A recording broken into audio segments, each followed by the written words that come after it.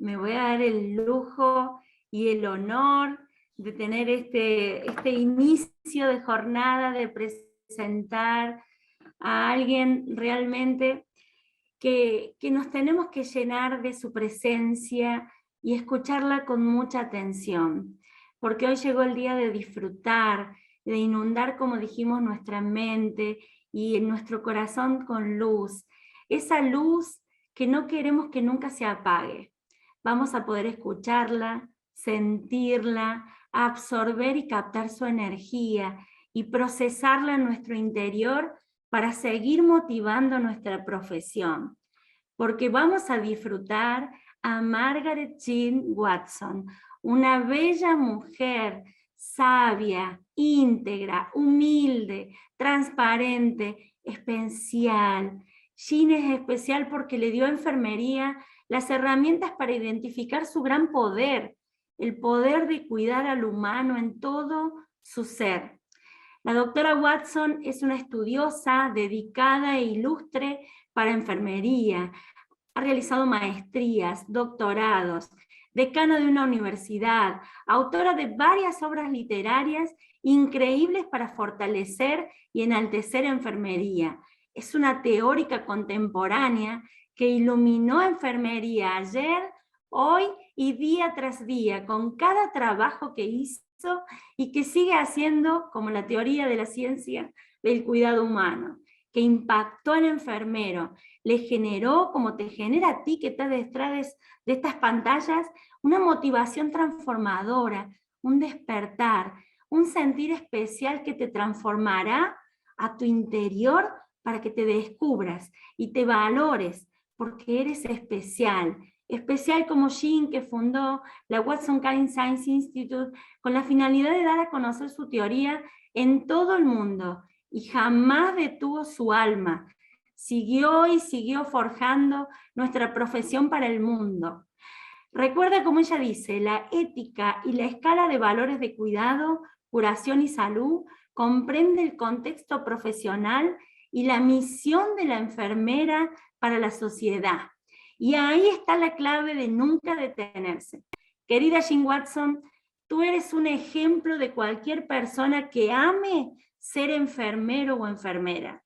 Tú generas luces en el alma que fusionadas en el corazón de cada colega profesional del cuidado que te escuche, y que si cierra sus ojos y abre su espíritu, podrán hacer llegar desde sus manos, desde tu mirada, ese cuidado amoroso que podrá cambiar la historia de tu paciente, de tu par y de tu propia vida, enfermero o enfermera.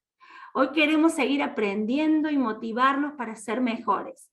Inspíranos, déjanos fluir tu saber tan maravilloso y de cada profesional que te quiere oír. Hoy toca sus fibras íntimas, tal como sabes hacerlo, y transfórmanos. Va a ser un verdadero honor escucharte. Jean Watson, somos todos tuyos. Adelante. Oh, muchas gracias, muchas gracias. Well, I want us to just take a pause and take a deep breath, because I feel like I want to bow to everyone here for the amazing work that you're doing and you're bringing forth. So I thank you. And I also want to honor the work of each of you in your own countries, and Hector and his amazing commitment and energy that he's put into this. And I'm also delighted to see Milani here, who's done the translation for me in other countries, which is really special. And seeing these familiar names and places they're from is just beautiful. And of course, I'm in awe and honoring of my colleagues. I mean, Marlene Smith and Dee Ray and Howard Butcher. I mean, these are stellar scholars in caring science and bring this historical connection and convergence between Rogerian and the energetic unitary field and caring in ways that have helped to advance the discipline of nursing. I feel like we're in this special place where these scholars that are here today are really the leaders in giving new meaning to the discipline of nursing, taking us to the highest level of our science, our ethics, our philosophy, our values, and the coordination and planning for this event is just, I'm stunned. So thank you, Hector. Well, I get dramatic because this is special. And let me go to my slides and I'll tell you what I'm trying to do here with this moment in time. So first of all, I want to really, again, honor and recognize my colleagues, because we all build upon each other's strengths and our scholarship. So thank you for being here. And what I'm wanting to do is to capture in the beginning the theme of the conference, which is advances and challenges of caring science. And I think what we're allowing for in this challenge and these advantages with caring science is that we're able to bring together diversity and unity as one. And so it's really beautiful to see the diversity of these countries, and yet we're all converging under this caring science and this broader unitary field that unites us across time and space and physicality and borders and boundaries and language. So it's really a moment to celebrate. So what I want to do is name these challenges. And I'll love to hear more from my colleagues. But the first challenge is, I think there's been this dissonance between what we mean by the profession of nursing and the discipline of nursing. There's a difference. And I think the professional development has been largely focusing on trying to advance the profession in contrast to advancing the discipline of nursing. And this is the advantage of this work, is that the caring science and the unitary field provides a meaningful philosophical, ethical, scientific, and theoretical foundation for the discipline of nursing.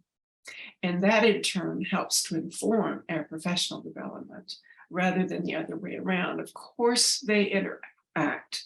One is informing the other, but I think too often we have tried to conform to all the professional demands of the institutions that have defined us, in contrast to working from our own disciplinary foundation to inform and advance the profession of nursing and the practice models that really have to be transformed for the future. So the second challenge that I've identified as part of this conference is that there's been a dissonance between nursing's human universe phenomena, which embraces the whole, and the paradigm of Western science. Of course, we've been restricted in our Western science mentality to this separatist worldview. I'm separate from you, my mind is separate from my body, I'm separate from my environment. And yet, when you step into caring science, you step into a broader evolution of science with the human universe phenomenon, the unitary field. And this is where Rogerian science has so much to offer in terms of this infinite field of the energy of our humanity. So the advantage of caring science then within this challenge is really related to how this work transcends Western science and provides a congruence between and among the human universe phenomena and this evolved unitary worldview. So I think that's another thing, that we're stepping into another evolution of our humanity, indeed, because we all need to evolve in our consciousness if we're going to survive as a planet and going to survive as humans.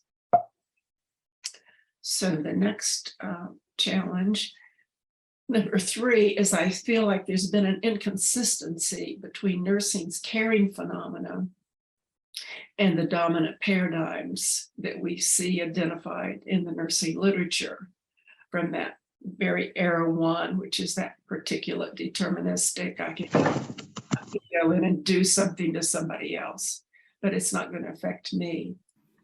And we look at all the parts without putting them back into the whole, versus the interactive perspective in contrast to the unitary transformative era 3. And this is where you start really seeing the convergence and the building upon the Rogerian science and that unitary energy of the human and in relation to the whole. And this is where some of the earlier work of Margaret Newman actually contributed, helped to elevate this kind of consciousness to this dissonance. So the advantage here from the caring science then is that it places nursing's phenomena within the unitary transformative paradigm of science. And therefore it offers its diverse yet converging theories of caring and nursing phenomena. For example, I think we've all been, the nursing's history up to this point has been almost pre-paradigmatic. We've been looking in these silos of our advancement of knowledge and theories. But once you get to the higher level of the unitary field, and then you have caring within that field, then we have a more whole, a more mature level of our discipline. And that's my interpretation of where we are at this time. And so the fourth challenge I've identified is that human caring has been excluded from the meta-paradigm discourse in the nursing literature. And of course, this has been debated and some people still do not see it. Although it's really interesting because the latest definition of nursing actually has it defined, and you'll see a slide later, where nursing is defined as the integration of the art and the science of caring, and deals with phenomena such as human healing, such as compassionate presence, such as the connecting with the whole. So you'll see that in the definition that I'll have as a slide later, because it's the first time that I have seen in my time that nursing has been included in the definition from the American Nurses Association. The previous definition was nursing is the diagnosis and treatment of actual and potential health problems. And that always bothered me because it's using medicalized language to define nursing in a more dense language of diagnosis and treatment, which is not really what we stand for in terms of human caring and healing and health and wholeness. So then the advantage of that counterpoints that challenge is that caring is now included within the meta-paradigm of nursing, at least among the most advanced scholars thinking. At least that's my interpretation. We can debate this, but I think this is what's so exciting. And the fifth challenge is that there's been this theoretical tension versus the paradigmatic congruence and clarity. And I think that's where we've kind of been at this pre-paradigmatic level. And once we get to this unitary field, it allows for convergence and we can see how things are fitting together in a congruent way. And so the fifth perspective, then the advantage of the caring science under that challenge is that unitary caring science and caring science in its whole embraces the metaphysical, the ontological, the epistemological congruence for the discipline and the future of nursing. So these things that have been dissonant over time are now coming together. For example, just in my own history, when we started our PhD program in 1978 at the University of Colorado, the whole focus was on psychosocial and biomedical science, biological. And then we kind of emerge and start critiquing. And then we started focusing on methodology. There was a whole focus on methodology. Like you didn't matter what your phenomena was, you had to fit it into the methodology. But then we started in the nursing literature, that scholars started critiquing the methodology. Wait a minute. Methodology is informed by epistemology. And so then that got to be critiqued, like, well, epistemology includes all ways of knowing, not just empirical knowing that forces us into an empirical methodology for our science. And then the literature started back in the mid-80s, started critiquing the epistemology to the ontological. The ontology informs epistemology. So then we back up into that other ways of being human. It has to be looked at in contrast to the separatist ontology worldview, to the ontological. And now we're into this metaphysical. When you have human universe is your phenomena, you cannot ignore the metaphysical dimensions, which brings in the spirit and the unknowns, the invisible phenomena, and all these other dimensions of our humanity that we can never fully capture. So anyway, I think we're in a new place when we can begin to acknowledge and see the evolution and where we are now in terms of this congruence for the advantages and challenges of caring science. So what I want to talk about is my work right now within the context of caring science is sacred science. And like what's underneath caring science and sacred science in this kind of unitary field that I'm working through. So the first principle under what's underneath is this ethic of belonging. And I draw upon the work of Emmanuel Levinas, French scholar, philosopher. But what's important about this? He says the ethic of belonging, we belong to this infinite field of universal love as a sacred circle of life. We all come from this field, we all return to this field. And the ethic of belonging comes before our separate being. So this is really a totally revolutionary concept to consider, and yet we hold that. We hold that. I mean, look what we're doing here, uniting this ethic of belonging in this infinite field of all these countries that are here in this moment right now. And this ethic of belonging is before our separate being. So this notion of bringing love back into this infinite field of cosmic energy that unites us is really powerful. And it allows us to see, you know, if you look at some of the other philosophers and theologians, they talk about how we evolve in our higher consciousness when we are more conscious of connecting with that infinite field. If we hold caritas consciousness, caring and love, in that field of our higher consciousness, well, then we evolve as humans and we begin to see this connectedness and this unity of our being in right relation with nature, with the environment, with each other, and we're not separate.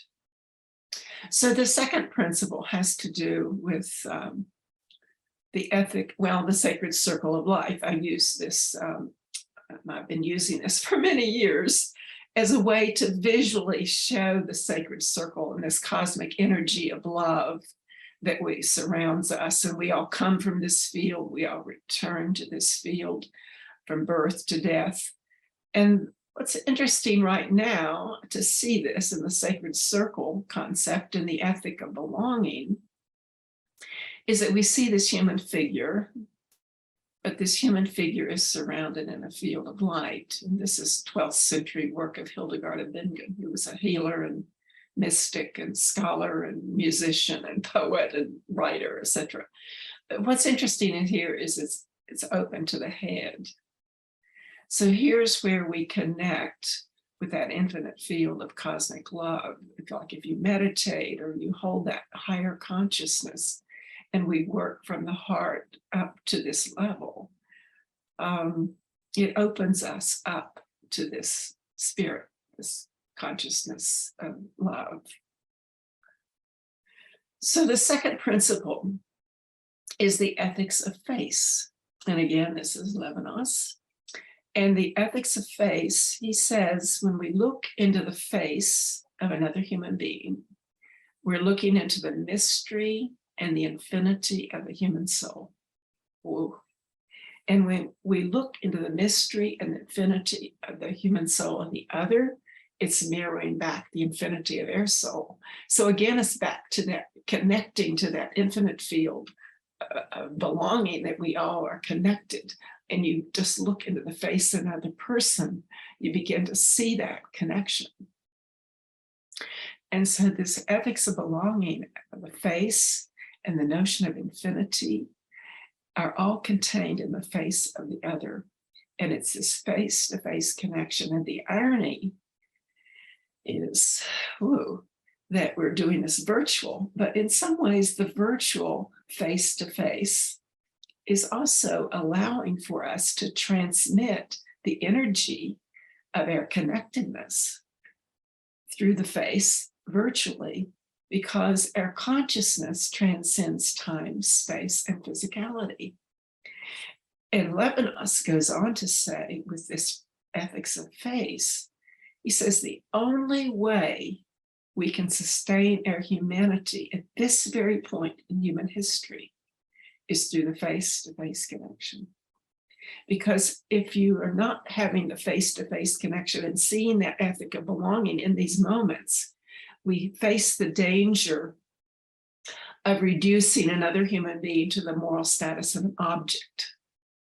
As soon as we see the other person as an object, we can justify doing something to them as an object that we would never do to them as a fully functioning person. So when we turn our faces away, we're turning our faces away from this infinity of our belonging. So it's just another very powerful ethical, philosophical foundation that informs and yet has also been there in the background of nursing across time, but we've not necessarily given voice and language to the depths of what we have to offer to humanity. So the next slide has to do, the next principle of this underpinning of why is this work sacred is because it's referred to as the ethics of hands. And again, this is another philosopher I use. His name is Lokstrup, who's Danish.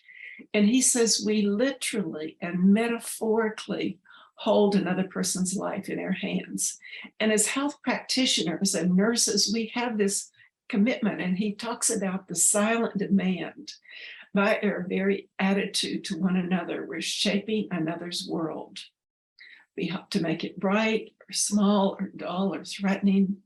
And this is his words: herein lies the unarticulate demand, and I can't see my person on my side, the unarticulated and in some way anonymous ethical demand to take care of the life which trust has placed in our hands.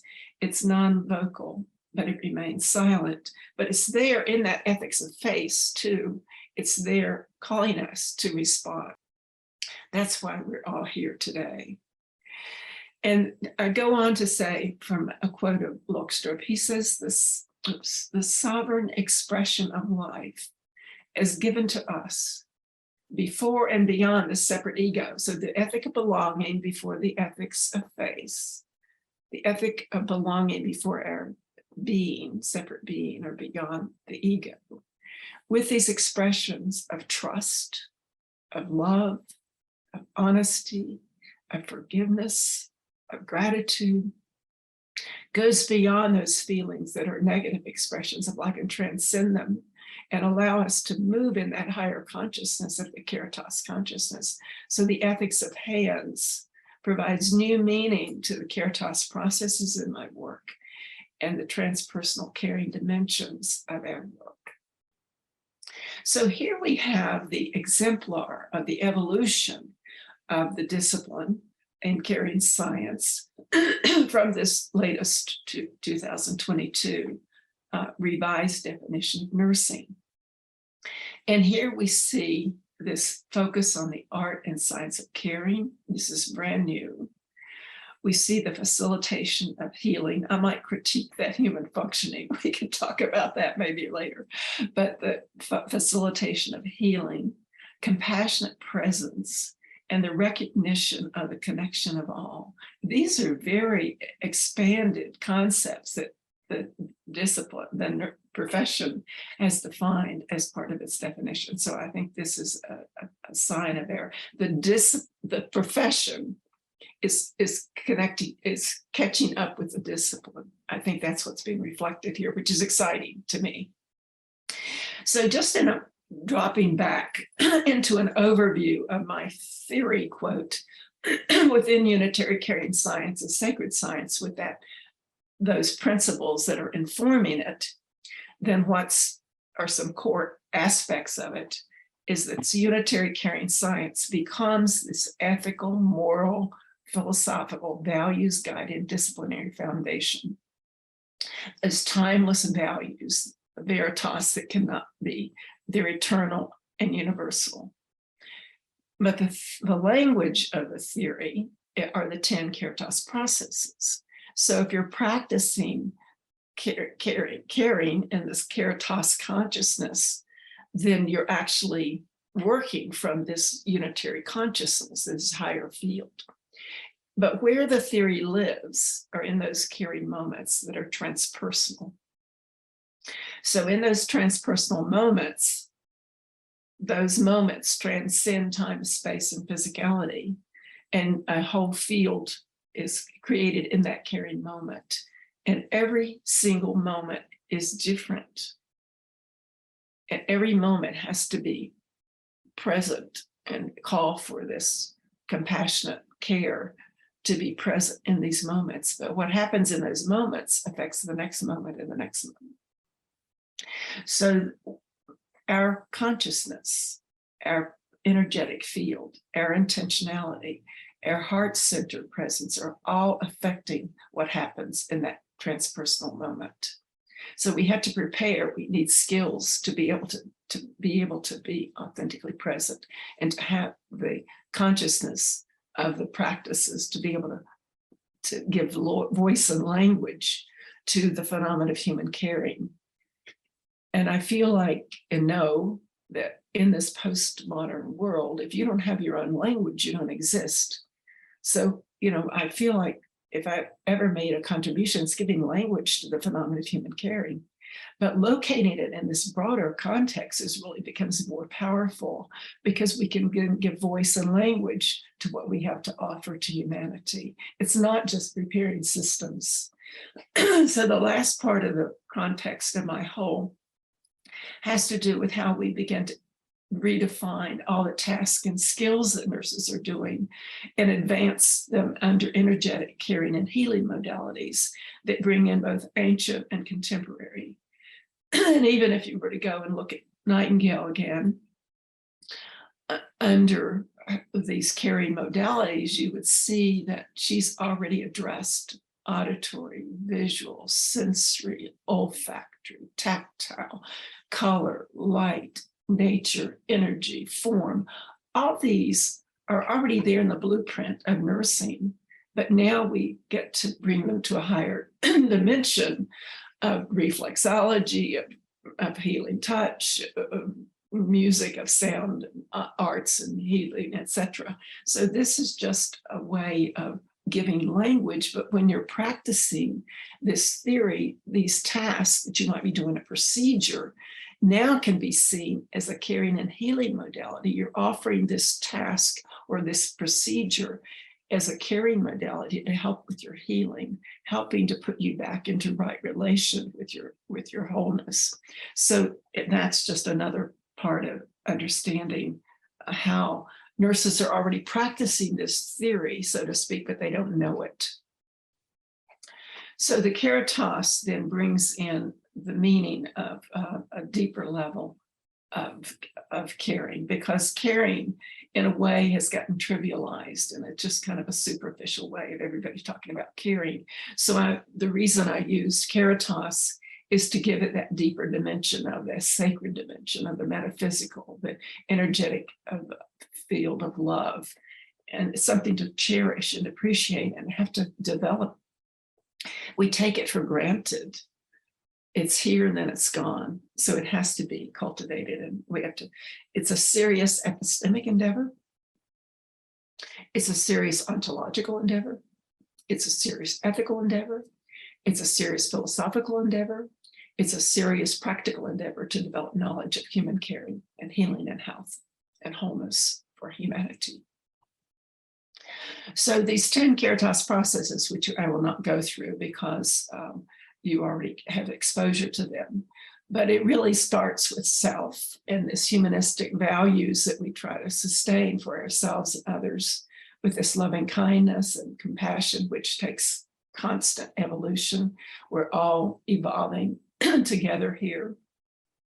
But these processes are informed by this ethics of the infinite belonging, the belonging to the infinite field of love. It's informed by the ethics of face, and the ethics of face of hands, the silent demand to take care of the life that's placed in front of us, and becomes a source for the ontological Caritas literacy, rather than just these competencies. This becomes a consciousness that I'm referring to as a literacy that holds in our consciousness as we enter that space with another human being and informs our practice. When I'm referring to praxis beyond practice, praxis, I mean informed by our values, by our theory, by our consciousness, by our intentionality, by our worldview, so forth. So also, if you go back and understand the definition about integration of caring, of the art and science of caring, it's in these transpersonal caring moments where we find evidence of the energy of the cosmic love. And love is the greatest source of all healing. And these transpersonal caring moments with these Caritas processes is where we begin to find evidence of caring in our practices. So nurses can begin to understand, oh, I'm already practicing this, I just didn't know it. And now when you have language, it makes a difference. So I'm just going to speak a little bit more about the transpersonal caring moment and the energetic field, because it's a visual way of just helping us to see what I mean. That the nurse brings him or herself into a given moment. And I'm drawing upon the philosophy of Whitehead influenced my thinking early on, where we come with our past, who we are, our own background, our consciousness. You can go to past life if you want to get really dramatic here. But we bring ourselves to this moment. And with this moment, we have this phenomenal field. And what happens in this moment where we intersect with another person, it affects, that other person has the same trajectory. They bring who they are in that moment, all their perceptions, and this phenomenal experience that they have, and their anxiety, whatever is going on, their worldview. But when we come together, the nurse and the patient come together in a given moment, this becomes transpersonal because it transcends time and space and physicality. And it moves beyond this moment, the whole Caritas field. And depending on the nurse's consciousness, the nurse's presence, the nurse's intentionality, the nurse's awareness of how they can be present in that moment, they're affecting this field for better or for worse. You know, some of this has been referred to as biocytic field or a biogenic.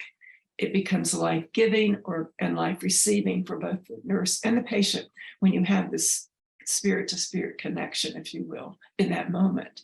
But what happens in this moment is affecting the next moment and the next moment and the next moment.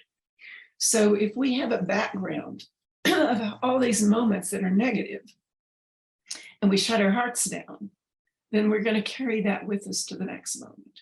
So when we face the pain and suffering and sorrows of another human being, and it gets to be too much, what happens? We shut our hearts down, and then we can become robotic and just almost destructive for ourselves and another human being. Or we can advance and evolve ourselves to be more human, to be more present, to be more compassionate, to be more attentive, to be more present to that other person, and hold that sacred space for them and ourselves in that moment allowing us both to really advance or to evolve to another level. So this is pretty complicated, but it's so basic to our humanity, because we all bring to these moments what we've experienced. So again, transpersonal, just the definition, refers to this intersubjective spirit-to-spirit connection, and it simultaneously transcends our separateness and connects us to that higher consciousness and the access to that universal field of cosmic love. And in that moment, our presence, our consciousness can actually repattern the field. If you're working with somebody who's depressed or angry, if we hold the higher vibration, we're affecting the field. So then to put it into kind of a Rogerian and quantum principles here, just these are summary points. A thought is energy or light that can be shaped by our keratos, loving consciousness. Emotions are currents of energy with different frequencies. So negative emotions such as hate or anger or fear are lower frequencies and are more dense. And then we have positive, loving, kind, compassion for ourselves and others allows us to have a higher frequency of energy and light. So keratos nursing as sacred caring science becomes a form of sacred activism. When you bring in the ethics of belonging, face, and hands, we're contributing to the advancement of humanity that's grounded in love of humanity.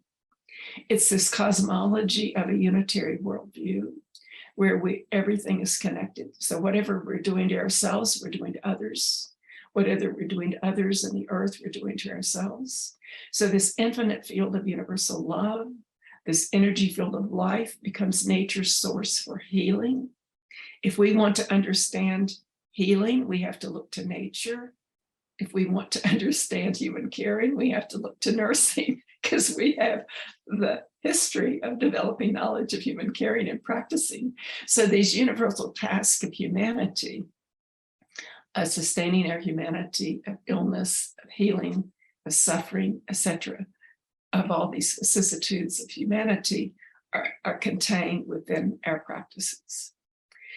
So then, kind of bringing closure here, some of the essence of what's in unitary caring science, and perhaps all of it, this work of all of our scholars today, we get to bring love back into nursing, into science in a very concrete and philosophical way, and ethical way.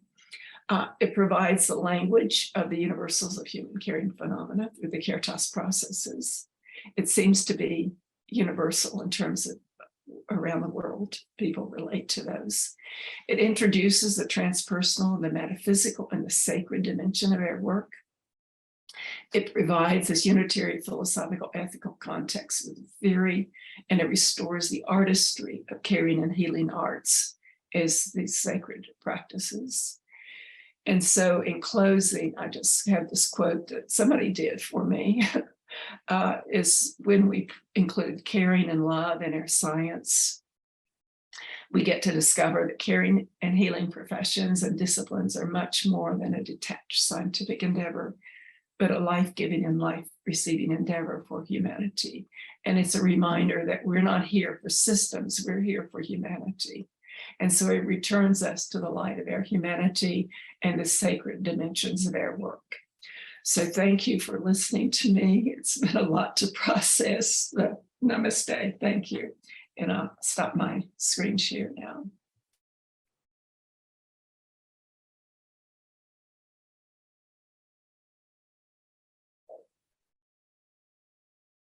Thank you so much, Jean. That was beautiful, as always, presentation. We thought that it would be just beautiful to have allow for Dr. Butcher or Dr. Ray to comment. Dr. Smith is, she's just coming back shortly. She's having to reboot her computer. But Dr. Ray, any comments just from the initial thoughts? Yes, I do. Buenos dias, Jean. Well, I have to say, I was very privileged to be a part of Jean's early work is, I would say 40 years ago, at the first Caring Conference, when Jean presented her philosophy and science of caring, right at the moment when she was about to publish her first book on the philosophy and science of caring. So there were a number of us together, and we shared, you know, this beginning of our recapturing the meaning of caring.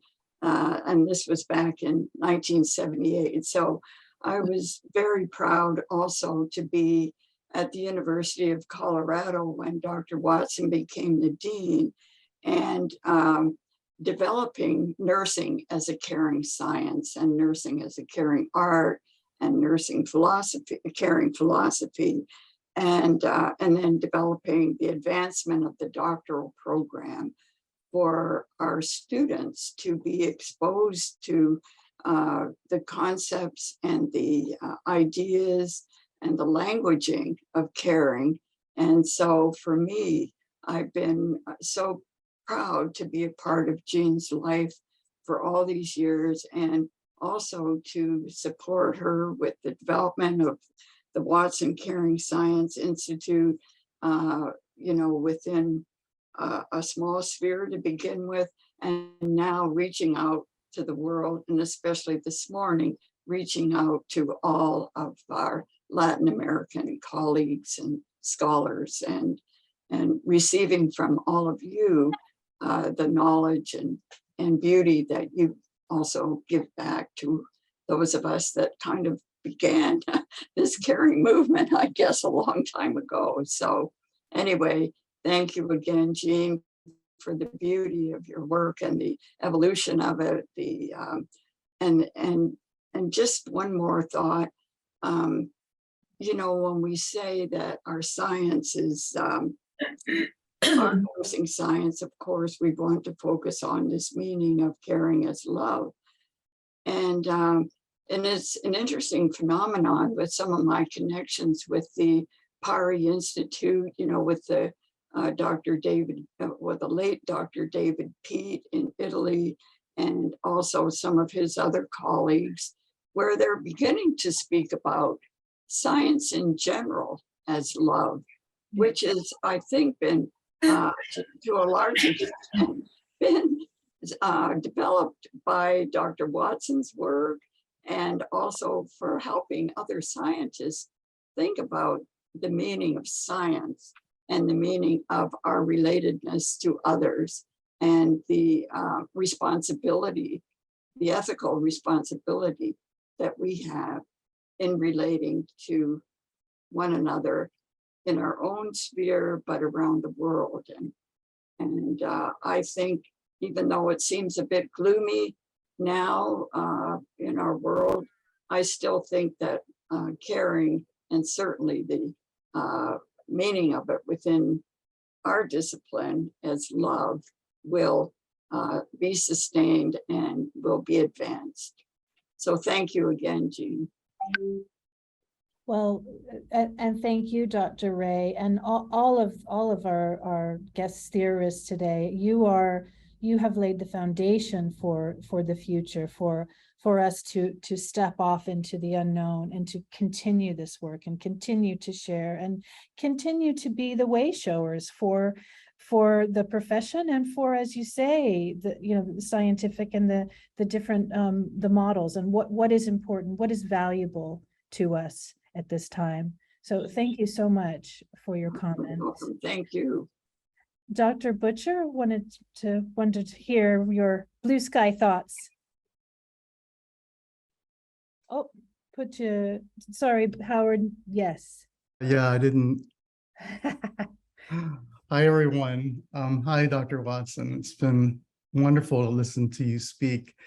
Gosh, I heard you speak back in the 80s when I discovered nursing theory and nursing science, and your work has been a constant influence and thread throughout my entire career. And to watch how your theory and your work has evolved has been such a joy to follow and to see. I really, it's so amazing to see what's happening, like when you shared the new definition of nursing from the ANA standards of practice, and it just shows how futuristic and how far ahead you have been, and your influence in making this come to fruition.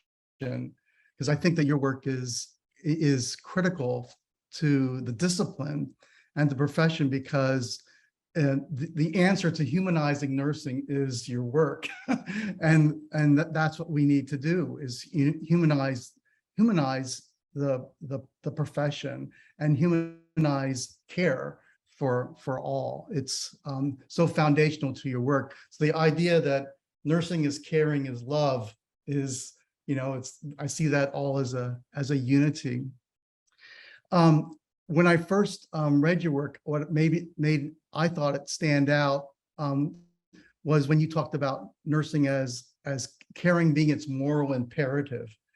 And you were the first to really bring this ethic, I think, to theoretical work in nursing, that the ethics of our care is integral to our work.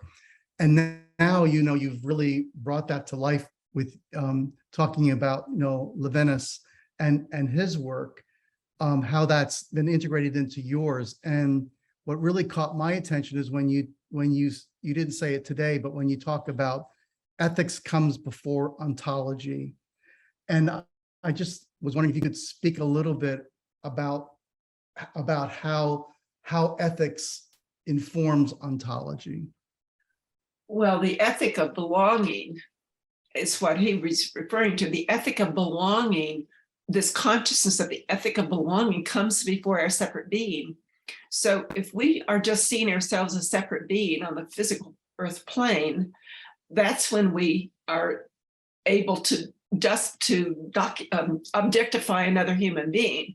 But if you hold an ethic of belonging, that we're all connected, then we have to pay attention to that moral imperative, if you will, that we have to sustain the humanity, the dignity, the respect of another human being. We're here to help alleviate vulnerability and preserve humanity and preserve the human dignity. That's what nurses are doing in the system. We're there preserving the humanity in the system, whether we know it or not. And one of the problems right now is that the system has prevented us from sustaining the humanity in the system, including ourselves and other health practitioners. And that's where we have to have another deeper ethic to bring this forward for our transformation of self and system from the inside out.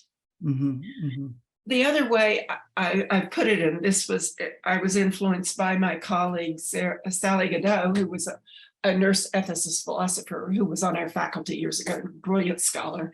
And it goes like this. In the first instance, we have person gets reduced to patient, and then patient gets reduced to body physical. And then body physical gets reduced to machine or technology. And when you have that without the ethic of belonging, you're able to, unconsciously even, our systems and ourselves can reduce another human being to the moral status of object as soon as you start reducing them down. Just from going from person to patient is one down.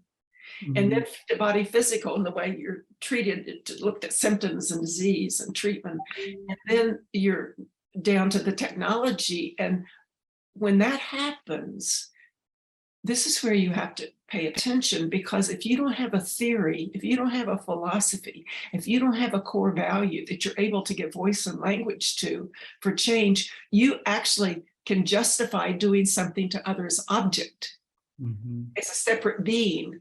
In contrast to the belonging, that they're human like us, you can justify doing something to them as an object you would never do to them as a fully functioning person. So this is the day, and as soon as we label another as object or the other, this is where we have war. This is why we have the crisis in our world today. Mm-hmm. Yeah. So it's a heavy duty. Yeah. It's wonderful. Thank you so much.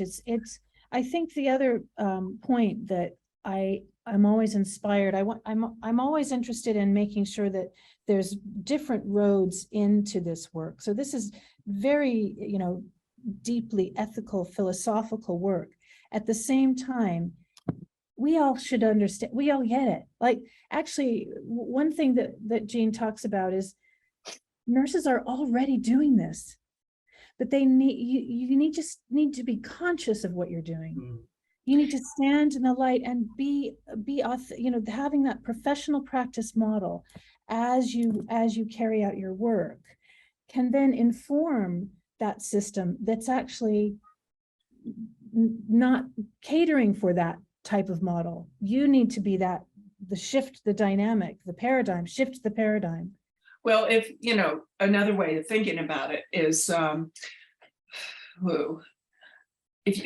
if nurses can give voice and language to what they have to offer and stand up and give and articulate it, this is where you need the leadership in these systems are able to do this when they have, the consciousness of caring science as their practice model. They're able to start making this change. And the other thing that happens that we're already practicing this, but it's ad hoc in those private moments with other people. And what we wanted to do is help them to see that what they're doing in these ad hoc ways of caring, now we bring it from the margins of these ad hoc moments and make it a centerpiece for professional practices to advance practice. And therefore, if you're in a unitary field, whatever you're putting into that field is affecting the whole. So if any one parts of the field, and nursing being the largest part, start changing, it's going to change the whole field. I mean, that's my hope.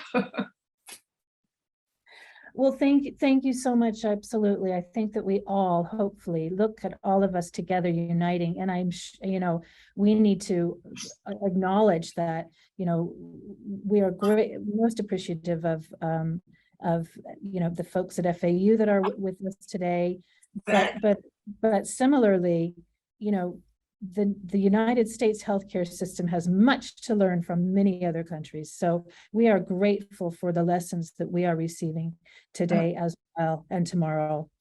I will pass on now to Luxana, who is going to introduce Dr. Ray, and we thank you so much. We're right on time, so I'm keeping my timing hat as strict. So thank you very, very much. Blessings. Oh.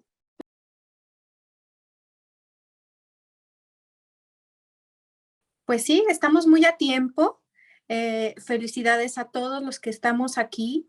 Nos felicito y nos abrazo. Estamos viviendo un momento histórico, estamos contentos porque estamos ante personalidades como las que tenemos enfrente el día de hoy.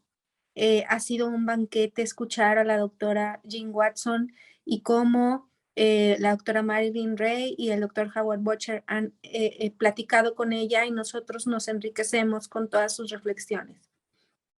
Y continuando en estos momentos que nos llenan el corazón de sabiduría y amor por nuestra enfermería, pudimos escuchar a la doctora Watson, y ahora seguimos nada más y nada menos con una enfermera ilustre que abocó a la enfermería transcultural, y al descubrir la teoría burocrática no detuvo su sed de conocimiento, y hoy y aquí nos deslumbra con estos temas.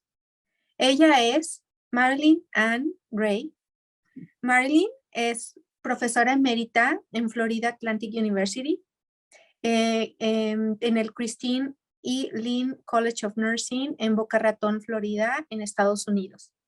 En su maravillosa formación académica, la doctora Ray ha obtenido un diploma de enfermería del Hospital St. Joseph Hamilton en Canadá, la licenciatura y la maestría en ciencias de enfermería en la Universidad de Colorado en Denver, Colorado, una maestría en artes en antropología cultural de la Universidad de McMaster en Canadá, un doctorado en filosofía en enfermería transcultural en la Facultad de Enfermería de la Universidad de Utah, un título honorario en la universidad en el Colegio de Nevada State en Henderson, Nevada, Y bueno, ella ha ocupado cargos docentes en la Universidad de San Francisco, en la Universidad de California en San Francisco, en la Universidad McMaster, en la Universidad de Colorado, y así también como en la universidad como una eminente académica en la Universidad de Florida Atlantic University, así como también en la Virginia Commonwealth University. Estos puestos han sido como profesor y profesor eméritos. Ella es también miembro de la Junta y presidenta del Comité de Asociaciones de Aprendizaje de Desarrollo Docente del Instituto Ann Bucking para el estudio de la ciencia del cuidado de enfermería. Como fellow de la Asociación Americana de Enfermería, Rey forma parte del panel de expertos en práctica guiada por la teoría de la Academia Estadounidense de Enfermería. Es admirable y es una labor muy comprometida la que ha hecho nuestra colega enfermera, que hoy nos hará sentir la importancia del cuidado centrada en la teoría, que es atrapante y es enriquecedora, para que sigan estos queridos participantes sumando herramientas para ejercer sus profesiones de la mejor manera. La doctora Rey nos enseña que a través de la investigación en culturas organizacionales, así como ella con Turkel en la teoría de la complejidad del cuidado relacional, se construye un modelo de asistencia maravilloso y humano que transforma al cuidador.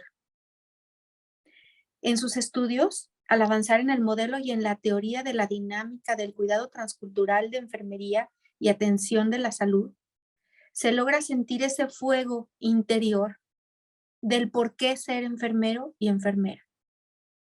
El libro de la doctora Ray, también del mismo nombre, donde escribe su teoría, la teoría del cuidado burocrático, se está utilizando ampliamente a nivel nacional e internacional. Conocerla y tenerla aquí con nosotros, escucharla y disfrutarla será un inmenso honor. Estimada Marilyn, nuestros oídos, nuestra mente y nuestros corazones están a tu disertación. Gracias. Gracias, Luxana. Y I say thank you so much to Marilyn Ray D for many years. And thank you so much for being here. And it's a pleasure really to hear you today. Muchas gracias. I'm grateful to be here. So, well, I have a presentation that looks at where we are, I think, and where we have been in the nature of nursing practice, and then how caring science can help us to grow and develop and transform, and certainly to transform the complex institutions that we have been working in over the course of our professional lives. Well, again, thank you so much for the opportunity to be with you today and to be part of the Watson Caring Science Institute and its development in Latin America. I wanted to share my work with you. I have advanced a theory called the theory of bureaucratic caring, which actually emerged from my doctoral dissertation. And I finished my doctorate in 1981. And subsequently, I have been working also with Dr. Marian Turkel, who is a Caritas coach. And she and I have worked together for almost maybe 2 decades on the study of caring within complex systems, particularly hospitals, but we have also studied other institutions such as the military. So I'd like to share what I learned from my study of caring. And I had one question when I began my study, and I first studied one hospital. And it was a qualitative study which included ethnography, or the study of the culture of the hospital culture. The other method was phenomenology and studying the life experiences of persons within the hospital. And then the next was the generation of grounded theory. At that time, I was interested in generating theory from practice, theory from research in practice. And so this is the theory that advanced from that process. And so this is this model is a little bit more advanced than the initial model that I created from the research, but in essence, it has most of the same components to it. I had one research question: what is the meaning of caring to you? And within that study, there were 192 participants, and nurses, nurse administrators, physicians, hospital administrators, and nursing in the administrative realm, and other personnel who were participating in this study of caring in the complex system of the hospital. So with this one question of what is the meaning of caring, I began to see how different personnel articulated the meaning of caring to them. And I think the main turning point that occurred in this research and research analysis for me was when the chief financial officer said to me, caring to me means maintaining the economic viability of this organization.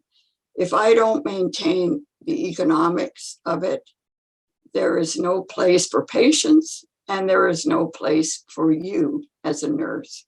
So that was a very interesting factor to me, to begin to see how people who occupied different roles in the hospital communicated the essence of caring to them.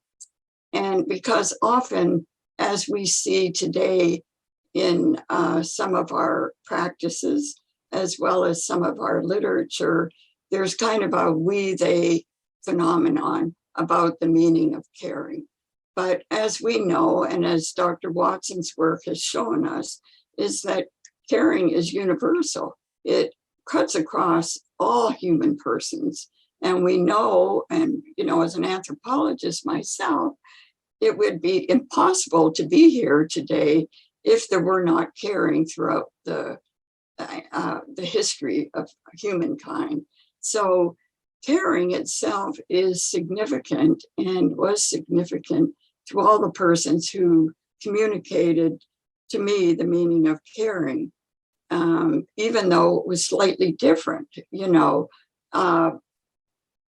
I built a structure, which is this particular structure that you're seeing, related to the way that participants talked about caring. So for example, if people spoke about caring more within say a governance component, for example, the chief executive officer spoke about caring within, governing the whole organization, but that was a meaning of caring to him at that time. And then if others spoke about caring within the context of money or goods or services, that had to do with economics. And then others who might have spoken about caring of integrating the relationship between the humanness and the technology, for example, in intensive care units. And at the time when I initially did this research, the technology was mainly for life supporting systems for our patients in intensive care or emergency room or any place where the technology was fairly dominant. But now I've included in my definitions also computers and even robotics now to add to this technological arena of understanding the nature of caring. And then the physical, of course, is the body-mind perspective, and the legal has to do with the meaning of caring within the context of organizations themselves with rules, regulations, policies, and then of course the educational component here, and then the social cultural.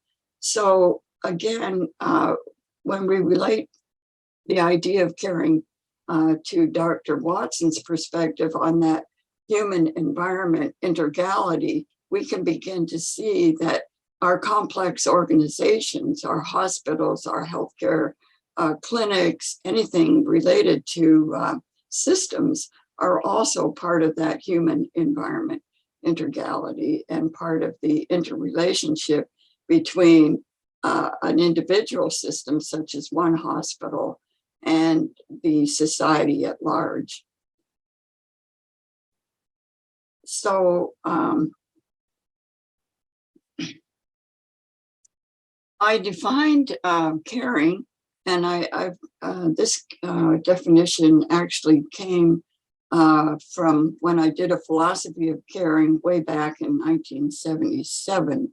But it's the focus of the relationship between charity, which Dr. Watson calls caritas, which is a Latin word for charity, and right action, between love as compassion or doing for the other in response to suffering and need, or justice and being fair in terms of what ought to be done.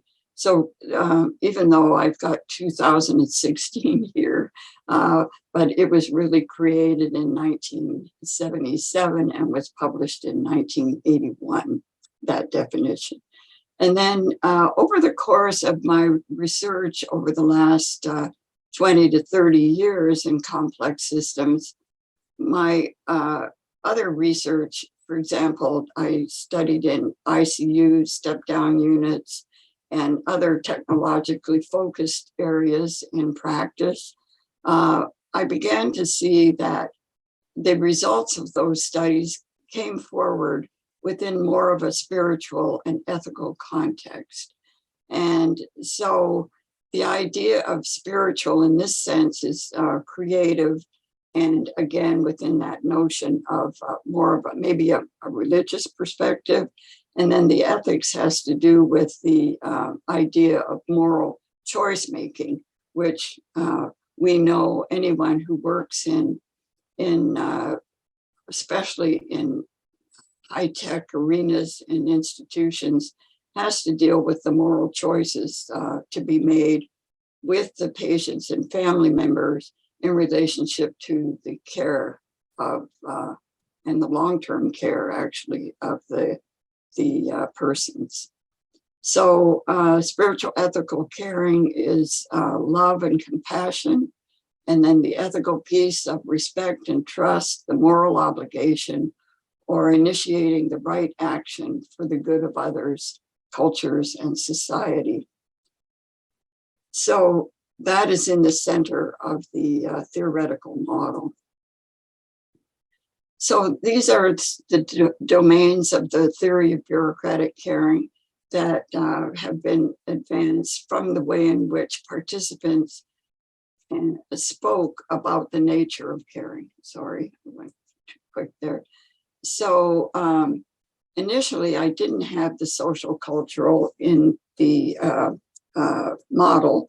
However, social cultural was very much a part of the model, and it had to do with the variation of the persons who were sharing their knowledge about the nature of caring.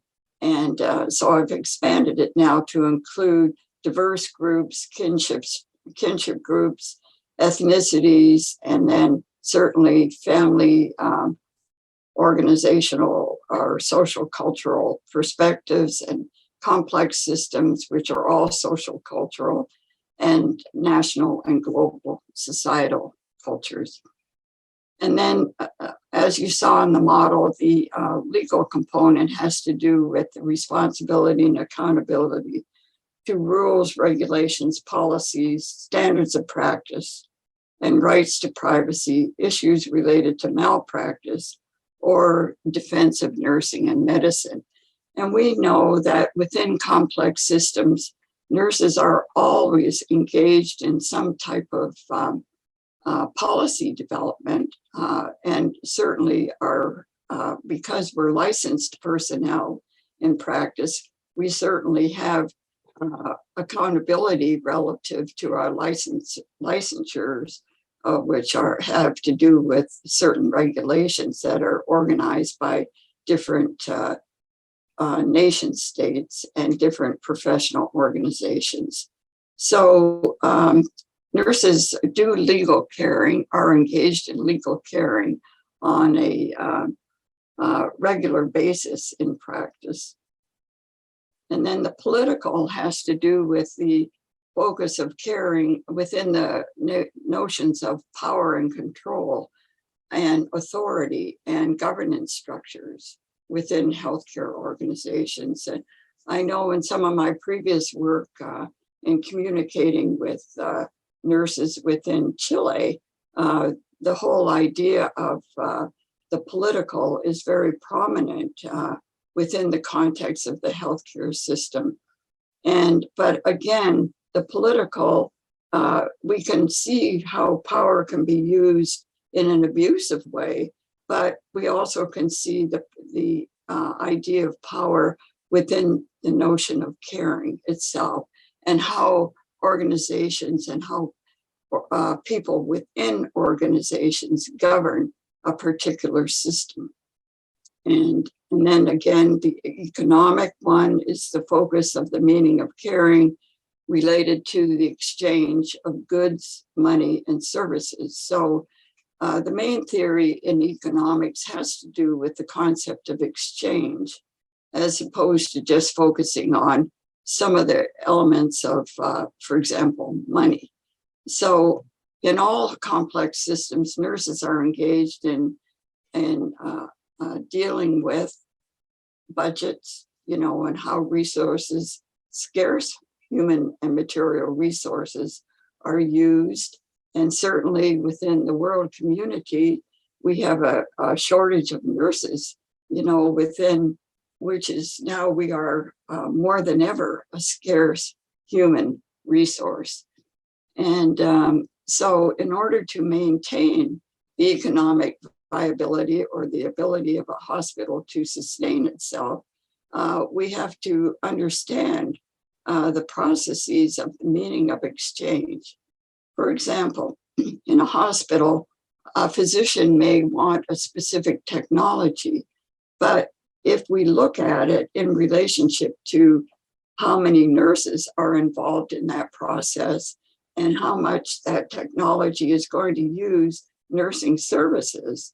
So what happens then to the nature of nursing? What happens then to the constrictions associated with providing the best possible care for our patients?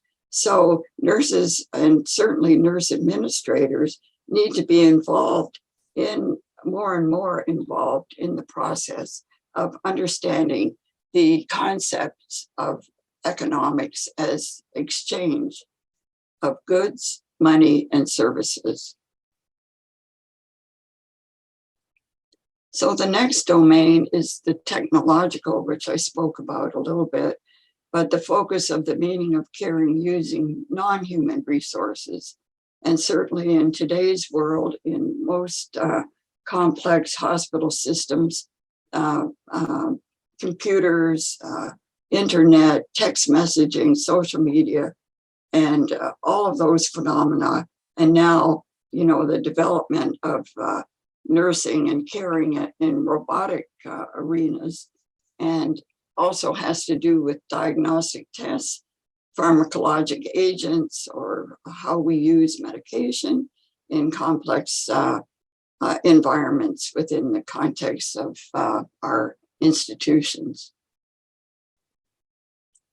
Then the next is the educational domain of the theory, focuses on the meaning of caring within formal and informal educational programs. And yesterday, I just met with occupational therapists at our major hospital here in Boca Raton, and talking about the concept of occupational therapy within most patients in the United States are in the hospital for maybe 3 days at a maximum, except if they're intensive care patients.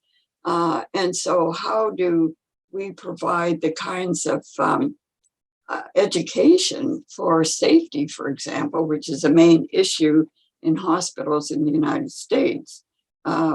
And then how do we help patients who are going to be discharged from the hospital to be in environments where they can function as very, functioning human persons? Perhaps that's not the correct word, but so that they can live a useful and caring life for themselves and for their families.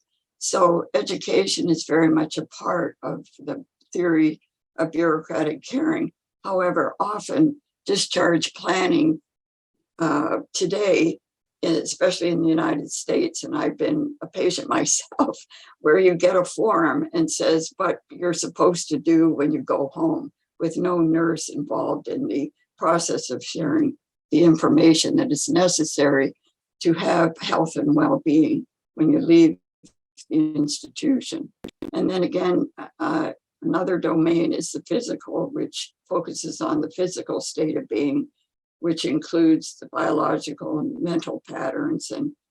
And now most of us, as Dr. Watson had shared with us about the focus has always sort of been on this biomedical model, or the medicalization of care and healthcare in complex systems. But now how we have to bring in the holistic perspective, and certainly we as nurses, to bring in that body, mind, spirit interconnectedness and show its influence within ourselves and on each other.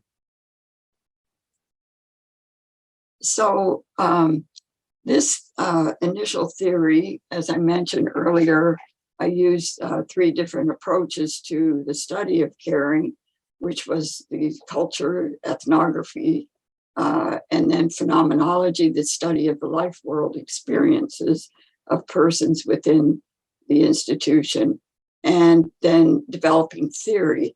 I was in the actual field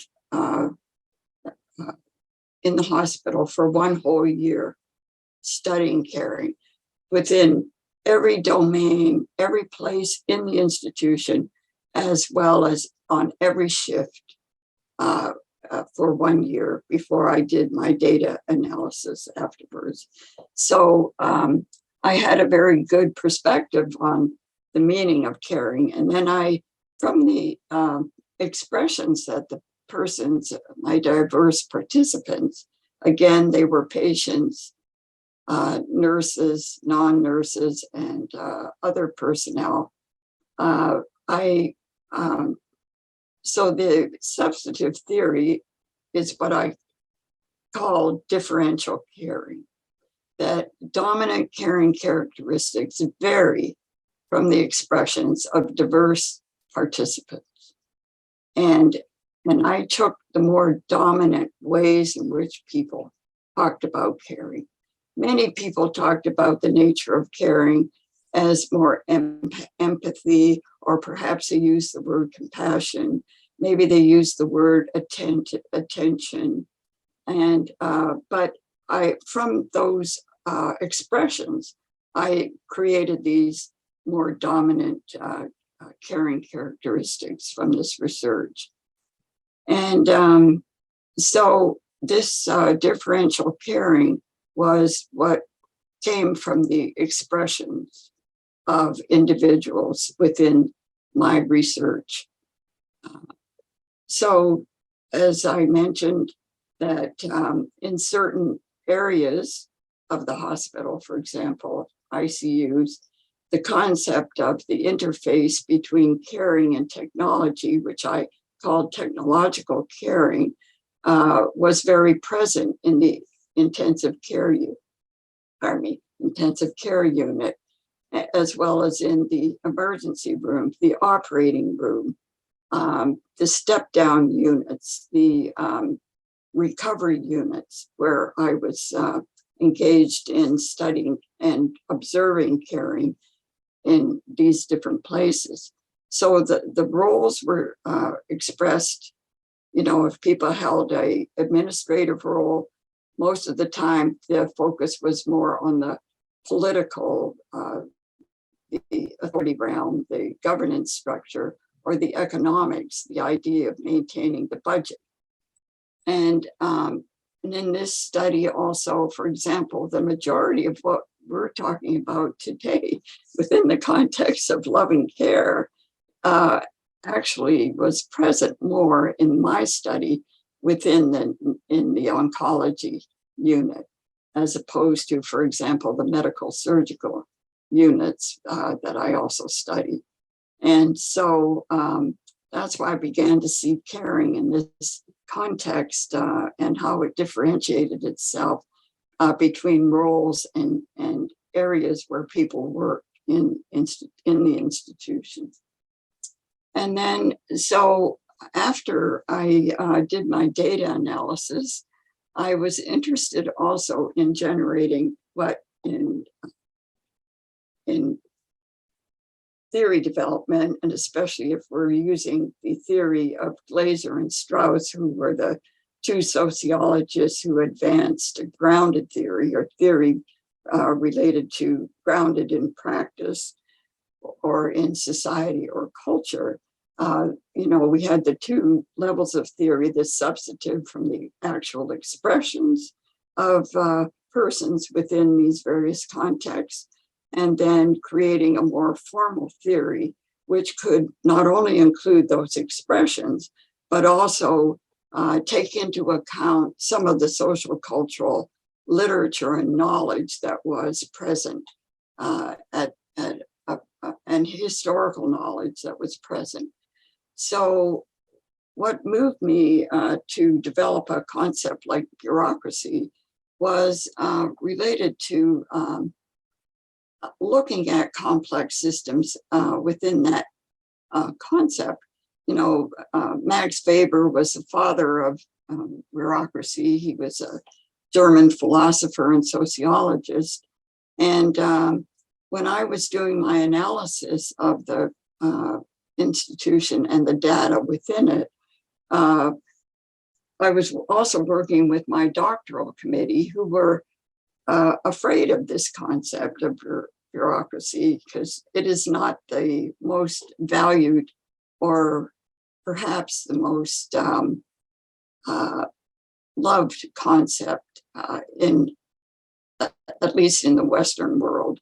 And so, however, to me, bureaucracy was the concept that included all of the caring phenomena that I identified, such as the political, the economic, the legal, the technological.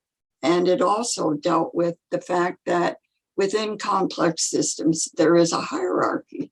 There's a administrative a group who are the persons who manage the systems, both nurses and non-nurses. And the non-nurses, of course, are the chief executive officer, chief financial officers, and other personnel who manage, the system at large. And then so my committee wanted me to soften this term and call it corporate. But corporate to me meant that it just meant the top level. It didn't take into consideration all of the factors that related to what I thought should be articulated in my theory.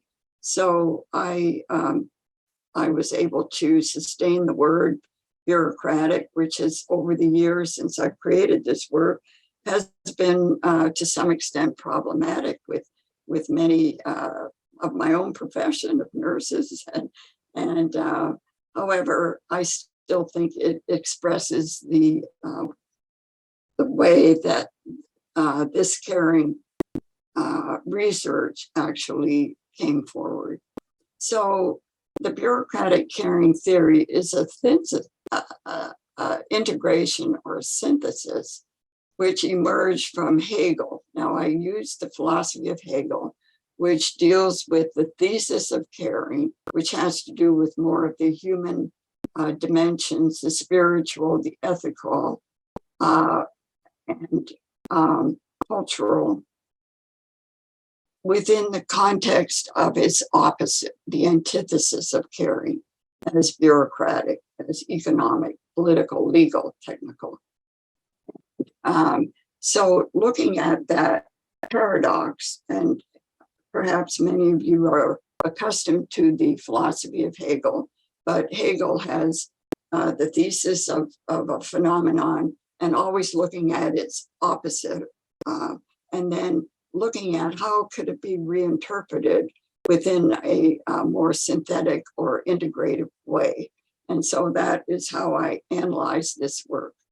And so it led to this synthesis called bureaucratic caring. So in Hegel's philosophy, a concept such as caring and its opposite, the bureaucracy, they negate to then become the synthesis of, and in this case, the synthesis of bureaucracy and caring, or bureaucratic caring theory.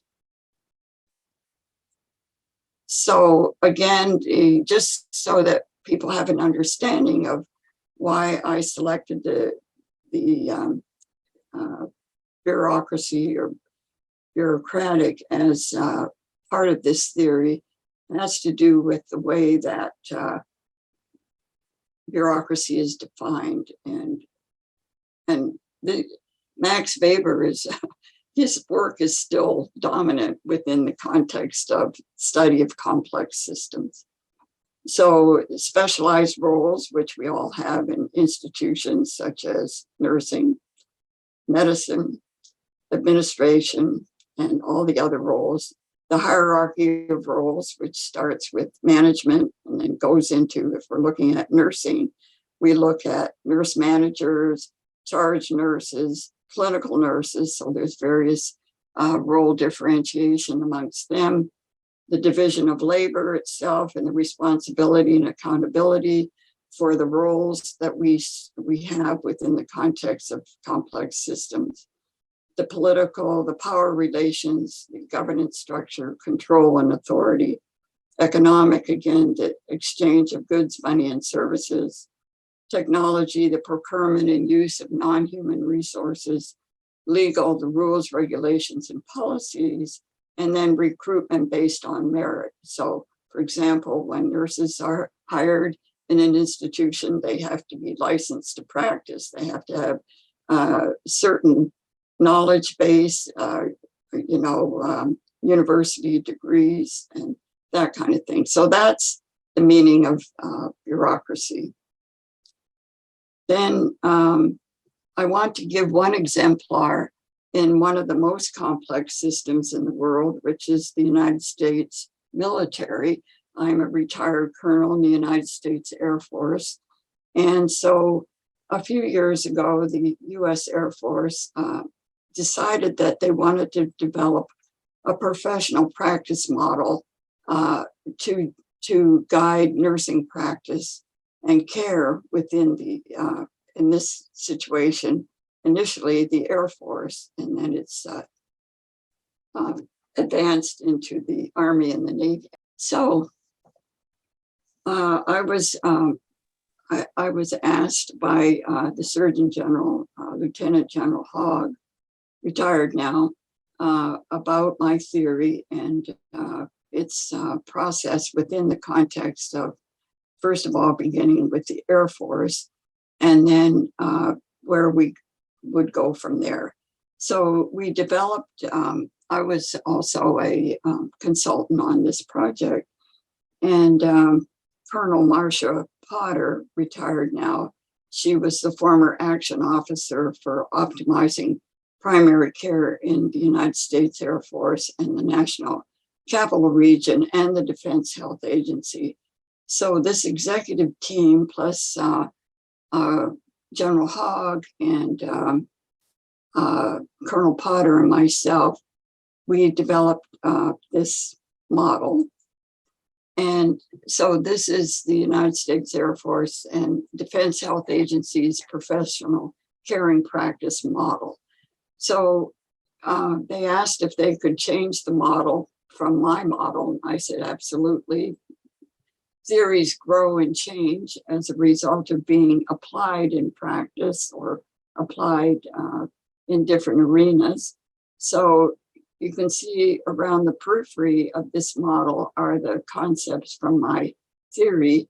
And then within the center of the model are this is the Air Force Memorial in Washington, D.C., where the spheres of the military, of the Air Force, or the flights in space, go into the sky, the blue sky and beyond.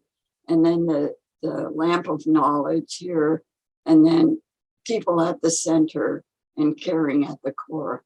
So this is the model that is being used now in the U.S. Air Force, and it's also expanded to, I'll go back to the model, expanded to the Defense Health Agency, which is including in the United States military, the United States Army, and the United States Navy, of which under that is the United States Marine Corps, and the Space Force, as well as the Coast Guard. So this is a very joyful application for me as a nursing theorist, that now caring at the core of the whole United States military is influencing the care and well-being of 10 million people around the world. So this is quite a development for nursing, when we think that a nursing theory can influence a whole complex system such as the United States military, one of the largest bureaucracies in the world, and to influence the persons within it, which are the military, their family members, all beneficiaries who are part of the military. And so the last count was it's influencing 10 million people around the world. So this is a great thing for a nursing theorist to know that one's work can be so influential. And the most beautiful part of it is that it is focused in caring, human caring and caring science. And again, the idea of person-centered care, and not patient or other terms, but person-centeredness and caring. So I wanted to share this one application of mine. I've had a number of other applications, but this is the main one for me. So at any rate, I appreciate this opportunity to share my theory with all of you and all of these wonderful scholars and nurses in practice within Latin America. And thank you for this great opportunity. Thank you, Dr. Marilyn Ray. Your presentation was outstanding. I think we got a very clear idea of the concept and meaning of bureaucracy, and also how the framework of Weber fits the nursing professional practice model, and how your theory has been developed through the years. Thank you for your presentation. If we have 15 minutes for questions, so I am going to give you 2 questions that are on the chat. Okay? Yes, absolutely. Thank you. Okay. The first one is, since we believe that nurses carry these theories to their clinical activity, in Chile, we have a rupture between research, academic, and clinic, since the model is strongly biomedical. Any suggestions for you, Dr. Watson, or any of you, that what steps or our first step based in your experience? Well, when I had spoken with the nurses from Chile a few months ago, we started to look at the political environment from the standpoint of how the healthcare system is constructed within the nation itself, and looking at one of the parliamentarians has presented the idea of political justice, political and environmental justice. And so I began to see within the nature of healthcare and the nature of nursing, how we can take some of the ideas that are generated within the national governance system and how it can be applied to institutions, like we also talked not only about hospitals, but also educational institutions, but how to build the confidence within the nursing personnel based on our connection and interface with larger systems such as the political system or within the institution of the education, how administrators are talk about the nature or the mission of a particular organization, and then how nursing can present its own body of knowledge and its own commitment to the nature of healthcare and providing the best possible healthcare to the persons of the nation itself. And so I kind of use my model a little bit, with the notion of looking at political caring, legal caring, even though these are notions of parts as such, but they're part of a whole. And helping nurses see, one of my main things is how do nurses build confidence in caring? It's one of Sister Dr. Roach's concepts from her philosophy of caring. But to me, one needs to have this confidence in our knowledge base, as Dr. Watson shared as well, and its meaning in our practices or our educational institutions, so that we can take our place at the table as co-equals with these other administrators or even political persons. My brother was a member of parliament in Canada, so he always told me that the essential role of a parliamentarian is to maintain the ethics, because all of their actions have to do with their impact on persons. So a parliamentarian or a politician is supposed to be ethical because their decision-making impacts everything related to the citizens of a nation state. So subsequently, I feel that I'm an idealist as well, but I believe that the political realm, we have to understand the concepts of political and environmental justice, the idea of how are we fair to people, and it filters down in that human environment integral relationship that Dr. Watson spoke about, the unitariness of our systems, that the moral and ethical concepts related to caring are critical. So I don't know if I've answered the question or not, but maybe Dr. Watson has some additional ideas. Well, Dee, first of all, thank you for your amazing work and the history and evolution, the way it's come full circle in terms of the U.S. military is quite a phenomena.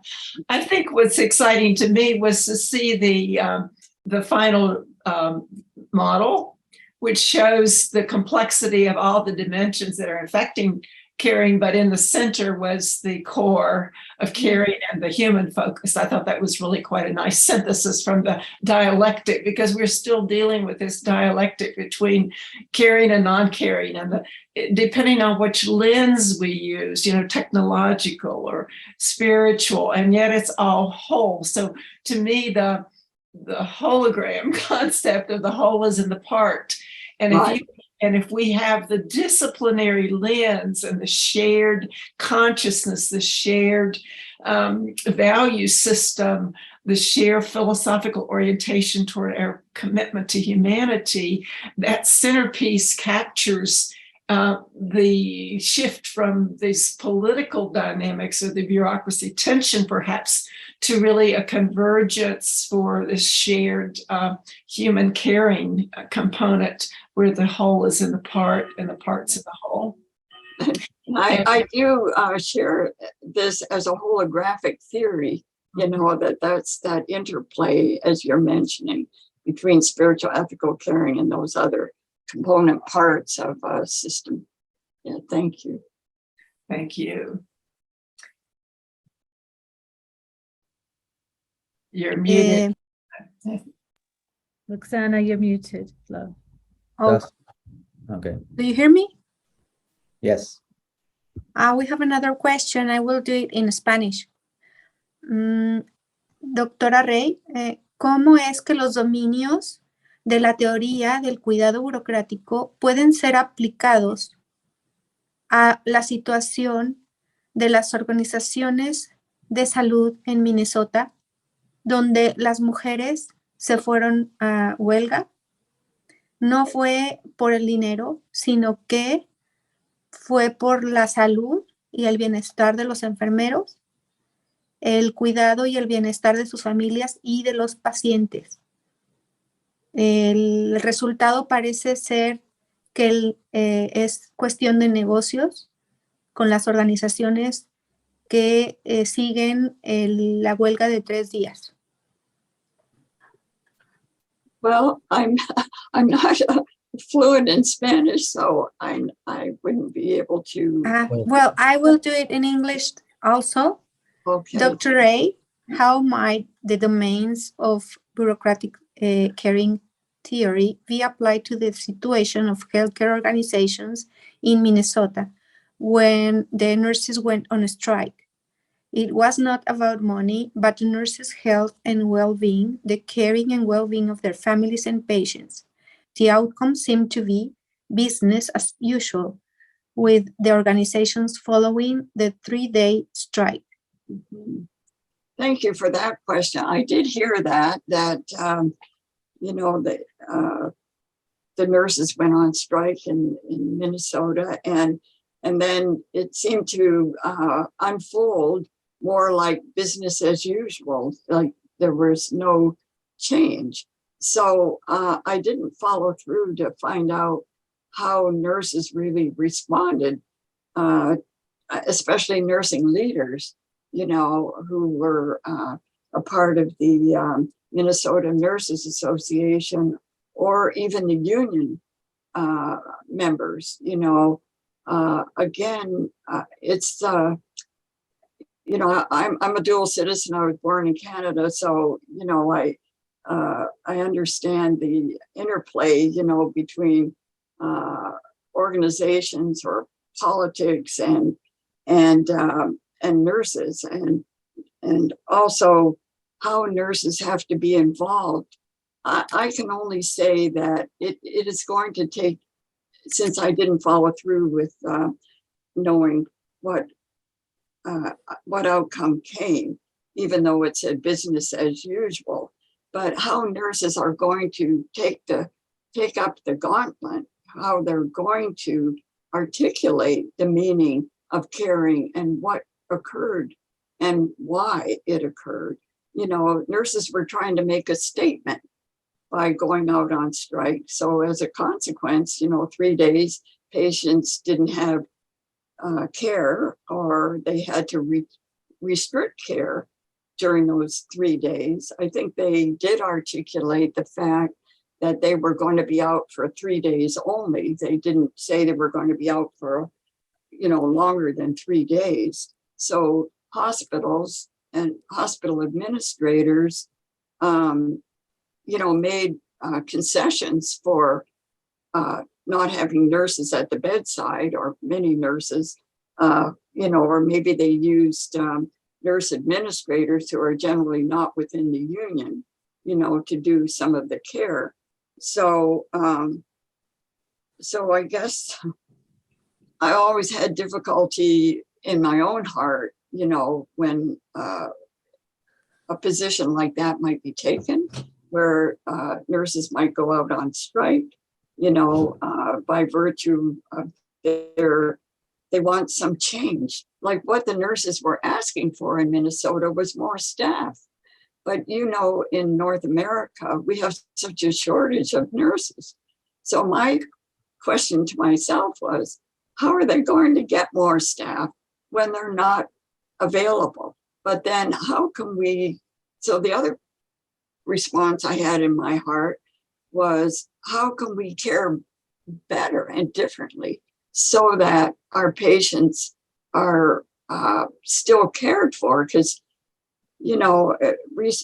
recently my friend who passed away was in the hospital, but the nursing staff were overworked because they couldn't handle all of the workload.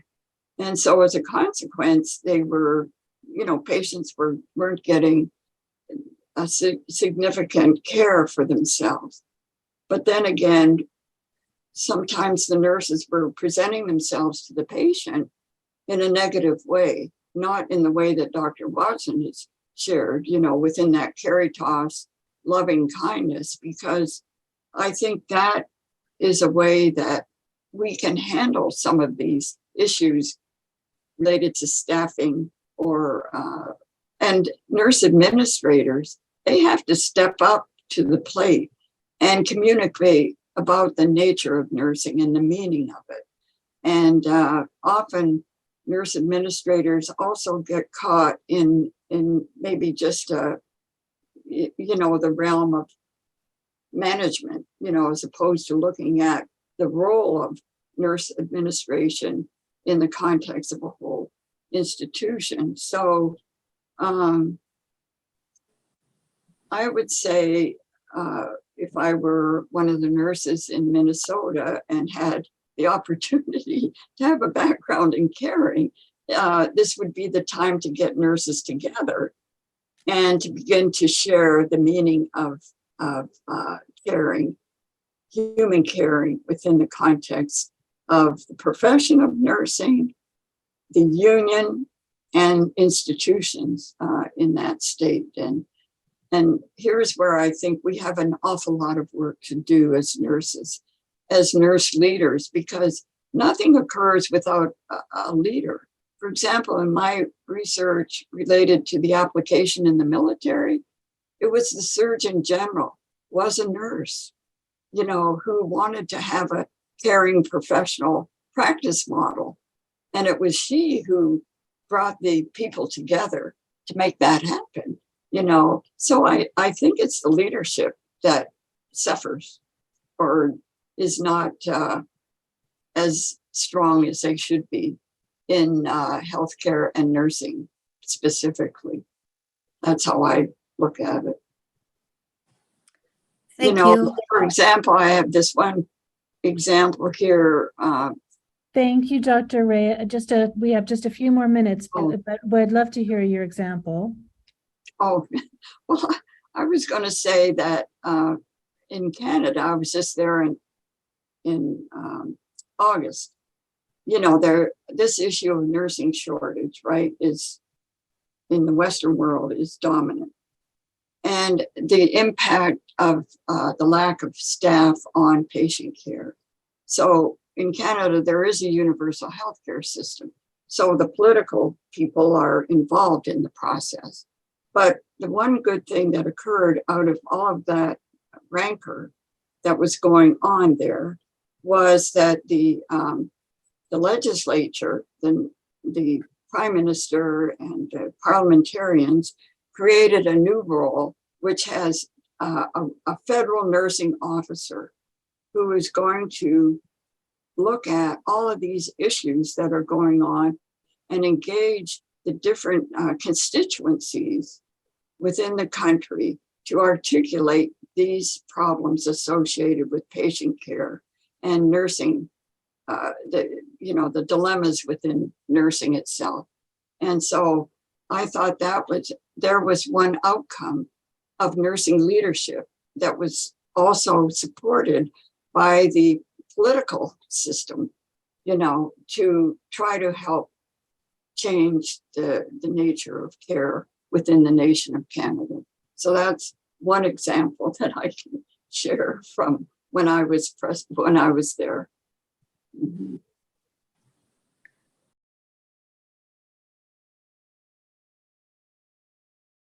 Vamos a pasar a la siguiente ponencia. Gracias a todos y bueno, esperamos que el Héctor nos presente a nuestra siguiente teorista estrella que tenemos el día de hoy. Muchas gracias. Ok, bueno, muchas gracias, Luxana. Antes de comenzar, I need to say thank you so much to Dr. Ray. Your presentation was amazing, so we love you. Thank Gracias. you. Yes. So, vamos a presentar a Marlene Smith. Hoy es un día especial, día de mucha luz, mucho aprendizaje y día para seguir este camino donde cada uno deja para sí conocimientos y fortalecimiento de la profesión. Es por ello que continuamos con alguien que con su sonrisa nos trae hoy una ponencia hermosa.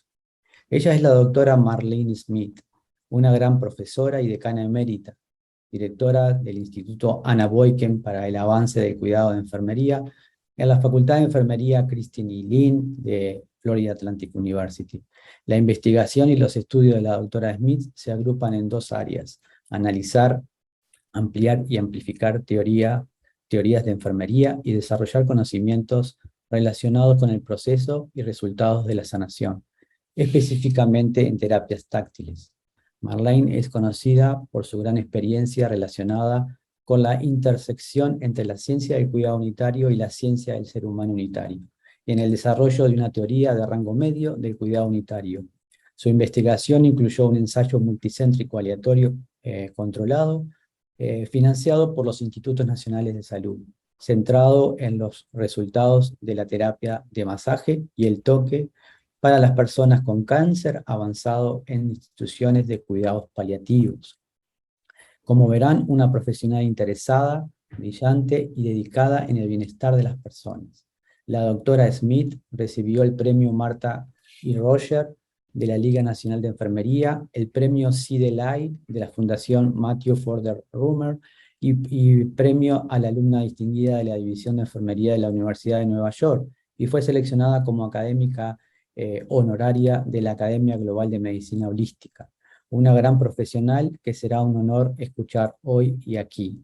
La doctora Smith está certificada como enfermera holística y avanzada y entrenadora de enfermería de salud y bienestar, y ha completado programas de certificación de una variedad de prácticas de cuidado y sanación. Ha publicado más de 150 artículos y capítulos de libros. Ha coeditado o editado 4 libros. Por ejemplo, Nursing Theories and Nursing Practice, Caring in Nursing Classic, Philosophy and Practice of Emancipatory Nursing, etc. Ella ha ocupado cargos docentes en la Universidad de Duquesne, la Universidad Estatal de Pensilvania, el Colegio de La Roche y la Escuela de Enfermería de la Universidad de Colorado, donde fue directora del programa de maestría, Centro para la Práctica del Cuidado Integral y decana asociada a asuntos académicos. Actualmente es presidenta de la Society of Rogerian Scholars y es miembro de la Junta Directiva de la International Association of Human Caring. ¿Qué decirles? Hoy nos sentimos felices de que puedan tener el privilegio de compartir estas disertaciones, donde el regalo es para cada uno de llevarse la inspiración de estos líderes enfermeros, que enaltecen nuestra arte y nuestra ciencia. Disfruten, reciban el amor de estas personas que tan bien nos hacen. Gracias Marlene, por estar, por ser, parecer y hacer de la enfermería tanto. Te escuchamos.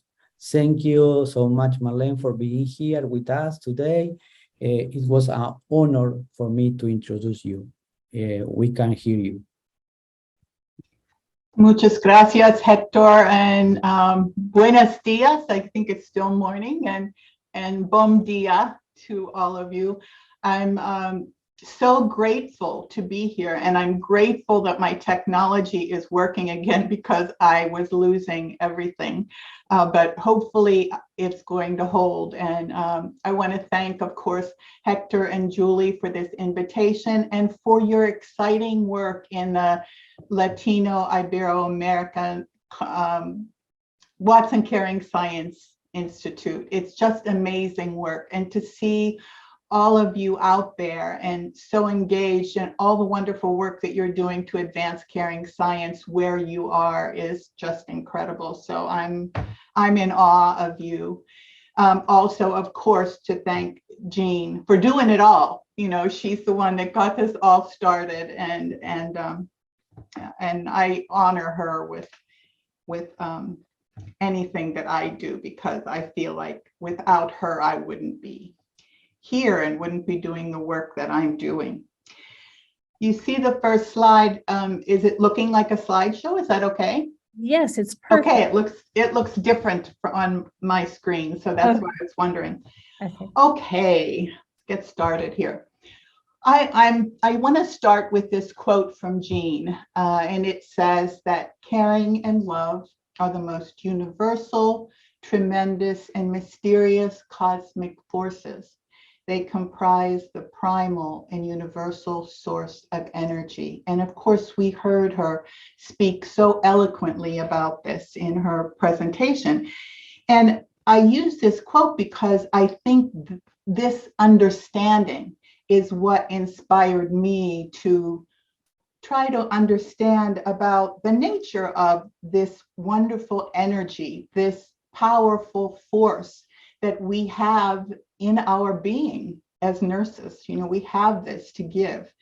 And so I think the middle range theory of unitary caring was born in an effort to understand how do we practice as nurses to unleash this power, this energy of caring and love for the purpose of healing. And so that's kind of how I got started. And as I said, without Jean, this would never have happened. So this is kind of the purpose of the presentation today, is to describe the evolution of a middle range theory of unitary caring. So the conference is focusing on the advancement and the challenges. And this part is my sharing the advancement of this theory over time. So I'll talk a little bit about the purpose of the theory and how it was developed.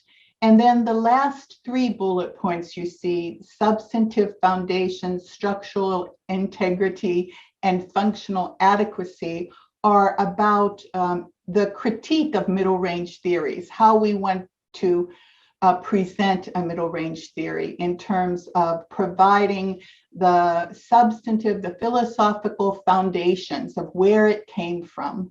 And then structural integrity is how it all fits together to somehow create something that is clear and meaningful. And functional adequacy is very important in a professional discipline because it's all about how this is guides our practice, informs our practice, and informs our research. So that's hopefully what I will get to today. So I just wanted to start a little bit with how my career trajectory, happened. And I really think that, when we have our careers, what happens is that we are, our journey in scholarship is all about the meaningful mentors that we have and the planned, both planned and unanticipated twists and turns that happen in our lives, and also synchronicities. And I think as I look at my career, a lot of this has happened.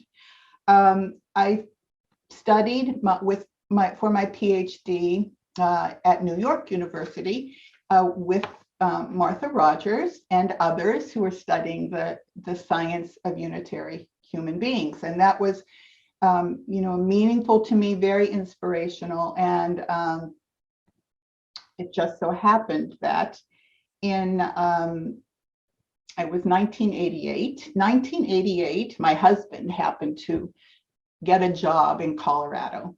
And so I was working at another, college in the Pittsburgh, Pennsylvania area. I was working there. And so I had to travel across the United States to Colorado from Pennsylvania. And I was fortunate enough to join the faculty of the University of Colorado when Jean was the dean there. And so as you can imagine, you know her visionary, who she is, this visionary, her inspiring nature, her energy. And all of that was just, when I got there, I was able to be involved in this care environment where she was developing her ideas. I mean, they had already started long before that, but I was listening and learning to her and to others there. And besides me, there were some other unitary scholars who joined at that time. So I was able to kind of be with them and learning together and growing together. So that's how I first started getting interested in. Here I was coming with this focus on the science of unitary human beings, and I'm here in this environment where we're growing caring science. And so how was I going to bring those together in some way? At that time, Martha Rogers was one person who voiced her opposition to caring being central to the discipline of nursing. And so I was very, curious on, it was essential to the discipline of nursing, but how could I make it so that it was, it was consistent with the view from a unitary science perspective. So that's how I started. Then I was at University of Colorado for 18 years and then moved to Florida Atlantic University, also a center that was developing in caring science around Boykin and Schoenhofer's work and other caring theorists. And over time, I was Associate Dean for Academic Programs and then became the Dean and was the Dean there for 8 years. And so besides my theoretical work, I was really able to see how to bring caring into a curriculum, for example, and also to kind of, not that it wasn't there, but to continue to work to highlight it throughout all of the aspects of our academic work. So here you have the beginning, and the beginning of the theory itself happened when I was about 1998, and I was on sabbatical. And so I decided for my sabbatical that I was going to work with Margaret Newman because I was really intrigued by the work that she was doing on health as expanding consciousness.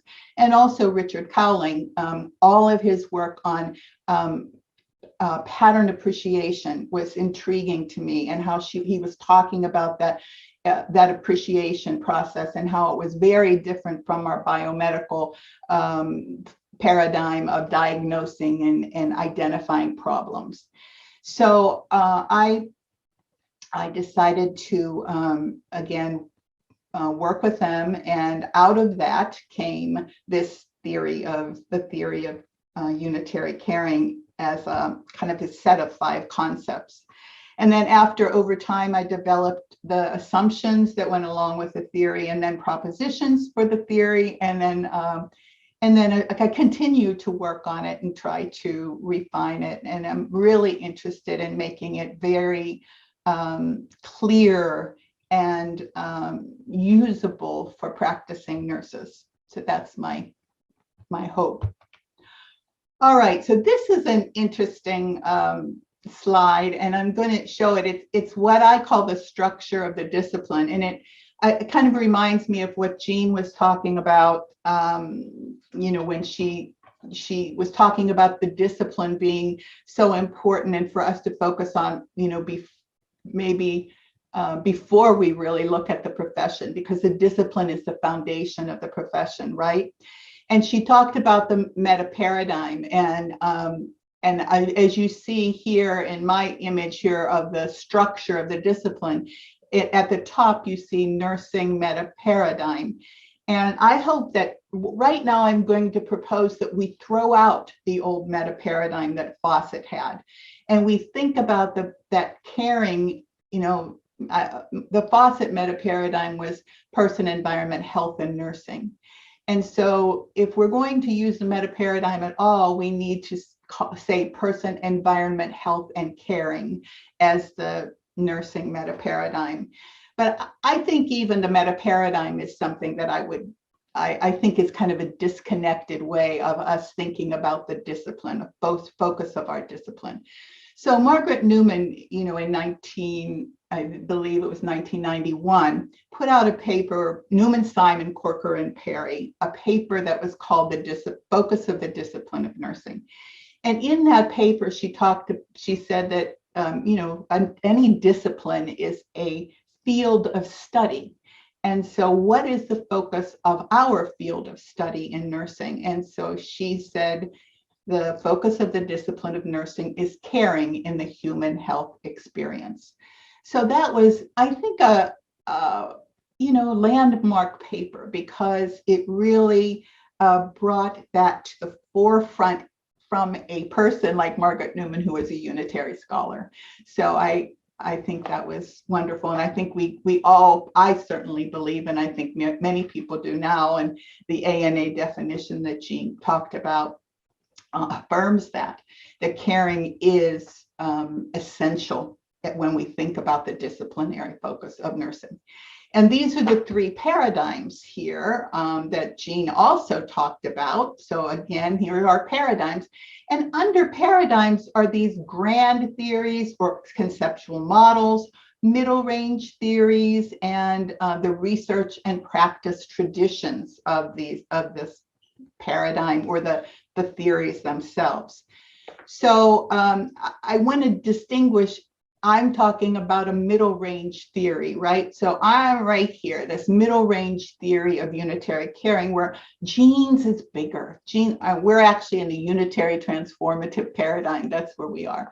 So Jean has a grand theory, perhaps even a paradigm. I don't know, we'll think about that, but definitely under the unitary transformative paradigm, let's say, and she would be here at a grand theory, a conceptual model, grand theory, philosophical, and as you know, and my is a more circumscribed theory. So it's unitary caring, and I think more kind of directed. Middle range theories really focus more on guiding practice and research, and it becomes more concrete. If you know about the ladder of abstraction, there's more abstract and more concrete theories. So I think it's a more concrete theory. And then the research and traditions and practice traditions would come out of the grand theories as well as the middle range theories. So here we have what I just talked about in the definition that Newman, Simon, Corker, and Perry came up with for nursing as the study of caring in the human health experience. And then I changed that a little bit in a publication that I had, that nursing is the study of unitary, that's human environment, health, and healing through caring. And then in 2019, I actually did a review of all of the disciplinary definitions of nursing. And when I did that analysis, came up with these 4 components of what really is the heart, the essence of the discipline of nursing. And that was, nursing is the study of human wholeness, human environment, health, relationships, and health as this well-being, or John Phillips has coined the term well-becoming. It's more dynamic, well-becoming and caring. So what's theory? And these are my favorite 2 definitions of theory that I've used to teach all the time, because I think they're very open and they really, tell us what theory is, and what it's, how it really guides us. So theory is an imaginative grouping of knowledge, ideas, and experience that are represented symbolically and seek to illuminate a given phenomenon. And that's from Watson. And then the second one is, theory is a creative and rigorous structuring of ideas that projects a tentative, purposeful, and systematic view of phenomena.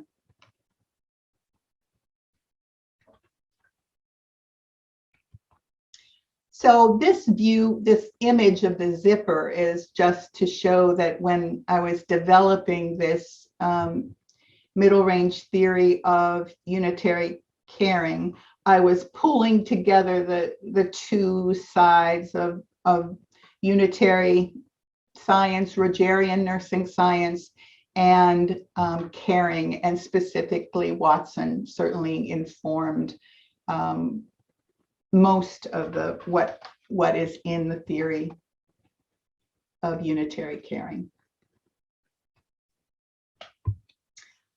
So this is about how I began developing this middle range theory. So it came from this idea that concepts that we develop, and caring is a concept, right?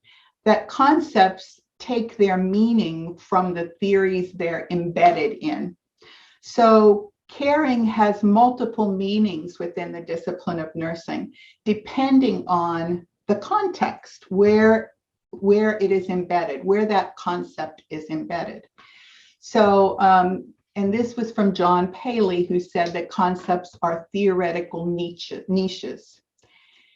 So knowing that, then I was asking the question, all right, well then, how do I think about caring within as a niche within this whole unitary Rogerian nursing science? So that's how I started.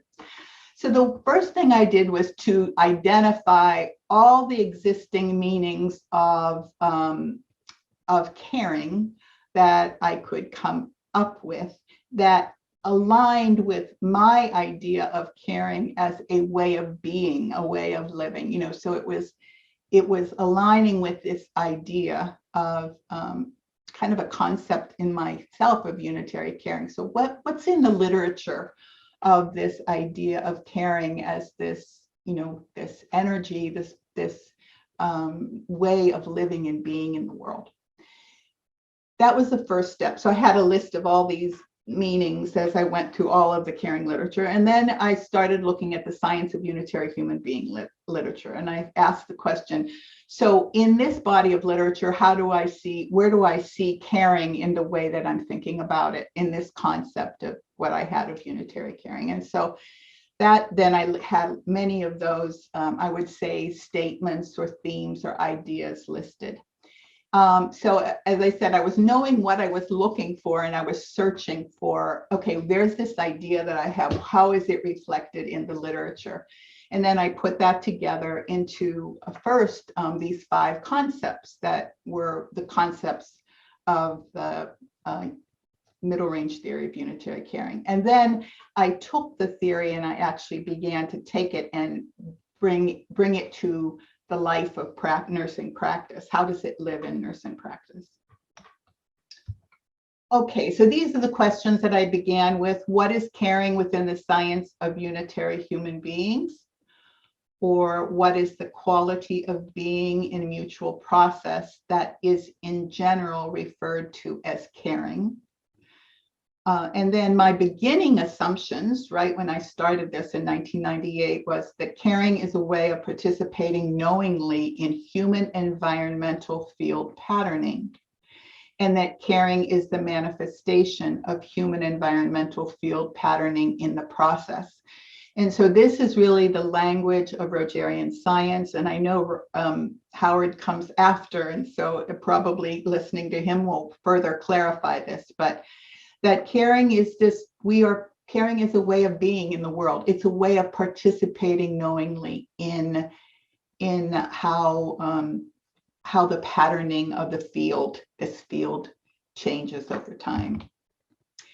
So these are the assumptions. There are 4 assumptions that I developed from the theory. And the first assumption is that human beings are pan-dimensional energy fields. Integral, that means they're together, there's no separation. The human beings are energy fields, integral and in mutual process of patterning with pan-dimensional environmental energy fields. So this, one of these assumptions came directly from Rogers, right? And this really says that, reflects this idea of energy field, that human beings and the environment are this dynamic, flowing energy fields, and that there's really no separation. We're in this mutual process of change where patterning is occurring. And the pan-dimensional means that it is non-local. This construct that we have of time and space is a human construct where where we're on this plane of existence, but that reality is really beyond this 3-dimensional space and linear time that we have constructed for ourselves. And that human beings is the second one, is that human beings knowingly participate in the unitary patterning of their well-becoming. And again, this is bringing in that idea of Barrett's knowing participation in change that is happening as we begin patterning our own health. And well-becoming, again, is that more dynamic word for well-being, well-becoming. And that this happens through this power of knowing participation in change happens through awareness, through our choices, through our freedom to act intentionally, and through our involvement in creating the change that we want to see happen. And then the next assumption is that consciousness is the pan-dimensional awareness, which I've called knowing and being, of the human environment energy fields. Newman refers to consciousness as the informational capacity of the human environment energy field. And the universe and all its manifestations possess consciousness. Consciousness as pan-dimensional awareness expands. And we know the universe has consciousness, is conscious. And Newman described love as a quality of absolute consciousness, the all-knowing and loving creative energy or consciousness of the universe. And of course, Jean has talked about this, and you heard her talk about that in her presentation. Caring is a quality of consciousness and a way of participating knowingly in human environment field patterning, through which wholeness is affirmed, diversity is appreciated, emergent possibilities are potentiated, and well-becoming is nurtured. So it is, again, saying, giving kind of language to this idea of how this quality of consciousness, this caring, caritas consciousness, we'll say, is a way that we're participating in the patterning of the field, which manifests in well-becoming and healing. All right, so the first concept, those are the assumptions. The first concept is called manifesting intentions. And manifesting intentions was first defined as creating, holding, and expressing thoughts, images, feelings, beliefs, desires, will, and actions that affirm possibilities for well-becoming. And this says something about the power of intentions, the power of our intentions in patterning, in change. And I think about intentions as energetic blueprints, because if we think about this, you know, we're energy fields, that we're in the midst of this larger universal energy field, and our intentions put out the blueprint, and it doesn't cause change. This isn't a causal model, but what it does is it can potentiate transformation.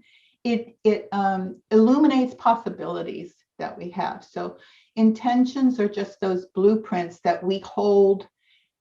And I took this from Marcus Aurelius, that the color of one's thoughts dyes one's world. He said the color of one's thoughts dyes one's soul. And then if you take this farther, the color of our thoughts dyes our whole world. So our thoughts are what we're holding in our heart, matters in what manifests before us. So we participate in the construction of form, of space and time. And this is similar to, you know, David Bohm's work on the implicate and explicate orders of reality, that the implicate order is this hidden, what's hidden beneath, you know, it is the primal, it is maybe a consciousness, it's consciousness, and that it's manifest in the explicate, what we see and interact with in our three-dimensional space, you know, world, space and linear time, you know, that's the explicate order. But the implicate order is really giving birth to this. And so this is, I think it's similar to that when we think about this idea of manifesting intentions.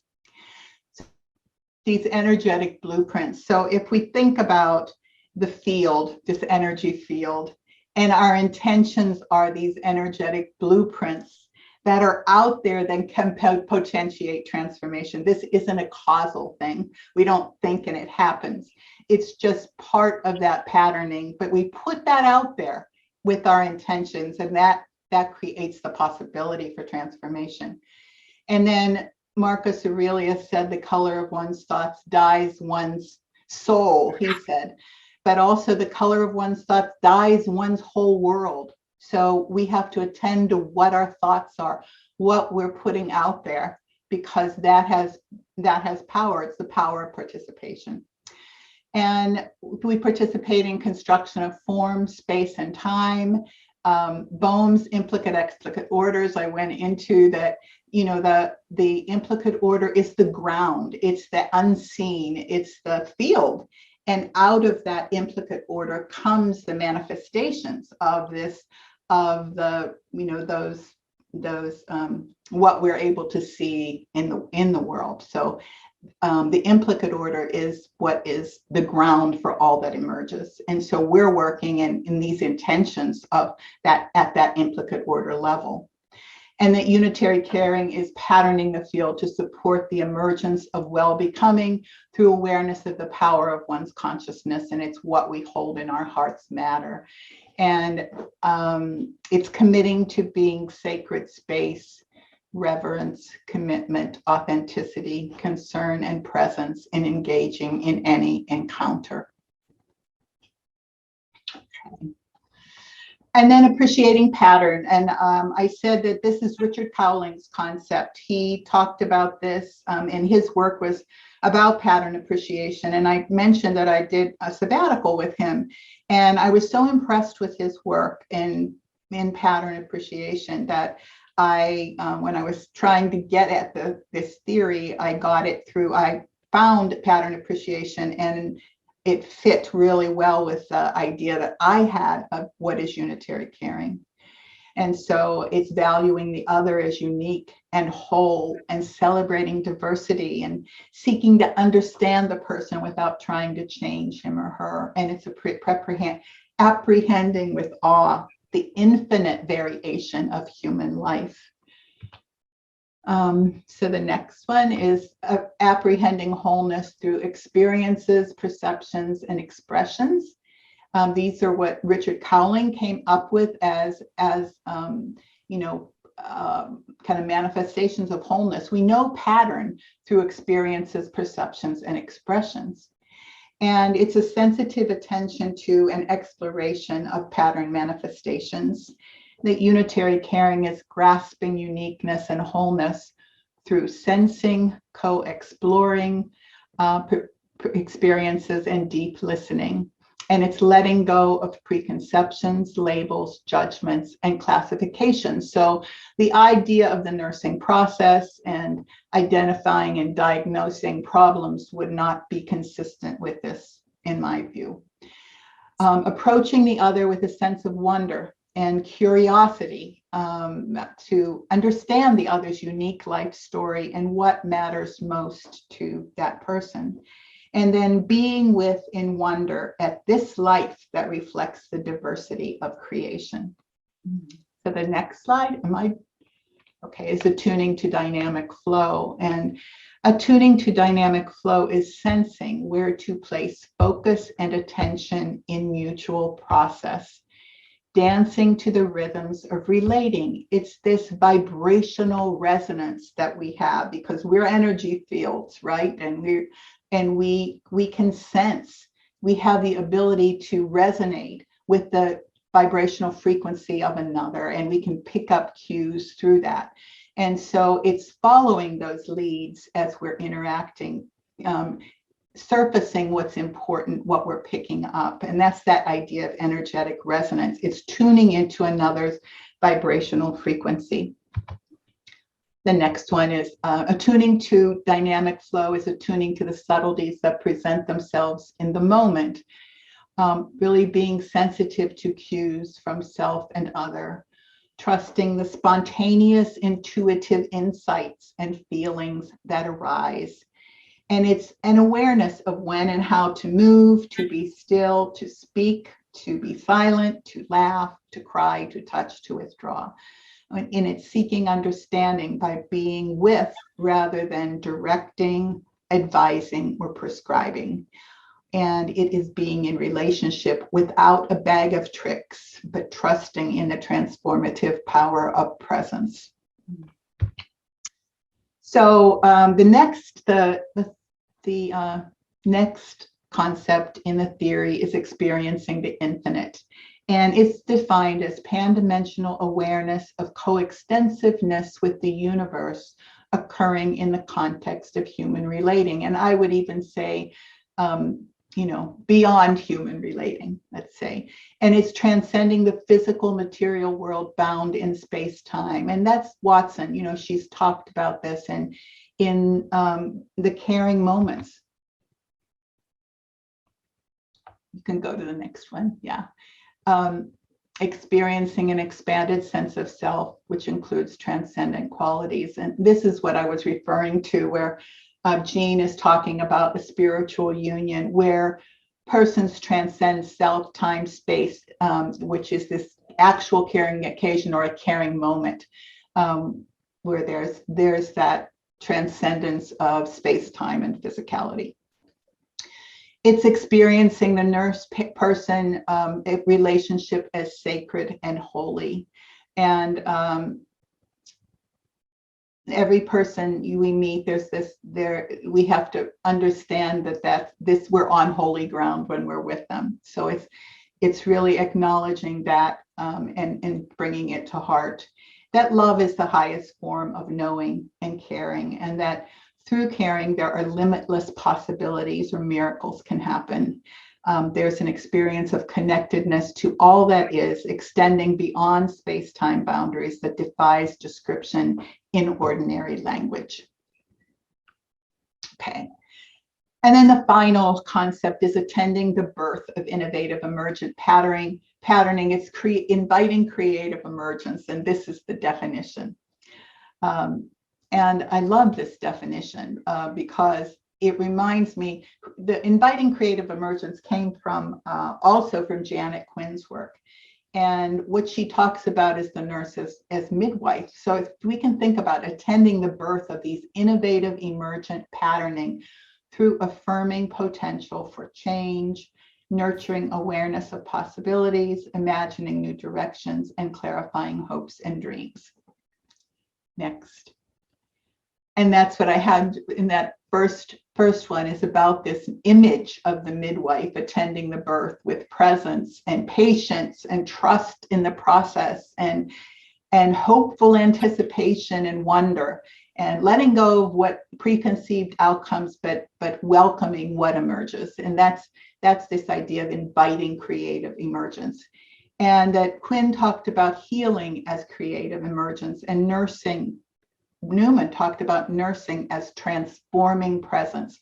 The presence of the nurse is transformative. And allowing the person to grow in their own time and own way is from Mayeroff. And inspiring well-becoming by creating safe space for new patterns to emerge through supporting or coaching or offering encouragement.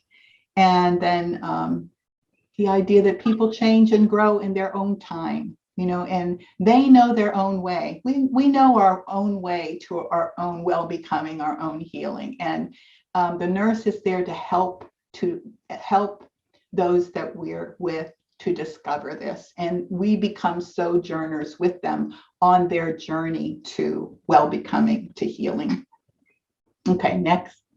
So the next step in the development of the theory was to these propositions. And so the propositions were developed to clarify the concepts and I guess simplify and clarify, I would say.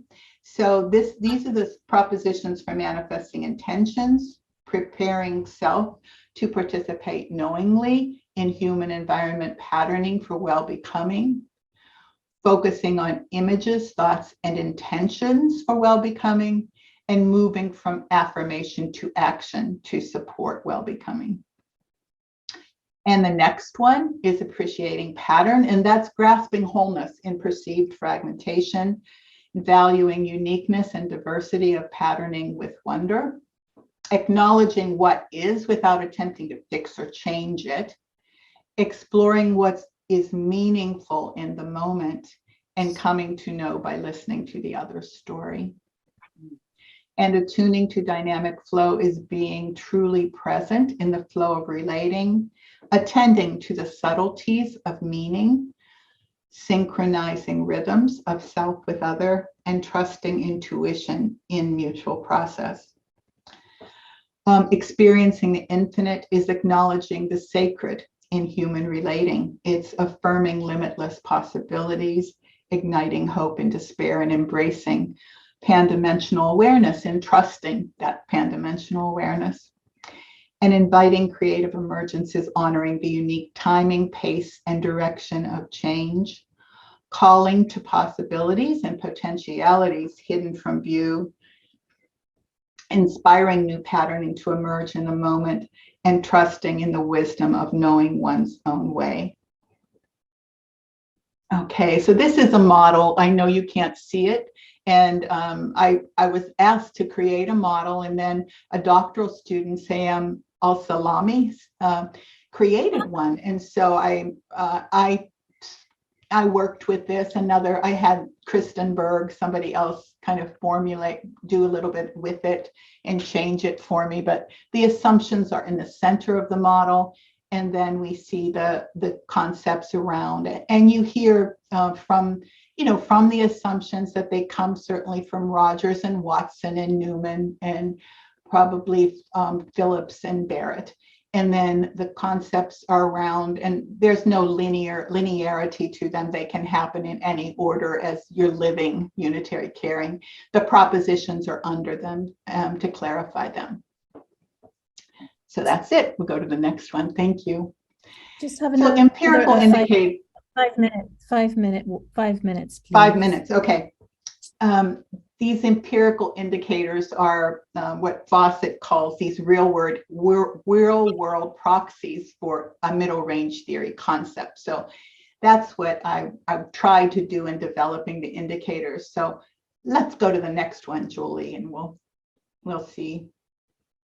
Yeah, so for praxis, it would be preparing self as the environment that nurtures the emergence of healing, well-becoming, developing a reflective inner life. I love Jean's concepts of the 7 sutras because that's what this is about. It's about developing yourself through these reflective processes that can expand our capacity for caring, expand our capacity for love. There's no attempt to identify or label problems or diagnoses, and it's using sensory and extrasensory perceptions to grasp wholeness and exploring life patterns and what matters most. And next one, pattern appreciation and recognition are praxis methods that have been developed by Cowling and Newman. It's sensing, listening for shifts and pauses, approaching each encounter as special as holy. I love this poem by Elizabeth Barrett Browning that says, "Earth's crammed with heaven and every common bush afire with God. But only those who notice take off their shoes. The others sit round and pluck blackberries." And that just means, in that metaphor of taking off the shoes is what Moses took off when he approached the burning bush. But every situation is holy. And if we don't put on our glasses to see that holiness, we'll miss that opportunity. And as Jean said, maybe this is why we've been put on this earth, to be with this person and care for them. It's heart-centeredness, leading with the heart. And I've been kind of looking at the Sacred Heart of Jesus, for example, and the fact that that was put out there as compassion and heart-centeredness. All right, we'll go to the next one. And these are some research questions. There are many that we could imagine that would come out of this theory, and Butcher's Unitary Science Research Method, he may be talking about that. So I don't need to talk about that, but there are many interventions that can be tested based on the theory as well. Next. Okay, so this is almost the end. So nursing, I had planned to talk about some examples of research, education, and practice. Certainly there's been research that's been done. I did some, Sean Reed has done some using the theory. Mine was in palliative care with people who had received touch therapies and examining what their experience was and framing that within unitary caring. We have doctoral students. I mentioned Sam Al-Salami, Marla Magot is using it. There's Carol Reeve used the theory to study equine assisted psychotherapy. Nursing education, certainly FAU has been based on it. University of Colorado has a caring science PhD program track, and it's part of who you are and how you teach, certainly. And nursing practice, it's been used in nurse coaching in a palliative care model by Sean Reed and others, and there's some other situations as well. So this is to show that functional adequacy that I mentioned earlier. And then finally, this is the final slide, I think. Oh, you don't have it. There it is. Okay. I was looking, I said about a week ago or so, I was trying to figure out a way to have an acronym that could be used by practicing nurses that would help them to follow unitary caring, the middle range theory. And so I came up with this CARES. So it's centering, A is appreciating, R is resonating, kind of, being with and picking up these cues. E is elevating yourself in this so that your frequency is higher so that you can be connected to that field, the universal field. And then supporting in that, inviting creative emergence. So that's it. Thank you so much.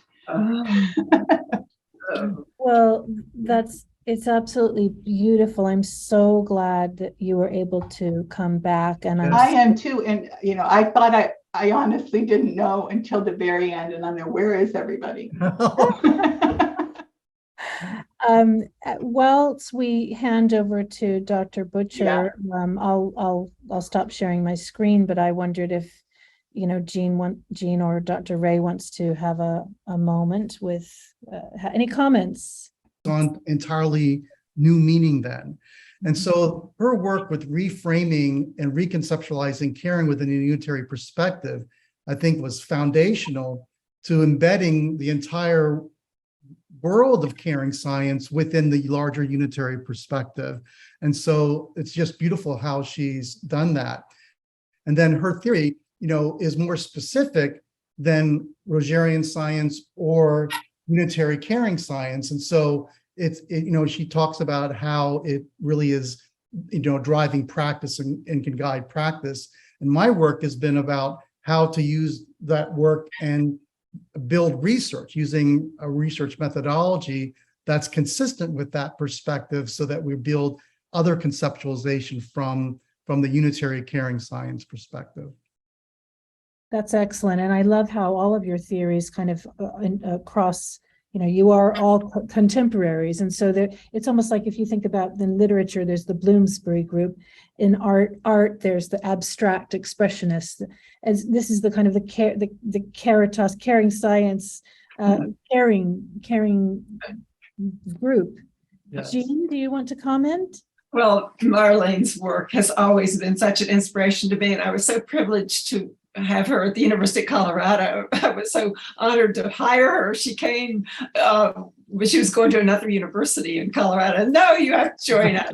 So she's been instrumental in my work. And I loved her from the beginning because of the Rogerian piece that she brought to us there at CU, along with Dee and all of her anthropological and her commitment to this work. So it was quite a haven there for a period of time to have that convergence between her work and caring there at CU, but then to see how it has evolved. And I love the consciousness and the overlapping of the theories with the consciousness, with the pandimensionality, with the oneness, with the transpersonal. I mean, if you put transpersonal into that framework of hers, that too is that pandimensionality that goes beyond any one moment. So there's a lot of exciting there. And I love the way she took all the caring literature and all the caring theorists, and she integrated that and summarized it through these commonalities with the Rogerian.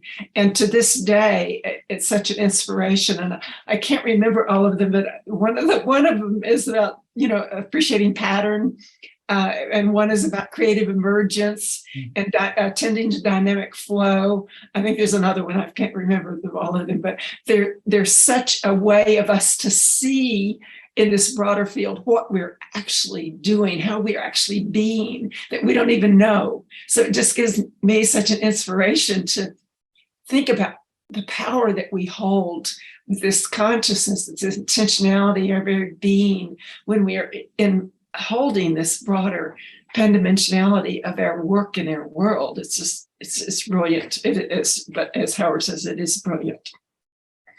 Thank you so much. And I thinking about Dr. Ray's work with, of course, the military work. And by the way, thank you so much for your service, Dr. Ray.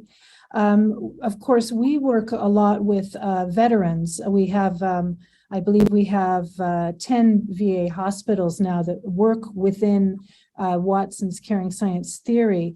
And so this combination of what Howard and Jean has just spoken about, what's really beautiful is that within, it's not only that person to person, it becomes the institution model of the caring as well. I wondered if you wanted to just comment about that.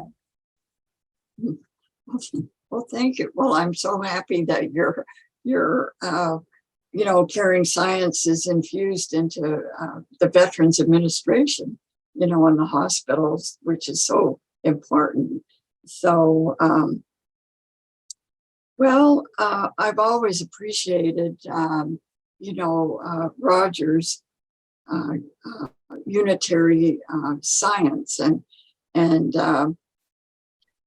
as Marlene had shared, was initially Dr. Rogers didn't have caring within her framework, you know, and I think both Jean and I knew that she didn't think that caring was a theory, right? Oh yeah. and then and I believe in the 1990s she did make a comment about love as being a central aspect of unitary science. So I have appreciated the way in which Marlene Smith, Dr. Smith, has brought together the unitary science with Jean's caring science and the significance of that. And as you just mentioned, Jean, about consciousness and how critical that is now as we're moving into IT and robotics, and what is the meaning of that, you know, within the notion of caring. And you know, your model with Hildegard of Bingen, you know, showing the, you know, out of the top of her head, you know, the consciousness, and then going, you know, around the whole universe. And so I think that the way that these theories are integrated, you know, will hopefully make more of a difference now that we have this definition of nursing, you know, in the United States as caring science and art, which is, you know, I think a lot is attributed to you, Dr. Watson, and certainly Marlene Smith, who was very instrumental in helping develop the essentials, the new essentials of nursing, which are being initiated in different curricula in the United States. So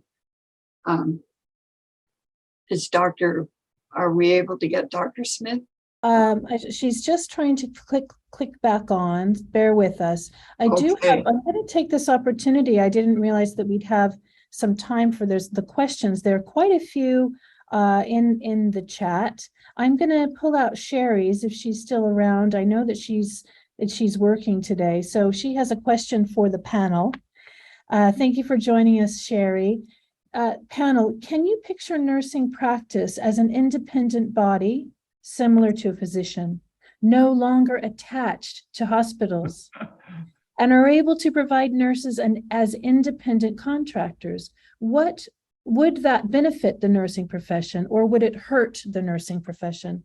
Interesting. I'd love to respond to that because I've envisioned a future practice model that's very futuristic, where nurses would actually be, well, as a matter of fact, let me back up. When we developed the clinical doctorate at Colorado, we did it with 5 hospitals as a pilot. And the pilot was to create new professional practice models for nursing. And one of them was to hire nurses. The nurses were hired by the hospital, but they were outside the hospital. They were in community settings. And I think another level we can think about is, in reality, and I think the pandemic's kind of highlighted this, we're moving to a post-hospital era. And nursing has its history in the community with people wherever they are. So to imagine, like even the model that we had as a micro example of this, let's say this one hospital hired our graduates that had the clinical doctorate in care and healing and health to be outside the hospital. But and they mediated between the physician and the patient's needs. And if the patient needed to be hospitalized, the nurse from the community followed the patient into the hospital and oversaw. It's like a clinical leader or a attending nurse. And some of the things I've written about it, the attending caring nurse model, where the nurse is attending to the caring and healing and health needs of the family, of the patient, in collaboration with physicians and other practitioners. So anyway, these models are out there waiting to kind of emerge. And I think we have to do this because it interrupts the industrial industrial product line that we've been creating. So I think any of these opportunities to experiment, and that in the hospitals that I'm working with, I'm really wanting to encourage them to do some pilots. And as a matter of fact, one of the hospitals in Florida, this is several years ago, her name was Joan Clark. She's still very active in the nursing leadership administration group. She created what she called the 12 patient bed. It's kind of objectifying, but it meant that there would be one nurse would have an oversee, it's like an attending caring nurse, would be oversee 12 patients, not in day-to-day care, but oversee the care needs of that group of patients, would be responsible for communicating, for personalizing, for interacting with all the other staff and so forth. So yes, I can imagine that. And I think it might be where we are, because nurses are fleeing the traditional institutional setting. And if we can create new possibilities for them to come back as full professionals to practice their own discipline, this is where we might have hope for changing the system inside out. I feel strongly about it. Thank you. Of course, all of your work has the foundation of Nightingale. Would that be a correct? The first projects we ever did back in the 80s, we called them the Nightingale, nurses creating Nightingale units, because Nightingale is a model. She took responsibility. Like, we have responsibility to take care of the care, to be responsible for the caring of this unit. Why aren't we able to do that now? We had been so oppressed by the other dimensions that back to Dee's work, that dialectic, that we have to kind of give voice and language to see that the human and the caring is the center of all the other forces influencing our systems. Mm-hmm. And I think that's what's exciting now with this opportunity to be connecting on this platform. As you say, nurses are, there's like something like 13.9 billion nurses or million nurses in the world. And if we give voice and language to what we are doing, we can change the world because we are the world. We represent the world. And if we're in the unitary field consciousness, everything we're doing is changing the whole field. I mean, you can't ignore it. If you change one part, it's going to affect the whole. So if nurses start having voice and language and informed action and able to articulate what they stand for and create space for it to be practiced, then, this is what has to happen. It's not going to come from the systems themselves unless there is some attention to what's needed for humanity. And that's what nursing has to offer so strongly. I think, again, I'm looking at a comment from Jacqueline Wigowski from Chile. Hola, buenos dias. Hi there, good to see you. Yes. I think, she's talking about, and I think this is also so important, that the work that Dr. Ray is working on with government, with policy, to get the nurses into the boardroom. We need to be able to make change by being involved. And I think leadership is key. Jacqueline talks about nurses, they know what needs to be changed, but the leader is missing at the political level to demonstrate our capabilities and improve the quality of care and our own work quality. And she says particularly thank you to Dr. Ray as well. So I think that's a very important point, especially in this country at this very moment. And I'm sure it's similar around the world. Any other comments from Dr. Butcher or Dr. Ray? Yeah, I was just thinking about, it reminds me of the things that Martha would talk about, right? So she had always visioned nursing as being an independent, autonomous profession. And I remember one time talking with her, and her background was in community health. So in Arizona places, Connecticut and Michigan, she came from that community health perspective where nurses had a lot of autonomy and worked independently. And she'd also talk about how hospitals are the worst place sometimes for patients to actually be.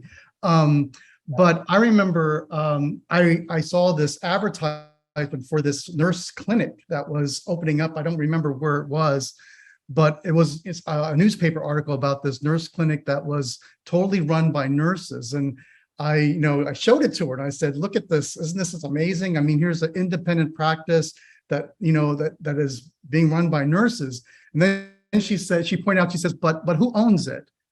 And so, you read a little deeper and it was like, well, actually it was owned by the hospital, right? And so to her, we have to control our practice and our work as well. And so to her, that wasn't even far enough, that it really needed to be independent, that nurses were really the ones who owned that practice and ran that practice. And now I know there are models like that out there, but certainly her vision that nurses need to be wherever people were, but they needed to be independent. Everybody needs and benefits from nursing, but we should be independent from we shouldn't be controlled by other kinds of institutions. I have a wonderful example of that from one of our graduates years ago. She graduated from our program in maternal health and family care and women's health. And she went back to her community down in Durango. I mean, she's a living example of this work right now. She went back to her community in Durango, Colorado, and she joined a physician practice. And that was in the time that women didn't want to go to the male obstetricians. So she formed a partnership with him. It increased the increase of the patient load for that obstetrician by like 20% or something. But she left that and created her own women's health clinic. It's the largest one in Colorado. And it's still to this day is highly active. She's very, very successful. And she now hires physicians as backups.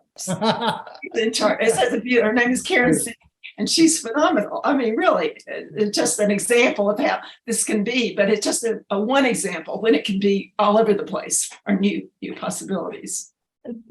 Before we introduce, thank you. Before we introduce Dr. Butcher, I wondered, Jean, if you wanted to give that example of Vidant Health and the way that they're using the Watson Caritas patient tools and scores. That might be interesting for people.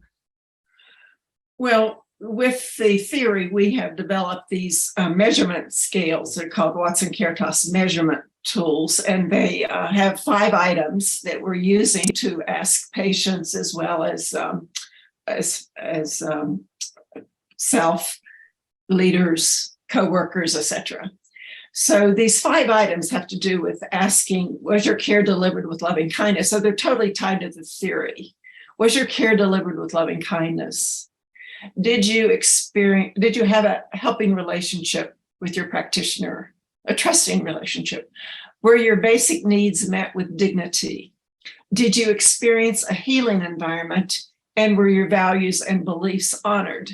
But now we have a new one, which is related to the culture and the organization, which is the healing environment.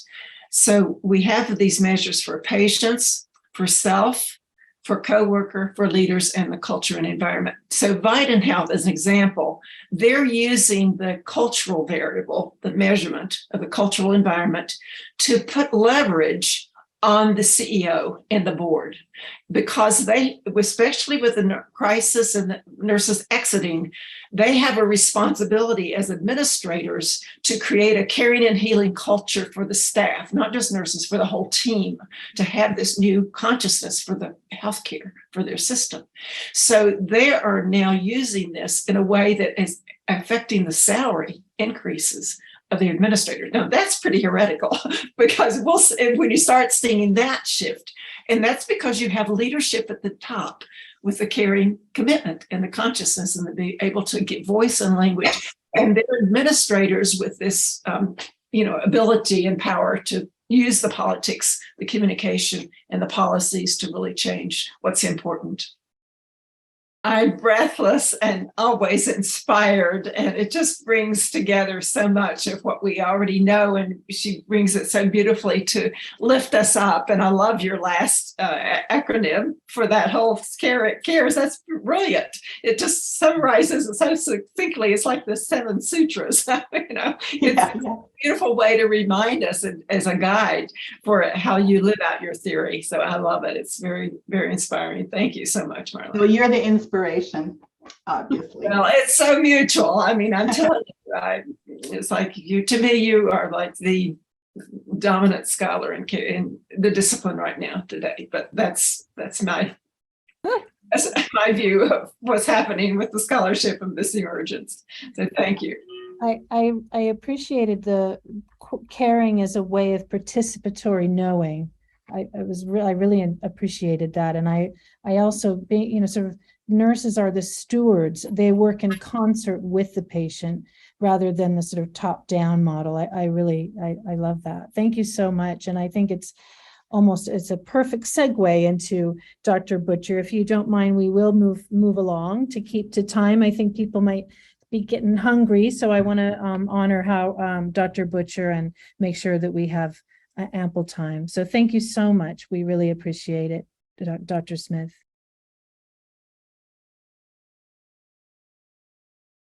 Haremos estas excelentísimas ponencias de este mediodía con un señor de la enfermería moderna. Él es doctor en enfermería, un doctor en enfermería que tanto hace por nuestra amada profesión, y que con ese corazón intrépido y palpitante de emociones y pasiones por la profesionalización íntegra y continua de enfermería, hoy nos deslumbrará, contándonos de la ciencia del ser humano unitario de Roger. Él es Howard Carl Butcher, un docente guía enfermero que apoya y promueve el doctorado en enfermería. Es profesor y director del programa en doctorado de enfermería de los Estados Unidos de América. Es editor principal de la 7ª edición actual de la clasificación de intervenciones de enfermería NIC, publicada en 2018, que incluye 565 intervenciones y más de 14.000 actividades en enfermería. El NIC se ha traducido a 12 idiomas y está integrado en el EHR en más de 1.778 agencias de atención médica en todo el mundo, para facilitar el razonamiento clínico, la planificación y la documentación de la atención de enfermería. Sí, es él. Él es quien te ayudó a jerarquizar, clasificar y darle nombre y apellido a tu proceder práctico de enfermero. Enfermera que tú eres. También el Dr. Butcher se desarrolló una metodología específica para la ciencia del cuidado unitario, el método de investigación hermenéutico fenomenológico del cuidado unitario, que se publicó en Nursing Science Quarterly recientemente. Howard es conocido como un erudito de Rogerian, y es así que completó una tesis de maestría y recientemente, ¿sí? Como bien escuchamos y vamos a apreciar, ha relacionado una disertación de doctorado conceptualizadas dentro de la ciencia de los seres humanos unitarios de Roger. Su investigación de tesis se centró en la experiencia del desánimo en la vejez dentro de una perspectiva científica unitaria, y su tesis de maestría se centró en probar el efecto de las imágenes guiadas en la experiencia del tiempo y el movimiento del campo humano. ¿Qué decirles? Arte, emoción, ciencia, conocimiento, pasión y ese sentir que les aseguro que les hará entender ese por qué amás enfermería. Y de la palabra del Dr. Butcher lograrás sentirlo claramente. Acomodémonos, disfrutemos, y a ti, estimado Howard, líder enfermero, ejemplo a seguir de aptitud y actitud como profesional que eres. Pero ante todo, eres un gran ser humano, un excelente ser humano. Va a ser un enorme placer escucharte. Adelante, Howard. Thank you. That was the best introduction. That's so wonderful. Thank you, Mariana. That is, oh, just thank you so much. It's such an honor to be here with my mentors.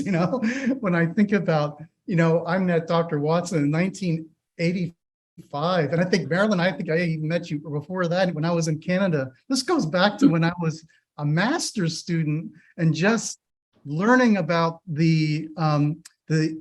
the essence of nursing is, and it's about our knowledge and nursing theory. And there was a lot of excitement in Toronto at that time because they were talking about the standards of care being grounded in nursing science and nursing theory. So a lot of the hospitals at that time were beginning to implement theories in the hospital. And so there's a lot of excitement and a lot of theorists and theorist conferences were going on and Discovery National. Oh, well, I'm so glad, Marlene, you're able to come back because I just love your work and it's so inspirational. And I'm now at FAU very much because of Marlene recruiting me there. And now I'm working with these doctoral students that are using your theory. And that's why I developed that methodology so that they can continue to build your science. And thanks for mentioning that. That's great. But yeah, your work is just amazing. I feel that what I'm going to be talking about is like the canvas that we're sort of like painting on. And that's Rosarian science and that worldview, that new paradigm, the unitary transformative paradigm that your work is grounded in, and now also Dr. Watson's work is linked in. So it's that canvas that sort of like we're painting on, and I want to try to bring some clarity to understanding those concepts and principles that are in Rosarian science. But I feel that a lot of what Dr. Watson and Dr. Smith have said is, your words have been adding clarity all along to what unitary science is. And so your views and everything are totally consistent with, of course, what Martha was talking about. And it's just an honor to be in your presence. You've been mentors to me throughout my career, starting in the mid-'80s. So it's been, this is just a great panel. And for all of those of you who are out there, I actually have spent, my wife is from Brazil, and so I've spent a lot of time in South America and in Brazil, and also in Colombia as well, where there's a lot of Watson work that's going on in Colombia. I was working with a university in Bogota, Juan Corpus University, and they're using your theory in the curriculum, Dr. Watson. So that's really quite exciting. I know that in my introduction, I'm also known for my work with Nick, but I don't see any of that as separate. My whole career has been around our unique body of knowledge, whether it be our conceptual systems, our philosophy, but also our nursing languages that actually give a language to what we do, and how do we evaluate what we do. And that's the work from that I do with classification with Nick and Nock.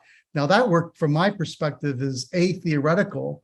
So it's how you conceptualize what Nick interventions are and how you conceptualize what Nock interventions are. We still need words and languages and names for things that we do and what we are looking for in terms of change processes in patients. So from my perspective, from a unitary perspective,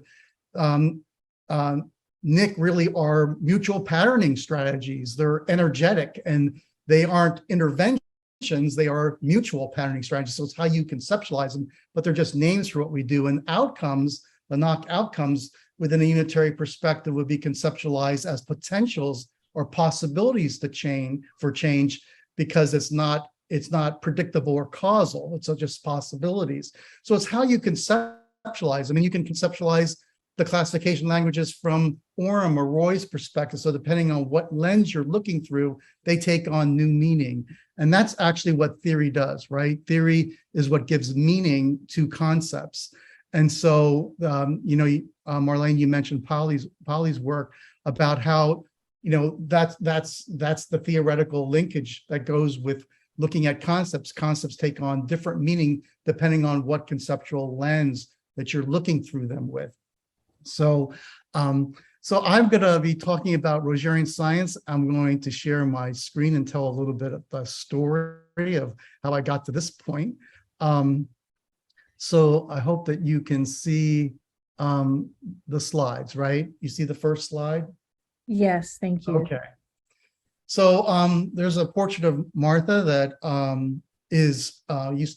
hangs at NYU, where she was a dean for 25 years.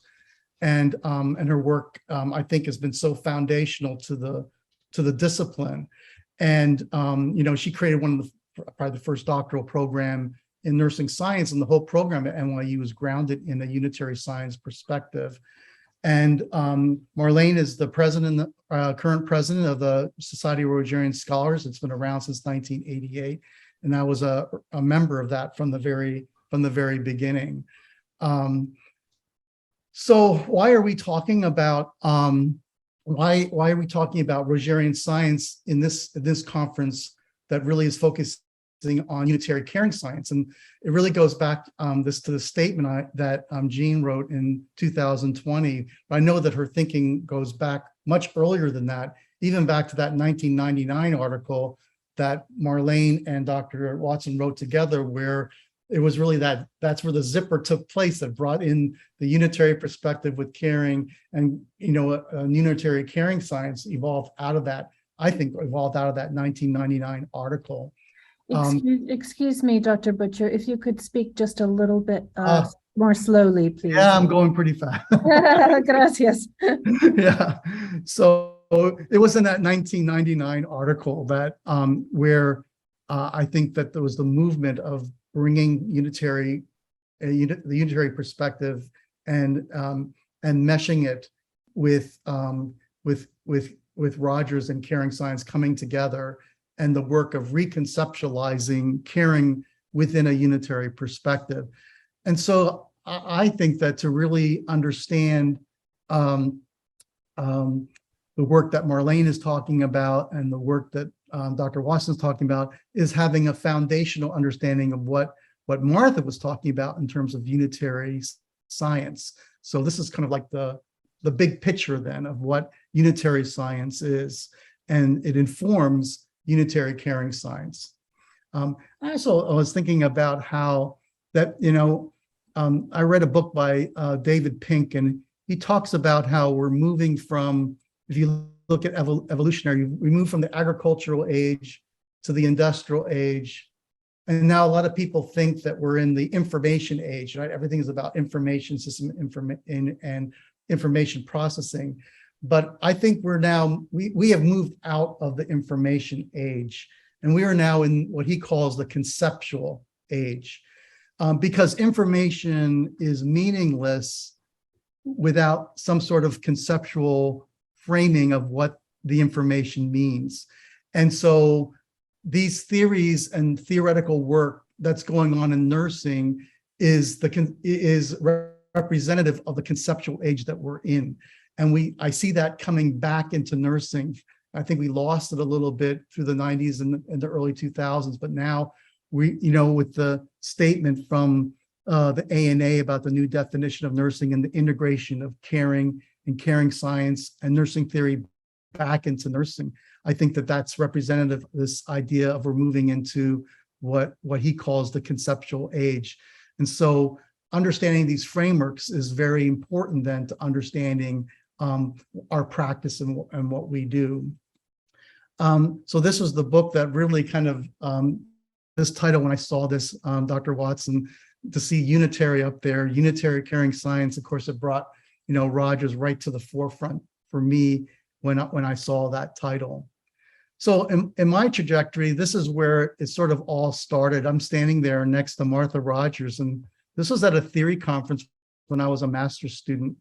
And I sat next to Martha during lunch, and she turned to me and asked, what was I doing in my master's thesis? And I hadn't really understood her unitary perspective yet, but I was trying to use her theory, but I was also trying to use other theories that were incompatible with her view, because I didn't understand that I didn't understand what a paradigm was. And I didn't understand that there's, that you can't mix ideas that are really not compatible with one another.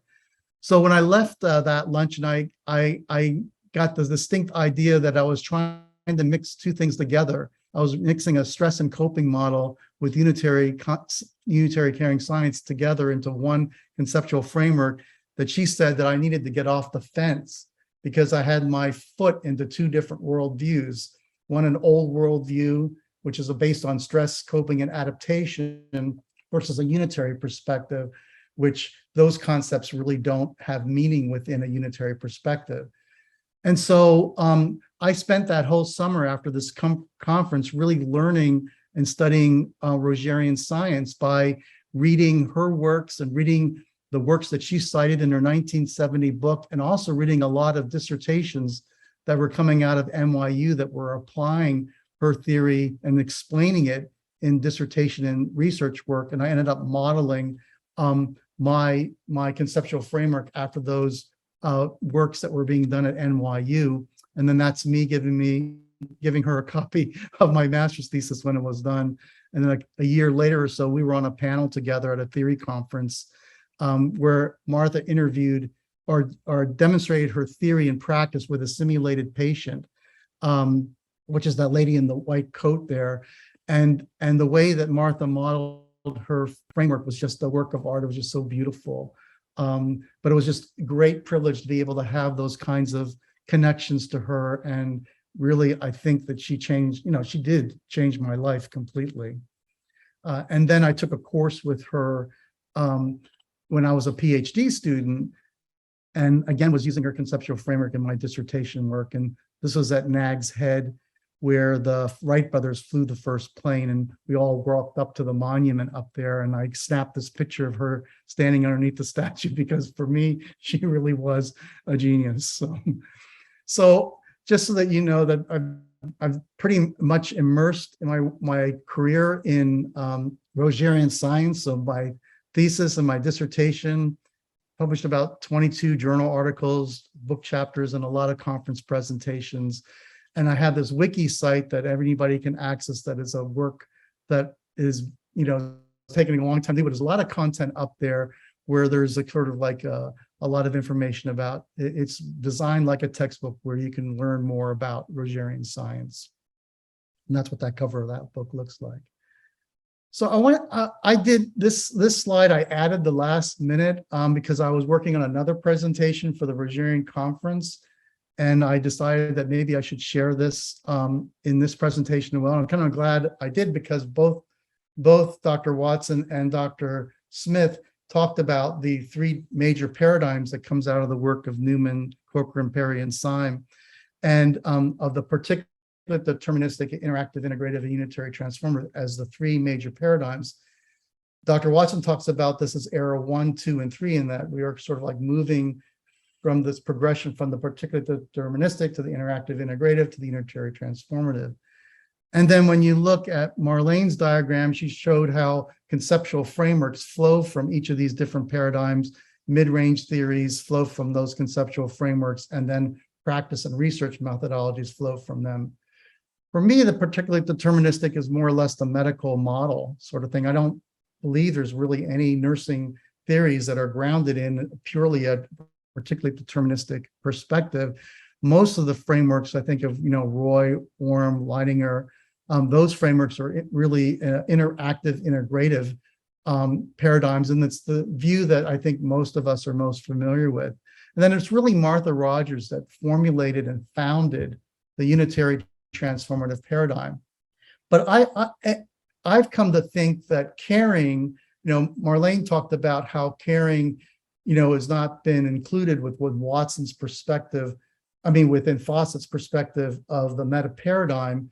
And I think it should be, and I've written as far back as 2004, that caring is a meta paradigm concept.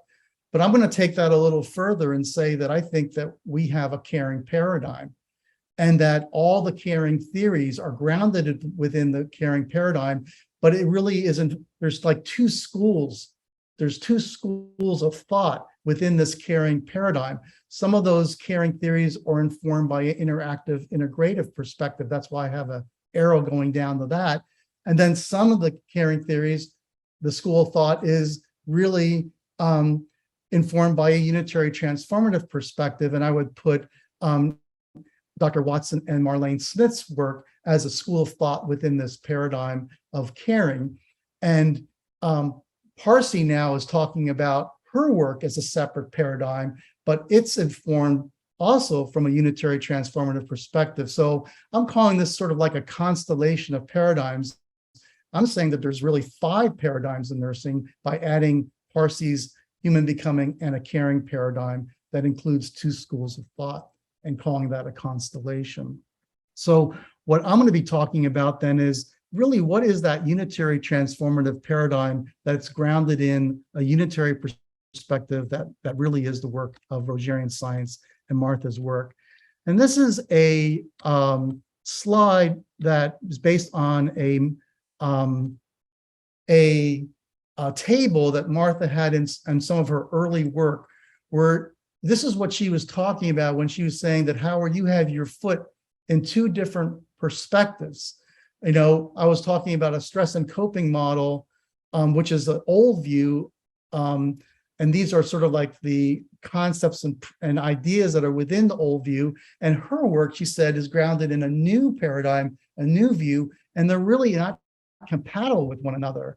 And so I needed to make a decision about where is my work going to be situated? Is it within a unitary perspective, which is the new view, or an outdated, what she would say was an outdated view based on Cartesian physics, which is a cause and effect reductionistic view of the universe. And so each of these words is kind of like the transition from the old to the new, going from looking at parts and pieces like cells to thinking about energy fields that are not reducible to particulates, or thinking of a universe that's always declining to one that's growing more and more complex and ever expanding. Thinking about the universe and the world as being 3-dimensional to being infinite and pan-dimensional. Thinking about, rather than homeostasis, where everything is about adaptation and equilibrium, to moving to the idea that everything is always dynamic and changing, which is homeodynamics. Stop, thinking about moving away from the world as separate, where person and environment are dichotomous and not really connected to one another, to where they are integral. So you can look at each one of those, and her unitary perspective is grounded in this new view.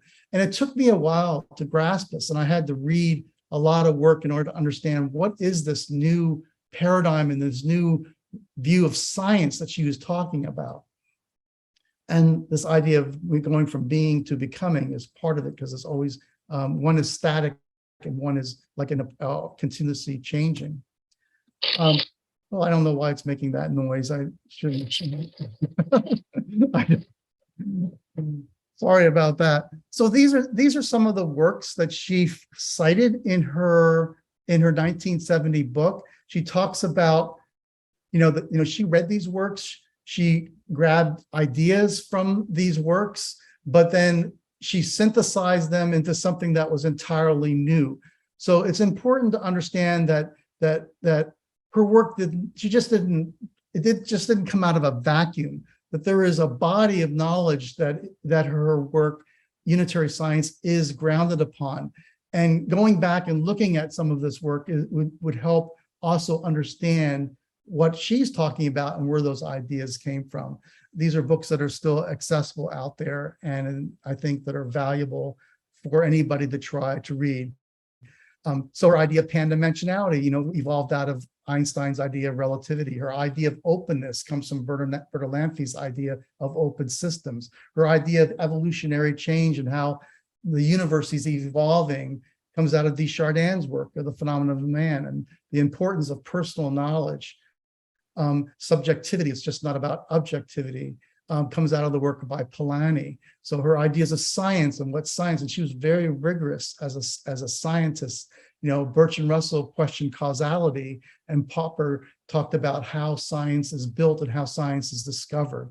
And I believe that Dr. Watson even mentioned Whitehead's work and his ideas about what science is, are all foundational to this emerging unitary view. And of course, Nightingale's notes on work on nursing.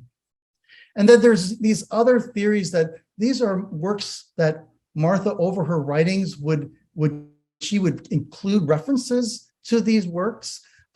They're not exactly consistent with her conceptual framework, but these are other scientific systems and theories that resonate, that inform, that help understand her conceptual system. So you know that her unitary science is not something that is an isolation of other scientific perspectives.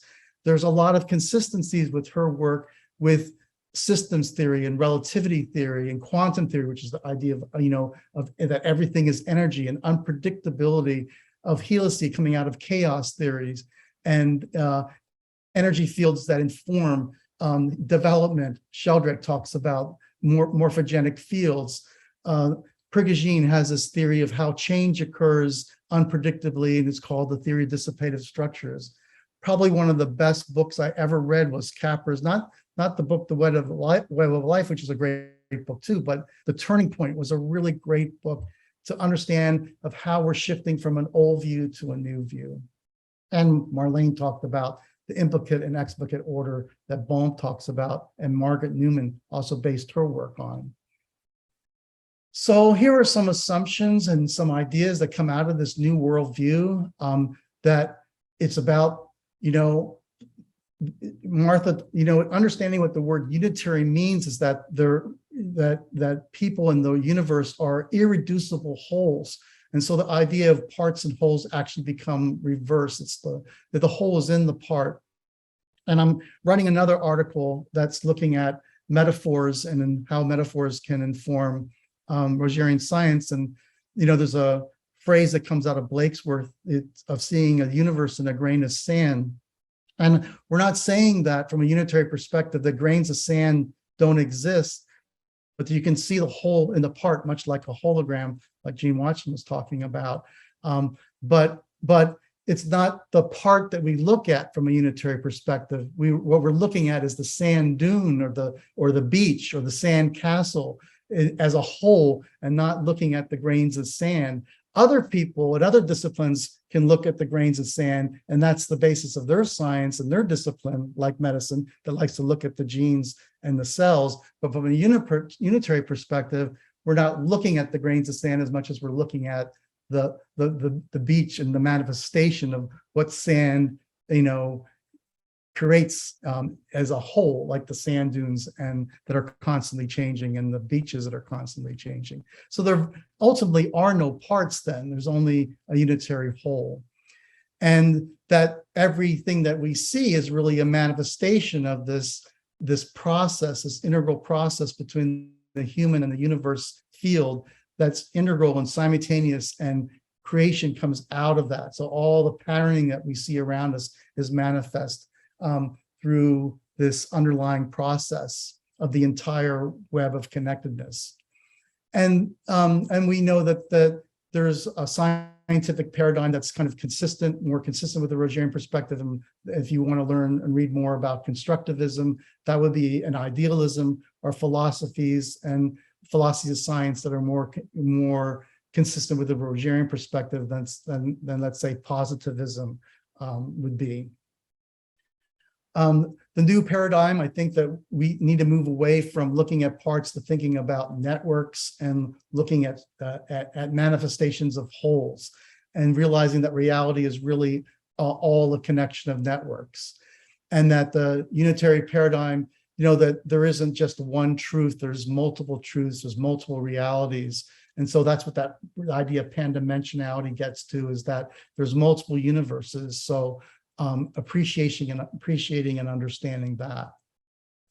This diagram was influenced by a diagram that I saw that John Phillips published in a book chapter. I just kind of expanded it, where he talked about that what we know guides what we do, and that there's a connection between this unitary cosmology, which is the most abstract, to a philosophy that evolves out of cosmologies, to ontologies, epistemologies, and ethics, systems of ethics that evolve out of our philosophy. And all this is being informed by this unitary perspective. And then it informs the creation of the unitary transformative paradigm. And caring science is informed by that. And transpersonal, it's all one whole, all connected. And that's another picture of Martha. That's a stained glass window that was created. Then there was a banner that was made from that. So I'm going to now talk about and try to explain what Rogerian science is from, I probably won't be able to get through all this, but my goal is for at least get through the major concepts and principles, and I'm going to try to explain them in a way that brings the abstract more to maybe somewhat concrete. So Martha talks about unitary human beings that are irreducible wholes. And when we talk about an irreducible whole, it means it can't be broken down into parts, and that parts have really have no meaning outside the context of the whole. So that's what her statement means when she talks about a person as being more than and different from the sum of parts. So a part tells you nothing about a whole. So we don't talk about in the unitary perspective of mind, body, and spirit. We don't talk about biopsychosocial, spiritual, cultural, because those are really all parts, and a person is more than and different from the sum of those parts. The person, the unitary human being, is not only an irreducible whole, but the environment is an irreducible whole, and they're in mutual process with one another. So in a sense, then the human being and as an energy field and the environment as an energy field are open to each other in mutual process and co-evolve together in a dynamic, continuous way and in an acausal, non-linear way. So the life process is always constantly changing. It's creative because always new things are evolving out of this process. And uncertainty and innovation and growing diversities are features and characteristics of this change process. Martha talks about patterns and everything, not everybody, most people I don't think can actually see an energy field. Some people do see it, but most people don't have the capacity to see the energy field. But what we do see through our senses are manifestations of the energy field. And that is everything that you see around us, everything you hear, perceive, taste, all through your senses. And we're limited because as human beings, we don't see the entire light spectrum. We see only part. So the reality that we see really isn't what reality is, right? It's only what our senses allow us to see.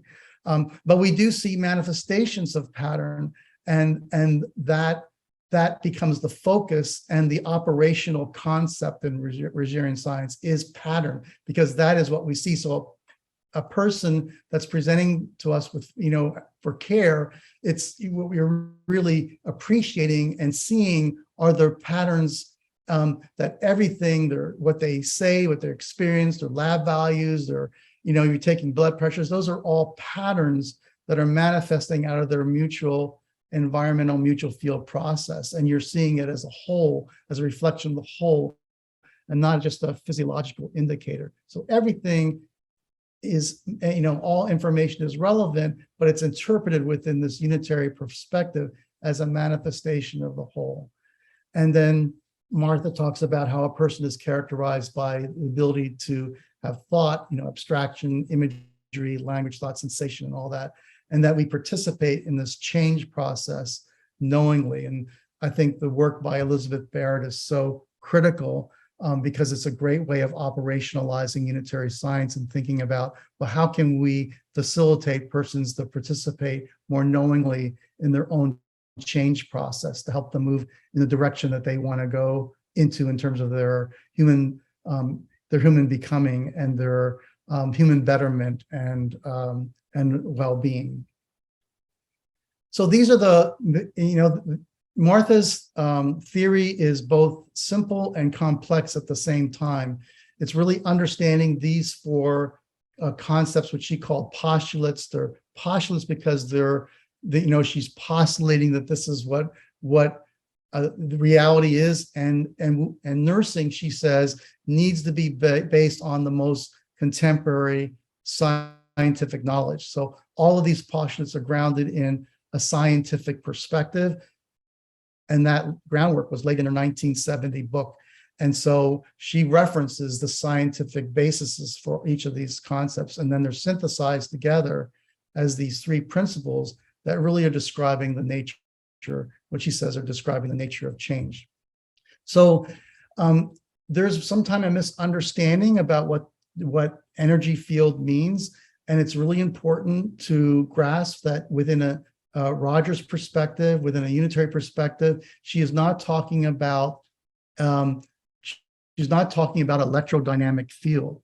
That's a physical field. She's not talking about energy in the way that physicists talk about an energy field, not even the way that quantum physicists talk about energy field. She's talking about that everything is energy, even thought is energy, right? And so it really becomes more of a metaphor of the dynamic nature of the field. Because if you want to reduce a field to a psychological field or a social field or a physical field, that's a reductionistic view that's not consistent with what she's talking about when she's talking about energy. It's true that in her early work, when she was referencing Burr and Northrop, they were measuring energy potentials around trees. And so they were measuring with a voltmeter, and it was evidence that there is an energy field out there. And you can measure this energy field if you have instruments that are sensitive enough. But that's not what she is really talking about when we think about the contemporary understanding of what an energy field is with a unitary perspective. It's not electrodynamic, it's energy in the abstract sense. So everything is energy. And we know that it is grounded in physics. It is grounded in the idea of Einstein's and quantum theory perspective that shows that everything really is an energy. But the important thing about grasping the idea of energy is that it is the fundamental unit of all things, living and non-living. So everything is energy. It's how that energy is organized that makes it different. So my energy field is organized differently. That's why I look different from someone else. And this table that I'm sitting at, this made out of the same fundamental, it's energy, but the way that energy field is organized it takes on a different characteristic of pattern. So the importance of energy and looking at energy field is that idea field it's a unifying concept, and so you can't reduce the field to, you can't, where does it begin and where does it end? It's infinite. There is no beginning and end to a field. And if you want to use as an example a magnetic field or electric field, it's the same sort of idea. You can't divide a energy field that's a magnetic field into a part. It's infinite. It changes in strength and density as you move away from its source and its center. But it's a unifying concept. You can't divide a field up. And also, energy is dynamic, so it signifies the constant change. And a field is in continuous motion, and that's that dynamic nature. So those are the ideas that you want to get out of the idea of thinking about energy and the word unitary, because energy field cannot be reduced to a part. By definition, understanding the concept of openness from a unitary perspective flows from understanding what she's talking about in terms of the energy field, because by definition and by actuality, an energy field doesn't have any boundary. They are open and they're infinite and they expand,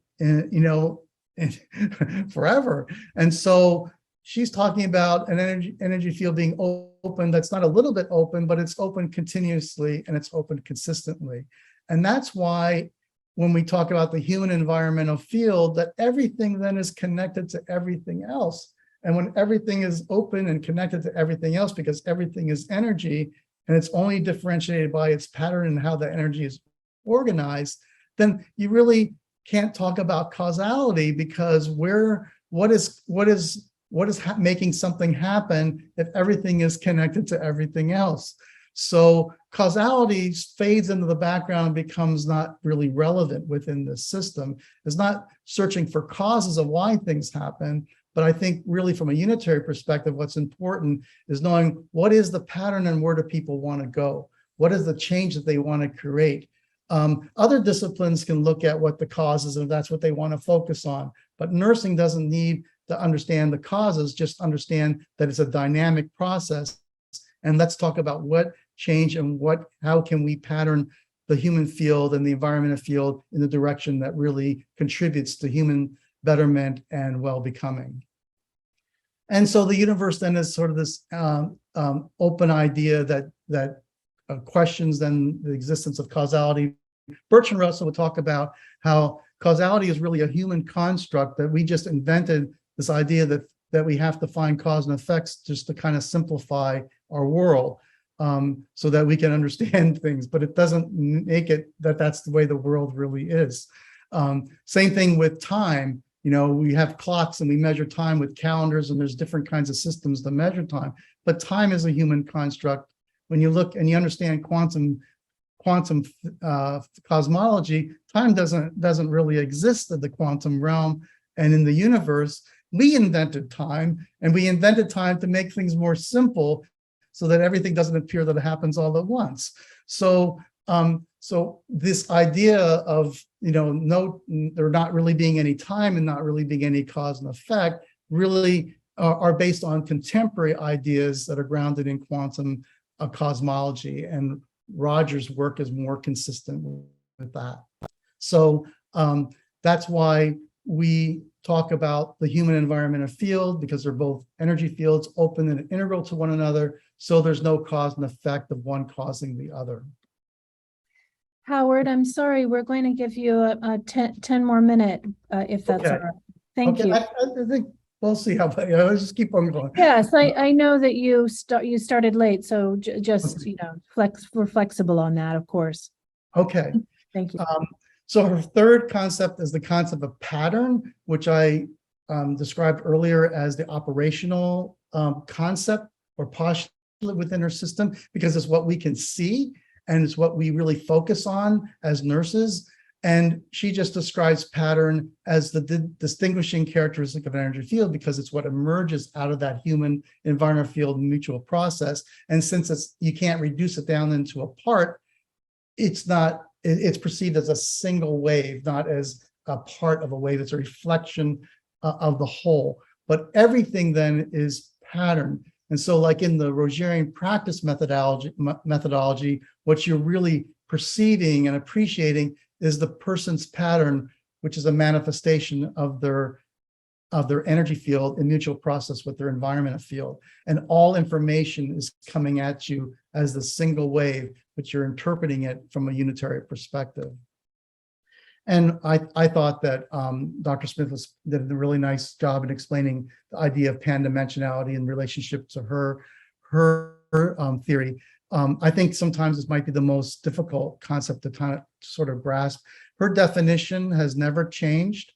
She has changed the word from multidimensionality. Before that, it was four-dimensionality, and then she changed the pan-dimensionality. But the definition has never changed throughout the evolution, and it simply describes the universe and everything as a non-linear domain without spatial or temporal attributes. And that's the idea that the energy field exists and everything is energy in a domain that is non-linear, meaning that it's not cause and effect and is beyond space and time. And that goes, we're kind of like stuck in this three-dimensional world, but we see that there's evidence of realities and events that can't be explained simply within our three-dimensional perspective. And so there's lots of great ways of understanding and reading about pan-dimensionality. I think the books, Flatland and Sphereland are books that were written that show, what is it like if you were all living in Flatland in a three-dimensional object. So if it was just 2 dimensions and a 3-dimensional object comes into our world, what would that look like? And in Sphereland, what would a 4-dimensional object look like that appeared into our 3-dimensional world? Reading books like that sort of like help understand what this concept is. But also, I think there's lots of evidence out there when we think about, Martha would talk about events that can't be explained within our three-dimensional worldview. We label those as paranormal events, clairvoyance, it's knowing that something's going to happen before it happens. And there's evidence, there's a lot of stuff out there that shows that's quackery, but there's institutes that have done research on paranormal events that show that it's real. Okay, so reading some of that work can help understand its relevance to understanding human experience, because patients, and I've been with patients that have experienced, and many of you I know been with patients that have experienced things that you really can't be described, and this concept is a way of giving some sort of theoretical basis and understanding for events that are difficult to understand within our limited perspective.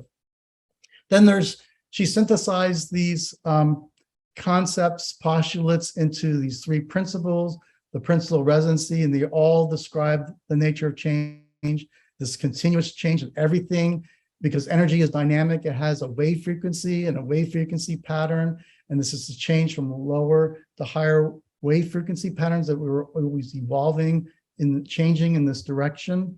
I think that John Phillips talks about how it's really going back and forth, that it's not just a linear progression from higher to lower, but it's a movement of going back and forth between lower and higher frequency. But you can see, we have expressions in everyday life that talk about how, we're on different wavelengths as a way of expressing how we're not really synchronous and understanding one another. So being in tune with someone, is this idea of, are we on the same, frequency pattern? And really our lives, right, are there's all kinds of rhythms in our lives. And you can see patterns of change throughout the universe, and throughout the, we live on circadian rhythms that are going on. There's constantly sound, light, everything really is a frequency pattern, and it's those patterns that we perceive. And Helisy describes this idea that this change process is always unpredictable, it's innovative, it's going towards creative, more increasing diversity of patterns. And then integrality is really this idea of how the human environmental field are in this mutual process and co-evolving together. So she sort of laid out this system, and she then described the human and environmental fields, and this is like a synthesis of all of the postulates and principles together. And you can see that there's really the human field and the environmental field almost the same definition, but the idea is that they're integral to one another. And so we can focus on the human field, but knowing that the human field is always in mutual process with the environmental field. And that's one way of visualizing it, that there's no boundary between the person's environment and who they are as a person. The energy field are integral with one another. There's some new concepts that are evolving as the science builds. Martha laid out that system. She developed 3 theories that she put out there, and I'll show what those are if we get to it. But the idea of Unitariology is a term that John Phillips coined, is the study of unitary science. So my giving this presentation and you studying unitary science is really the science of Unitariology. The idea of pandimensionalis, where we talk about Homo sapiens, but if we look at the person as an energy field that has infinite dimensions, then the idea that we really are moving towards, and we are Homo pandimensionalis and well-becoming. Marlene talked about, John introduced that idea that well-being is sort of static, and if we think about everything as being in process, then the better way of expressing that changing process of change would be well-becoming, since becoming is not static. I like the term energy spirit. I think that, I know that Jean talks and uses the term spirit. I've mentioned to her that I think that if you really, to be consistent with the unitary perspective, thinking about spirit as energy, because Martha would say that spirit is like a part, right? But if you reconceptualize spirit within an energetic perspective, then that would be more consistent with a unitary perspective. So I like this combining of the 2 words, energy and spirit, that John did in that 2015 article. And then Elizabeth's work of power as knowing participation and change is something that really would be foundational and good to read about. So this is idea, I think, like understanding, Jean uses the word unitary, and we're all using this word unitary, and it's situated, the work of unitary caring science is in this unitary perspective. So it's just understanding that unitary is meaning not that a person doesn't have any parts, and you wouldn't reduce the person to parts in a unitary human being. Parts tell you nothing about a whole. And unitary means that it's inclusive with the environment. And unitary thinking performs a new way of actually interpreting and thinking about the world in front of you. This is another way of depicting the relationship between cosmology, philosophy, the science of unitary human beings, and you got the postulates, the principles, manifestations, and theories that all flow from that. That's what work is from John. And then, from this unitary perspective, there's a unitary cosmology, a unitary ontology, a unitary epistemology, ethics, and aesthetics. I think everybody's going to have a copy of these slides then, right? Because I won't be able to go over them, but if people have a copy of the slides, they can read about what each of these are. What is the universe from a unitary perspective? So looking at interpreting the universe from a unitary perspective is this idea that there's, that the universe is indivisible and is made of energy, and that there's not just one universe, there's multiple universes. The universe is pan-dimensionality, and the universe is constantly rhythmically changing, and it's unpredictable, always moving to greater diversity and creativity. 5 minutes, please, Dr. Butcher. Thank you. Okay. So the unitary cosmology, this idea, this is the field, the unitary field that Jean is talking about. When you would try to understand and visualize what that is, it's the fundamental unity of everything. You can't reduce anything to its part, and it's pan-dimensional. The unitary ontology is looking at what is reality? What does reality look like? And it really goes back to her definitions and her postulates. That the person and the human being is and the environment is irreducible. It's identified by pattern. That's the way of thinking about the ontology, that it's made of, everything is energy. Energy is dynamic and constant motion. Change is continuous. It's always unpredictable. It's creative. It evolves. Human beings and the environments are constantly in this process of unfolding potentials. And appearances are patterns. So everything that we see is a pattern that emerges out of this field. It emerges acausally. It comes out rhythmically, and it's unpredictable. So human beings in our environment are then pan-dimensional, meaning that they're non-linear, non-temporal, non-spatial, and it really describes the relative nature of change. There's this idea of infinite realities. And we are just a constellation of unfolding potentials in mutual process with the world around us. Epistemology is about what the nature of knowledge is. So knowledge really is grounded in pattern.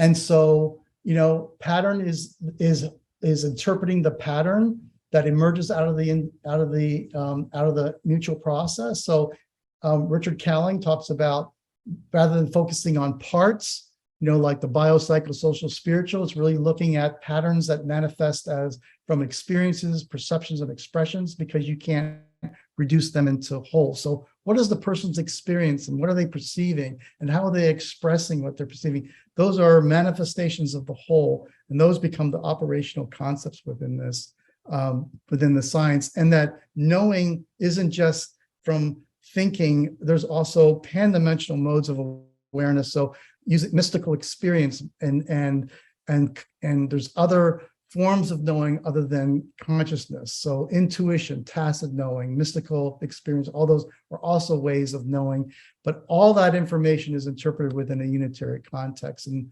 this work comes out of this article by, I encourage you all to read Richard's work. He was my dissertation chair, and it's inspirational to me. But this movement, the difference between thinking from a unitary perspective to, of how that's different from thinking from a holistic or systems perspective. Martha wanted to move away. She didn't want to confuse holism with unitary thinking, because unitary is really going beyond holism, because holism is still looking at parts. So here's some examples in the middle of phenomena that can be interpreted from a unitary perspective beyond systems thinking. And then moving away from a systems model of thinking where you're kind of like focusing on these parts, to looking at a unitary way of thinking and interpreting, which I know that's a little blurry, but manifestations of experiences, expressions, and perceptions are what's in the middle there. And those are the patterns that are emerging out of the human environmental field process. And that's what the focus of nursing is on it from a unitary perspective. I developed a system of ethics. I'll just show the slide. This is in a 1999 article where I read all of Martha's works, and I looked at, what are the values that she believed in that are embedded within her work and within the way she lived her life. And I identified these, what I would call manifestations of ethical ways of being open, having reverence to art, to the universe, embracing connectedness, this idea of embracing optimism and change. These are sort of like value systems that are part of a unitary perspective from Roger's perspective, and that in practice involves living the ethics. So she lived these ethics in her work, but when you practice from a Rogerian perspective, you are also embracing these ideas of justice creative and using wisdom and compassion, being responsible. All those are part of the system of Rogerian ethics. And aesthetics, the last branch of philosophy, is appreciating the kaleidoscope. These are metaphors that actually Martha used in her own work. She talked about pattern as like looking through a kaleidoscope because it's constantly changing and it's unpredictable. And that because everything is in motion and everything is vibration, it's like a symphony. The universe is like a symphony of patterns that are flowing together. So the idea of kaleidoscope and symphony and music to me are really artistic ways of conceptualizing and thinking about what the meaning of pattern and what the meaning of Rogerian science is. And so from a unitary perspective, if you want to practice and incorporate aesthetics, it's really, creating meaning when appreciating the person's pattern, from looking at pattern as this manifestation of kaleidoscopic and symphonic manifestations of pattern, and looking and finding meaning in the person's experiences and participating knowingly in the person's process of change, and actually engaging in this, unitary pattern practice, to me, are all part of the aesthetic of Rogerian practice. And then this is a diagram that shows the flow between the philosophy, the science, the other theories. They flow into a research methodologies and into practice methodologies.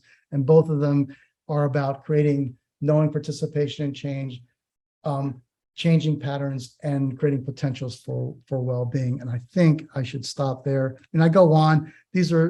You can see these slides later on. These are a list of all the different theories that have evolved from Rogerian science and the references. So there's a lot of work that has been developed that have built on Roger's ideas, including Marlene Smith's theory listed here as the theory of unitary caring. And then there's a practice methodology that's been spelled out in multiple publications. The nursing process is not what you use. So it's really these two nonlinear processes. And this method opens you up, this view opens nursing up to multiple modalities and practice modalities that go beyond perhaps what other models would embrace. So these are sort of like holistic modalities that are consistent with this worldview, but it doesn't replace and change the other things that we do as nurses that are like those 565 interventions in the NIC classification. Those are all things that nurses do, but those are reinterpreted as patterning modalities that are energetic as well. It's just that this system opens you up to other kinds of ways of practicing that are more grounded in a unitary perspective than in a participant way. So I'm going to stop here.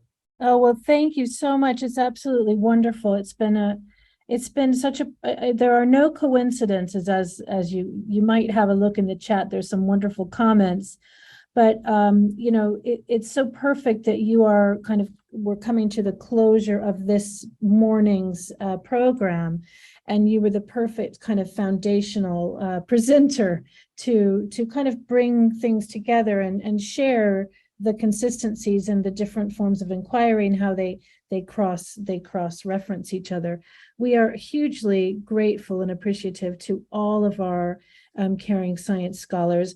These people are the way showers for all of us, and it's time for us to, carry this knowledge and move it forward as we continue to contribute to the field of unitary caring science. Just a final word or two from our panelists, and then we will have to move on to lunch. Dr. Smith, we're so appreciative of you being here. Any final words, and then it will be Dr. Ray and Dr. Watson, please. No, I mean, I was blown away by everybody's presentation, and I always learn so much, even though I've heard Doctors Watson, Butcher, and Ray before, there's always something new in there that I learn and really touches me. So thank you all. It's wonderful.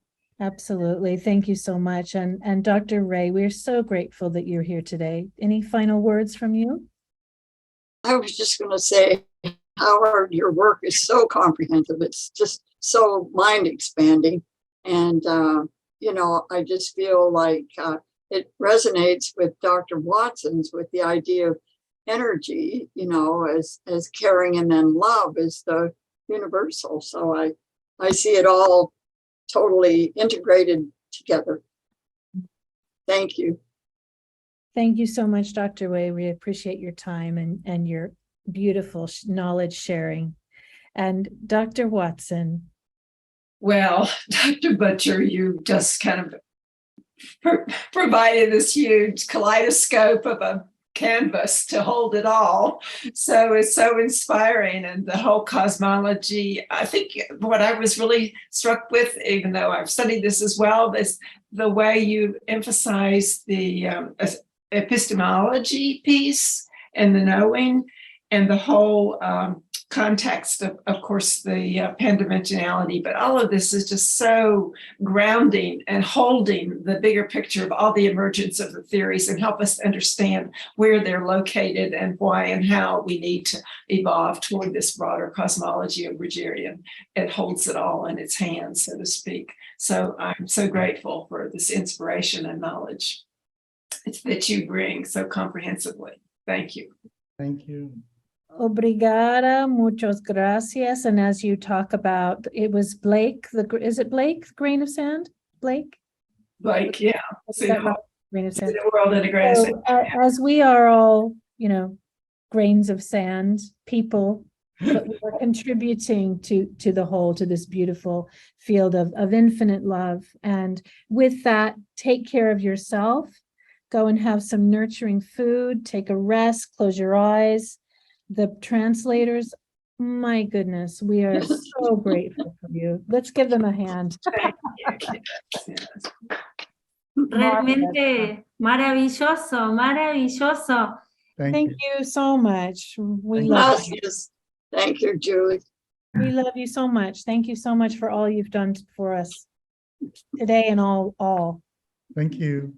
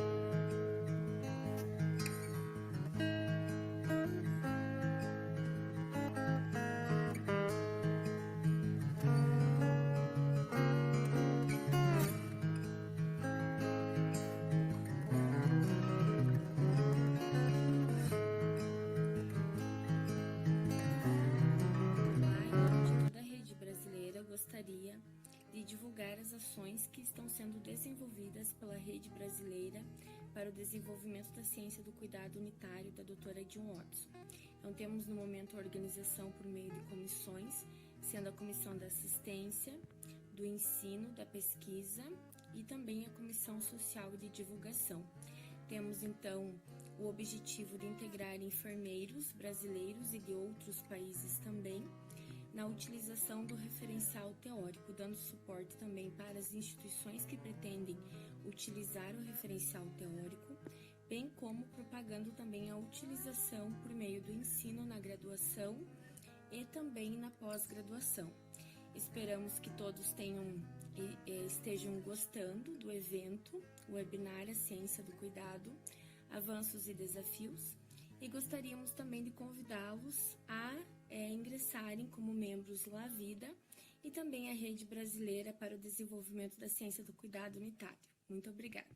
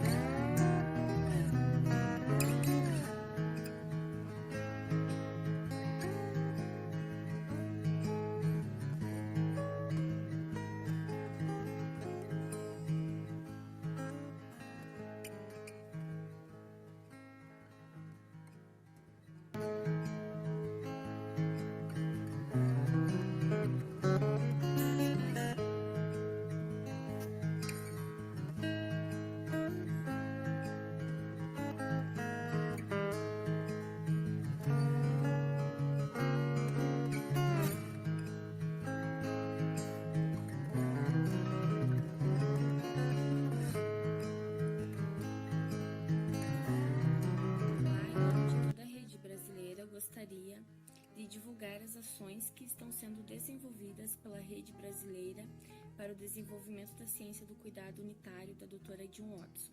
Então, temos no momento a organização por meio de comissões, sendo a Comissão da Assistência, do Ensino, da Pesquisa e também a Comissão Social da Divulgação. Temos, então, o objetivo de integrar enfermeiros brasileiros e de outros países também na utilização do referencial teórico, dando suporte também para as instituições que pretendem utilizar o referencial teórico, bem como propagando também a utilização por meio do ensino na graduação e também na pós-graduação.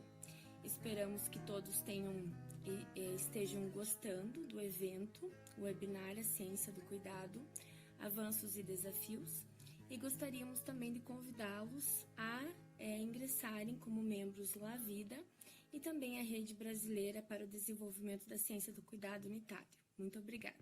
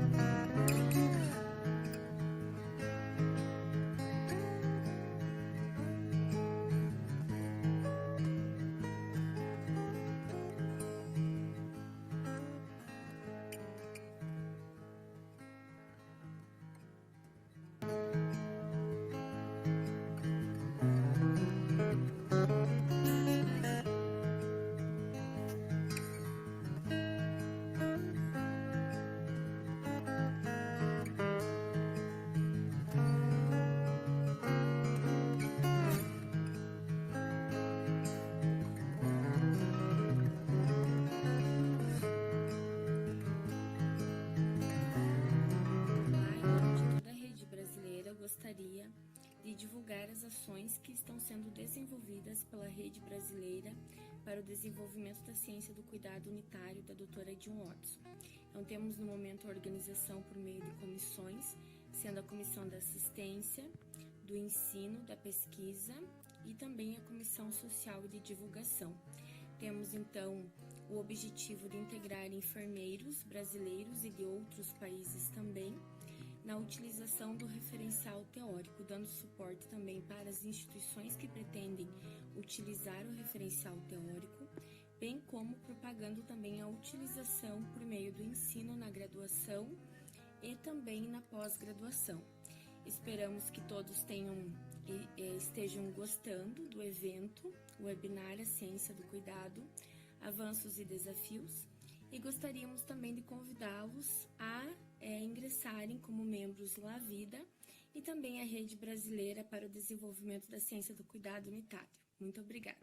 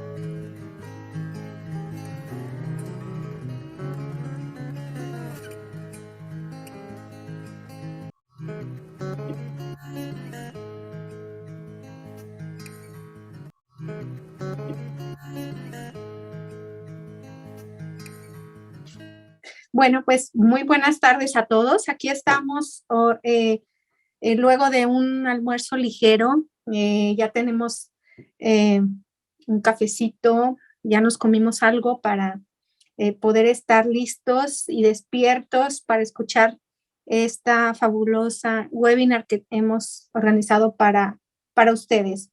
Vamos a retomar con una presentación y un gran lanzamiento del libro Milagros y los Misterios. Los Milagros y los Misterios, que son vivencias por enfermeras y enfermeros. Ahí está, lo está enseñando Julie. Y bueno, estamos muy contentos y muy orgullosos por esta presentación del libro. Invitamos a Luana Tonin de Brasil, que es una doctora Luana Tonin de Brasil, que va a estar este tiempo con ustedes en la presentación del libro. Luana Tonin es una enfermera egresada de la Universidad Estatal de Medio Oeste, Unicentro, en el 2012. Hizo un doctorado por la universidad, híjoles, no, pues no sé cuál es la universidad. Aquí me ponen todas las siglas. UFPR. Isso. Uhum. Bueno, la maestría también en enfermería y una residencia en enfermería en el área de salud del niño y del adolescente. Así también es especialista en salud pública y profesor de la Universidad Positivo. Miembro del Centro de Estudios, Investigación y Extensión del Cuidado Humano en Enfermería. Miembro de la Red Internacional de Enfermería y de la Red de Enfermería a Domicilio. Ella es representante del Watson Caring Science Institute Latino-Iberoamerica en Brasil. Ella ha actuado principalmente en los siguientes temas: salud infantil, cuidados de enfermería, teorías de enfermería y cuidados domiciliarios. Ella es editora y autora del libro de Milagros. Le cedemos la palabra con un aplauso para la presentación del libro. Gracias. Obrigada, Luxana. Boa tarde a todos. Boa tarde. Meu nome é Luana, sou do Brasil, sou representante do Brasil pela Watson Caring Science Instituto Latino-Iberoamerica, e é com muita alegria que hoje, então, iremos realizar o lançamento, né, do nosso livro Milagres e Mistérios Vivenciados, né, por enfermeiros e enfermeiras. Gostaria de agradecer, né, ao Instituto, o Héctor, a Julie, né, os nossos diretores, né, pelo incentivo na realização, né, desse livro, a editora Lotus também, pela publicação, né, deste importante livro para a área da enfermagem e a área da saúde. E a mesa redonda hoje, então, ela está organizada.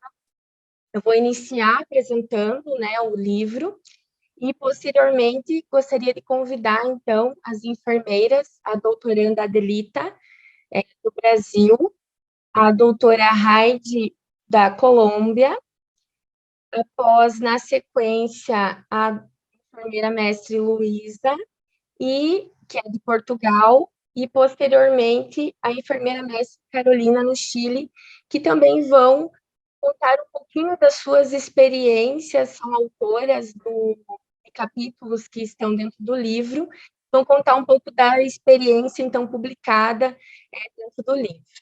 Então, deixa eu só compartilhar minha tela aqui.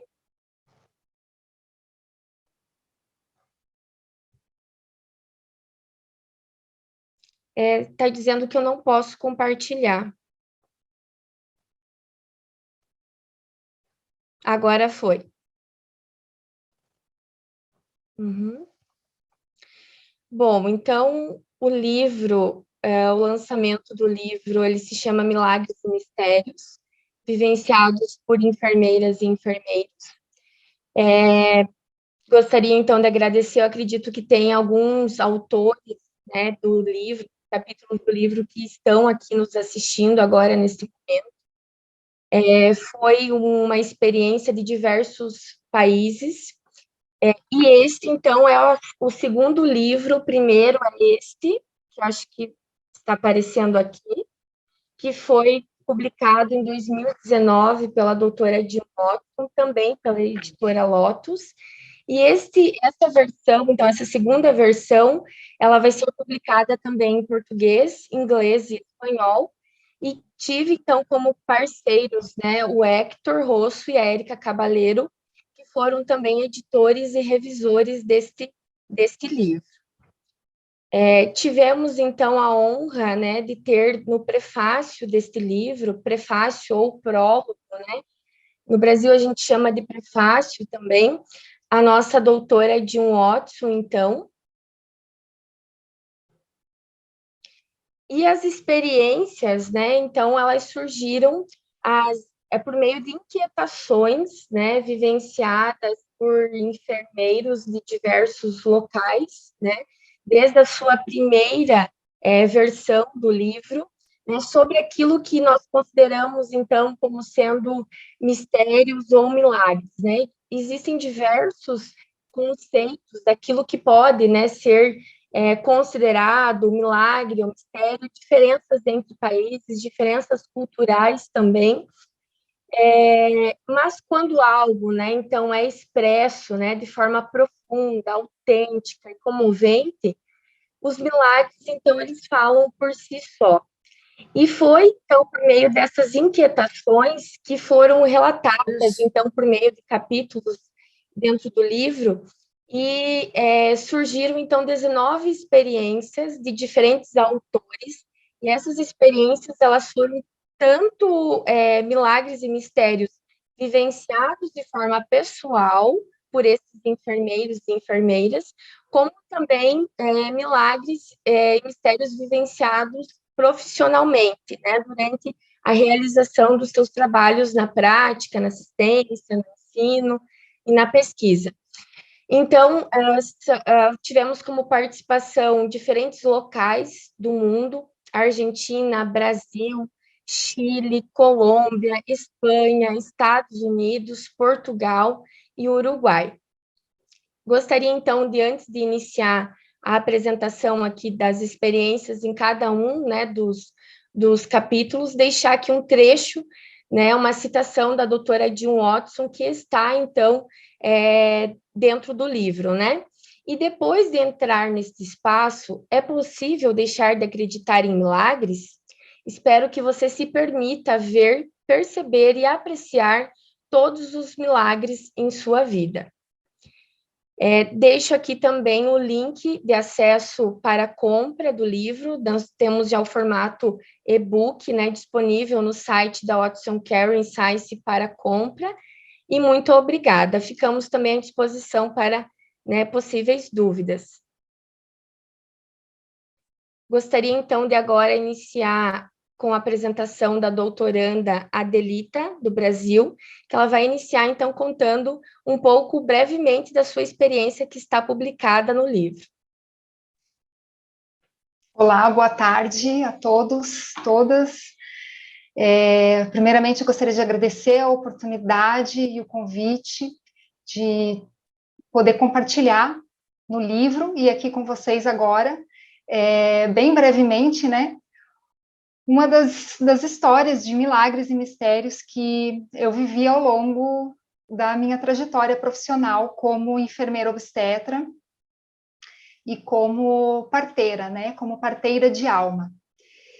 E essa história que está no livro é uma história que foi um divisor de águas na minha vida, especialmente pessoal e profissional, né? Mas profissional foi um grande marco.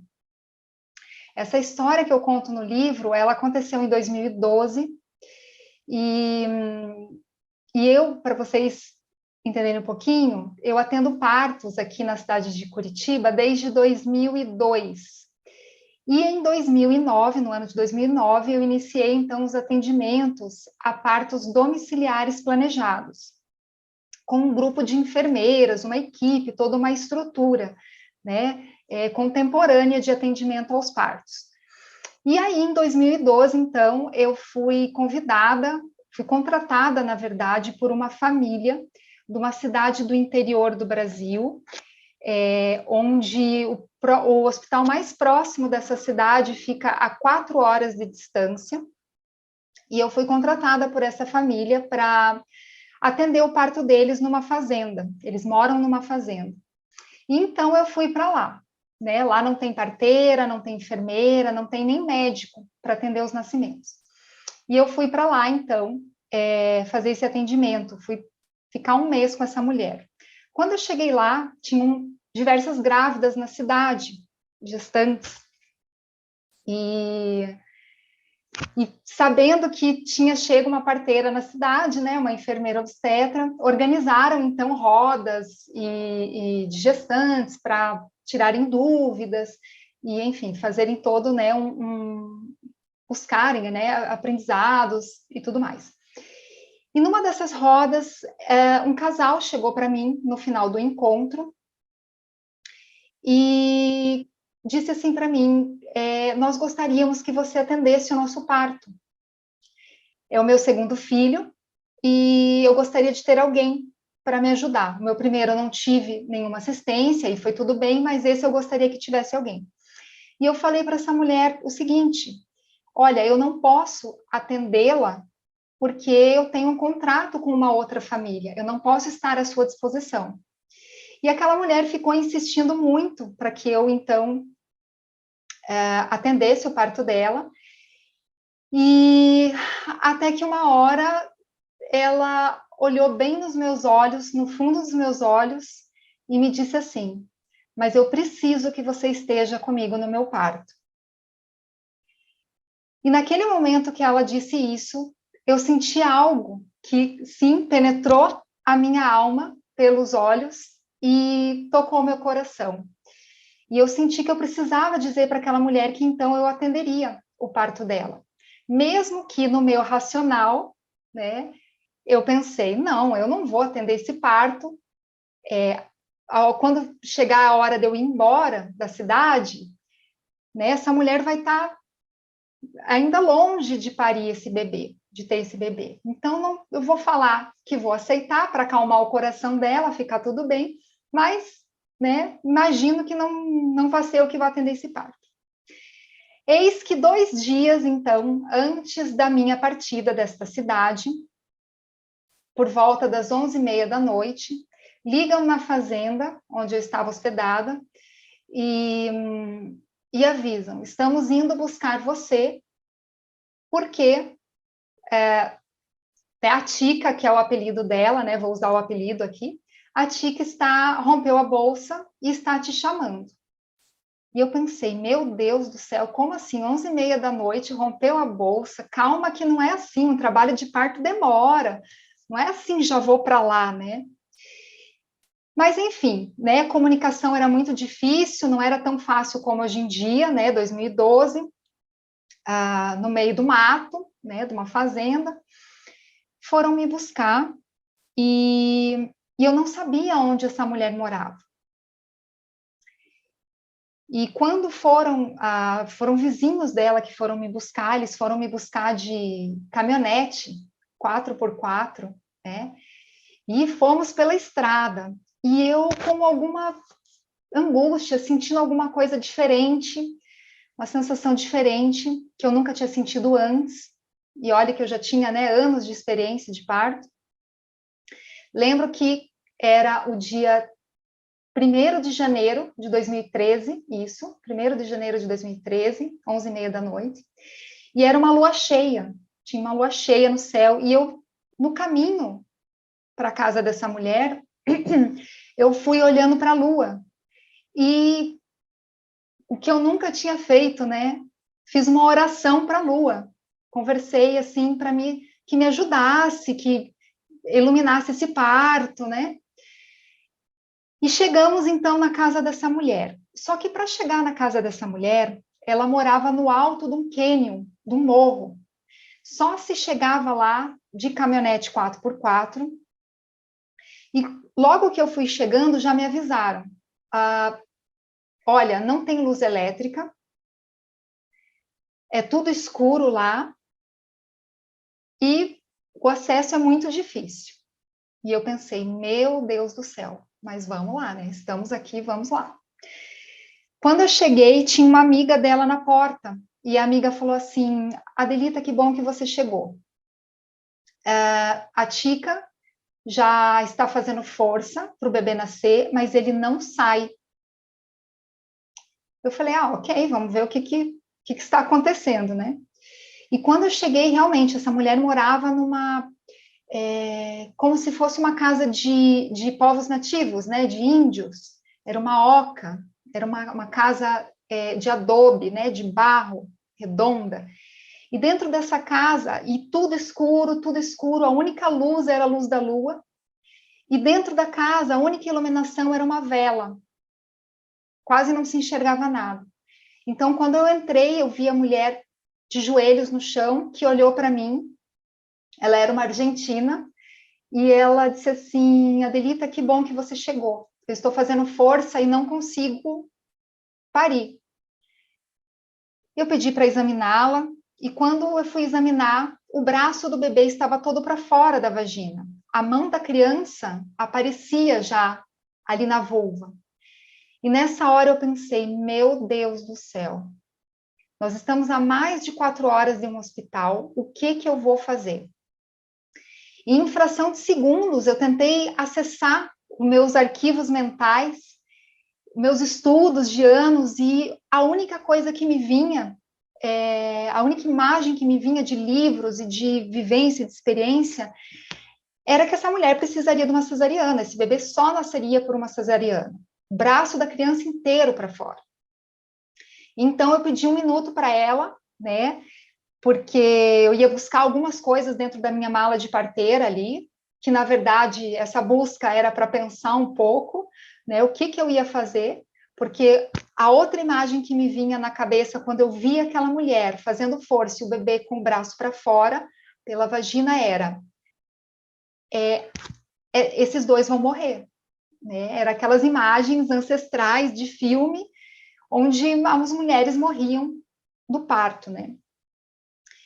E nessa hora que eu me afastei, então, para buscar alguns materiais na minha bolsa, na tentativa de pensar o que fazer, eu me conectei, eu silenciei por alguns segundos e fiz uma oração e pedi ajuda de Deus, de todos os seres ancestrais, de todas as mulheres que já tinham parido na existência, de todas as parteiras do mundo, que me ajudassem ali naquela hora. E nesse momento que eu fiz a oração, muito rapidamente, né, eu ouvi uma voz que me disse assim, agora você vai ter que ser parteira de verdade. E nessa hora que eu ouvi essa voz, me veio o que eu tinha que fazer. Então, eu fiz, resumidamente, né, eu fiz manobras que eu nunca tinha feito na vida, consegui virar esse bebê, colocar esse braço para dentro, o braço dessa criança para dentro, virar esse bebê, e essa mulher, então, isso foi em questão de, não sei, acho que 5, 10 minutos se passaram, né, dessas manobras, mas que pareceram uma eternidade, mas essa mulher fez uma força e pariu essa criança, e graças a Deus está com vida, e já vai completar, então, 10 anos de idade. Então, essa é uma história bem resumida, onde não só foi um divisor de águas, né, da minha vida, mas eu acho que eu fui um canal, de alguma forma, da espiritualidade para poder ajudar a vida dessa mulher e desse bebê. É isso, gente. Fica o convite para vocês lerem o livro e a história em detalhes no livro. Muito obrigada. Realmente é uma história muito linda, muito emocionante também, né? Muito obrigada, Adelita, por compartilhar a sua experiência. Agora, seguindo, então, o nosso cronograma da nossa mesa redonda, gostaria de convidar, então, a doutora Haidy, da Colômbia.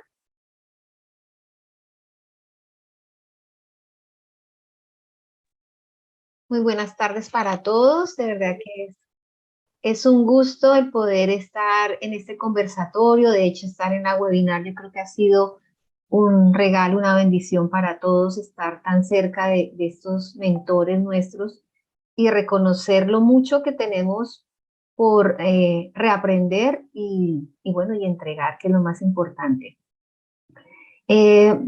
Bueno, yo había preparado una pequeña presentación antes de compartir. No sé si tú la puedes compartir, Luana, o la comparto yo.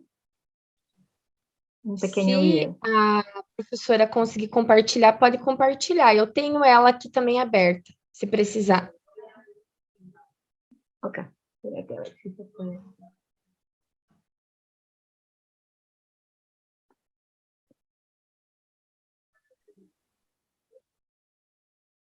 Me avisan si lo están viendo. Sim, aparece. Ok. Ay.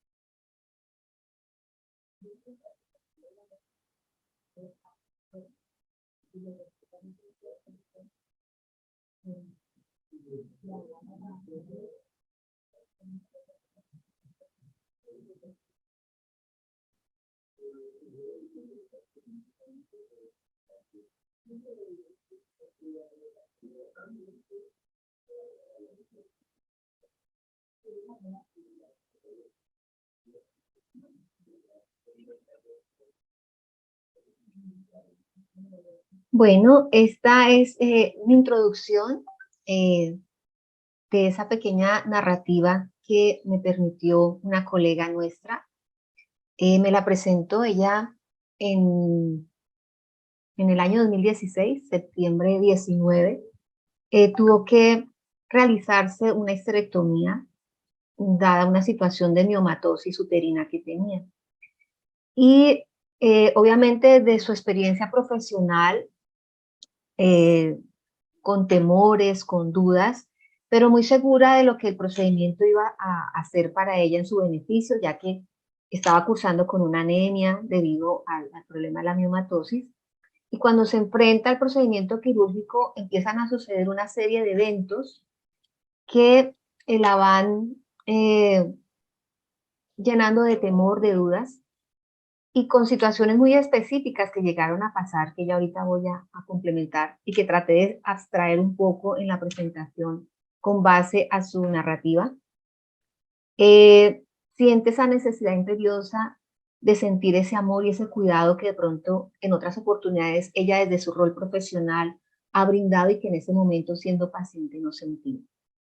Ella inicia su proceso quirúrgico en la entidad donde había llegado, había un problema de insumos, y ya justo antes, una hora antes de la cirugía, es que le informan al esposo, que también es enfermero, que debe comprar algunos insumos para poder hacer la cirugía, o si no tocaba aplazar el procedimiento. Entonces deciden obviamente optar por la compra.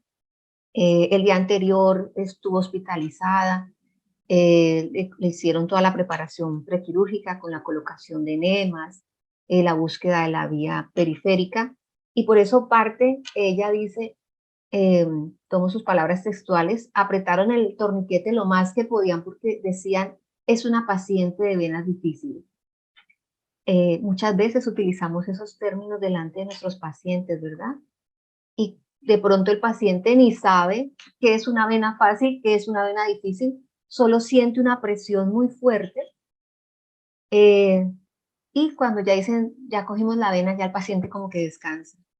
Ella en su relato comenta que fue un poco complicado el procedimiento y más de una persona tuvo que abordar su brazo y hacer técnicas no muy adecuadas, como estar entrando y sacando el catéter, lo que le producía mucho dolor, pero en aras de sentirse atendida, bueno, lo toleró. Cuando entra a la sala de cirugía, ya estaba todo listo, le colocan la anestesia epidural y resulta que hace una relajación de esfínter, lo que produce obviamente una evacuación de los restos que los enemas desde el día anterior no alcanzaron a lograr, y obviamente se contamina la sala. En eso está entrando el ginecólogo y la instrumentadora le dice, está contaminado. Y él le dice, pero si yo no he tocado nada. Dice, no, la paciente está contaminada. Hay que reprogramar esto. Él, con cierta, ¿cómo se llama eso? Confianza que tiene con la colega, porque han trabajado juntos en algún momento de su historia laboral, le dice, mira, pasó esto, y entonces la instrumentadora dice, no, pero podemos cambiar todo totalmente y empezar de nuevo. Limpiamos la paciente y todo, y empiezan de nuevo. Deciden hacer eso. El procedimiento transcurre normal. Ella en la narrativa comenta los temores porque al estar obviamente pendiente de todo lo que sucedía en la sala, su parte profesional no la dejaba estar tranquila, ¿no? De relajarse un poco. Cuando va terminando el acto quirúrgico, que la médico general va haciendo el cierre de piel, el ginecólogo se acerca y le dice, todo salió bien, solo que te voy a cubrir con antibiótico de amplio espectro, porque al sacar el útero, que estaba un poco friable ya, se generó un vacío y se terminó de evacuar lo que no había terminado de evacuar el intestino. O sea, una cosa de no creer. Y una nueva contaminación del procedimiento. Ella comenta en su narrativa que cuando el médico le dice eso, por su mente pasó lo que cualquier profesional como nosotros considera la complicación más inevitable, y es pensar en una peritonitis, en lavados quirúrgicos, en unidad de cuidado intensivo. Eso pasó por su mente en milésimas de segundo. Pero cuando el ginecólogo le pone la mano en el hombro y le dice, tranquila, recuerda que el control lo tiene Dios y yo te voy a cubrir con el antibiótico. Ella se siente con eso segura porque es una colega que tiene mucha fe, es una practicante católica y obviamente esa palabra la llenó de tranquilidad y confió. El tema es que a partir de allí, ella dice, perdió su nombre, porque a partir de allí todo el personal la llamó la paciente contaminada. Y ella relata textualmente, salió a la sala de recuperación la paciente contaminada. Hay que llevarle la patología a la paciente contaminada. O sea, fue el término que incluso en piso, o sea, aquí llegó la paciente contaminada. Y ella, en el rol de enfermería, decía, pero por Dios, ¿esto qué es? En la sala de recuperación, ella cuenta cómo se sintió tan débil y sola, de sentir que nadie le decía cómo estás, cómo te sientes. En un momento en el que empieza a despertar ese dolor propio del proceso quirúrgico, de pronto escuchaba chistes del personal de cirugía que decía ella, no es momento para echar chistes, y piensan que en la sala de recuperación hay personas con dolor, con temor, incluso despertando de procesos de anestesia un poco más complicados que una epidural, pero que requieren un poquito más de respeto. Finalmente, una colega se acerca y ella le dice, me está doliendo mucho. Dijo, no, ya te colocamos la dipirona, que es una aparte que creo que está en el video. Hay que esperar que haga efecto, no te mandaron nada más. Y le permite que su esposo ingrese. Ella comenta que ese fue el momento más maravilloso porque sentir la mano de quien te ama y te dice, tranquila, todo salió bien, yo estoy contigo, le dio la tranquilidad y como para decir, bueno, no estoy sola aquí. Pasó ese momento de la recuperación, llegó a piso y ella comenta que fueron las siguientes 12 horas más impresionantes porque el dolor fue terrible. O sea, era una paciente que tiene un umbral del dolor muy diferente al de otras personas y de pronto, si el profesional encargado se hubiera detenido a hacer una entrevista con ella previamente o incluso en el mismo posoperatorio, lo hubiera podido abordar con otro tratamiento para que el dolor no fuera tan constante. Ella cuenta que sentía como si le estuviera pasando un tren por encima y lo único que hizo fue aferrarse a la oración. Hacer oración, hacer oración, hacer oración y pedir que alguien llegara porque el esposo decía, no puedo hacer más, yo ya voy, me dicen ya se le colocó, hay que esperar 6 horas, no podemos hacer nada más. Finalmente, cuando van llegando las 4 de la mañana, llega una colega que había trabajado con ella.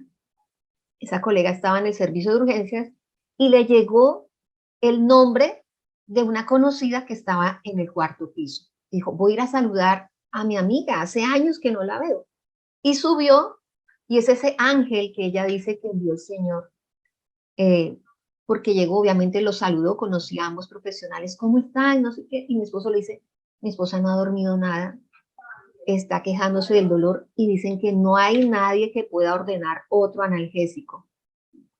Y ella dice, no, ¿cómo que no? Ya hablo con el médico de guardia, y finalmente le colocaron, para ese caso, obviamente, un opioide controlado, con goteo adecuado, y finalmente, ya hacia las 6:30, 7 de la mañana, es que esta colega logra empezar a sentir alivio del dolor y sentir que esa experiencia no ha sido tan negativa y que efectivamente hubo alguien que llegó a regalarle el milagro de aliviar el dolor. Ella al final, por eso coloca que algo que aprendió es que definitivamente estamos en una profesión en la que el servicio y esa curación del alma y de lo físico no la podemos dividir, y que nuestra integralidad en el momento del cuidado debe ser a ese punto, de que de pronto no solo nos enfoquemos en que el paciente calme su parte física, sino también indagar por esa parte espiritual, por esa parte social, por esa parte emocional, que en esta paciente decía ser rotulada como la paciente contaminada y que de alguna forma fuera el estigma en el servicio en ese momento, fue la experiencia más terrible para ella. Entonces me gustó compartir esto porque yo creo que atrás del milagro que cuenta la colega, nos hace reflexionar un poco de lo que en muchas de nuestras instituciones puede estar pasando por la rutina, porque a veces nos olvidamos de que estamos cuidando a las personas y que de todas formas el lenguaje que usamos, cómo nos acercamos, debe evidenciar la preocupación y el sentido de compasión y el sentido de esa alteridad que la teoría nos regala y de esa empatía incluso que también sabemos que debemos tener. No con el simple hecho de, sí, me pongo en los zapatos del otro, sino saber realmente ese sentir y qué sentiría de pronto todas esas personas profesionales de la salud y técnicos que estuvieron en el momento ser retulados de la paciente contaminada. Eu creo que aí poderia cerrar. Muito obrigada, doutora Haidy, por compartilhar, né, a sua experiência, muito emocionante também. Gostaria, então, de agora convidar, né, a Luísa, de Portugal, para contar, então, a sua experiência também.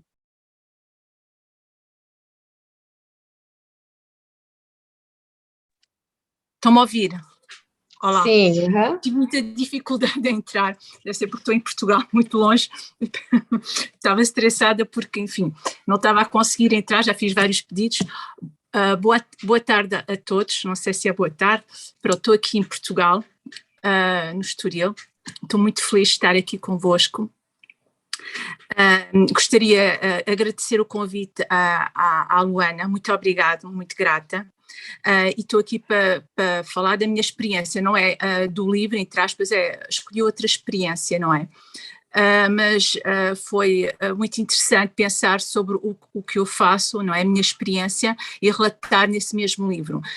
Li, de facto, as experiências das minhas colegas e, de facto, todas nós temos uma experiência diferente, tem a ver muitas vezes com o local onde trabalhamos.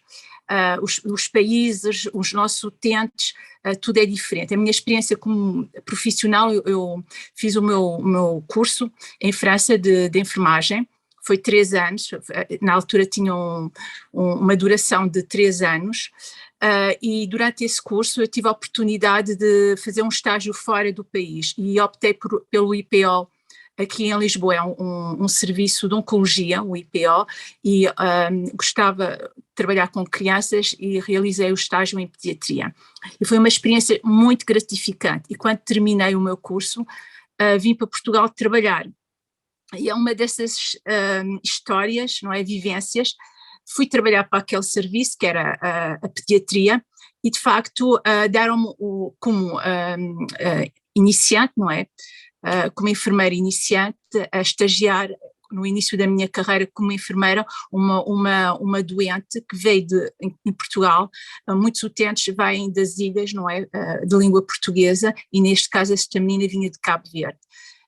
Na altura as crianças vinham sem acompanhante, normalmente vinham com um médico, um enfermeiro, e depois esse acompanhante ia-se embora, mas nunca, na altura não vinham com os pais. E foi-me atribuída essa criança em pediatria oncológica, a nível de humanização de cuidados. As crianças usavam a sua própria roupa, normalmente a enfermeira era sempre a mesma. No turno da manhã, na tarde, tentava sempre atribuir a mesma enfermeira para que haja laços afetivos, e também para esse enfermeiro também conhecia melhor a criança e era mais fácil para essa criança. A criança tinha um tumor da perna e de facto para mim foi muito complicado. Na altura fez um exame, houve uma hemorragia, teve que fazer amputação. E eu pensei, como é que eu vou fazer? De facto, tenho pouca experiência, nenhuma experiência com um peso tão grande em cima de mim. E consegui, de facto, prestar os cuidados, ajudá-la, falava da terra dela, de Cabo Verde, da comida que ela comia, da família dela, enfim. Essas crianças ficavam numa enfermaria. Não tinham, enfim, não tinham acompanhante, então mesmo à noite os enfermeiros e eu, enfim, tentávamos dar aquele amor que os pais dão, não é? Aquele puxar os lençóis, o dizer boa noite, enfim. Anos depois a menina era magricela, assim, enfim, raquética, voltou a Portugal e o meu andar, onde eu trabalhava, era no 7º piso. E foi ter comigo para me ver, para me falar, e fiquei extremamente orgulhosa dela, de tudo o que ela passou e superou, porque de facto vinha com uma prótese, com bengalas, enfim, feliz, superou, enorme, assim, grande, bonita, e de facto eu, como iniciante, não é, como enfermeira que estava a começar, os cuidados eram básicos, mas não havia intencionalidade nesses mesmos cuidados. Eu fazia o melhor, e de facto os cuidados, e o Watson nos diz, é que o enfermeiro, há intencionalidade quando prestamos estes mesmos cuidados. Os termos, por exemplo, o amor, nós aqui em Portugal, ou pelo menos a nível da literatura, é os afetos, mas eu acho que gosto muito da palavra, e é muito utilizada o termo amor, a gratidão, a simpatia, a gentileza. Professora Luísa, Sim. Um minutinho. Você tá pode bem. falar um pouquinho mais lento? A tradutora está traduzindo. Okay. Está difícil. Tá?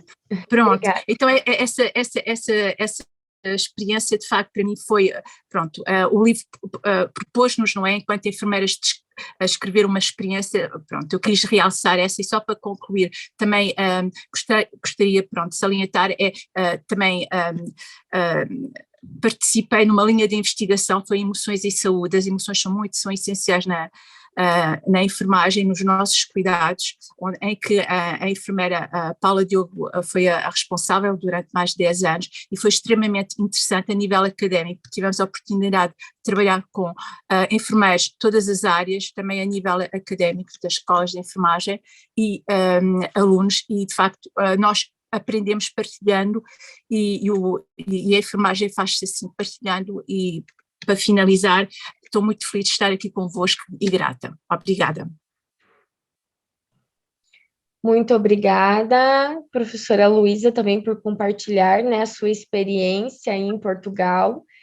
Gostaria, então, agora, seguindo o nosso cronograma de apresentações, né, do lançamento do livro, convidar, então, a enfermeira mestre Carolina, que é do Chile, para contar, então, a sua experiência publicada em formato de capítulo no livro.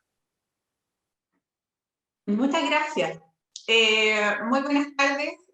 Para mí es un honor estar aquí hoy día hablando de este tema tan importante, que es tan necesario en el tiempo actual. Fuimos hace algunas épocas, ¿cierto?, muy gobernados por energías masculinas de competición, de guerra, de separación, a propósito de lo que decía la doctora Watson hoy día en la mañana, y es tan necesario recobrar, reconectar, ¿cierto?, con estas energías femeninas de unidad, ¿cierto? De armonía, de compasión, de bondad. Entonces, hoy día les voy a hablar un poco de la sanación femenina, que es de lo que se trata mi parte, digamos, que yo comenté del milagro. Bueno, ya sabemos que necesitamos, ¿cierto? Hoy día tener esta conexión, ¿cierto? Con ambos hemisferios cerebrales, en unidad, en integración, ¿cierto? Y con estas cualidades, ¿cierto? Que nos aporta el ser mujer, ¿ya?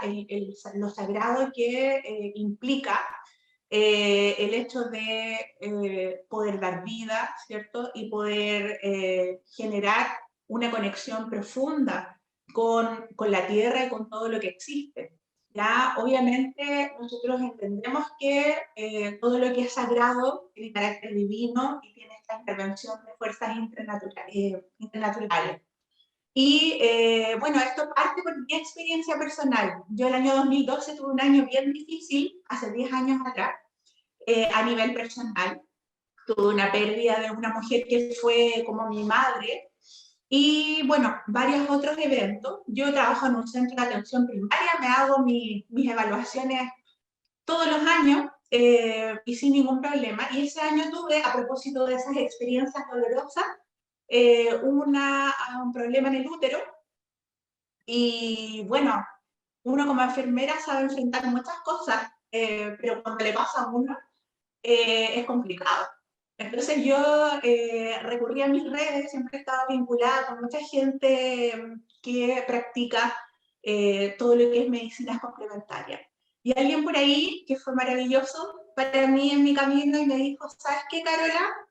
La solución no es sacar el útero, porque yo ya a esa altura había tenido 3 hijos, así que por ende no lo iba a necesitar, supuestamente. Entonces me dijo, bueno, la solución no es esa, la solución es que tú te sanes.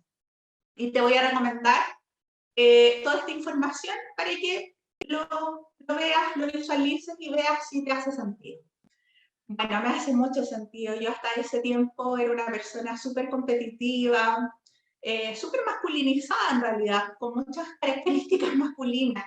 Hasta ese momento eran perfectas por la historia de vida que yo tuve. Pero ese momento, ¿cierto?, en que yo hago clic por primera vez, pido permiso a mi trabajo con el único objetivo de autosanarme, con ese convencimiento de que yo podía hacer cosas para evitar una cirugía, que yo podía hacer cosas por mí misma para recuperar, porque esto me estaba mostrando algo. Entonces, ¿qué pasa? Que en ese momento, ¿cierto?, tuve una comprensión bastante grande de lo que implica ser mujer, de los dolores, no solo míos, también desde mi árbol genealógico hacia atrás, de mi linaje femenino. Entonces tuve un despertar, esa crisis, esa enfermedad, crisis que me pasó el año 2012, en realidad activó en mí un potencial que yo hasta ese momento lo desconocía. Bueno, la parte que yo relaté, ¿cierto?, de la experiencia de una paciente, ¿cierto?, una persona, porque no me gusta hablar de los pacientes, una consultante, porque yo trabajo en un centro de atención primaria, y después que yo retomé mi trabajo, empezaron a aparecer las mujeres con este tipo de problemas. Entonces ya sé que es sincrónico, ya sé que el universo confabula, ya sé que nada es casualidad, el tipo de consultantes que te empiezan a llegar tienen que ver con cosas que tú ya probablemente has trabajado y que puedes tener herramientas para poder apoyar. Entonces, esta mujer, ¿cierto?, tenía un cáncer de útero, se había hecho sus exámenes, ¿cierto?, y el médico le dijo, bueno, no hay nada que hacer, tienes que operarte, tienes que sacarte el útero, pero la diferencia conmigo, digamos, era que esta mujer no había tenido hijos, por lo tanto, importancia, ¿cierto?, de permanecer el útero. Entonces yo comencé a hablar con ella, sin intentar persuadirla de nada, ni aconsejar, porque con esto de las prácticas que yo actualmente tengo, no trato de convencer a nadie, ni aconsejar, solo acompañar, ¿ya? Y con la mínima intervención. Bueno, y le cuento, ¿cierto?, que hay esto, y les voy a contar de qué se trata, ¿cierto? Y que era posible utilizarlo porque en realidad nosotros necesitábamos recordar, necesitábamos volver a conectarnos, ¿ya? Con lo que realmente somos. Así es que ahí comencé, ¿cierto? Con este trabajo, que primero fue mío personal, ¿cierto? La peregrinación de transformar mi visión tan básica de útero a entender lo que significa la matriz, que finalmente implica todo lo que son los misterios femeninos sagrados, que fueron tan enseñados en épocas ancestrales, que nos convertían a las mujeres elevadas casi a calidad de sacerdotisa, y que con el tiempo nos desconectamos, nos masculinizamos, nos pusimos pantalón y salimos al mundo, ¿cierto? A pelear muchas veces, y también a no recordar la hermandad que existe en las mujeres. Entonces comprendí que el útero es una fuente de vida, un centro energético que nos da atributos similares a la madre tierra, de creatividad, de belleza, de cosas muy hermosas, muy sutiles, que están bastante olvidadas en las mujeres.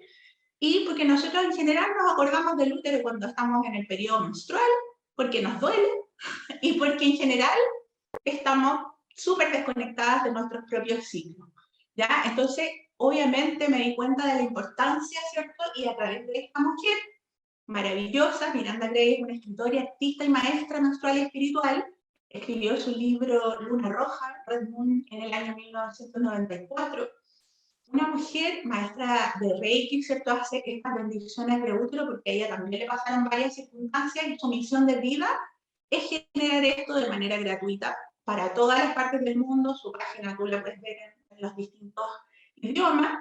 Yo les puedo mandar el link, siempre en mis redes está, porque yo ya lo hice una bandera para mí, ¿cierto? En que yo me siento profundamente agradecido porque ella, ¿cierto? A través de su trabajo, me recordó lo que yo realmente era. Obviamente esta mujer habla, ¿cierto? Ella es una maestra espiritual, ¿cierto? Y que trabaja todo lo que es el conglomerado de la nueva era, nos ayuda a aceptar nuestra naturaleza psíquica y conectar con estas poderosas energías que donde están encerradas muchas dones creativos que muchas veces nosotros no sabemos que tenemos. Hasta el día que nos vamos de este planeta no vimos nunca cuáles eran nuestras cualidades y cuáles son nuestra cajita, ¿cierto? Que todos tenemos para abrir y a veces no la abrimos nunca. Entonces, este es un regalo de energía que trae sanación a nuestra feminidad, a nuestro útero y a su ciclo, nuestra creatividad y fertilidad, a nuestra sexualidad y espiritualidad. Entonces, la energía femenina y el poder de nuestro útero, y ahí ella nos empieza a hablar como si fuese un cuento, ¿cierto? De lo que son los arquetipos femeninos. Dentro de nosotros habita la doncella, la madre, la chamana, la anciana, todas a la vez. Y vamos a través de nuestra vida, ¿cierto? Desarrollando, ¿cierto? Esas cualidades mediante vamos avanzando y cada una tiene sus particularidades, porque en este momento no existe una escuela para ser mujeres, ¿ya? Y que obviamente nos viene trayendo algunas cualidades como la inocencia, la nutrición, el poder y la sabiduría. Entonces realmente esta mujer es una mujer que yo admiro mucho. Y eso me ha traído, ¿cierto? Lo que yo relato específicamente, que esta mujer, ¿cierto? Que yo vi inmediatamente después de mi evento, seguramente yo le conté con tanta pasión y con tanta credibilidad porque esto me había pasado a mí, no me lo habían contado, no lo había leído en un libro, lo había visto yo, era mi testimonio de vida. Seguramente fui tan convincente con esto que yo he visto exactamente lo que ya les fui contando y realmente ella fue al control del ginecólogo un mes después, ya tenía la hora pabellón, tenía todo listo y no tenía nada. Fue a 3 ginecólogos porque ella no podía creer, ¿cierto? Que esto hubiera sido tan efectivo porque ella hizo sus rituales diariamente, mandó amorcito a su útero, bendijo muchas cosas que le habían pasado, perdonó, sanó, muchas cosas que guardamos. Y él digo, no solamente mío, sino que de mis ancestras. Y obviamente yo, a partir de esa experiencia vital, pude vivir mi vida con mayor entusiasmo, entender cuáles son las programaciones, las creencias que vienen hacia atrás de mi linaje femenino y poder traer esta sanación, ¿cierto? Este trabajo que yo hoy día realizo en el Centro de Atención Primaria con este enfoque de género, porque hoy día me permite ayudar a las mujeres a través de esto de la feminidad y de entender cuál es nuestro rol, que nosotros en la medida que salimos de nuestra casa, ¿cierto? A competir, a trabajar, a estar afuera, abandonamos muchas cosas que eran nuestras, como la espiritualidad. Nosotros somos las personas que conectamos a nuestros hijos con la fe, ¿cierto? O con una creencia de algo superior, y el hecho de estar afuera muchas veces abandonamos cosas que son importantes en nuestro hogar. Mantener el calorcito, ¿cierto? Mantener esta llama, porque querámoslo o no, las mujeres somos las que sostenemos nuestros hogares en ese sentido energético. Si la mamá está bien, los hijos van a estar bien y todo el entorno va a estar bien. Si nosotras andamos desequilibradas, nada bueno va a pasar, desarmonizado. Entonces yo normalmente comparto con ellas en todo mi clase este trabajo que para mí fue transformador, y obviamente sé que hoy día cualquier enfermedad, ¿cierto?, es una oportunidad de transformación. Ya es una oportunidad para que nosotros cambiemos algunas cosas, ¿cierto?, que hemos venido realizando de alguna manera, que el cuerpo nos está mostrando. Entonces puedo ver las cosas con mayor fe y esperanza. Entonces yo hoy día, eso me reafirmó, ¿cierto?, esta capacidad y el privilegio finalmente que tenemos todas las enfermeras de acompañar con amor, ¿ya? Y de comprender lo trascendente que podemos hacer en las vidas de las personas. La verdadera transformación que perdura en el tiempo es posible si reconoces tu esencia. Ahora estamos en lunita nueva, en la luna llena se hacen estas sanaciones porque utilizamos estas energías superiores, y la próxima luna es el 9 de octubre, así que están todas cordialmente invitadas. Cuando amamos, no solo damos lo que tenemos, sino que compartimos lo que somos. Que estén súper bien. Graças, Carolina. Eu gostaria de agradecer, né, também a presença da Carolina e compartilhar a sua experiência aqui conosco no nosso evento. São várias experiências muito emocionantes. Agradecemos a cada um dos autores que compartilharam as suas experiências e deram voz aos milagres e mistérios que estão compartilhados no nosso livro.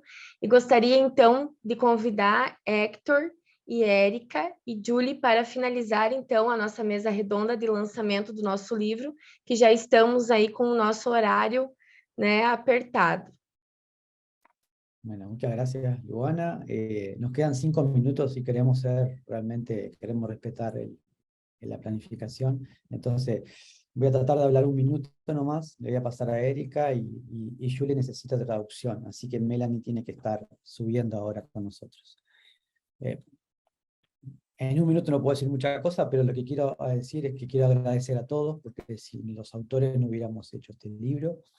Esta idea surgió en una webinar hace 1 año atrás, y trabajamos muy arduamente todos. Hay 19 autores, de los cuales los 3 editores también somos autores. Hay que agradecer a todos los traductores, porque por ejemplo el prólogo es de Jim Watson, que estaba en inglés, hubo que traducirlo al español. Después hicimos primero el libro en español y hubo que traducirlo al portugués. Fue bastante complejo el proceso, pero se hizo, se logró, y estamos muy contentos porque ayer salió el libro en portugués y llegamos justito para tener los 2 libros para hoy. Así que muy contentos, agradecer a Lotus Library, que es la editora del Instituto Watson, y por eso le vamos después a dar la palabra a Julie para que ella nos diga unas palabras, y bueno, le doy la palabra a Erika. Muchas gracias de corazón a todos. Gracias, Héctor. Para mí, bueno, gratitud creo que es la palabra, el poder haber leído toda la historia, el reconocer que el conocimiento va más allá de lo racional, y que hay un sentido detrás de lo que a cada una de las personas que escribieron ahí nos motivó. Yo fui la última en enviar mi milagro. Cuando uno habla de milagro, piensa a veces la gente como en cosas más esotéricas, y a uno a veces no le gusta comentar estas cosas porque la pueden ver como que está loca o cualquier cosa de ese estilo. Y creo que tenía un poco de pudor también de contar la historia, y creo que en quietud, de silencio, surgió la creatividad, y eso nos dio a cada uno de los que participamos en este libro, y también a nosotros como editores, el poder darnos cuenta que sí, los milagros existen, que son un campo y un punto donde nos alineamos con un universo. Y como dice la doctora Watson, el amor está ahí en un nivel más alto. Por eso nosotros nos abrimos, nos aperturamos en esa onda amorosa a dejar el camino libre para recibir los milagros. Creo que este libro es una gran invitación a eso, a abrirnos a lo sagrado, a abrirnos al espíritu, a abrirnos a los misterios que tiene nuestra vida, nuestro trabajo, a la espiritualidad y dar la posibilidad de que esos milagros se hagan en nosotros. Creo que las tres historias que hemos escuchado nos dan cuenta de eso y hay que agradecer a cada uno de los que se atrevió a contar su historia, su realidad de milagro, que son muy importantes y que creo que van a ser muy importantes para las enfermeras que lean este libro.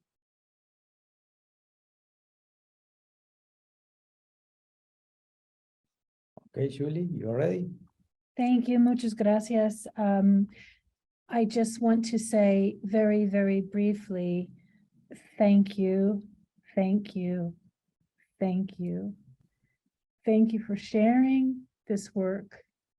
What we are trying to do as moving Jean Watson's work forward is to bring the margins into the forefront. Your stories matter. The way that you share your stories with others matters. And so it's part of the theory of caring science that in order for us to connect with each other, we have to show our humanness.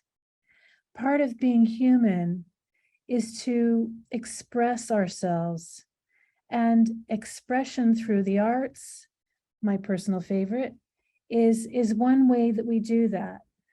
Other ways that we can express ourselves is through the holistic modalities, the integration of this. So this might be a small step, but really what you have done, what you have created is you have personified the theory. And so we move forward. And as we move forward, it is my mission to share this far and wide and to remove the obstacles of language barriers. So thank you for sharing and allowing us to publish your beautiful, beautiful stories.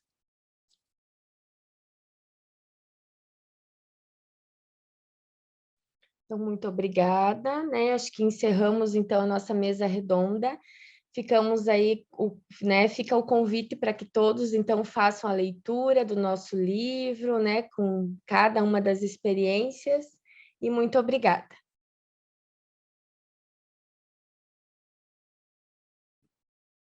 Muchas gracias, Luana.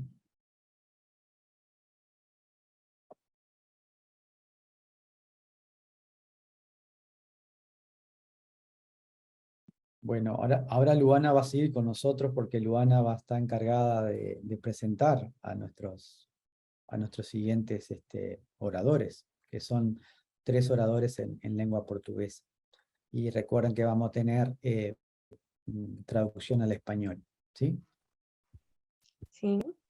Então, Luana. vamos dar seguimento ao nosso cronograma do webinar, agora com a doutoranda Ana Inês Costa, que é de Portugal. Boa tarde, boa noite, Ana. Olá, boa tarde. Agradeço o convite para participar deste webinar. Tem sido um privilégio participar e ouvir as histórias que estão no livro e também ouvir Jean Watson foi também muito emocionante. Realmente é boa noite. Estamos aqui próximos da área do jantar e, portanto, digamos que é uma partilha que venho fazer depois desta apresentação das histórias que estão no livro sobre a aplicação da teoria do cuidado humano no âmbito do trabalho emocional do enfermeiro em cuidados paliativos pediátricos. Vou partilhar a minha apresentação.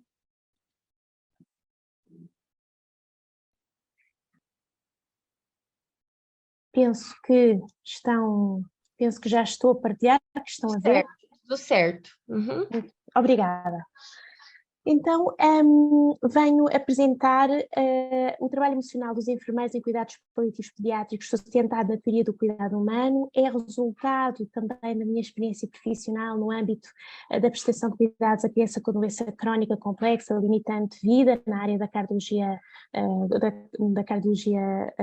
pediátrica, com cardiopatia congénita, que também pertencem a um dos grupos que integram os cuidados paliativos pediátricos, as crianças e pais que podem integrar este modelo de cuidados, e também resultado de pesquisa bibliográfica que tenho feito neste âmbito. Aqui vou focar sobretudo então como tema central o cuidar de Jean Watson, cuidar esse que exige empenhamento e valores humanos, bem como o envolvimento pessoal, social, moral e espiritual do enfermeiro. Cuidar aqui também com uma perspectiva de proteger, aumentar e preservar a humanidade, ajudando a criança e os pais, tanto no âmbito dos cuidados paliativos pediátricos, a encontrar significado na doença, no sofrimento, na dor e na sua existência.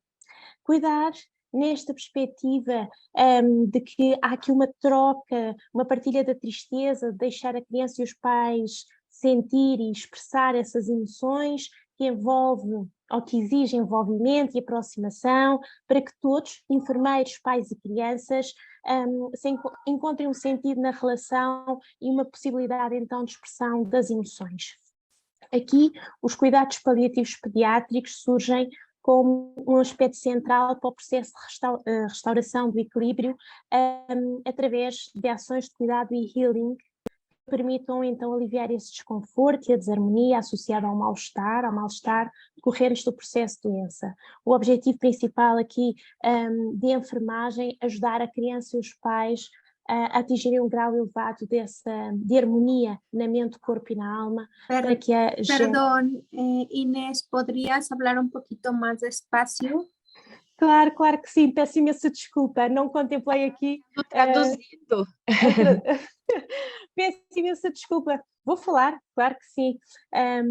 Portanto, a enfermagem aqui como um papel central para que a criança e os pais ganhem um grau mais elevado de harmonia na mente, corpo e na alma, para que se gerem processos então de autorrespeito, autocura e autocuidado. Vimos que aqui os enfermeiros gerem emoções da criança e dos pais ao longo deste processo de doença, e gerem também este sofrimento inerente à doença, uma doença grave, complexa, e também gerem a experiência emocional de cuidar, gerem as emoções dos outros e têm que gerir também as suas. E, portanto, Maunder refere que a experiência de transição do tratamento ativo para os cuidados paliativos pediátricos é um desafio profundamente emocional para os enfermeiros. Daqui surge o trabalho emocional em enfermagem, que é um conceito multidimensional, complexo, está relacionado com a prática de cuidados, representa uma competência de enfermagem e é fundamental para balancear o envolvimento com o cliente pediátrico. E este balancear o envolvimento é porque muitas vezes existe uma tensão entre aquilo que é o profissionalismo e as emoções que se geram até de tonalidade negativa associadas a esta prestação de cuidados. A ambivalência no enfermeiro, sentimentos de ambivalência. Watson refere-nos que as emoções da pessoa são as janelas da sua alma, e as emoções são a essência do que nos torna humanos e o que aprofunda a nossa humanidade e a conexão com o divino. As respostas humanas de enfermagem no cuidar transcendem o mundo físico e material, portanto não só o procedimento técnico, a doença, e estabelecem o contacto com o mundo emocional e subjetivo de cada um.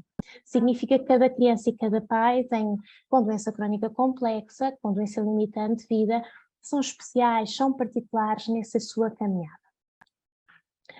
Vou abordar aqui os conceitos de trabalho emocional. Começo por o trabalho emocional da sociologia, de Hossain, em 1983, um dos primeiros autores a definir trabalho emocional, e ele refere que a emoção ou a supressão dos sentimentos para manter uma aparência exterior que resulte num cuidado com os sentimentos dos outros, de forma a proporcionar um ambiente seguro.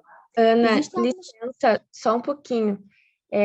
o pessoal está pedindo novamente para você fazer um pouquinho mais de pausa, que a tradutora está tendo um pouquinho de dificuldade para fazer a tradução, tá? Ok. Não, está ótimo. Eu vou tentar, peço desculpa.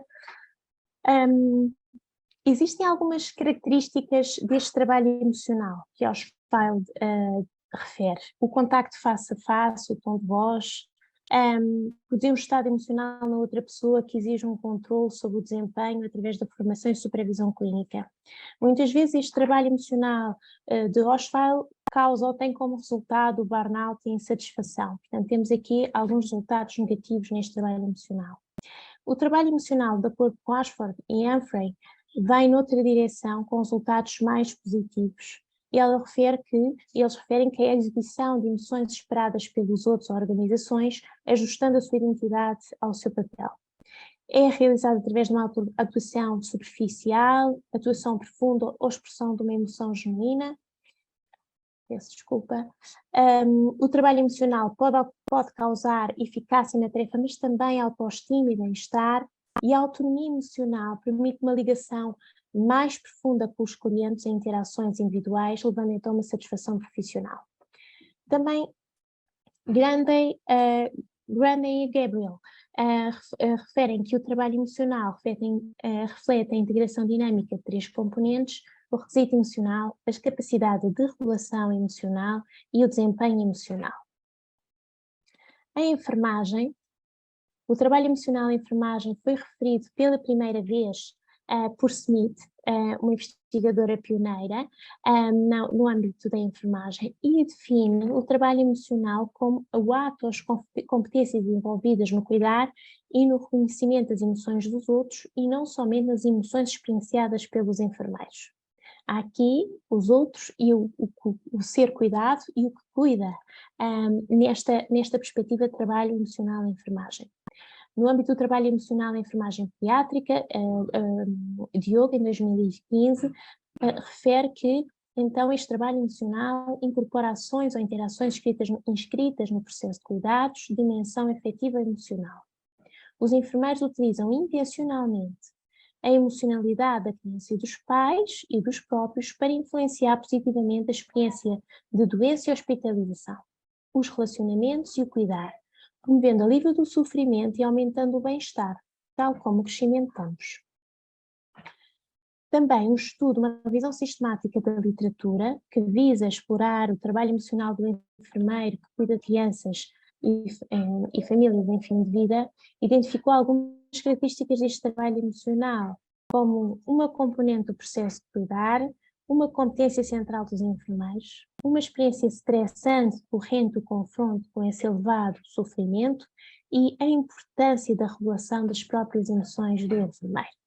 Gostaria aqui de dizer que este trabalho emocional envolve, então, a avaliação de estratégias de regulação emocional que estão disponíveis para os enfermeiros e que esta concepção do trabalho emocional em enfermagem pediátrica tem, então, aqui um predomínio, um enfoque inter e extra pessoal, com uma perspectiva integradora do indivíduo, da pessoa. Relativamente aos cuidados paliativos, os cuidados paliativos pediátricos são uma abordagem, focam-se na resposta às necessidades dinâmicas da criança e dos seus pais, que convivem então com essa doença crónica, complexa, limitante ou ameaçadora de vida. Segundo a Organização Mundial de Saúde, os cuidados paliativos pediátricos são cuidados ativos e globais, dirigidos ao corpo, mente e espírito, e aqui a definição de pessoa, de acordo com Jane Watson, da criança e dos pais, começam quando a doença é diagnosticada e continuam independentemente da criança receber tratamento direto para a doença. Prolongam-se para além da morte, no suporte ao luto, e tem aqui este alívio do sofrimento físico, psicológico e social, exigindo então uma abordagem multidisciplinar em que o enfermeiro está incluído nessa equipa de cuidados. Jean Watson fala-nos do processo de cuidar entre o enfermeiro, que o processo de cuidar entre o enfermeiro e a criança e os pais é uma dádiva especial e delicada que deve ser estimada. Deve ser particularizada as intervenções dirigidas a cada cliente pediátrico. A relação estabelecida no cuidar propicia uma aproximação e estabelecimento do contacto entre duas pessoas. A mente, corpo e alma de uma pessoa liga-se à da outra no momento vivido. e tem sempre em conta que cada um leva para esse momento o seu próprio e único passado. Esta satisfação das necessidades da criança e dos pais em cuidados paliativos pediátricos tem que contemplar esta consciência intencional de cuidado que potencia a unificação mente, corpo e espírito e a totalidade e alinhamento total do ser. Neste sentido, e com esta introdução, gostaria de abordar então a aplicação do processo clinical Caritas Veritas neste trabalho emocional, focando aqui os 10 elementos da Caritas Veritas. No que diz respeito ao envolver amor e gentileza, gostaria de falar da importância de realizar o cuidado de si. Peço desculpa, mas estou aqui com dificuldade em ver. Realizar o cuidado de si, olhar para si próprio enquanto enfermeiro e pessoa, encontrando as suas potencialidades e limitações, intervindo com consciência Caritas, a importância da procura do autoconhecimento do enfermeiro, estar presente, mostrar dedicação, manter o contacto visual, o toque e as expressões carinhosas junto da criança e dos pais, independentemente do seu local, de estarem num contexto hospitalar, de estarem na comunidade, de estarem em casa, falar calmamente, pausadamente e com linguagem acessível, ou mesmo fazer silêncio e respeitar esse momento de silêncio. E depois a importância deste ritmo, de respeitar o ritmo e o tempo dos pais. Muitas vezes há aqui um caminho, um processo de doença, uma relação já estabelecida ao longo do tempo entre o enfermeiro, os pais e a criança, e vamos percebendo que há aqui necessidades, há aqui obstáculos a ultrapassar e que necessitam do tempo para interiorizar, para assimilar. Acreditar e promover que o amor e o afeto são fundamentais em todas as situações de vida e que devem ser esta dádiva à criança e aos pais mediante as suas necessidades. Promover uma postura gentil e simpática, estar disponível, estar disposto, apresentar abertura à criança e à sua expressão corporal. Gostaria em casa, quando a criança se encontra em casa, privilegiar o seu ambiente familiar, o seu contexto social e cultural, descentrar do cuidado físico e do procedimento técnico. Muitas vezes os pais têm competências, têm capacidade para cuidar do seu filho, foram ensinados nesse sentido, são quem melhor conhece os seus filhos e quem mais está capaz de cuidar, e portanto sempre que os pais sentirem esse desejo de continuar a cuidar, o nosso papel é acompanhar, supervisionar, dar um reforço positivo e estar presente. Portanto, acompanhar os pais e a criança sem julgamento, sem preconceito, estar disponível para esta relação de cuidado, ter uma relação delicada, sensível e atenciosa, escutar, isto é uma arte, e respeitar os pais nas suas decisões. No que diz respeito ao segundo elemento, temos o inspirar fé, esperança. Estar autenticamente presente é uma das características mais importantes. Respeitar o profundo sistema de crenças e o mundo subjetivo do ser cuidado das crianças e dos pais. Fortalecer esse sistema de crenças da criança, o seu mundo e a sua vida. Conhecê-las e perceber qual o papel da fé nas suas vidas.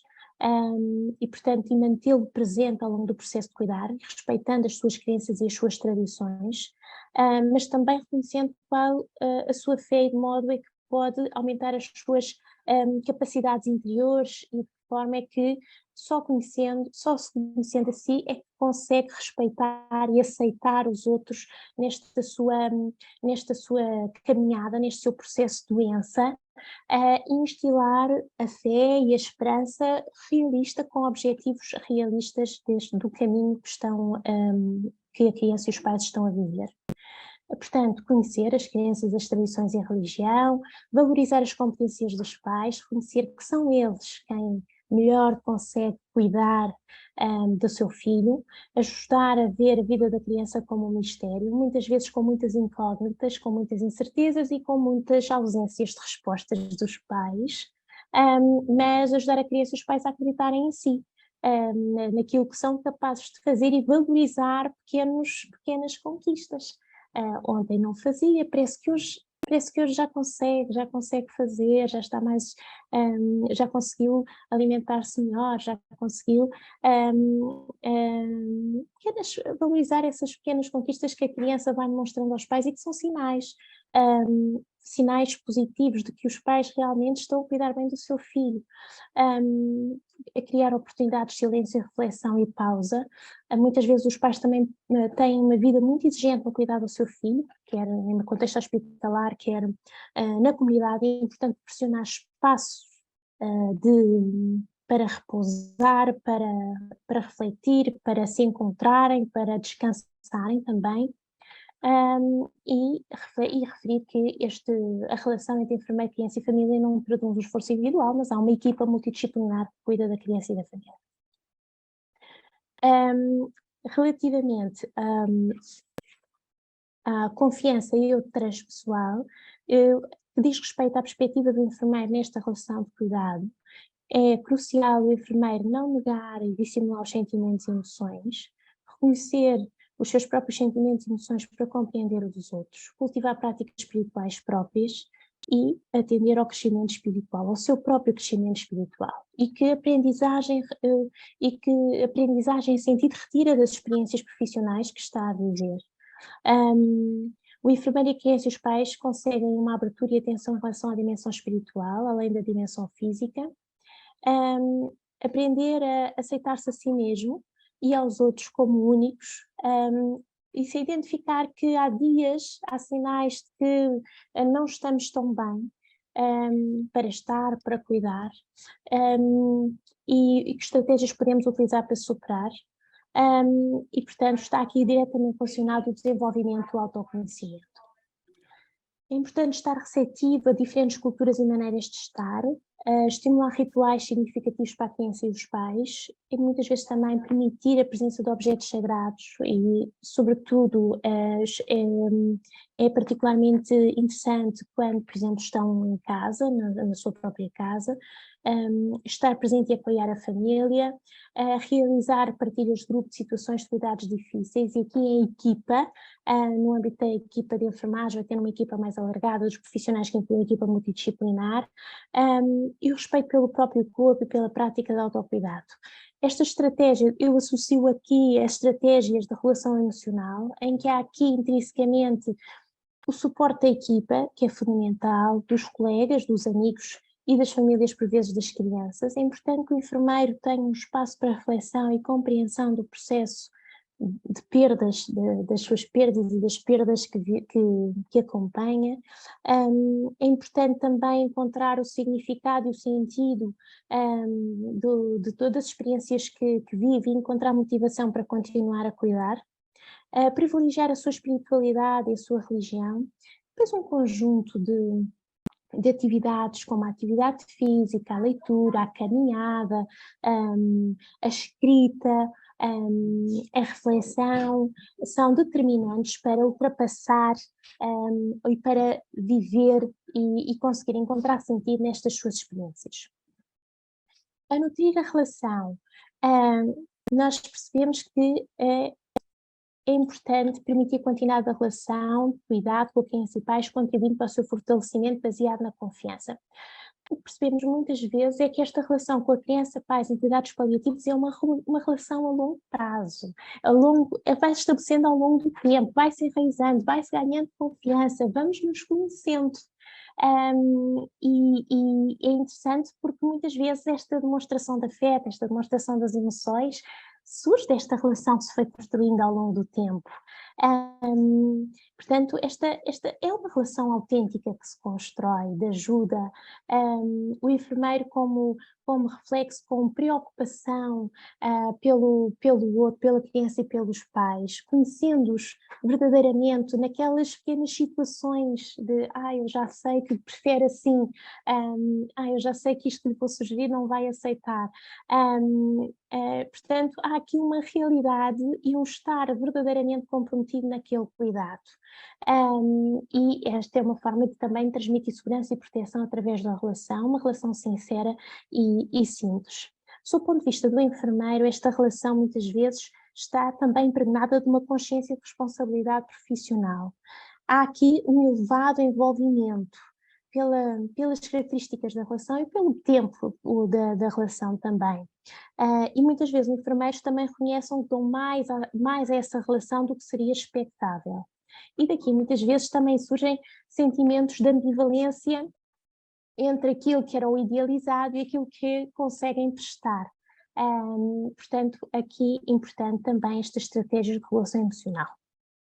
Portanto, respeitar as decisões também tomadas pelo cliente pediátrico, dar-se de forma integral, colocando-se no lugar da criança e dos pais, com o objetivo de apreender as suas necessidades e desejos, saber valorizar pormenores e todos os sinais que a criança transmite e os pais. Há este envolvimento mútuo, muitas vezes partilhando experiências pessoais, e a partir da experiência humana com a equipa realmente pode ser importante para atingir o seu máximo potencial. O perdoar todos, o estar presente já foi referido, mas acima de tudo apoiar a expressão de sentimentos e emoções, muitas vezes tonalidade positiva, tonalidade negativa, com conexão profunda com o próprio espírito e o da criança e dos pais. Esta valorização das emoções do enfermeiro, da criança e dos pais ajuda a estarmos todos em sintonia, ajuda a que todos consigamos encontrar um lugar para a expressão das emoções.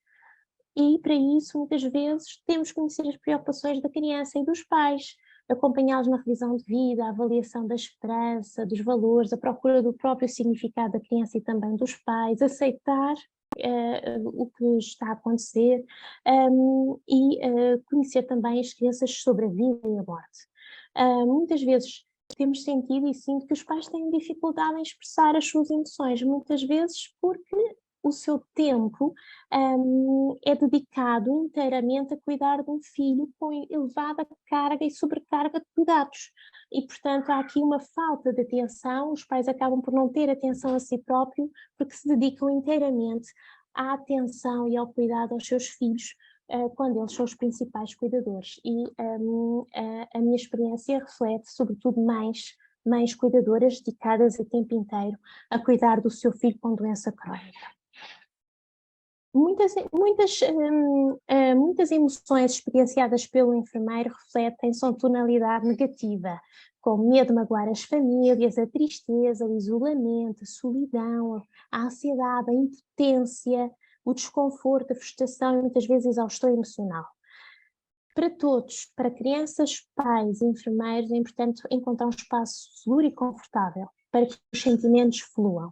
É importante escutar autenticamente as histórias da família, as experiências pessoais, contar histórias, aceitar a paz, a esperança e a gratidão e incentivar a partilha de emoções. Muitas vezes, quando ela não é verbal, perceber que outros instrumentos podemos utilizar para essa partilha emocional, como por exemplo, se for um adolescente, o diário, o desenho, as histórias, ou crianças toddlers, pré-escolar, o brinquedo terapêutico poderá ser uma opção. Portanto, reconhecer, identificar e aceitar as emoções que estão a emergir. No que diz respeito a aprofundar o autocriativo, é importante reconhecer e utilizar o conhecimento para proporcionar ambientes que promovam o healing. E aqui temos o toque, a voz, a presença, a expressão artística, a respiração, o relaxamento, a escuta ativa, gestos de afeto quando permitidos, fazendo este caminho de relação. É importante explorar individualmente outras formas de conhecimento que transcendem o conhecimento científico e académico, e aqui, até porque estamos na pediatria, mas muitas vezes também estamos em casa e conhecemos o cliente, utilizar a criatividade, e sobretudo quando num contexto de casa, da criança e dos pais, é muito importante adaptar espaços físicos e também adaptar e criar um espaço, uma envolvência emocional para cuidar. Portanto, a presença significativa pode ocorrer então pelo meio do toque e conhecer as potencialidades e limitações que a família possui para cuidar da criança e quando assim, quais são os pontos fortes, o que temos a melhorar e ir investindo e ajudando a família nesta perspectiva e neste processo de cuidar. Muitas vezes também temos associações, instituições, grupos de apoio, partilha de pais, de crianças. Pode aqui também ser uma opção a sugerir aos pais neste processo, usar o brinquedo terapêutico que já utilizamos e utilizar o conhecimento, o instinto, a intuição, o senso comum e até a tecnologia para a realização do cuidado. Saliento aqui a importância das modalidades de cuidar. No que diz respeito ao equilibrar, aprender, o enfermeiro envolve-se de forma genuína em experiências de ensino-aprendizagem que respondam às crianças e pais na sua totalidade, aos seus significados, tendendo a permanecer dentro do seu referencial. A relação de ensino-aprendizagem é guiada pelo respeito e pelo afeto, o amor. Não é transmitir meramente mensagens ou informações, mas particularizá-las à unicidade, à especificidade da criança e utilizar maneiras de autoconhecimento, reconhecendo as suas fragilidades e habilidades. Mas, acima de tudo, reconhecer que a aprendizagem é uma troca, que eu muitas vezes saio de uma visita domiciliária ou de um turno com muito mais aprendizagens daquilo que os pais nos ensinam e as crianças do que aquilo que eu poderei ter dado ao longo do meu turno na prestação de cuidados. Portanto, esta reciprocidade é importante e deve ser, depois do turno, até algo de reflexão. O que é que eu aprendi hoje com esta criança e com a família que estão neste processo de doença? Portanto, está aqui associado ao reforço positivo, ao envolvimento da criança e dos pais, o seu respeito pelos seus desejos, o incentivar e o despertar da curiosidade da criança, a formação adaptada aos costumes, crenças e valores e atender que o próprio enfermeiro, criança e pais estão constantemente em processos de ensino e aprendizagem. Estamos sempre nesse processo, inclusive é o enfermeiro. No co-criar o campo Caritas, o ambiente, a importância do ambiente, o ambiente de reconstituição, healing, deve contemplar todos os níveis. Desculpa interromper novamente, está quase acabando o seu tempo. Ok, sim, eu vou andar mais rápido. O físico e o não físico, a enfermeira como o ambiente, como um aspecto importante do ambiente, o ambiente subtil de energia e consciência, criar um ambiente de intimidade e privacidade para o cuidado, respeitando, mesmo que a criança neste momento já não verbalize, já não demonstre determinados desejos, se nós conhecemos a criança, manter esses cuidados, tendo em conta todos os seus desejos, e depois manter e desenvolver atitudes direcionadas às reais necessidades da criança e dos pais. Implementar medidas de conforto, respeitar, ouvir, conhecendo melhor, valorizar a importância de um lugar seguro, conduz a um sentimento de pertença. Muitas vezes aqui a importância dos cuidados serem prestados em casa, ou num local em que a criança sinta que há ali uma âncora para lidar com dificuldades e o sofrimento. Um ambiente onde se privilegia a totalidade, a beleza, o conforto, a paz e a casa, um lugar de maior intimidade. Relativamente eu não consigo, a contribuir humanidade. Temos aqui a satisfação das necessidades básicas da criança e dos pais com consciência intencional de cuidado, prestando cuidado humano essencial.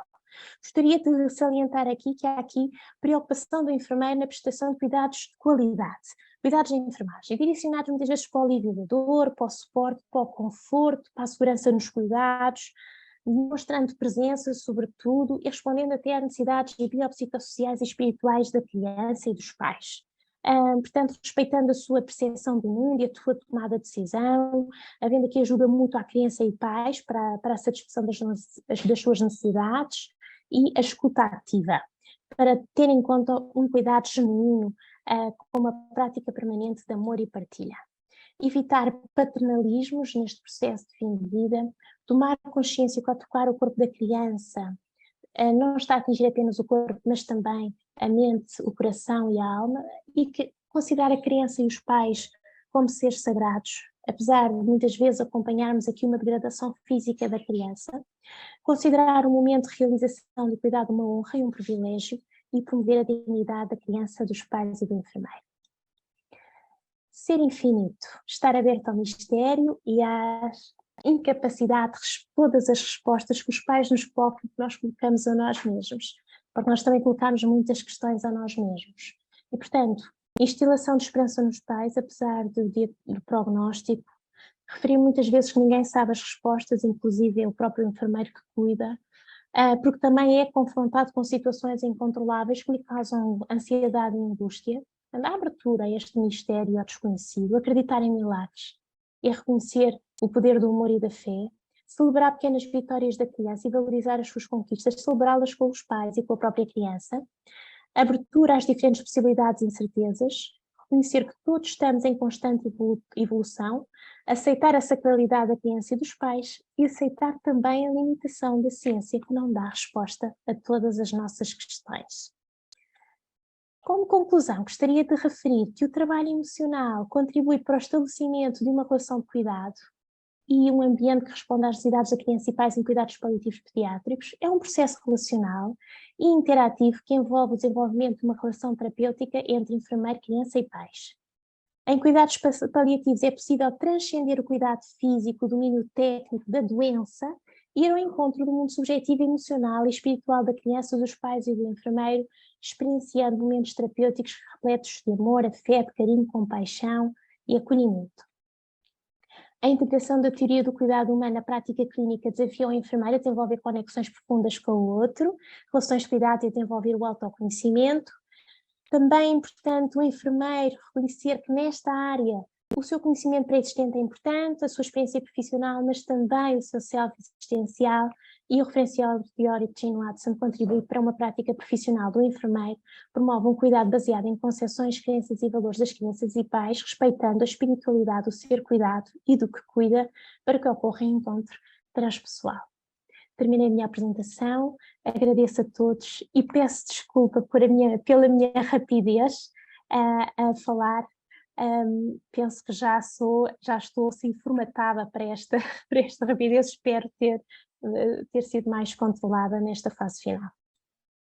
Muito obrigada, Ana Inês, agradeço a sua participação, né? Parabenizo também pelo seu trabalho, né?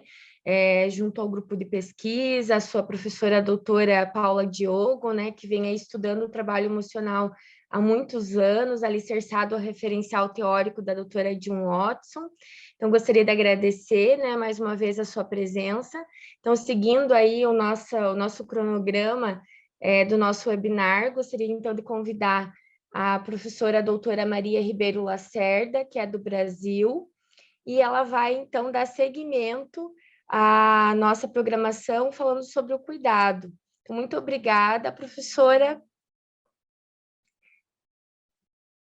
Acho que o seu áudio está desligado. A professora Maria Ribeiro Lacerda é do Brasil, doutora pela Universidade Federal de Santa Catarina, professora da Universidade Federal do Paraná, professora visitante da Universidade Federal da Bahia, membro La Vida, membro fundadora da nossa rede brasileira. Então, muito obrigada, professora, pela sua participação. Está dando mudo aqui.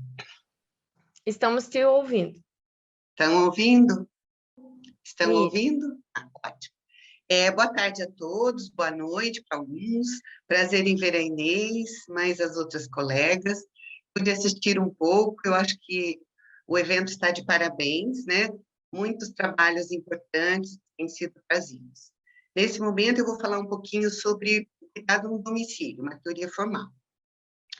Ela não especifica exatamente a Jane Watson, mas ela está dentro dessa perspectiva, porque eu tenho trabalhado com a Jane Watson desde 1993. Nesse sentido, ela sempre está subjacente, está dentro das minhas concepções e forma de ver a vida, forma de interagir com as pessoas e a forma também de fazer o meu trabalho. Nesse sentido, né, trazer essa experiência, ela tem um significado bem importante, porque traz a possibilidade, né, de mostrar um pouquinho como que é o trabalho no domicílio, considerando, né, que o trabalho no domicílio, ele tem diferentes profissionais, mas eu vou falar especificamente do trabalho do enfermeiro. Sempre a gente deve considerar o contexto do domicílio. Esse contexto é o espaço que não é igual a nenhum outro, e cada casa é uma casa, cada lugar que a gente entra para cuidar é diferente do anterior, e vai ser diferente no subsequente. Então, cuidar no domicílio é ajudar a cuidar, orientar, também encaminhar, mobilizar conhecimentos, sempre que a gente vivencia situações novas, e então saber como agir. Nesse sentido, não tem uma rotina na dinâmica de quando a gente entra dentro de uma casa, né?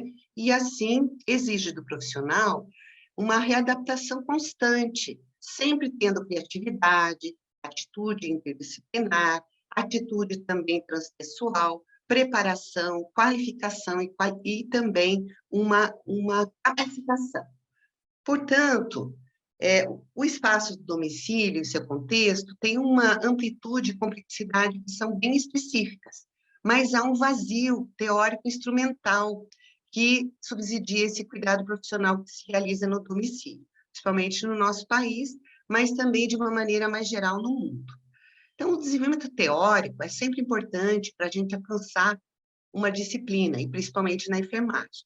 É preciso ter um escopo, um propósito, um método claramente demarcado para que os processos interativos das teorias devem compor a prática e vice-versa. Então, nós temos uma teoria do cuidado unitário da doutora Diogo. Ela pode subsidiar o enfermeiro a desenvolver aspectos da sua prática, juntamente com uma teoria formal, que fala especificamente do espaço do domicílio, seria uma dupla formulação teórica que ajudaria o trabalho do profissional enfermeiro ao cuidar no domicílio. Então, nós temos que as teorias, elas embasam o trabalho dos profissionais que cuidam no domicílio para que tenham um cuidado mais congruente e realmente possa buscar, né, atender as necessidades de saúde de todos os envolvidos naquele contexto, ou seja, o paciente, aquele que a gente cuida, sua família, porque também ela deve ser cuidada, e os cuidadores, porque sem cuidadores nós não temos cuidado domiciliar. Então, o desenvolvimento de uma teoria formal, ela tem importância porque ela dimensiona um fenômeno numa perspectiva universal e entende a experiência dos envolvidos na prática do cuidado domiciliar, para incorporar esses resultados qualitativos nas decisões clínicas. Então, é fundamental que a gente tenha aplicações teóricas em espaços que são específicos. Então, uma teoria formal, né, para o cuidado domiciliar, ela mostra relações que sustentam a prática deste cuidado.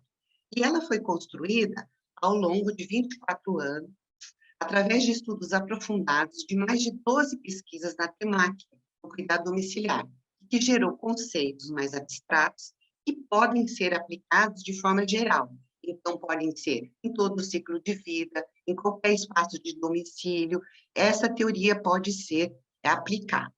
Nesse sentido, como a gente desenvolveu esse trabalho ao longo de mais de muitos anos, né, a gente tem uma possibilidade de ter esta teoria que eu estou mostrando para vocês. A gente tem um início de um cuidado, uma atuação no cuidado domiciliar, a gente reconhece que existem peculiaridades deste cuidado e também se percebe resultantes do cuidado. Do ponto de vista de uma teoria formal, ela trabalha a partir de teorias fundamentadas. Então, nós temos um modelo paradigmático, tem uma causa que é iniciar o cuidado, e uma estratégia que é avaliar atuar neste espaço de cuidado, e uma condição interveniente que mostra que nós temos que incorporar redes sociais, enfrentar as questões da ética no cuidado domiciliar, e tem uma consequência de resultantes do cuidado domiciliar.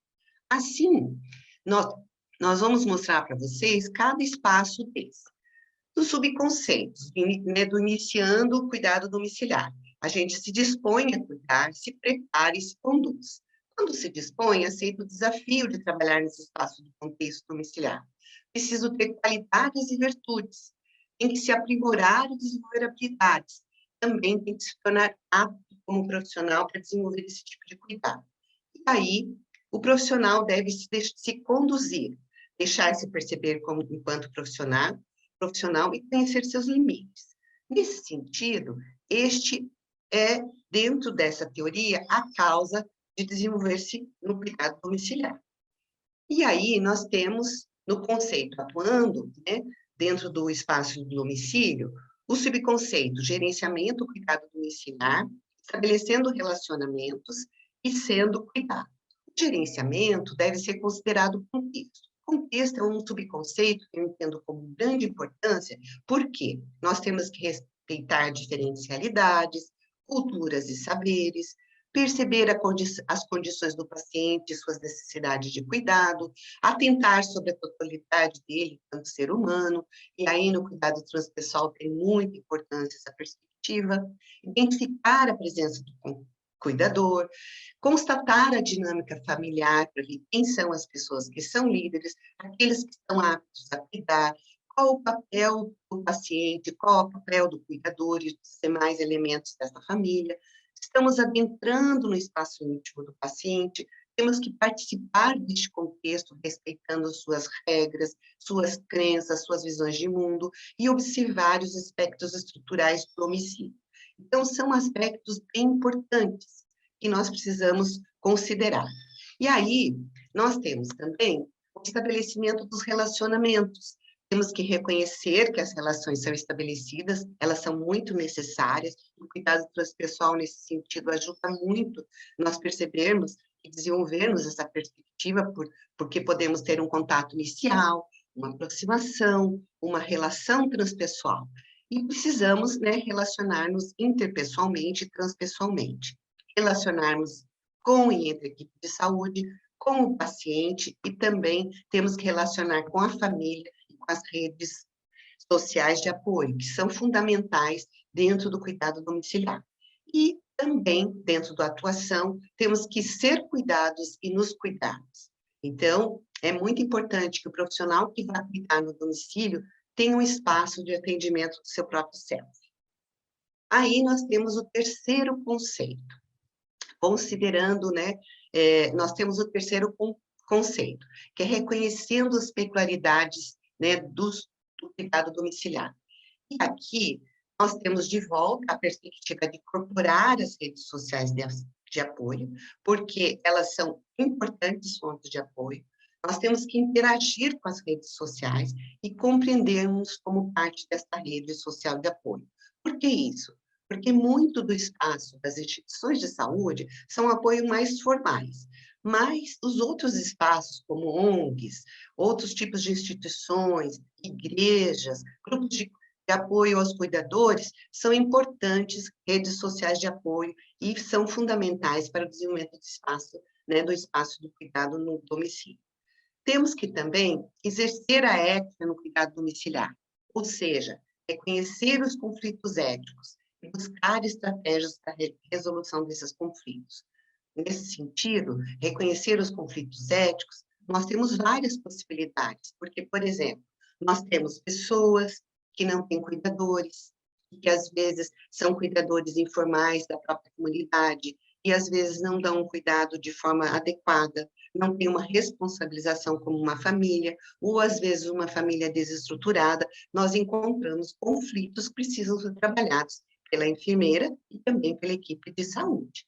Então, nós temos que buscar estratégias para resoluções desses conflitos. Um outro conceito importante é percebendo, né, as perspectivas do cuidado domiciliar. Sendo que os seus subconceitos são avaliando o cuidado domiciliar, apontando fragilidades, né, deste espaço de cuidado, e também identificando mudanças. Ou seja, o que acontece, né, quando a gente avalia sobre o cuidado? Nós refletimos sobre esse cuidado que nós trabalhamos como uma consequência dessa teoria, percebemos o cuidado, como ele acontece, né, e identificamos maneiras de nos prepararmos para realizar este cuidado. Nesse sentido, é muito importante que o profissional enfermeiro e a profissional enfermeira entendam que, como um espaço de intimidade, um espaço privado de atuação enquanto profissional, ele precisa estar preparados para encontrar as diferentes adversidades, as diferentes possibilidades de trabalhar com a família, com o próprio paciente e também com outras pessoas envolvidas dentro da rede de apoio e outras circunstâncias até de redes institucionais de saúde. Neste ponto, nós temos fragilidades que são encontradas quando trabalhamos no domicílio, porque nem tudo são flores. Então, nós podemos encontrar dificuldades se baseiam na presença do próprio cuidador, na colocação de atividades de alta complexidade, se isso vai ser ensinado ou não. Eu normalmente coloco que atividades de alta complexidade que são privativas do profissional não devem ser ensinadas. Se o sistema de saúde não tem condição de atender, ele precisa se preparar para ter mais profissionais dentro da sua rede para atender esse tipo de demanda. Então, nós nos defrontamos também enquanto fragilidades nos conflitos éticos e também na obtenção do apoio da rede social, ou seja, as dificuldades que podem existir na obtenção do apoio da rede. E, nesse sentido, nós temos que ter muito conhecimento das redes de apoio enquanto profissional na área de abrangência que a gente estiver trabalhando. No Brasil, nós temos uma realidade que é o SAD, que é o Serviço de Atenção Domiciliar, e que tem várias distribuições dentro dos municípios, sejam eles de grande porte, de médio porte, e precisam trabalhar conhecendo toda a comunidade em que estão assistindo, né, tanto as condições dos pacientes dentro do espaço do domicílio, como de sua família.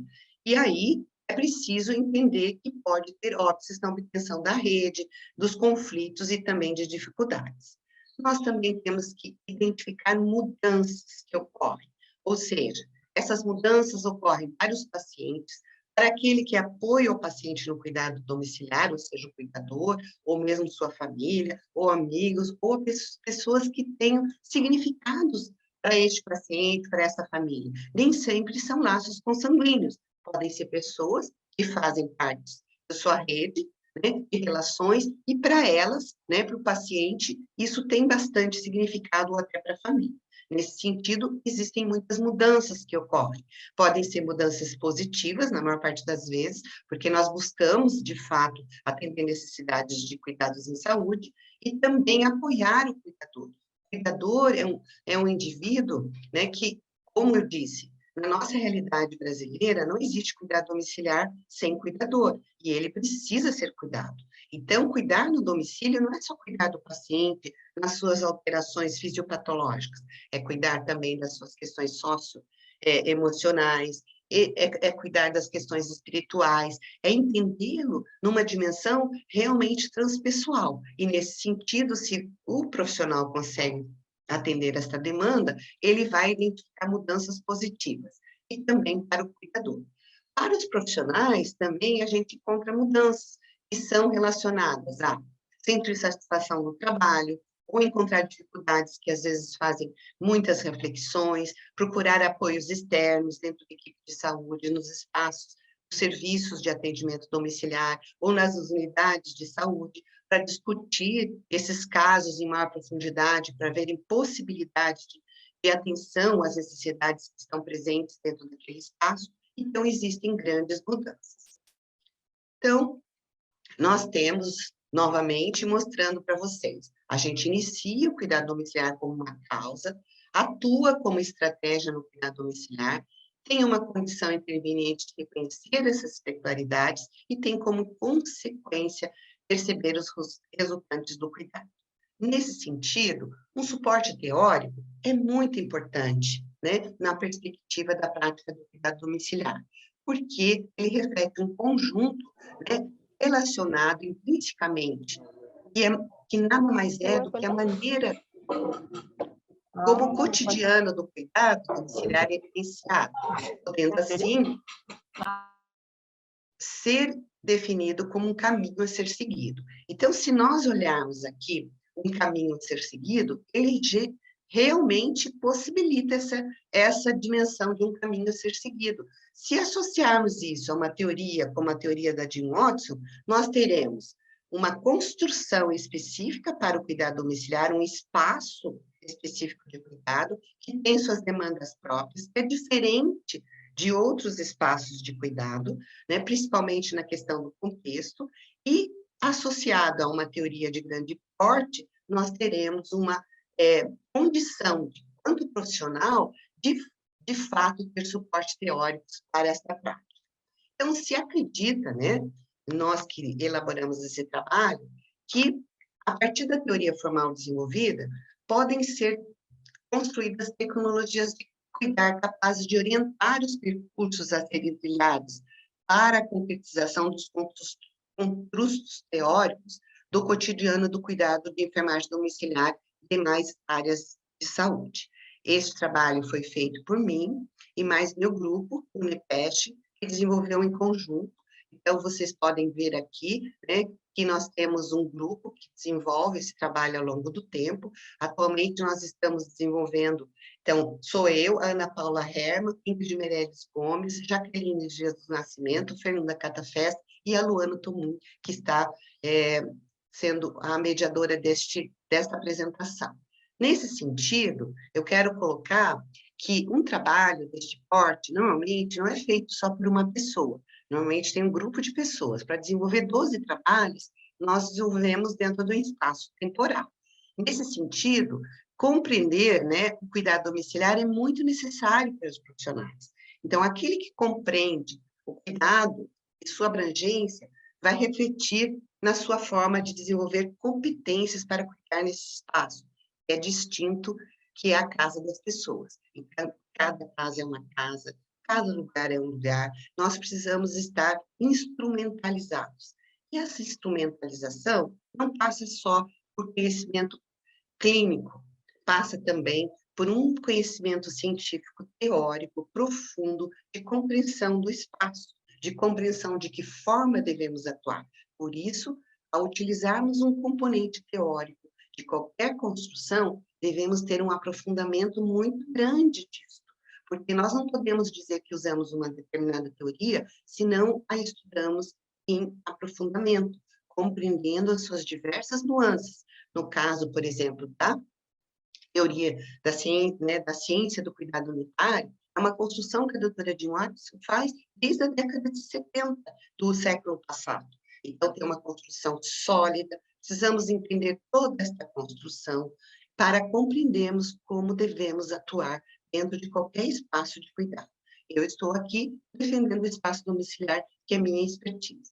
Então, esses conceitos que eu apresento, né, podem se somar aos conceitos da teórica de Watson, tendo clareza que os conceitos que eu mostrei para vocês da teoria do cuidando, né, no espaço do domicílio, são conceitos e aspectos que são importantes e fundamentais para a prática deste cuidado, havendo, assim, uma atuação bem diferenciada.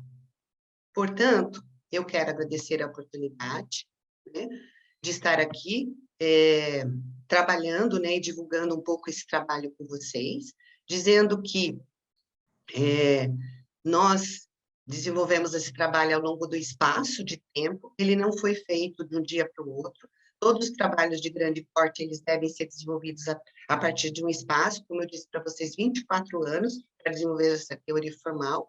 Atualmente, eu estou desenvolvendo, junto com um grupo de pesquisa, né, uma teoria para o cuidado domiciliar que não vai só ser para a enfermagem, mas para toda a equipe de saúde. Por quê? Porque ao longo desse tempo eu tenho desenvolvido construtos teóricos também fundamentados na perspectiva da ciência do cuidado unitário, assim como já foi pela teoria do cuidado humano. Então, a gente foi progredindo no conhecimento da teórica de Watson para desenvolver mais os nossos trabalhos. Então, muito agradecida pela oportunidade de divulgar o trabalho, tá? E parabéns pelo evento para todos. Muito obrigada, professora, pela sua participação. Também agradecemos, né, toda a sua contribuição aí para a área da enfermagem, para a construção da epistemologia da enfermagem. A professora doutora Maria Ribeiro Lacerda trabalha há muitos anos com o referencial teórico da doutora Haidy Watson e também com a perspectiva da TFD e do cuidado domiciliar. Então, gostaria de agradecer mais uma vez a sua presença, professora, seguindo pontualmente aí com o nosso cronograma, né, do webinar. Agora eu gostaria, então, de convidar a professora doutora Conceição Alegre, que é de Portugal. Ela vai, então, apresentar a sua palestra com o tema Como a inovação tecnológica pode criar um melhor cuidado de enfermagem. Muito obrigada, professora.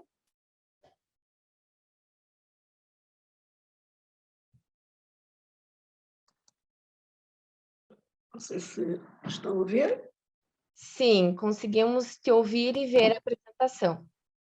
Então, muito boa noite para Portugal, boa tarde para, penso que para o Brasil e América, não é? Isso. Okay. Eu vou falar mais pausadamente, primeiro porque falo muito depressa, pela minha natureza, e depois porque estou um pouco rouca, e portanto vou falar pausadamente. Penso que é favorável à tradução, e para mim também é mais fácil, dada a minha situação de rouquidão, e peço desculpa por isso. Então, antes de mais, antes de me estar a justificar, queria dar os parabéns a toda a organização.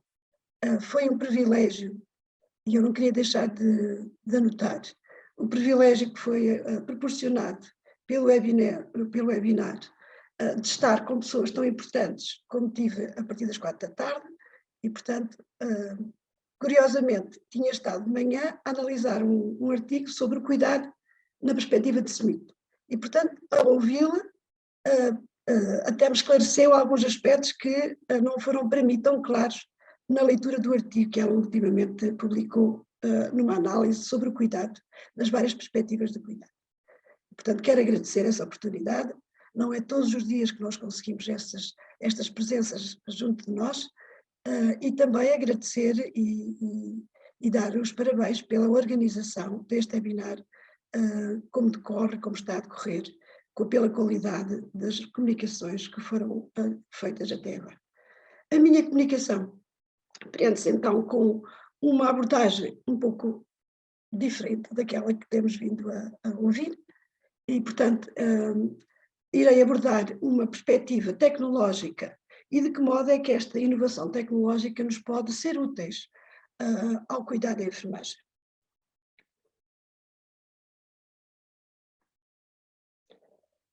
Porquê? Começamos por questionar porquê concentrar-nos nas tecnologias em saúde e enfermagem.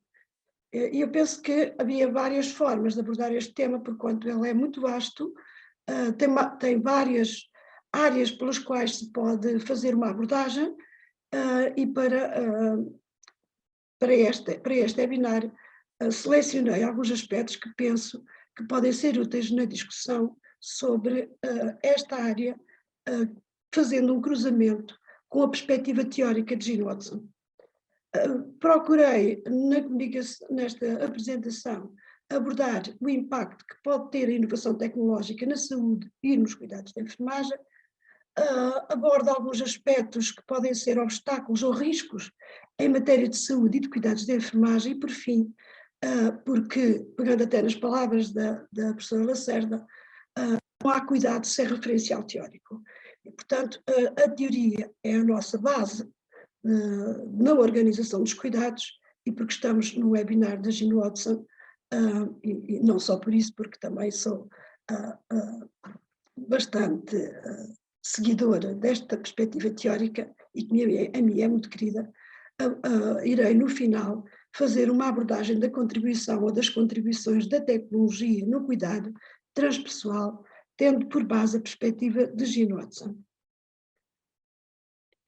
Vale a pena, e sobretudo na perspectiva de análise do futuro, na perspectiva de pensarmos o futuro nesta década 2030, são abordados essencialmente ao nível dos vários documentos que fazem a projeção dos desafios nesta década de 2030, aspectos centrais que estão ligados à enfermagem e que se relacionam com os sistemas de saúde, mais concretamente naquilo que toca à inovação tecnológica. E são elas a vulnerabilidade, a hospitalidade e o cuidado, e a questão que se coloca também é esta interrogação, se quisermos de uma forma sistemática, de procurar analisar e procurar saber de que modo é que os sistemas de cuidados e a oferta de cuidados têm uma visão de cuidado numa era marcada pela tecnologia, e ainda percebermos de que modo é que a inovação, o cuidado humano e o desenvolvimento tecnológico se relacionam. Então vale a pena começarmos então naquilo que é mais ligado àquilo que é a profissão ou profissionalidade da enfermagem. Então, aquilo que nós temos como certo, no momento de muitas incertezas, temos certo que, na verdade, não acrescenta valor ao futuro da enfermagem mais enfermeiros a fazerem mais do mesmo. Isto é, a mudança exige mudança na perspectiva dos enfermeiros. E também não basta que essa mudança seja em pequenos grupos ou subgrupos, mas sim que seja estruturante e que seja marcadamente sensível a um grupo dominante de enfermeiros, de maneira a que ele se torne relevante. O que sabemos é que as vozes dos enfermeiros sempre acrescentam valor. E, na verdade, nós, enfermeiros, somos valorizados muitas vezes pelo que fazemos e não somos valorizados pelo que dizemos, ou isto é, pela nossa voz. Provavelmente porque nós não usamos a nossa voz, se assim entendermos. E nesta análise do futuro da enfermagem na década de 20 e 30, todos os documentos, OMS e outros documentos internacionais apontam para a necessidade de fazermos uma alavancagem de dados, de tecnologias e de informática e de ferramentas para a recolha de dados. Essa recolha de dados deve ter o olhar dos enfermeiros, a voz, se quisermos, dos enfermeiros, naquilo que é a partilha em todas as configurações dos sistemas de informação em saúde, incorporar na prática da enfermagem e os dados sobre fatores que são ambientais e não apenas biométricos. Implementar tecnologias digitais que facilitem a recolha e a integração dos dados relativos aos determinantes sociais de saúde. Aquilo que nós sabemos é que os determinantes sociais de saúde são uma referência teórica, mas e orientações, obviamente, da Organização Mundial de Saúde, mas que ainda não estão a ser suficientemente abordados, sobretudo nos sistemas de informação, de modo a que os processos informáticos para a prestação de cuidados se mantenham seguros e adequados aos diversos contextos e aos diversos cenários. É necessário alavancar a inteligência artificial e avançada e os métodos de visualização de resultados, contextualizando os dados dos determinantes sociais de saúde. É ainda necessário analisar conjuntos de dados massivos para detectar e acompanhar as tendências de saúde, identificar disparidades e encontrar padrões de correlação. Olharmos os determinantes sociais de saúde leva-nos a que eu olhe a pessoa, não numa visão biométrica, mas sobretudo numa visão, se quisermos, integral, tendo em conta os determinantes sociais, como o sistema de saúde ou os cuidados de saúde, os seus comportamentos de saúde, nomeadamente aqueles que nós sabemos que têm influência na doença crónica, como o uso de tabaco, a alimentação e exercício físico, o álcool, o consumo de álcool e a atividade sexual, o seu envolvimento físico, aquilo que é as suas condições de habitabilidade, e ainda os fatores socioeconómicos, como a educação, a profissão, o estado social, o suporte familiar, a condição económica e os recursos da comunidade. Deste modo, faz sentido olharmos uma saúde transformativa que exige uma mudança, principalmente da métrica da qualidade clínica, para uma métrica de qualidade de saúde. E deste modo, as ferramentas das tecnologias de informação devem conter ou devem proporcionar aumentar o acesso de informação, projetar uma relação de cuidado, permitir fazer grandes análises de dados, informar o desenho e o desenvolvimento e que ele seja livre de preconceitos, ou viés, se quisermos. Deste modo, a saúde transformativa exige ferramentas tecnológicas interoperáveis que projetem uma relação humana de cuidado e que garantam a ligação com os clientes, ou utentes e cuidadores. E ainda, muitas vezes esquecido, que as ferramentas tecnológicas interoperáveis devem ter uma atenção particular à qualidade de vida dos profissionais. Porquê? Porque a qualidade de vida dos profissionais influencia o seu desempenho profissional.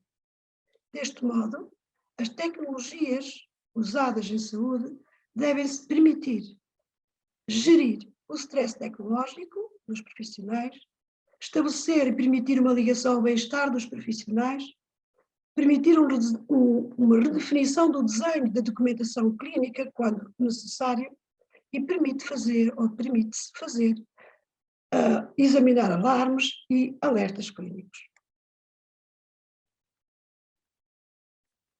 Então, a inovação é, assim, deste modo, uma forma de transformação da sociedade. No entanto, apesar de vivermos num mundo digital, nada substitui a comunicação pessoal e a interação humana. Os desafios da inovação e a sustentabilidade precisam e exigem encontros entre vários profissionais e vários decisores, se assim entendermos que têm uma palavra da qual depende a saúde, nomeadamente o mundo empresarial, os académicos e investigadores, os decisores políticos, os utentes e outras entidades que influenciam e que podem ser envolvidos na decisão e no desenho desses mesmos sistemas de inovação. A inovação não é um mundo distante e abstrato, mas sim, ele está próximo de nós, porque ele vive, ou nós vivemos o nosso cotidiano nele. Há, neste momento, algum conhecimento que permite colocar algumas cautelas, se quisermos.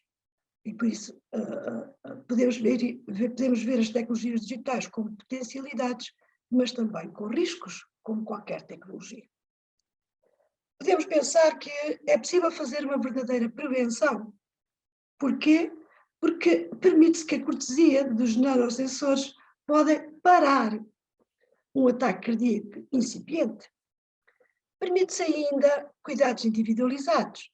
Porquê? Porque através de uma análise de ADN é possível adequar os medicamentos eficazes aos seus pacientes. É ainda possível fazer economia de custos, porque os pacientes apenas são fornecidos os medicamentos que os ajudam. E, portanto, há uma diminuição dos medicamentos por tentativa. Há ainda uma redução de erros médicos pela qualidade dos registros de saúde eletrónicos. E ainda pode ser possível que as visitas domiciliárias virtuais e a monitorização remota possam vir a substituir a maioria das visitas presenciais e mesmo muitas hospitalizações. Contudo, as tecnologias digitais, apesar de muito entusiasmo da revolução da informação no campo da saúde, tem-se refletido o pressuposto de que mais informação significa melhores cuidados de saúde. Mas os dados reais oferecem razões para termos cautelas, se não algum ceticismo. Em breve, não haverá muito que não possamos monitorizar remotamente. Mas será que transformar o fluxo de dados num dilúvio conduz a melhores resultados em grande escala? São apenas interrogações. As tecnologias digitais permitem capacidade digital da biologia, da fisiologia, da anatomia, de qualidade, obviamente, permite, sem dúvida, reformular a medicina naquilo que é a dimensão biométrica, bioquímica, biofísica. E, na verdade, é possível, nesta adequação e de convergência da sequência de ADN, permite-nos ter telemóveis inteligentes, digitais, nanosensores viáveis, a internet, a computação em nível, permite fazer uma saúde com menor margem de erro. No entanto, John Cohn, no seu livro, a título de reflexão que faz a propósito do desenvolvimento da tecnologia e saúde, adverte para o facto de aquilo que é inspirar as pessoas que exigem que a saúde digital entre no século XXI, pode ocorrer a destruição, ou ocorrer tanta destruição, que pode ser subestimada, tendo em conta o objetivo que se deseja ser alcançado.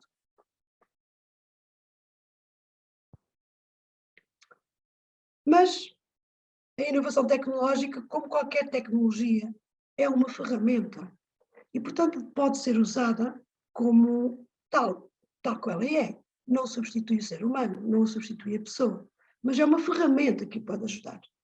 E, deste modo, pode criar melhores cuidados de saúde, sim. Quando co-desenhada pela razão certa e utilizada da forma adequada, tem um valor impactante nos cuidados de saúde.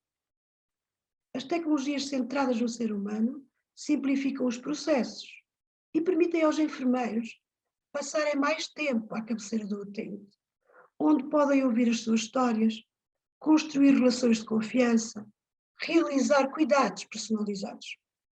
E assim, em vez de fazer da tecnologia uma peça central dos cuidados, é necessário usá-la para restaurar as ligações humanas e devolver às pessoas o seu propósito. E, portanto, nesta encruzilhada de humanidade e de tecnologia, é onde encontramos aquilo que é o lugar ideal dos cuidados.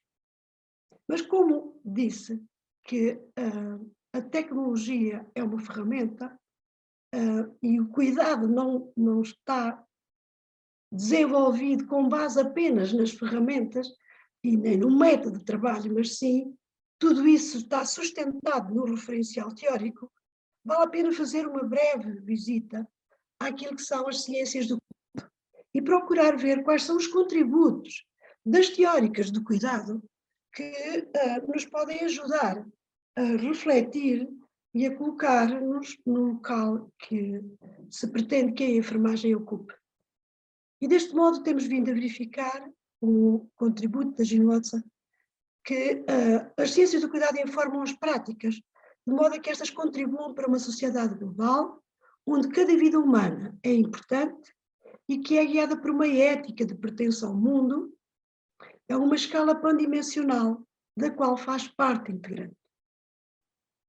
Rosa Toll diz-nos também que a ciência do cuidado oferece uma matriz artística e uma premissa científica com a qual se fazem novas conexões entre a bondade compassiva, a paz e a justiça social.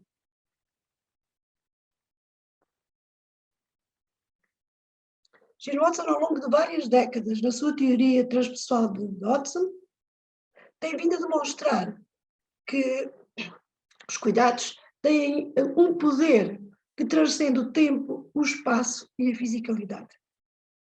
A humanidade precisa de uma abordagem clínica centrada particularmente centrada nas pessoas, particularmente nestes tempos de extrema vulnerabilidade.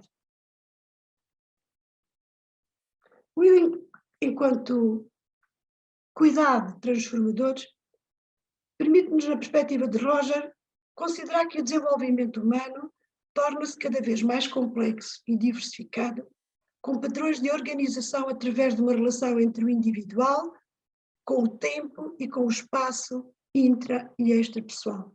De todo que modo é que podemos aumentar o crescimento, operar mudança e promover a cura. Ocorre, enquanto transformador, ocorre quando a pessoa é capaz de manter o equilíbrio espiritual, emocional, psicológico e os aspectos físicos de si mesmo. A integração de si mesmo ocorrerá dentro de uma estabilidade cultural e uma transformação da cultura e da sua identidade. A cura não pode ser alcançada dentro de um contexto social, ou só pode ser alcançada dentro de um contexto social, cultural, onde haja equilíbrio e harmonia dentro de si mesmo e entre os membros da sociedade. Então, assim, de uma forma muito breve, procurei trazer aqui aquilo que são as manifestações do poder unitário para um cuidar transformador. Exemplos de manifestação do padrão do poder unitário, podemos ter o poder de apreciação, o poder de intencionalidade ou intenção e o poder de compaixão. Na perspectiva de Elisabeth Barré, o poder é o poder que permite à pessoa estar ciente e de uma forma determinada, que lhe permite fazer escolhas, fazer o que escolhe, sentir-se livre para o fazer e fazê-lo intencionalmente.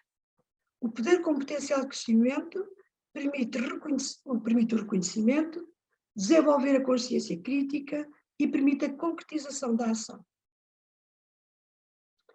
Ainda para Elizabeth Barré, o poder de apreciação é um tipo de visão ou forma de perceber e reside na apreensão da integridade. É assim o poder, a capacidade que todos os seres humanos de participarem conscientemente na mudança.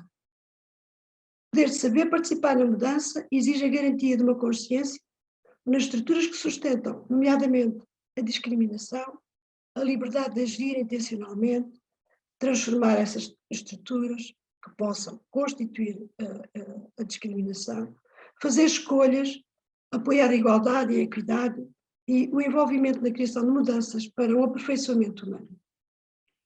Olhando as questões da intencionalidade ou intenção, percebemos que as concepções contemporâneas do Wheeling permitem delinear a intenção e o poder de decisão, ou o poder de intenção. Enquanto as perspectivas do cuidado fornecem um contexto a partir do qual podemos considerar a intencionalidade da enfermagem, a intencionalidade no contexto é uma característica básica e inerente a todas as pessoas. A intencionalidade é consciente, tem um propósito e é objetiva, dirigida para facilitar a mudança. Esta participação imaginativa, da qual vem a consciência da nossa capacidade de reformar, moldar e mudar. E, por fim, temos o poder da compaixão. A compaixão é o coração da consciência iluminada, o coração da atividade iluminada, da ação dedicada a nós mesmos, para facilitar o aperfeiçoamento humano, acalmando dissonâncias ligadas ao sofrimento, abraçar com amor e bondade a união de todos. Assim, a compaixão não é uma resposta afetiva, é uma ação motivada por experimentar a interconexão com os outros. Na perspectiva de Jorge, na sua teoria emancipatória de sofrimento, ele refere que a compaixão tem um poder emancipatório na medida em que a compaixão é um poder contrário para aliviar o sofrimento ocorrido do poder como controle. A compaixão é, assim, o antídoto para a desumanização e sofrimento. Como reflexões finais, podemos pensar que a enfermagem contemporânea procura romper os antigos limites cartesianos aos quais outrora esteve submetida.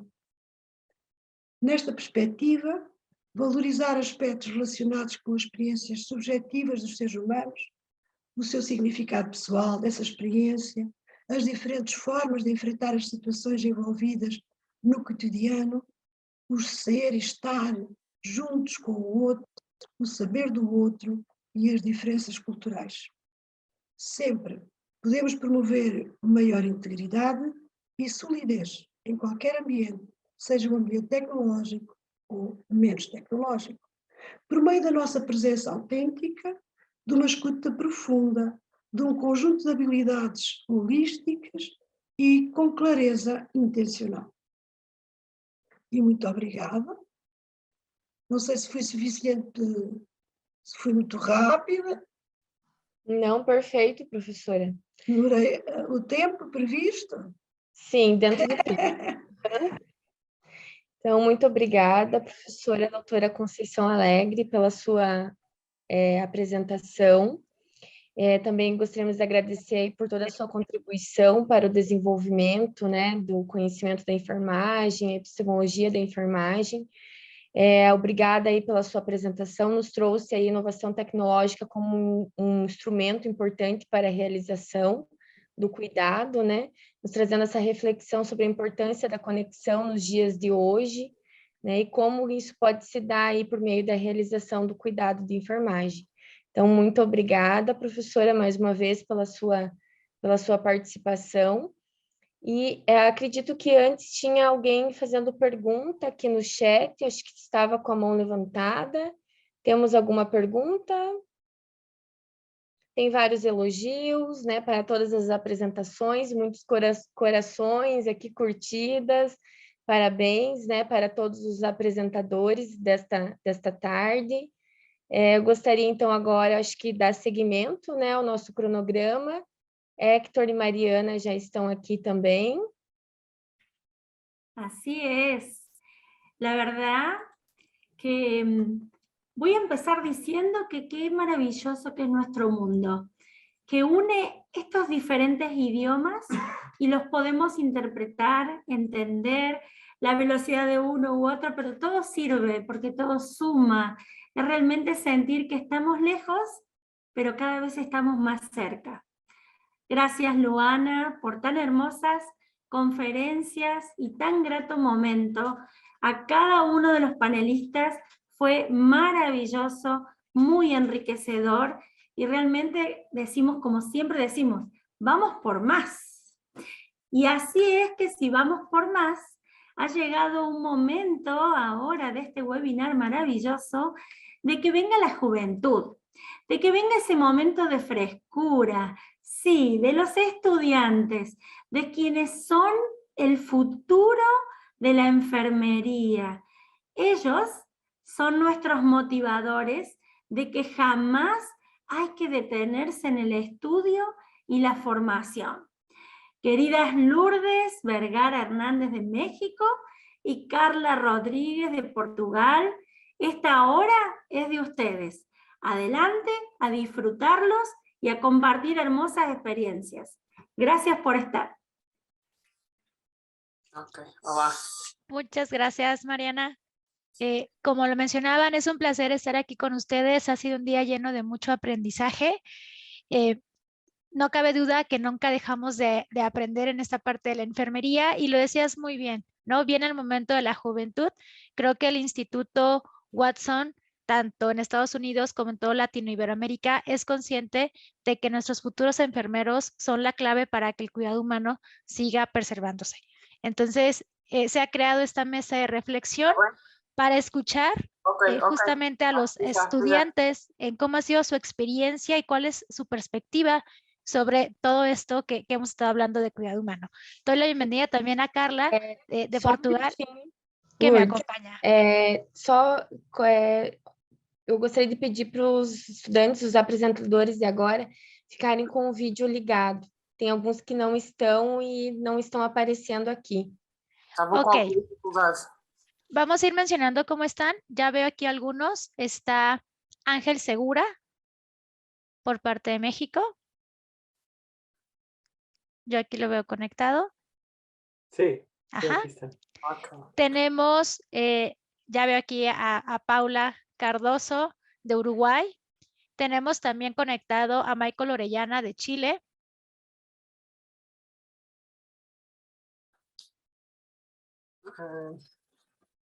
Ok. Y me hace falta Santiago Urazán de Argentina.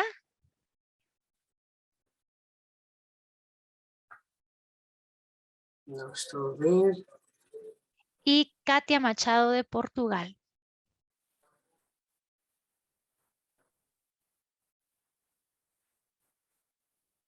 Carla, ¿te ha dicho algo, Katia?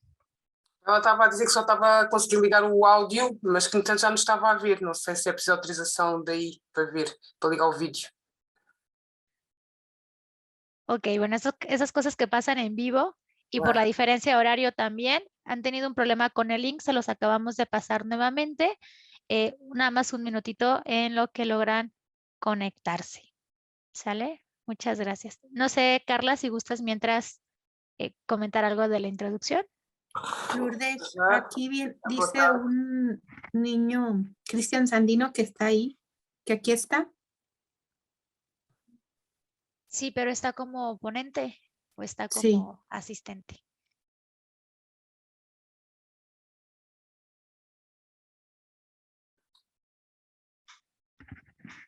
¿Ya conseguiste, Katia? No. Lo que pasa es que hay 3 Cristian Sandino. Ah, ok. 3 Cristian Sandino. Vamos a ver.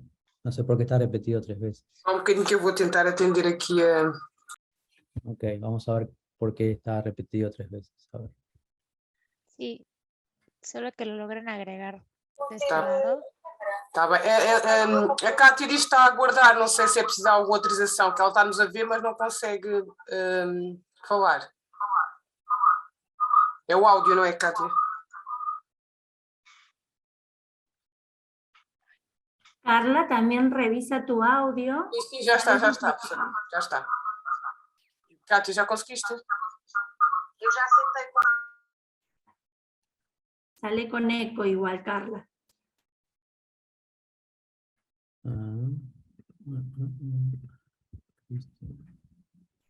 Bueno, en lo que logra conectarse por ahí Katia y Santiago, queremos comentarles que, bueno, esta selección se hizo, ellos pertenecen, bueno, en cada uno de estos países, representantes ahorita, existe un grupo de cuidado humano, ¿sí? Que ha estado trabajando muy arduamente estos últimos años, estos últimos 2 años, para dar a conocer más la ciencia justamente del cuidado humano de la doctora Watson, y cada uno ya ha pasado por su proceso de pregrado, ¿sí? Por su licenciatura en algunos lados, y bueno, se les han dado 6 preguntas para que ellos hicieran un trabajo de reflexión previo a este webinar que nos van a compartir el día de hoy.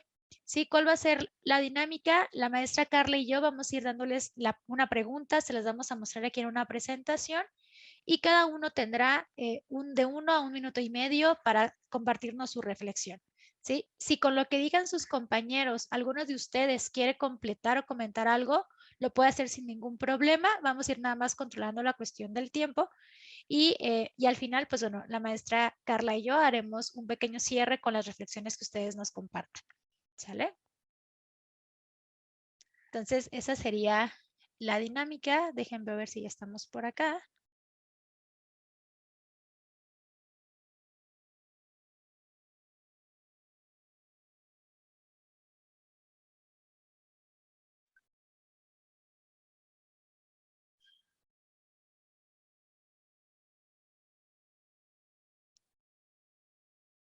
Héctor, ¿se logró migrar a Santi? Todavía no. Pero vamos a ir trabajando mientras ustedes quieren empezar. Bueno, entonces si gustan vamos a ir comenzando. Voy a compartir. Si me permiten, voy a compartir. Hicimos una pequeña presentación para que las personas que nos están acompañando sea más fácil para ustedes pues seguir un poquito la parte del ritmo. ¿Sí? Entonces, bueno, eso fue un espacio de estudiantes. Es importante, insisto, conocer su perspectiva sobre qué se está haciendo bien, qué hace falta hacer en cada uno de los países y sobre todo que están insertos en diferentes instituciones como parte de su formación. Bueno, vamos a ver si hay cuidado o no, como ustedes lo conceptualizan. Carla. No te escuchamos. Olá, boa tarde. Já estão a ouvir-me? Ok, obrigada. Então, a primeira questão, para qualquer um dos alunos que queira começar, o que é o cuidado humano para si? Qual é a vossa opinião, por favor? Si gustas empezar, Paula. Bueno, buenas tardes a todos. ¿Se escucha bien? Sí, sí. Muy bien. Bueno, muchas gracias primero por la oportunidad. Para mí fue muy linda recibir la invitación. Y bueno, en realidad le quería compartir mi reflexión. Más que nada, creo que para mí el cuidado es un acto más que nada primitivo, es algo muy instintivo que hacemos todos los seres vivos, que en mayor o menor medida cuidamos de quien lo necesita. Y podemos definirlo como las acciones, en lo que es enfermería, las acciones donde hay conocimiento, sí, donde hay habilidades técnicas también, pero también valores y creencias que se vuelcan en las actividades que llevamos a cabo, que las emprendemos en pos de mantener, corregir o mejorar las condiciones humanas de los pacientes, de la salud. Es decir, que prestamos atención a la dimensión psicoemocional del paciente, de la salud, de la enfermedad, de lo que esté atravesando, centrándonos en esa necesidad que tiene, siendo compasivos y sensibles a esas necesidades. Ok, obrigada. Pode ser o Michael, faz favor. Sí, de igual manera agradecer la oportunidad. comparto plenamente lo que dijo Paula en relación a que es un acto primitivo de todos los seres vivos. Nosotros como seres humanos sí creo que la diferenciación que podemos hacer en relación a otros seres vivos en relación al cuidado es que nosotros promovemos la sanación, la salud y sobre todo la dignidad de la persona en el acto de cuidar. Pero nada más que agregar, me parece muy completa la respuesta de Paula. E agora, de seguida, não sei se poderá falar a Kátia. Kátia, já estás em linha? Já. Tens que ligar o teu som.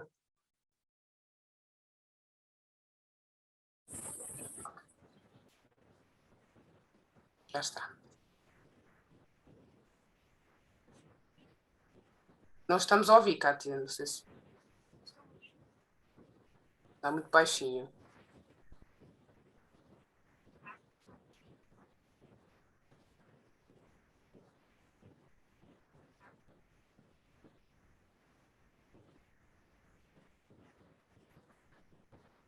Si usas en lo que se escucha Katia, ¿podemos pasar con Ángel? Sim. Erika, por favor. Ok, primero que nada, ¿me escucho muy bien? Sí, se escucha bien. Ok, perfecto. Primero que nada, pues igual agradecer esta oportunidad y también la invitación.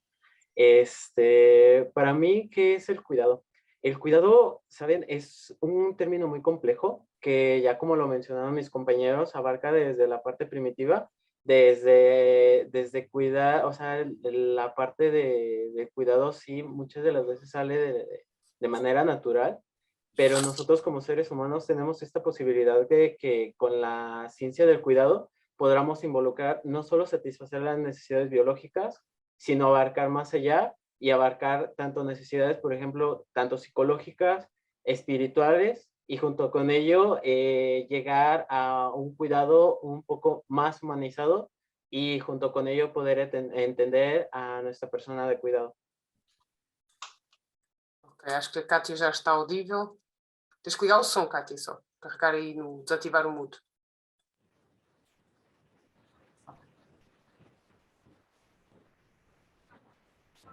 Consegues pôr mais alto?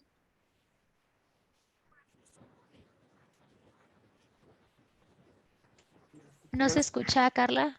Não, não está a ouvir. Ela continua sem ouvir.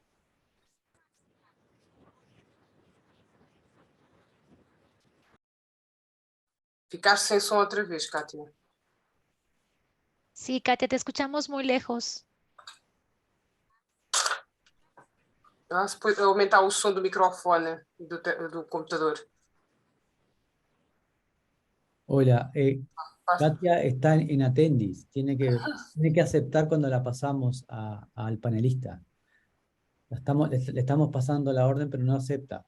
Tiene que aceptar, por favor.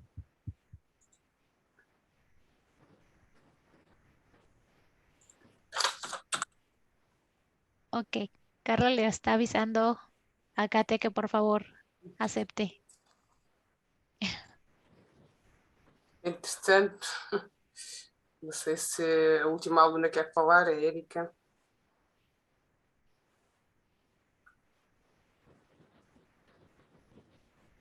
Erika, se calhar queres dar a tua opinião, por favor?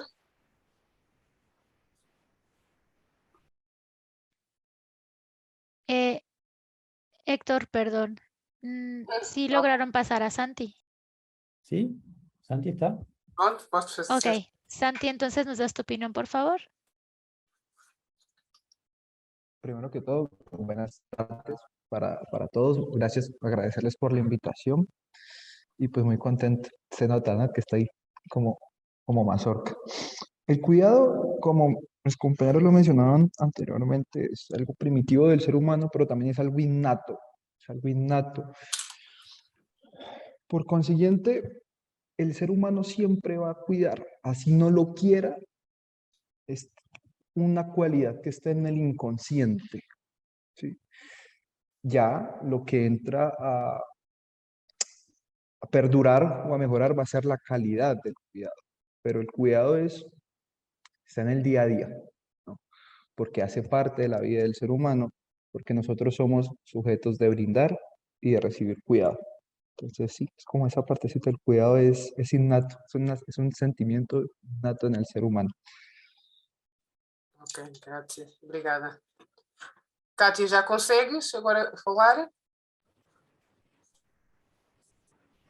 Não, se calhar teremos que passar, né? E depois ela volta atrás. Ok, No. pasamos a la siguiente pregunta entonces. Bueno, como segunda pregunta, chicos, ¿cómo describirían ustedes a un enfermero o enfermera congruente con la ciencia del cuidado humano? Si iniciamos ahora con Michael, por favor. Bueno, yo antes de comenzar mi última práctica profesional hice mi licenciatura en relación a mi tesis para licenciatura en relación al cuidado humano. Entonces, en esto de mi práctica laboral, me preguntaba todos los días cómo podía acercarme un poco a lo que dice la literatura, cómo poder aplicar lo que dice la literatura, lo que nos dicen los libros en la vida real, porque a veces es bastante complejo, ¿ya?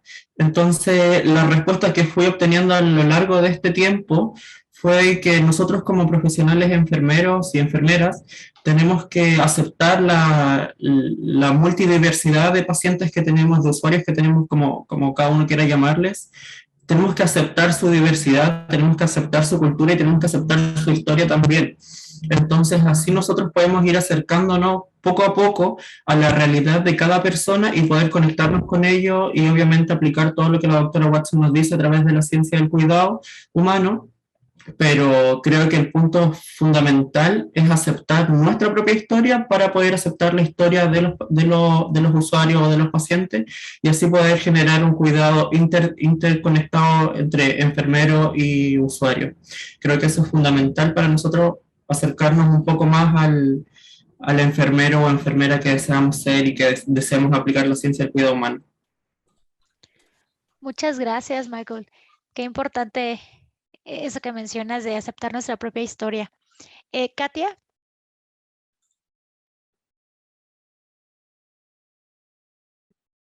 Está muteada, ahora sí. Ahora. Uma vez? Kátia, tenta falar agora. Desativa o mudo. Tens o som desligado, Kátia. Agora sim. Não está. Agora sim. Não ouvimos. Estás a falar? Estás? Vê lá se não é do computador, vocês comentaram o som do computador. As definições. Agora sim, qualquer coisa já. Sim, sim. Podes continuar a falar. A questão de dizer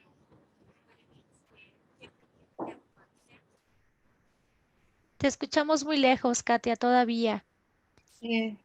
Si gustas, en lo que checas por ahí tu audio, tu micrófono, voy a pasar con Paula, que nos describa a esta enfermera congruente con lo que predica la ciencia del cuidado humano. Bien, creo que para acercarnos a ser un enfermero congruente con la ciencia del cuidado, lo más importante, y me súper resonó lo que vimos en la ponencia anterior, es el sacarnos como el cuidado medicalizado, el dejar de sentir que un paciente es una patología, en no clasificar al paciente en la fractura de cadera, en el paciente contaminado, sino centrarnos en la persona, en acercarnos y saber que es una persona que viene detrás con una historia, con sentimientos, con problemas, con cargas emocionales, problemas económicos, con una familia, con muchas cosas demás, que nos permitan acercarnos a un cuidado que sea realmente integral y que no quede en algo que estudiamos y que no aplicamos en realidad. Entonces, para mí, un enfermero congruente con la ciencia del cuidado es ese, el que logra romper con esa enfermería medicalizada y que pasa realmente a centrarse en la persona, que hace un esfuerzo consciente por preservar la humanización de los cuidados todos los días, que tiene un compromiso sí científico, pero también filosófico y moral con la atención que está brindando. Qué bonito, Paula, muchas gracias. Santi, ¿tú qué opinas? ¿Cómo lo describes tú? No, Ahora sí, ya, es que lucho con el micrófono. Un enfermero congruente con la ciencia del cuidado humano tiene que tener una base fundamental y es tener un buen oído. La escucha es la base y el pilar de un adecuado cuidado humanizado. ¿Por qué? Porque si tú entiendes las necesidades del paciente, ¿sí?, la vas a poder suplir, ¿sí? Vas a solucionar un problema por consiguiente. Y posterior a eso debe tener ciertas actitudes, como por ejemplo la empatía, ¿sí? No podemos brindar un cuidado humano sin empatía. No podemos brindar un cuidado humano sin automotivación, ¿sí? Y eso es lo bello de esta carrera, de esta profesión, que la enfermería, al ser la profesión del cuidado, con bases científicas, ¿sí?, nos permite a nosotros buscar ese impulso. Y generalmente el impulso del ser humano siempre va a ser mejorar un proceso, ¿sí? Entonces, más que todo es eso, motivación, escucha, empatía primordial y actitud, actitud ante todo. Muchas gracias, Santi. Ángel. Ok, la descripción de un enfermero que sea congruente con, pues, con esta ciencia, lo considero de una manera, y creo que muchas de las veces la vemos muy reflejada en algunos enfermeros, que muchas de las veces, y coincido con lo que comentaba mi compañera Paula, muchas de las veces se llegan a enfocar un poco más en la parte biológica, en la patológica, en la enfermedad, sin ir más allá, sin trascender. Con ello me refiero a ver al paciente como una persona que a su alrededor llegan e incluso la están rodeando, diversos factores, pero todos estos factores, ¿cómo nos damos cuenta? Interactuando con el paciente, aplicando valores, siendo una persona que no haga las cosas solamente por hacer, sino siendo una persona que llegue a comprender a su paciente, que llegue a entender las necesidades que este paciente tiene y sobre todo aplicando junto con ello la parte humanista en el sentido de ayudarle a superar estas complicaciones a lo mejor. Incluso hay estudios que hay veces que los pacientes lo que más requieren es ser escuchados.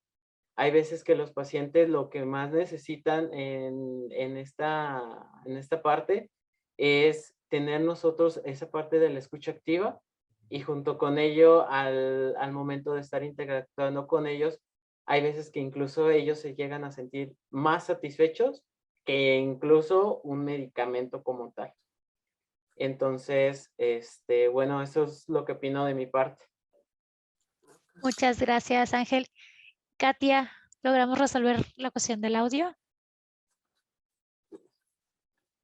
Acho que ainda não conseguiu. Parece que no, ¿verdad? Se calhar nem que ela diga depois no final todas as questões, responda no fim.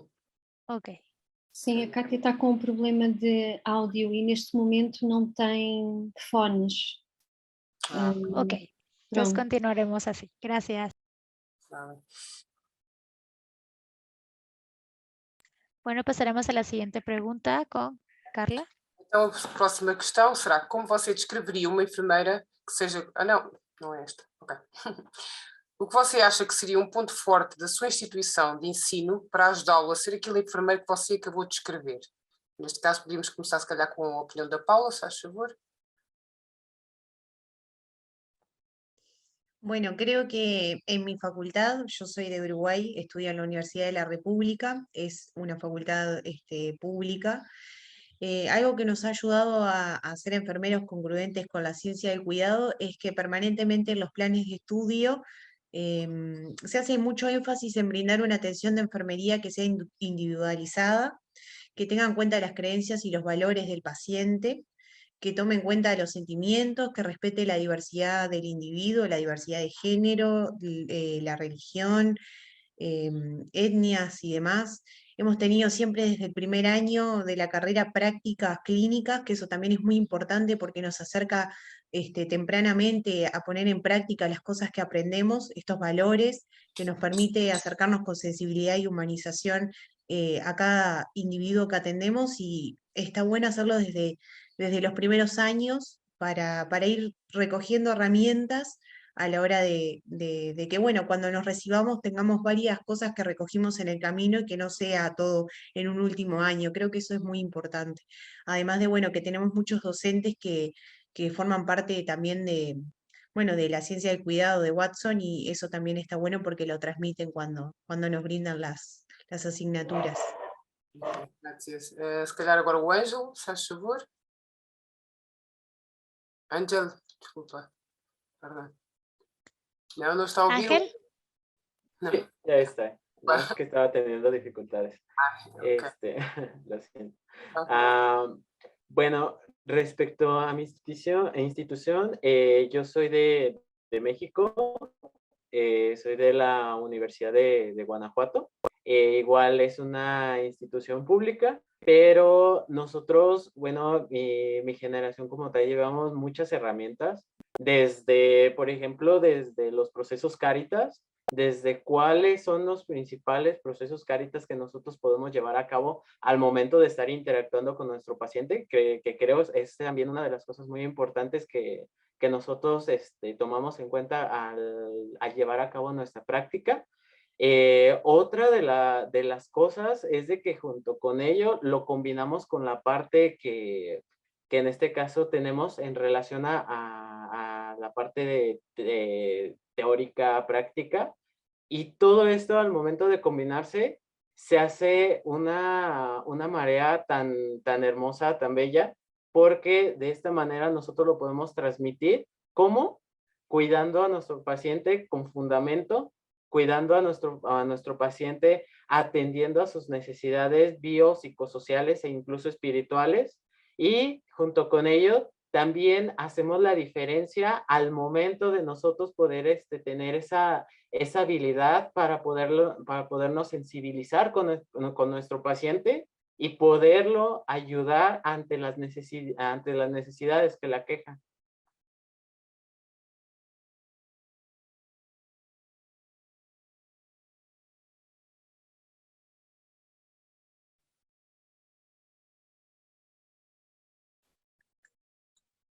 Pode ser Santi, por favor? ¿Yo? Sim, Santiago, desculpa. Ya. Então dá o nome todo. Pues yo soy de Colombia, pero participo en Argentina, internacionales. Pero esa visión que tengo y que nos ha dado, y cuando tuve el primer contacto con Argentina, fue comparar primero, ¿sí? Y es lindo porque se ve que la esencia de ese cuidado humano es muy similar. Yo soy de un pueblo en Colombia, Tuluá, y lo que hay en esta institución, que es una institución pública, es que el modelo de Jim Watson es transversal durante toda la carrera, y a medida en que van pasando los semestres se va articulando con otras teorías. Me explico. Tercer semestre, nosotros vemos el componente de familia. Entonces, Watson, nuestro pilar, ¿sí? Y nos implementan a la teoría de María Luisa Friedman, ¿sí? ¿Cómo es que somos familia? Entonces, la institución se enfoca mucho en esa parte, tanto así que hay una cultura de humanización. Cada año se hacen simposios, intersemestrales pues se hacen muchos talleres, y pues entendemos que es crucial para brindar una buena atención, ¿sí? Que la humanización hace parte de la calidad, que la calidad, lastimosamente, y va a sonar feo, me disculpan, hace parte del negocio de salud. La salud se vuelve un negocio, entonces una atención humanizada es una atención de calidad y una atención que va a atraer a más pacientes. Entonces, eso es lo que tengo por agregar. Obrigada. Então podia ser agora o Michael, por favor. Michael. Bueno, yo pertenezco a una institución, a una universidad que es salesiana, y que tiene ciertos valores que nos van inculcando desde el primer año a todas las carreras de la universidad, y en especial enfermería se destaca por el compromiso social que nosotros tenemos ya, que eso abarca habilidades tanto como valores, actitudes que están relacionadas con la tolerancia, la apertura, la responsabilidad, el respeto a las diversidades, las perspectivas interculturales y la participación democrática que nosotros podamos llegar a tener en la sociedad. Ya, un hito súper importante a destacar, creo yo, es que nosotros dentro de la universidad trabajamos con diferentes tipos de clases sociales. Nosotros hemos trabajado en la universidad con las clases más altas de Chile y también hemos trabajado con las personas más vulnerables. Entonces eso creo que es un plus en la universidad y que nos ayuda mucho a ver el abanico que existe en Chile, el abanico que tenemos nosotros en cuanto a salud, y que también nos ayuda a nosotros como enfermeros a poder fortalecer nuestras habilidades humanas y a poder participar con las personas más vulnerables y a cómo sacarlos de esos entornos que muchas veces son de riesgo. Ya creo que eso es súper importante y que nos ayuda a nosotros también a entregar un cuidado humano, porque tal vez en la clínica o en un sector privado te tienen que atender bien porque tú estás pagando mucho por la atención, pero en un sector público tal vez no te tienen que atender tan bien o no te atienden tan bien porque no estás pagando la atención. Ya, porque ahora en Chile toda la atención pública es gratuita. Antiguamente se pagaba en unos tramos, pero ahora ya no, es universalmente gratuita. Entonces, por eso, eso es el plus que nos hace la universidad, como los diferentes contrastes con los distintos tipos de salud que hay en Chile. Ok, obrigada. Vamos a continuar. Muy bien. La siguiente pregunta es, ustedes como estudiantes, ¿qué consideran que hace falta durante su formación de pregrado para brindar un cuidado más humanizado todavía? Empezamos con Santiago, por favor. Para que durante la formación se brinde un cuidado más humano falta tiempo, mucho tiempo, porque tenemos que cumplir unos horarios, ¿sí? Unos horarios claramente de práctica, y no permite dar una continuidad a ese cuidado de ese paciente. Entre más tiempo haya, más fuerte se puede hacer la relación enfermero-paciente, ¿sí? Los sentimientos son vitales para que se mejore el cuidado. Y un mayor tiempo, ¿sí? Entablar una mejor relación con el paciente, pues va a generar un apego y una presión más fuerte, que por consiguiente me va a llevar a mí a dar un cuidado más humano. Yo establezco esta relación enfermero-paciente como un feedback, una retroalimentación. Yo aprendo del paciente, ¿sí? Y el paciente es sujeto a cuidado. Entonces sí, pienso que falta mucho tiempo durante la formación para poder ejercer un cuidado más humano. Antes de pasar con el siguiente estudiante, quiero nada más profundizar un poquito en tu respuesta, Santi.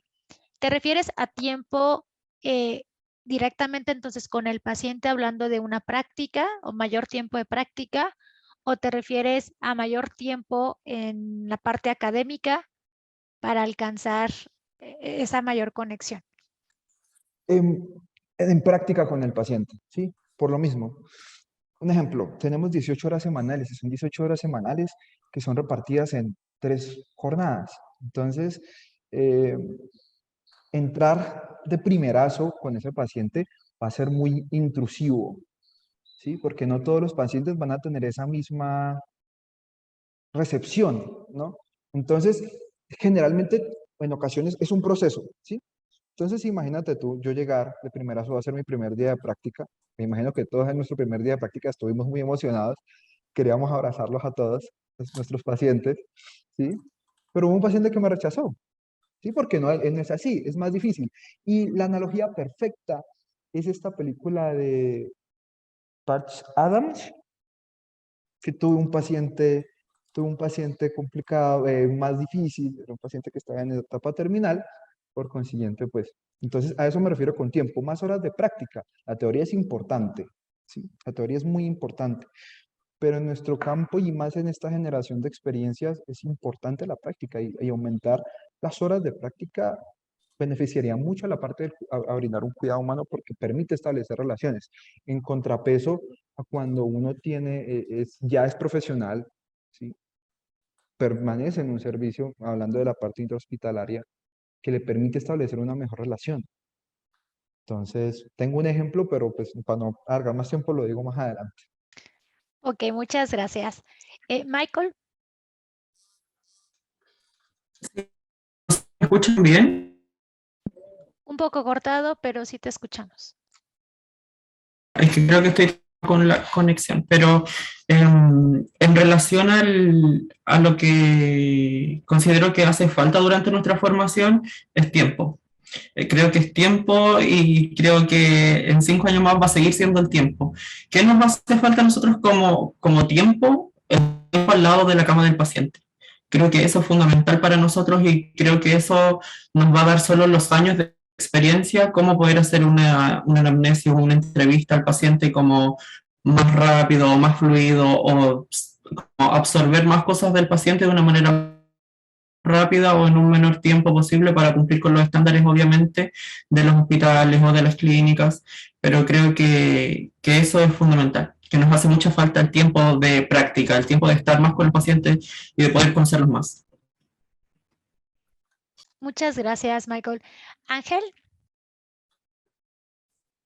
Respecto a esta cuestión, considero que lo que nos haría un poco falta en esta parte sería seguir interactuando con el paciente, ya como lo comentaron mis compañeros, la parte del tiempo, pero también considero que aquí entra el no quedarnos solamente con lo que actualmente sabemos acerca del cuidado humanizado, sino seguir trascendiendo, investigando más allá acerca del cuidado humanizado, porque como sabemos, estamos en una profesión que está en constantemente cambio, o sea, literal, poco a poco se va actualizando, e incluso nosotros tener como esa iniciativa o tener esa oportunidad de poder hacer algún trabajo de investigación, a lo mejor acerca de este cuidado humanizado, aplicando el cuidado humanizado ya con nuestros pacientes, seguirnos preparando sobre todo y junto con ello, pues poco a poco vaya pasando la parte de la experiencia en cuanto a la parte profesional, nosotros ir produciendo un cuidado que sea mucho más humanizado que a lo mejor al principio de cuando lo empezamos a impartir. Muchas gracias. Paula. Bueno, creo que hoy en día en mi formación lo que hay más debe es en contar con mayor presupuesto para la educación. Lamentablemente Uruguay está con un presupuesto que es el 0% para lo que es la educación pública, entonces eso hace que haya muchas carencias en cuanto son los recursos materiales y los recursos humanos que son tan necesarios ambos para poder brindar un cuidado humanizado. Si bien es verdad que los estudiantes que estamos, vamos a hacer lo posible y lo hacemos siempre en los campos prácticos de seguir brindando un cuidado humanizado pese a esas cosas, a veces es muy difícil poder cumplir con los cuidados que uno se planifica y también queda como eso en el debe, ¿no? Como en el tintero, que no está bueno. Entonces creo que ese es como el mayor problema que hay durante la formación, lo que he visto en estos casi 5 años de carrera es eso. Más que nada el problema presupuestal. Pero después, en cuanto a lo que es, para traerlo un poco también al Congreso, si bien nosotros siempre hablamos mucho sobre Watson y lo que son sus teorías y lo mencionamos en muchas asignaturas, no tratamos tanto capaz en profundidad lo que son caritas, por ejemplo, que me parece que es también otro debe que habría que implementarlo en los nuevos planes de por lo menos lo que es la licenciatura en enfermería. Esos son como los debes que he encontrado en la carrera. Muchísimas gracias. Creo que ya no recuperamos a Katia, ¿verdad? Não, ela está a tentar Carla? entrar até desde outro computador, não sei se é preciso alguma autorização de Ok, organização, por favor. muy bien. Entonces continuaremos. Ok. Então, a próxima questão será: qual tem sido a sua experiência na aplicação da ciência do cuidado humano na prática de enfermagem nos diferentes níveis de atenção? Poderíamos, se calhar, agora iniciar com o jovem Santiago, por favor. Santiago. Yo, es que perdón. Ya. Y aquí la experiencia entra de lujo. Nomás fue este semestre. Yo ingresé, estoy en mi último año y hago prácticas en un servicio de pediatría. Y al yo ingresar, hay una niña con una osteomielitis. Ya habían pasado por varias cirugías y la niña llevaba en hospitalización 3 semanas. Y siempre que pasábamos ronda de enfermería estaba llorando. Entonces, pues, era una niña de 7 años. De 7 años, que a los 7 años un niño tiene que estar corriendo. Entonces, al verla ahí, yo iba al siguiente día. Entonces, pues como que dije, bueno, ¿qué puedo hacer? Y no se me ocurrió mejor idea que llevar títeres. Me coloqué 2 medias, le dibujé porque no tenía botones, entonces le dibujé las caritas y le hice un showcito ahí improvisado, ¿no? Como para que se animara, gracioso. Y ver la sonrisa de esa niña fue lo más maravilloso del día. Yo de por sí soy muy llorón. Y verla reírse fue algo que me congració mucho, porque sabía que estaba haciendo algo mal, algo bien, en una situación en la que ella pues se sentía vulnerable. Ya le estaban haciendo seguimiento por psicología, le estaban haciendo actividades dinámicas, y el único apoyo que tenía ahí era su madre, pero ninguna de ese personal de salud fue capaz de decirle, mira, tal, o hacer algo al respecto más, ¿cómo lo puedo decir? Diferente a lo que los protocolos plantean, ¿sí? Y los comentarios que se hacían dentro del servicio eran: pobre niña, qué pecado, qué pesar. Entonces, bueno, sí, hacemos los comentarios, qué pesar, qué pecado, tenemos compasión, pero no estamos haciendo nada. Entonces ahí está, entre el decir y el hacer. Cuando nosotros vemos algo, pues lo mínimo sería, y más con nuestros pacientes, es actuar. Entonces, eso es como, que últimamente a mí me movió mucho. Mucho. Ok, obrigada. Agora pode ser a Paula, por favor. Paula. Bueno, yo creo que en mi experiencia personal, lo que tiene el cuidado humanizado es que tiene una doble función, una doble bendición, que es no solamente para el que recibe el cuidado, sino también para el que lo brinda. Yo tengo la enorme suerte de trabajar en una maternidad, soy enfermera de maternidad, estoy en el preparto, en el parto y en el posparto, y si bien el cuidado humanizado obviamente es esencial en todo momento y en todo tipo de pacientes, creo que en las mujeres que van a parir, vaya que es sumamente importante, es un momento tan único, tan especial, es irrepetible, porque aunque una mujer tenga 6 hijos, cada vez que decide maternar es único, cada parto es único. Entonces, me pasó una experiencia muy breve de una señora que fue a tener su segundo hijo, tuvo una muy mala experiencia en su primer parto, y desde el primer momento tuvimos una conexión muy fuerte. Le dije, bueno, voy a ser tu enfermera, vamos a revertir esa mala experiencia de la primera vez, va a ser totalmente diferente. Y bueno, como anécdota, le puso de segundo nombre a su hija Paula. Entonces, bueno, creo que ahí está la diferencia, más allá de que le haya puesto mi nombre y que yo me haya sentido sumamente agradecida, porque creo que fue un gesto de que ella lo va a recordar siempre. Es eso, ¿no? El haber marcado a alguien en un momento tan importante como ese, es eso, es realmente el pasar, al no hacer, no es un trabajo. Voy, sí, cumplo un trabajo, me pagan, pero también yo voy y doy de mi tiempo y recibo de otra persona algo que me llevo en esa mochila experiencias, me llevo cosas que veo todos los días y que también me sirven a mí como persona, no solo como profesional. Creo que sin duda mi experiencia ha sido muy grata con el cuidado humanizado, así que estoy muy contenta de ser enfermera. Gracias. Agora pode ser o Ângel, por favor.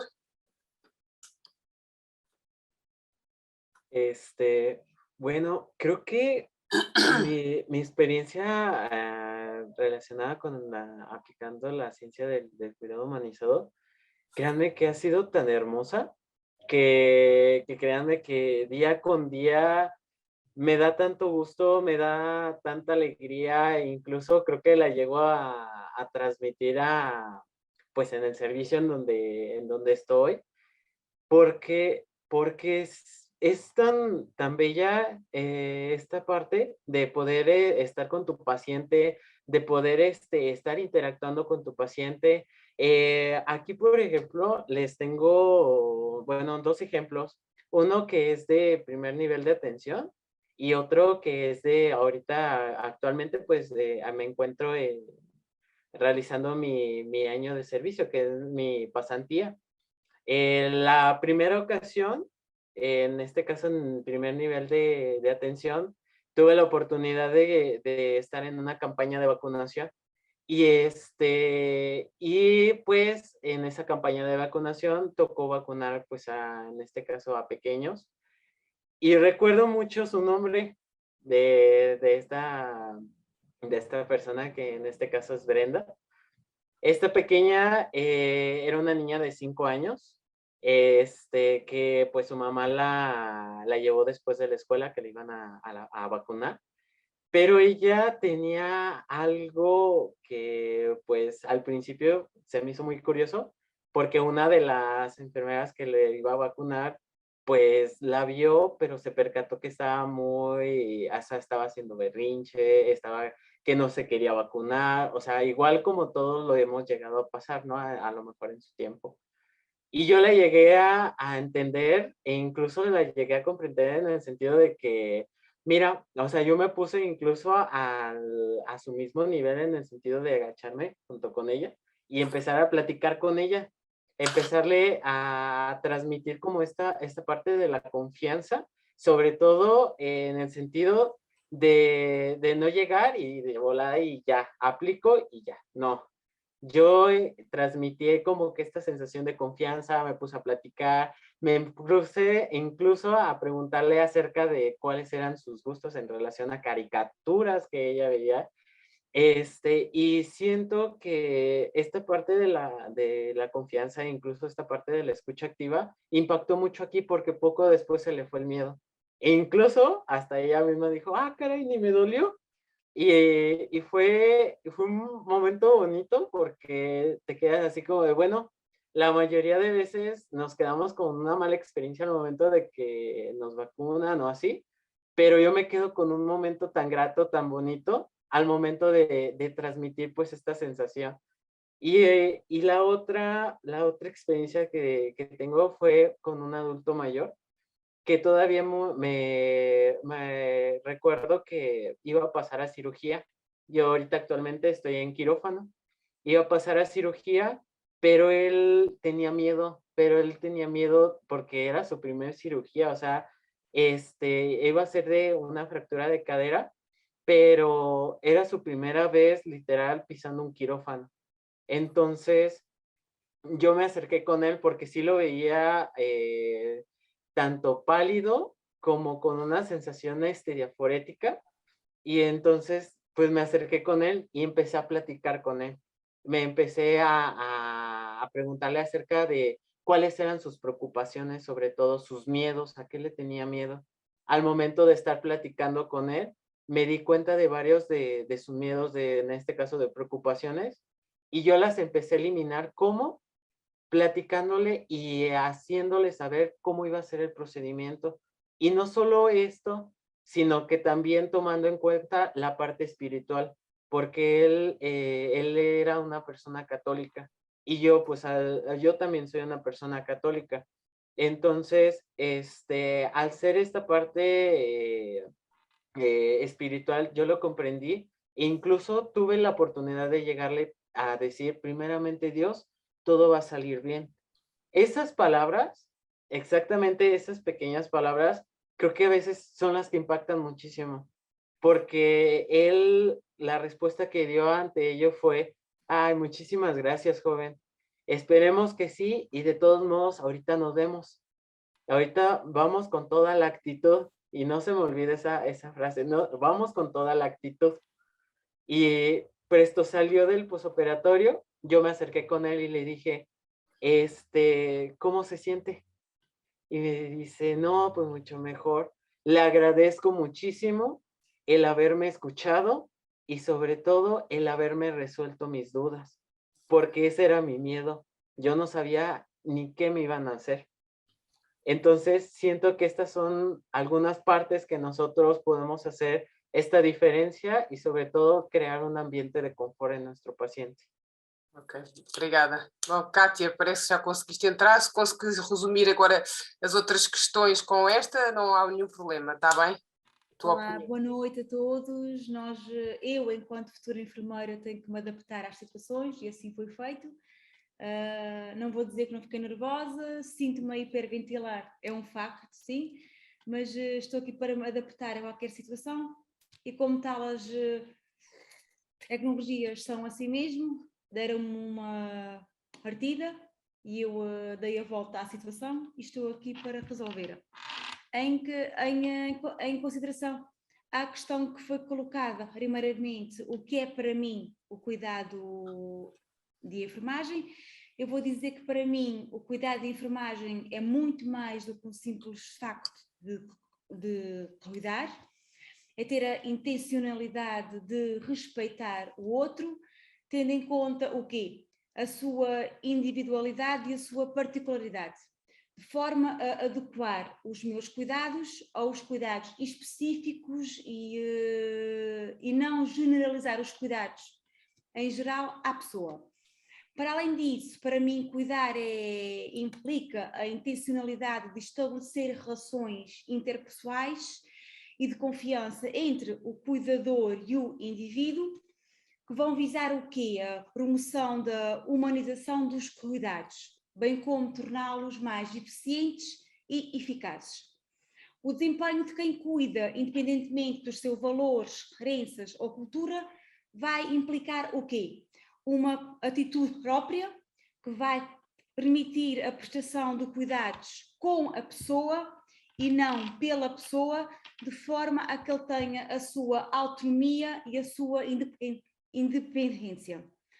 Em relação à segunda questão, para mim, ser enfermeiro é ter a arte de cuidar, o que vai exigir o estabelecimento de uma relação de confiança, bem como de empatia, entre o enfermeiro, o utente e a comunidade em geral, ou seja, aqueles que estão à volta dele. A enfermagem, para mim, destaca-se das demais profissões, uma vez que foca-se no cuidado holístico à pessoa, ao utente. Efetivamente, não é um processo de cuidar fixo, visto que os cuidados têm que ser individualizados e adequados às necessidades de cada um, pelo que deve ser necessário estabelecer diferentes necessidades de acordo com a pessoa. Pelo que a profissão de enfermagem ocupa um lugar privilegiado em todas as etapas da vida do utente, desde o nascimento até ao fim da sua vida, bem como vai se representar como um elo de ligação entre toda a equipa multidisciplinar envolvida. Contudo, para que este processo seja eficaz, o enfermeiro deve ter a capacidade de cuidar de si mesmo, desde as demais dimensões psíquicas, físicas e psicológicas, deve-se respeitar a si mesmo enquanto pessoa, de forma a que seja possibilitado o cuidar do outro. Em relação à minha instituição educativa, posso dizer que ao longo do meu percurso académico foram fundamentais as unidades curriculares de fundamentos de enfermagem, de comunicação e desenvolvimento pessoal, de ética em saúde, entre as demais, nas quais foram possibilitadas uma reflexão profunda sobre o cuidado humano. Em contexto em sala de aula, foi possibilitada a partilha de experiências e vivências entre os alunos, em contexto de ensino clínico, de forma a que seja, ou que tenha sido promovida uma melhor consciencialização e um horizonte mais abrangente no que concerne à vida, bem como a todas as suas demais realidades.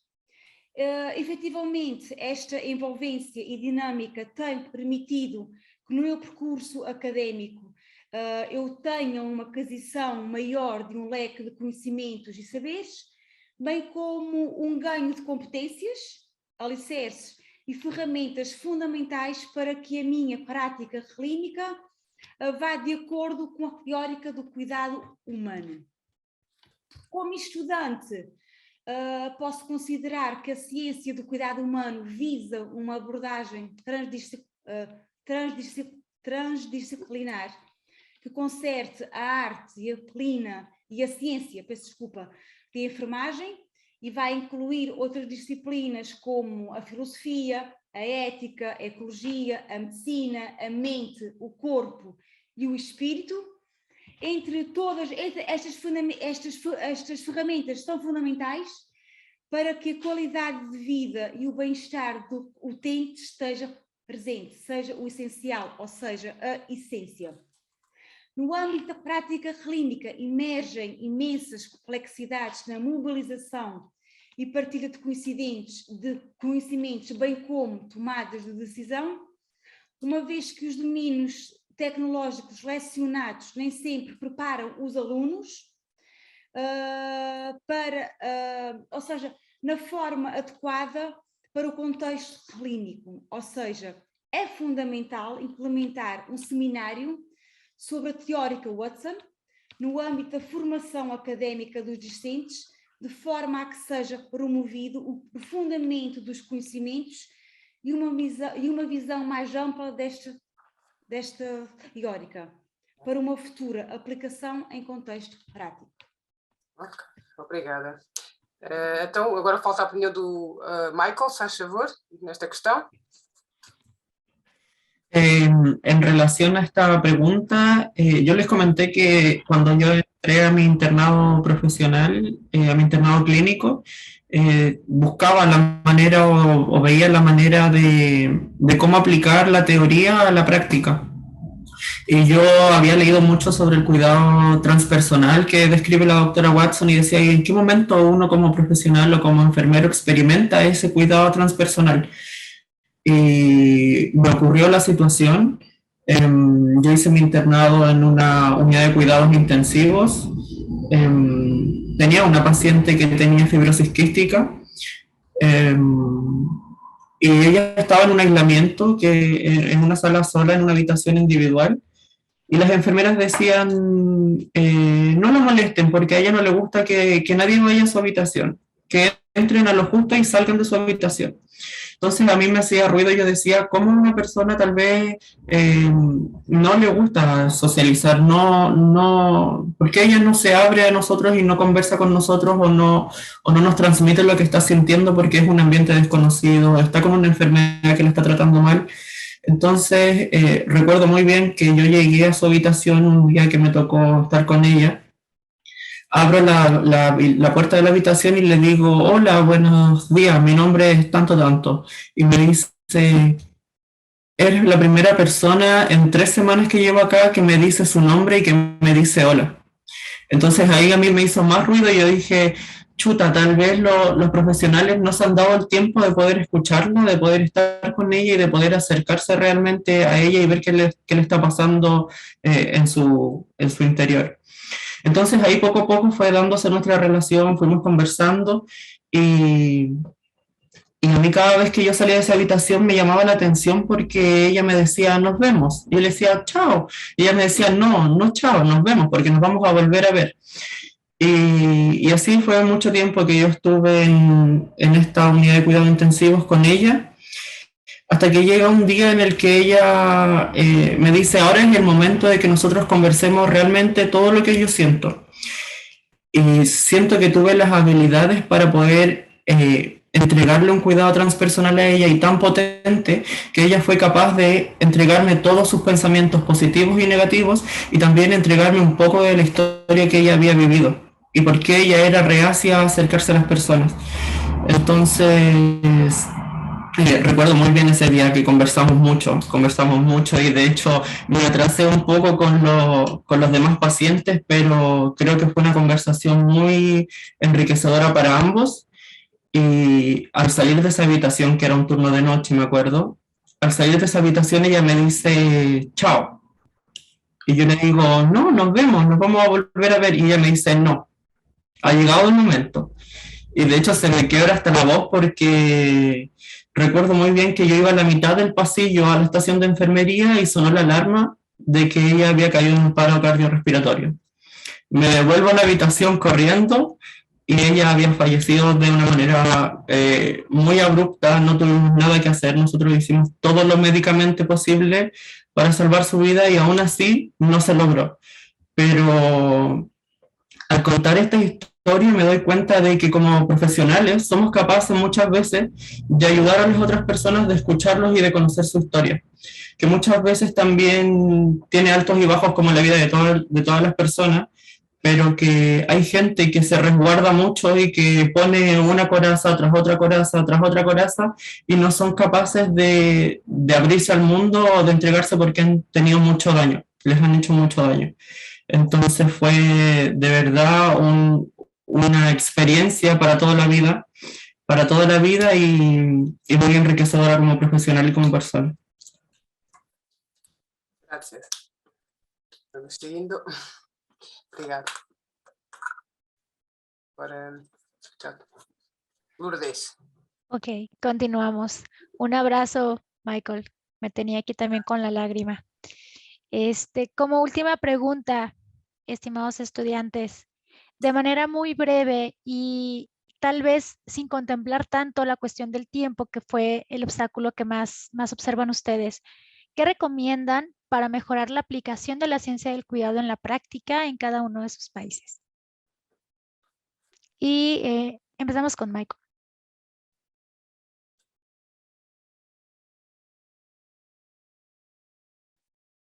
Sí, con usted.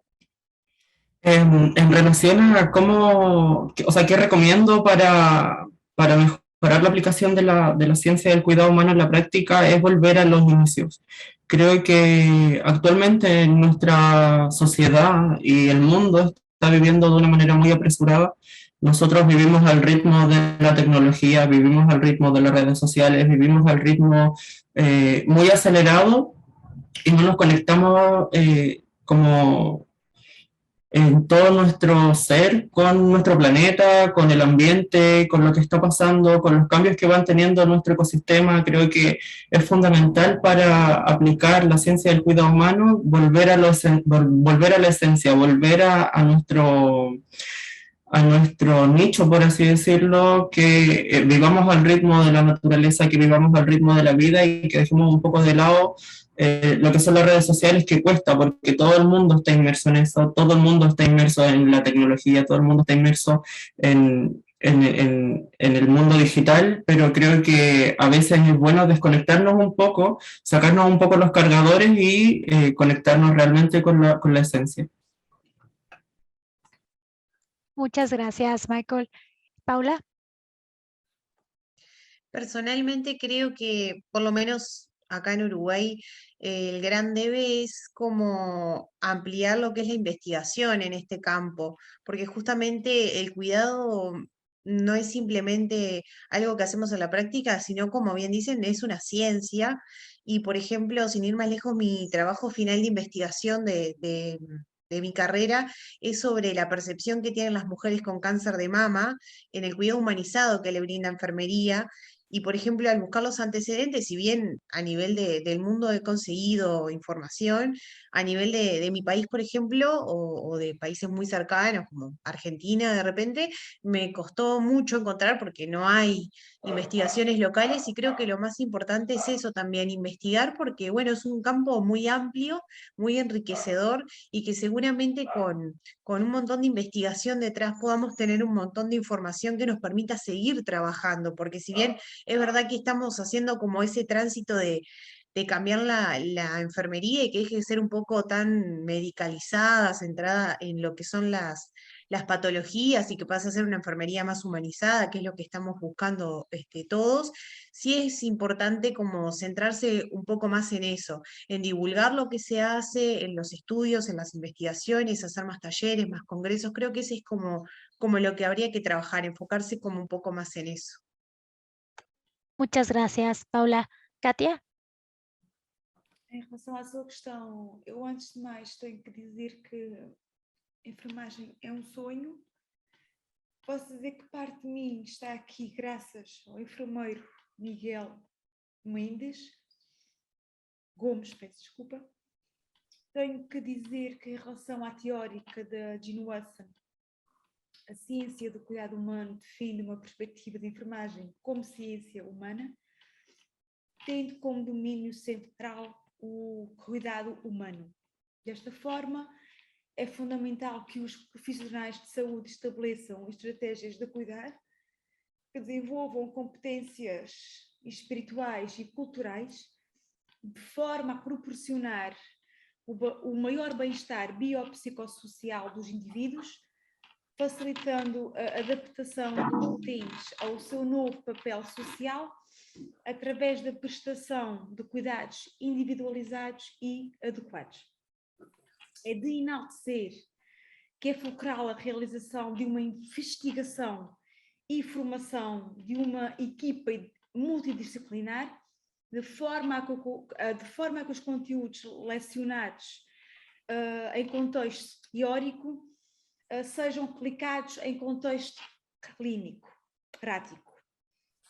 Efetivamente, é necessário um trabalho diário e contínuo para que o enfermeiro seja capaz de estabelecer momentos de interação e proximidade com o utente e de forma a compreender as suas várias dimensões a nível cultural, físico, psicológico, entre as demais, através de quê? De uma relação terapêutica. Contudo, eu considero extremamente importante que haja uma gestão de liderança eficaz e eficiente dos recursos humanos para que seja aplicada na prática a teórica do cuidado humano. E deixo-vos uma questão. Por exemplo, por que é que o simples facto de pintar as unhas a uma utente, ou o simples facto de eu tirar uns 5 minutos para rezar ao lado de uma utente, não é registado no processo de enfermagem dessa mesma pessoa?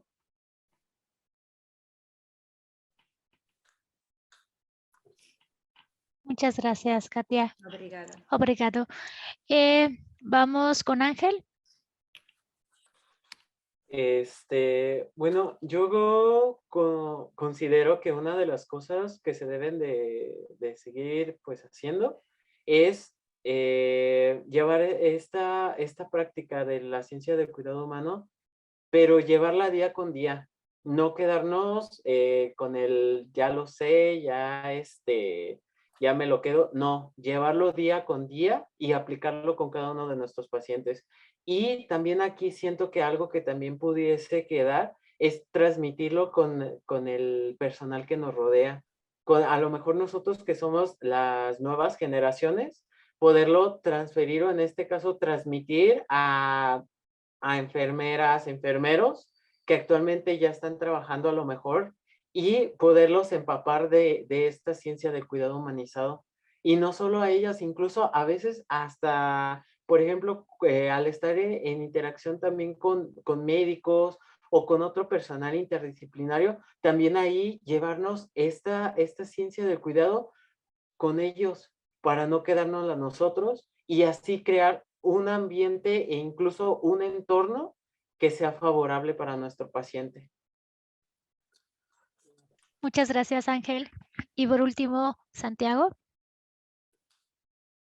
Me voy por la misma línea de Ángel. Crear un ambiente humanizado es vital en un equipo interdisciplinar de la salud y muy importante dignificar la profesión de enfermería. ¿Sí? Dignificar la misma profesión en toda la parte laboral. ¿no? Y asimismo dignificar la atención en salud es vital para una buena aplicación en la ciencia del cuidado humano. Para terminar, quiero dar un deseito chiquito. Sé que en Colombia hay una comisión, ¿sí?, de humanización, pero qué bueno sería crear la de estudiantes. Entonces, si de pronto, representante de Colombia, estás por ahí, hazme llegar tu contacto. Finalmente, gracias. Y Santiago, la intención de este webinar también de crear esta mesa es porque cada uno de los grupos de los diferentes países de Latino-Iberoamérica tenemos el compromiso de formar la comisión de estudiantes dentro de estos grupos de cuidado humano. ¿Sí? Entonces, por ahí estaremos contactándolos en sus diferentes países para que lideren justamente estas mesas, ¿sí? Estas coordinaciones. Muchas gracias. Carla, ¿gusta cerrar con algo antes de irnos? Pronto, obrigado também pelo convite e ouvir a opinião dos alunos que parece que estão no bom caminho, não é? Preocupados com a humanização, ouvir o outro, escuta ativa, com todas as suas necessidades, e agradeço pronto, a participação de todos. Obrigada. Gracias, Carla. Qué lindo, qué lindo. Antes de irnos, Mariana, gracias, Mariana. Antes de irnos, nada más también quiero agradecer nuevamente a estos estudiantes que creo que ha sido una mesa muy enriquecedora y creo que han seguido la línea de todos los ponentes que han estado antes de ellos el día de hoy, ¿no? Creo que todos coinciden en que necesitamos regresar a los valores primordiales, lo decía la doctora con Veritas, ¿sí? Que complementa perfectamente con Caritas, y me da mucho gusto ver que tienen esa llama, aunque estemos en diferentes países, tienen esa llama para hacer el cambio en sus instituciones y con las personas que los rodean, ¿no? Yo quiero aconsejarles de manera muy respetuosa que sigan analizando esas experiencias que han tenido, porque yo soy fiel creyente de que la ciencia del cuidado humano es una filosofía de vida, ¿no? Y que de esa manera, viviéndola, la podemos transmitir a esos compañeros que queremos crearles un ambiente de cuidado. A lo mejor les hace falta sentirse cuidados por alguien más, ¿no? Entonces, qué padre que sean ustedes los que estén ahí para enseñarles que cuidar está bien, que involucrarse está bien y que no debemos de tener este miedo de bajar las barreras y tener este contacto transpersonal con el otro. Sí, entonces muchísimas gracias y con esta finalizamos la mesa de reflexión de estudiantes. Excelente, Lourdes, Carla, qué buen trabajo. Realmente los líderes que tenemos aquí prontamente profesionales a pleno trabajando. Qué hermoso es ver estos jóvenes estudiantes que enaltecen la enfermería, la engalanan. Gracias, gracias por su participación.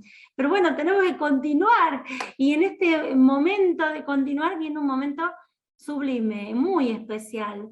Vamos a seguir desbordando el corazón con otro espacio de disfrute y muy, muy emocionante. Es por ello que en esta mesa redonda nos vamos a encontrar con seres de luz muy especiales. Encontrarnos con Caritas Coach. ¿Queremos saber más de esto? Le voy a dar el honor entonces a nuestra querida Caritas Coach de Chile, Carolina Leiva, que vas a coordinar esta mesa y serás quien presente a cada uno de los referentes Caritas Coach de Latino-Iberoamérica. Brillen, colegas. ¡Qué honor! Oh, muy buenas tardes. Feliz de estar aquí nuevamente con mis compañeros, con los Caritas Coach latinos.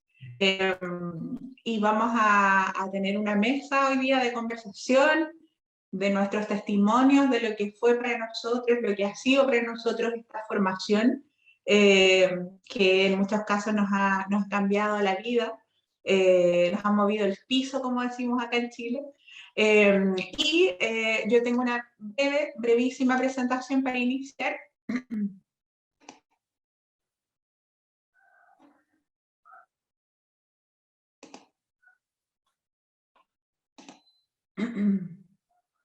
Quiero saber si lo pueden ver bien. Sí, perfecto.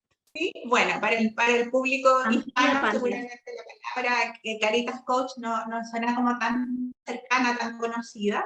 Y aquí están algunos de los objetivos, digamos, de esta formación, es formar un profesional que sea un cuidador reflexivo, que tenga enfoques inteligentes con un corazón, ¿cierto? Que primero cuide a sí mismo y luego a los demás. Entonces ya de partida es una formación distinta que probablemente a la que los enfermeros normalmente estamos acostumbrados, ya que son cosas como desde conocimiento externo, más bien teórico, ¿cierto? Y hacia afuera, más que trabajar aquí en el interior. Por eso pongo esta imagen que la salida es hacia adentro.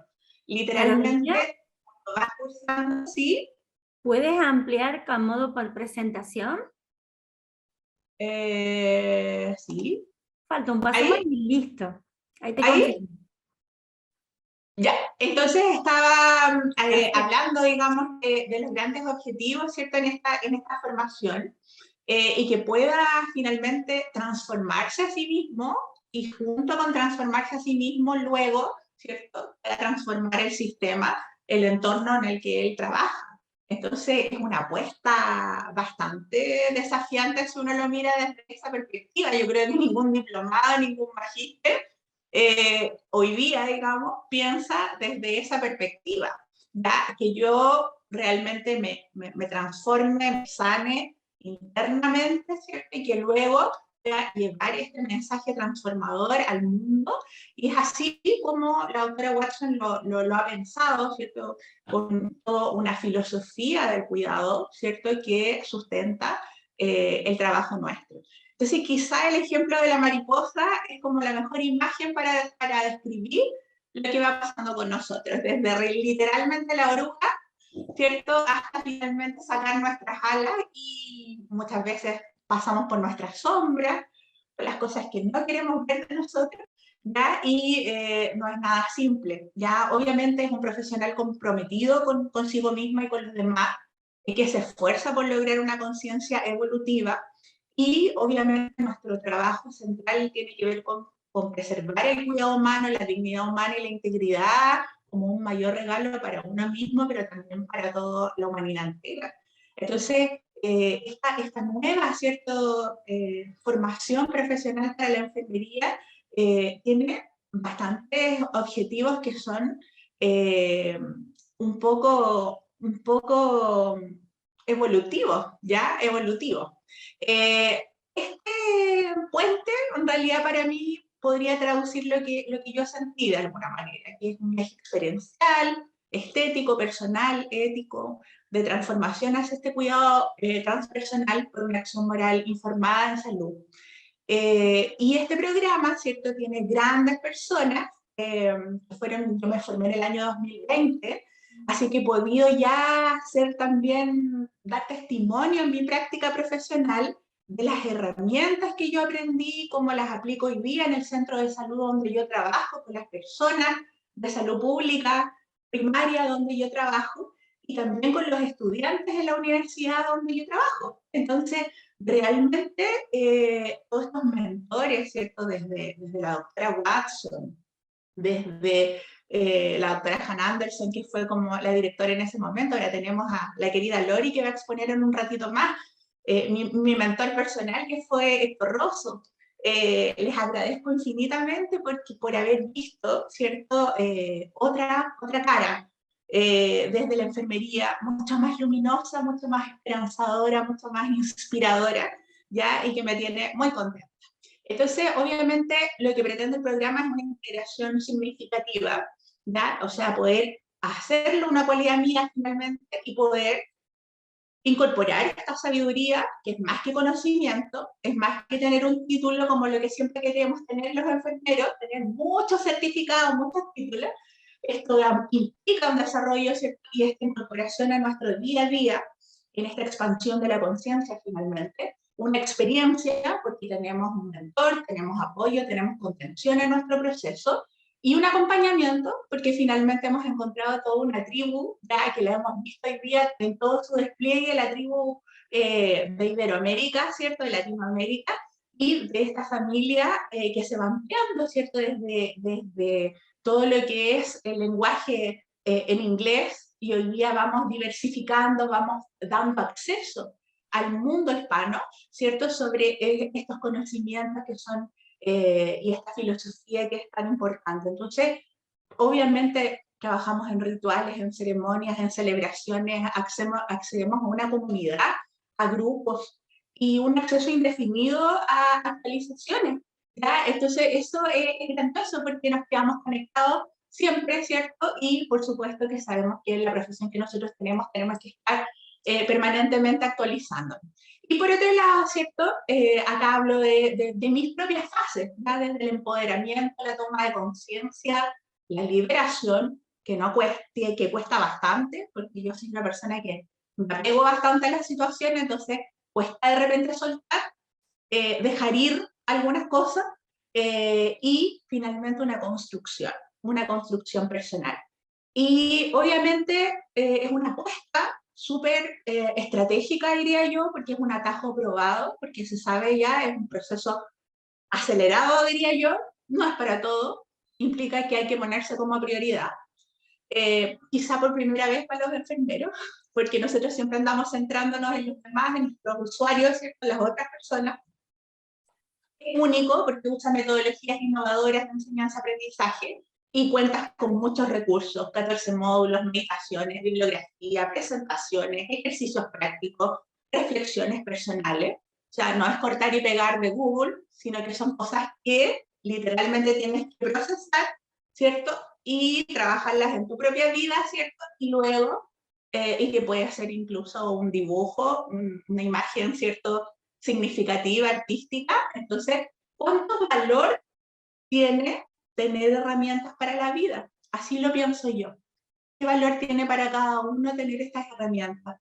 Y te vas dando cuenta quizá como esas muñequitas, ¿cierto? Que hay una tras de otra, que te vas dando cuenta que tienes muchas capas y te vas conociéndote a ti mismo, te vas autodescubriendo, ¿cierto? Y te vas dando cuenta que eres mucho más de lo que pensabas, eras.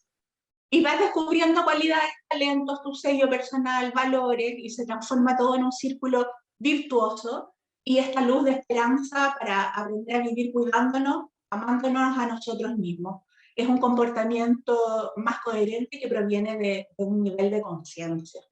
Entonces, obviamente, como aparece aquí, la verdadera transformación que perdura en el tiempo es posible si reconoces tu esencia. O sea, finalmente, que somos seres, ¿cierto? Más de lo que podemos ver aquí físicamente, somos seres holísticos en muchas dimensiones, seres multidimensionales, y cuando entendemos eso, la grandeza que implica eso en nuestra totalidad, entonces nos podemos ir trabajando en esto de nuestras vibraciones, ¿cierto? Y comenzamos a vibrar más bonito, empezamos a vibrar más amoroso, y obviamente lo que se siente en el corazón podemos permanecer eternamente en las vidas de las personas que tocamos.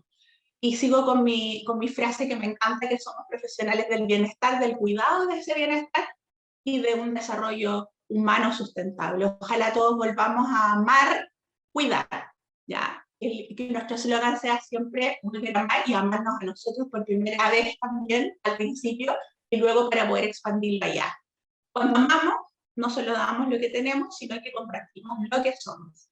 Ahora voy a dejar a mis compañeros.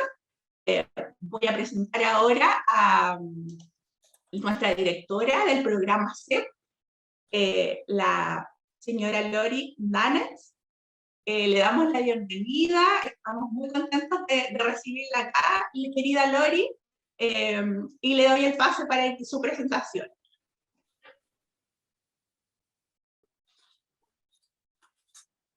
Pois é, lá é o fim do dia aqui.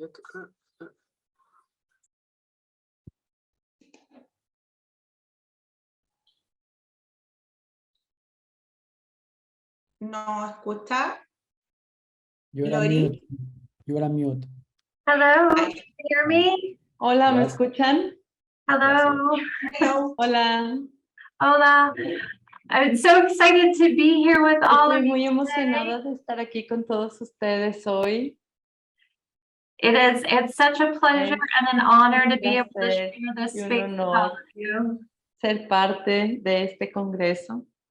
It has been Marilyn, wonderful to listen excuse to me, all of the beautiful presentations. Melanie, can yes. you translate side by side rather than on top? Oh, okay, sure, okay, I'm sorry. Gracias. Gracias. Can we say the last thing again?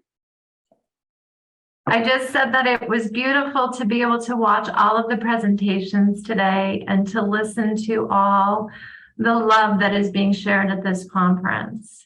Fue maravilloso poder escuchar todas las presentaciones anteriormente y poder compartir todo el amor en estas conferencias. I'm very excited about expanding the CCEP that we have in America with our Spanish-speaking families. Estoy muy emocionada de compartir el PCP que tenemos en América con todos nuestros colegas hispanohablantes. As Carolina just shared with us, this is a journey that really puts us in touch with our values and how we treat ourselves and others. Como Carolina lo dijo hace un momento, estamos en un camino que realmente nos pone en contacto con nuestros valores y con cómo nos tratamos los unos a los otros. And it is our well-being that enables us to enter into deeper, more personal relationships, not only with ourselves, but with others. Y es este bienestar que nos permite entrar en una relación más profunda, no solo con nosotros, sino también con los demás. I can testify myself through my experience as a CCEP new coach coming up on board, and now as the director of the program, that this course is transformative and enables us to go deep within ourselves. Puedo testificar por mí misma que a través de mi experiencia y de ser la CCEP, una coaching de rango medio, y entrando en la junta como directora del programa, que nos permite ir mucho más profundo adentro de nosotros mismos.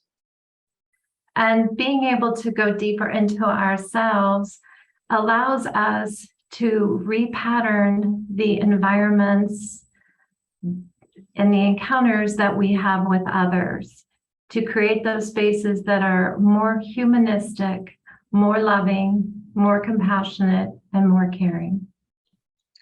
Y poder entrar más profundamente en nosotros nos permite reparar los ambientes y los encuentros que tenemos con otras personas, permitiéndonos mostrarnos de una manera más humanista, más amorosa y más compasiva.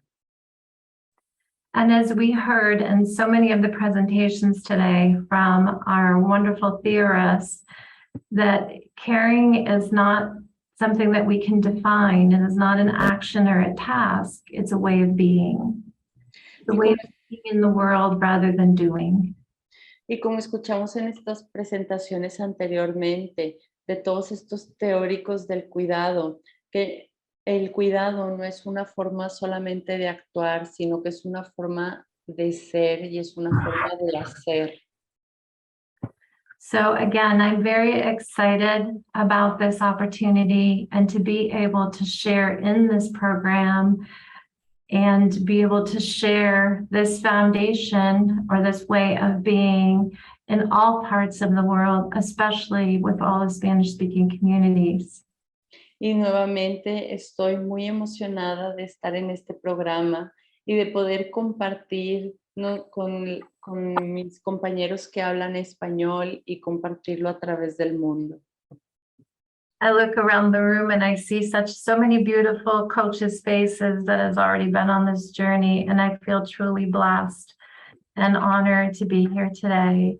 And I thank you for giving me the time to speak and to share and to offer the testament of what this program will mean for all of us as individuals and our universities, our hospitals, and our communities.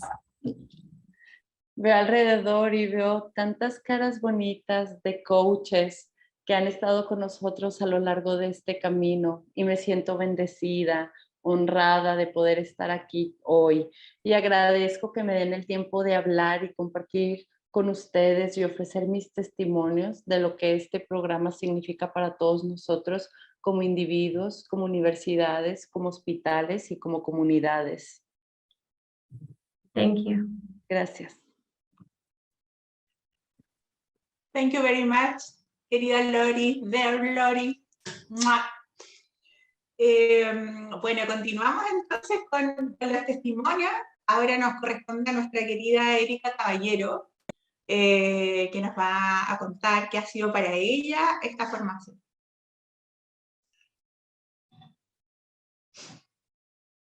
Ahí sí estaba muda. Es complejo hablar del programa Caritas Coach porque para mí significó un tremendo cambio, que no solo fue un cambio interior, sino me llevó también a tomar decisiones complejas como cambiarme de trabajo y iniciar otras cosas.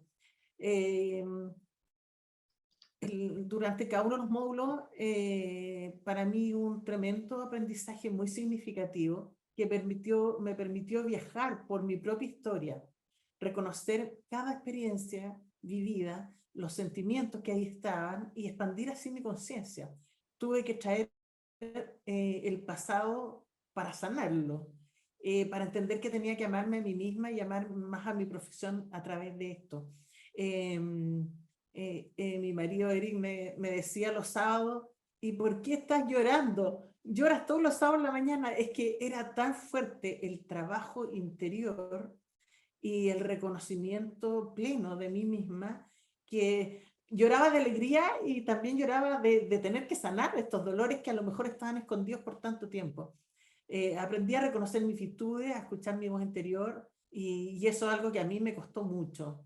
Encontré una voz auténtica en mí misma, me di tiempo para cuidar de mí misma y eso llevó a reconocer que estaba enferma y poquito tiempo después de terminar el programa me hice todo mi chequeo y todo, estaba bien enferma, así que eso me ayudó también a reconocer que tenía que cuidarme yo y también estar disponible para esta energía humanitaria y lo que me tocaba hacer. Reconocí el arte, la música y la escritura consciente y fluida. Tuvimos que escribir muchas cosas y de repente uno le cuesta escribir desde el alma y esa escritura, haciendo consciente esa escritura y fluida, me permitía conectarme conmigo misma sin filtro. Ser auténtico, tuve que dejar el ego de lado, cosa que también fue difícil, y tornarme más creativa. Salir a caminar a mi patio, ver la naturaleza, cuidar, reconocer la necesidad de cuidar el ambiente. Aprendí un lenguaje nuevo, amoroso, de cuidado. En general, pude reconocer que mi lenguaje muchas veces era medio bioácido y decía cosas que podían dañar a otros. Y era tan simple como aprender cómo decirlo. Y aprendí a practicar el perdón y, como decía Carolina, a dejar ir, a soltar, y también a llorar. Y a tener gratitud por todos estos espacios sagrados de amor y de espiritualidad, sobre todo que vivíamos con las colegas que estábamos en distintos idiomas, que para mí fue maravilloso, estos compañeros de viaje que tuvimos, yo creo que fue maravilloso, y con el apoyo de Lori, de Héctor, el poder celebrar juntos la vida, recordar los milagros que habíamos vivido, y tuvimos muchas experiencias fantásticas de compartir. Me encantó el poder trabajar los momentos de cuidado y hacerlo explícito, trabajar en las prácticas de cuidado. Yo siempre he hecho aromaterapia, cristalterapia, pero el hacerlo más consciente fue muy sanador para mí y para poder armonizar los espacios. También reconocí los dolores, los sufrimientos, y eso me ayudó también a estar más atenta a los dolores y a los sufrimientos de las otras personas y de las colegas con las que estábamos trabajando. Sentí profundamente al hacer el proyecto final la necesidad de ser parte de estos cambios de la evolución de la humanidad que nos pide la doctora Watson, cambiar todo este modelo biomédico centrado en la curación por un modelo biomédico transformador y unitario centrado en la sanación, con una conciencia más evolucionada. Y eso implica reaprender cómo sostenemos nosotros la vida de otros como enfermeras en cada encuentro sagrado con las personas. aprendí a hacer, entre comillas, desde el corazón. Y por eso que nació el proyecto final de crear un entorno de sanación, un centro de sanación en Curacaví, donde yo vivo, para profesionales de salud, para enfermeras principalmente, con distintas terapias, y también profundizar en el tema de mi tesis de doctorado, que es alfabetización y cuidado humano usando la virtualidad. Creo que son dos grandes proyectos que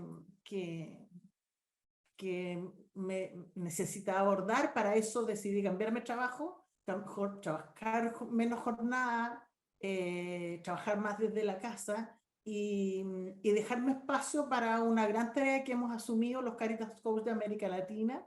En 2023 iniciaremos el programa Caritas Coach en español, con una gran tarea que me va a tocar coordinar, acompañada de Lisette, de Carolina, de Adriana, de Mariana y de Héctor. Y bueno, gratitud eterna a mis profesores, a Jean, y por supuesto a mi mentor y amigo Héctor. Muchas gracias, Erika, por compartir tan importante testimonio.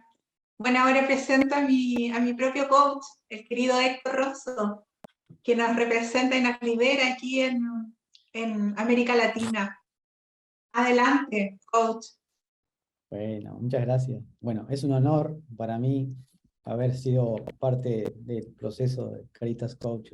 De todos ustedes, no tuve el placer de estar con Tania, porque Tania habla muy bien inglés y ella estuvo con otro coach.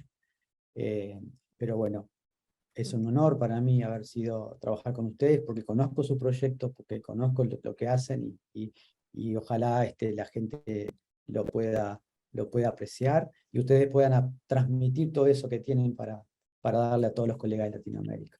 Como bien dijo Erika, sí estamos trabajando en el Caritas Coach en español. Erika va a ser la directora en español, y Lori va a ser la directora general en inglés, y este curso va a depender de WCSI Design Latino-Iberoamerica. Y bueno, la idea es arrancar en marzo. Va a ser un grupo piloto que después vamos a dar más información. Pero la idea de hoy es comentar un poquito de qué es el Caritas Coach, el curso de Caritas Coach. Y para mí fue muy especial. Voy a tratar de ser lo más breve posible, porque sé que los demás también tienen que charlar, y estamos un poco cansados porque ya es el fin del día, pero quiero hacerlo lo más breve posible. Y quiero contar un poco de historia. Yo estaba en un proceso de duelo, de dolor. Ustedes todos saben mi historia, capaz que algunos de los que están escuchando no. Yo perdí a mi hija por cáncer, fue un largo proceso, y llegué a Chile en el año 2017, en el primer congreso que se hizo junto con el Instituto Watson y la Enfermería de Chile, y conocí a la doctora Watson, como conocía a muchos colegas. A Erika ya la conocía de mucho antes. Es más, la conexión se hizo en la casa de Erika, ¿no? Porque ahí fue donde hubo el momento transpersonal, fue en la casa de Erika. Y fue a través de un asado. Bien, todo transversal al humano. Bien. Como debería ser todo en la vida. Y a partir de ahí yo quedé enamorado de la teoría, y a tal punto que, como Erika cambió de trabajo y todo lo demás, yo lo que hice fue cambiar mi vida. Y me vine para Estados Unidos a hacer el Caritas Coach. Y en marzo del 2018 yo comencé el Caritas Coach. Pero para mí fue muy complejo, porque mi inglés todavía es malo, imagínense hace 4 años atrás, y bueno, fue complejo, pero lo pude hacer. Y después de que hice el Caritas Coach, una de las cosas que me prometí es que esto había que trasladarlo a América Latina. Y bueno, ahora se está haciendo realidad. A tal punto que ahora tenemos Caritas Coach que hablan español, Caritas Coach que hablan portugués, y ojalá que podamos tener en Caritas Coach muy pronto en portugués también. Para mí, el curso de Caritas Coach fue sanador en todo lo que me estaba pasando. Y para hacerlo corto, mi Caritas Coach fue una persona que me apoyó mucho, y me dijo que tu sanación está a través de la escritura, que es Lynn Warner. Ella está ya retirada de Caritas Coach, y yo en mi vida había escrito nada, y yo dije, no, escribir un libro, no es para mí. Ella me dijo, sí, tu sanación pasa por ahí, por escribir y plasmar en un papel todo lo que estás sintiendo. Y bueno, llegué al final de Caritas Coach, presenté mi proyecto, pero a los 3-4 meses se hizo realidad. Y bueno, ahora he publicado mi libro, y ustedes ya lo conocen, pero a qué punto nos transforma y a qué punto nos sana. Ahora estoy transitando, soy estudiante de doctorado, el PhD, en Florida Atlantic University, y mi disertación va a ser sobre el duelo y el dolor en padres, en hombres, porque es un tema que creo que hay que profundizar y abordar. Entonces, como algo tan simple como comenzar este viaje termina, todavía no sabemos dónde termina, porque cada vez es como que teníamos el iceberg, solo se veía la parte de arriba, pero el iceberg es enorme para abajo, y creo que tenemos muchas cosas para conocer y desarrollar en América Latina e Iberoamérica. Así que feliz, contento de estar aquí, de transmitir todo esto. Agradecer a Tania y a Marcia, porque sé que es muy tarde allá por Europa. No sé si Tania se cayó, salió, pero no la veo ahora, Tania. Pero sé que hay es las 12 de la noche en Europa, así que gracias por estar. Y doy la palabra a mis colegas para que sigan. Gracias y gracias. Gracias, Héctor. Ahora continúa la querida Adriana Silva. Estás muteada, Adriana. El micrófono. Ahí. Sí. Estoy entusiasmada. Les estaba diciendo que les agradezco mucho y celebro el poder estar juntos. Mis compañeras de corte y Carolina, que fue un poquito antes, mi querido coach y amigo Héctor, y nuestra queridísima profesora Lori, cuyas devoluciones siempre fueron de un amor que no se puede transmitir. Cualquiera de los profesores transmite un amor que es increíble. Uno no estudia como cuando estudia otro tipo de carrera o de curso, uno estudia con el corazón en la mano. Entonces, para mí fue maravilloso. Tuve hasta una devolución de Jill en español. Se tomó el trabajo de escribirme en español, yo no lo podía creer.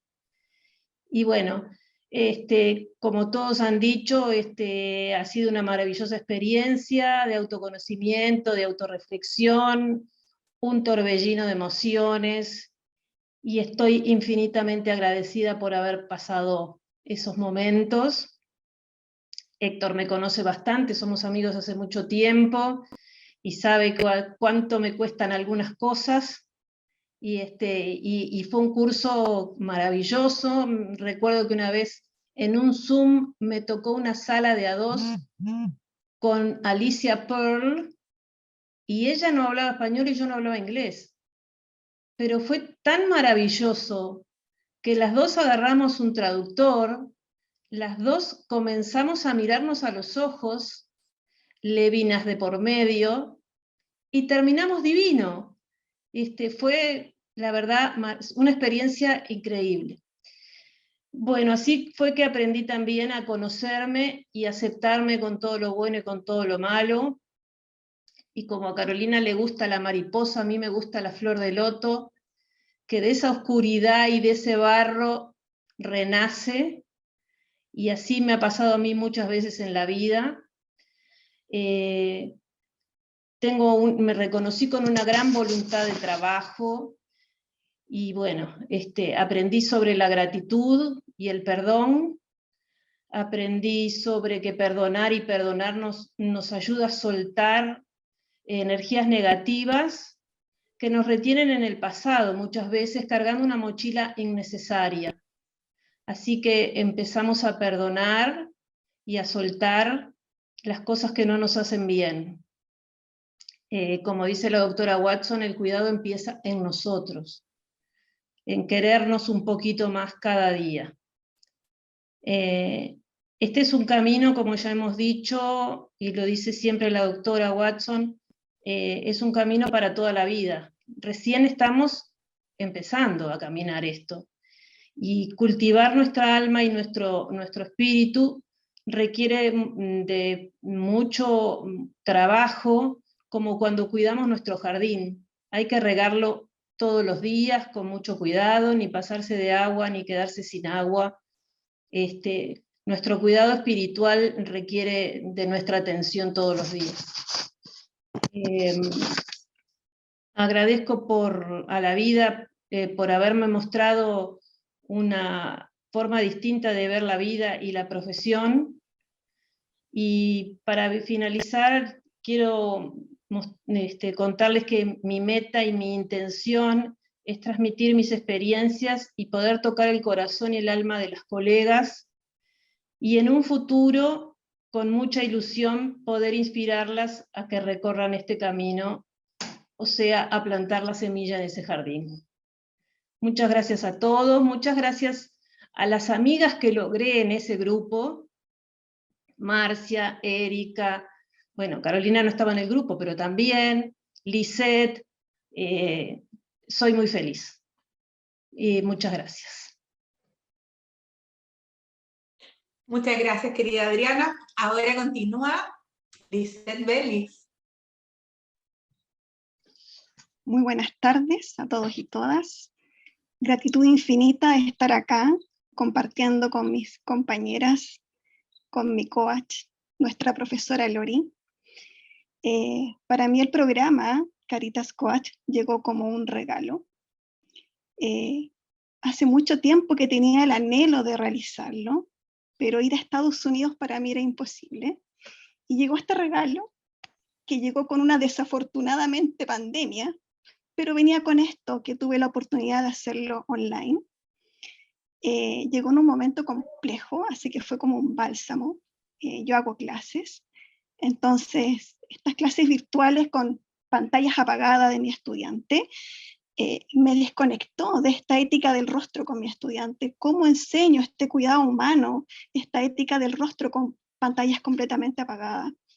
¿Ya? Entonces este programa me entregó muchas herramientas, pero yo quiero destacar que lo que más me gustó fue el desarrollo del patrón de conocimiento estético en enfermería.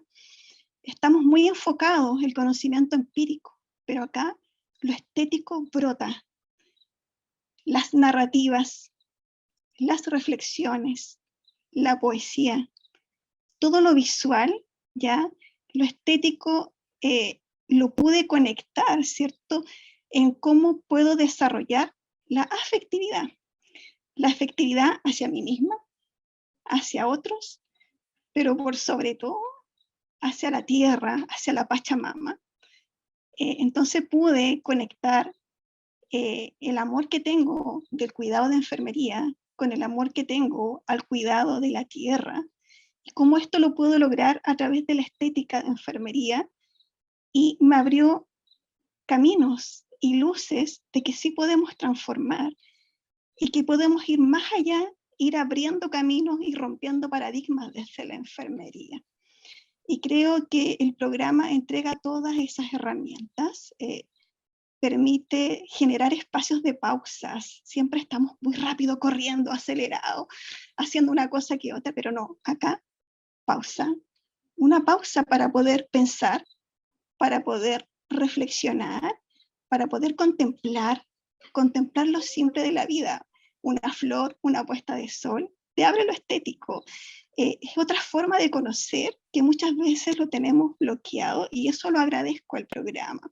Y agradezco todo el cariño y el amor de la retroalimentación que me hicieron de mis trabajos, que muchas veces me permitió conocerme también a mí misma, ¿ya? A mí misma, y abrazar también a mis compañeras, porque te abre los sentimientos, abre sensibilidades y uno puede abrazar las narrativas de los otros. Y creo que eso para mí fue bastante productivo.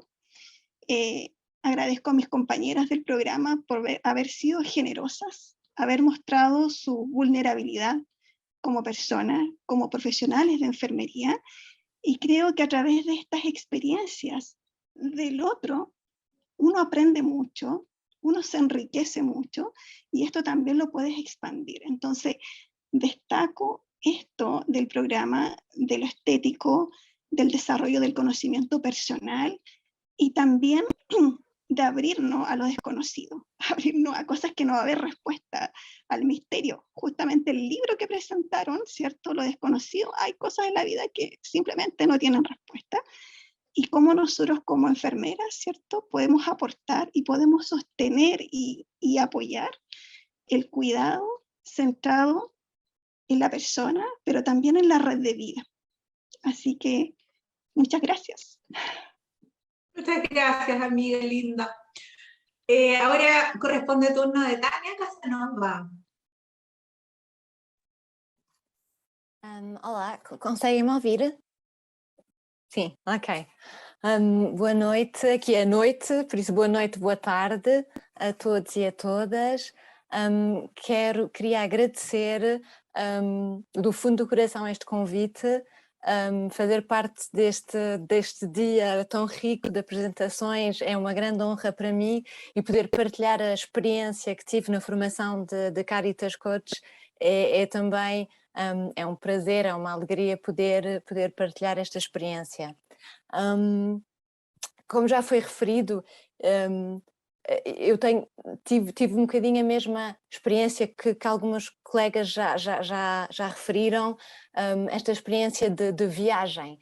É um bocadinho isto que sinto quando penso na minha experiência de Caritas Coach. Foi uma viagem em que houve um início e houve um fim, e em que houve toda uma transformação que para mim foi muito surpreendente. Eu não sabia muito bem o que esperar. Eu tinha objetivos quando comecei a fazer a formação, queria desenvolver os conhecimentos sobre o referencial teórico da Jean Watson, tinha um objetivo muito ligado à minha atividade profissional enquanto professora, queria conseguir compreender e poder trabalhar melhor com os estudantes sobre a aplicação prática da teoria. Foi um bocadinho com estes dois objetivos principais que comecei a formação, mas aquilo que aconteceu foi surpreendente para mim. Foi esta transformação pessoal, foi uma coisa que me surpreendeu.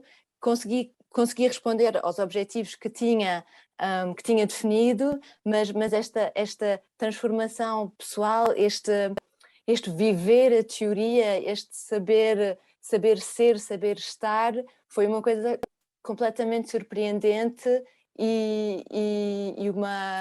mas uma surpresa que foi muito bem-vinda.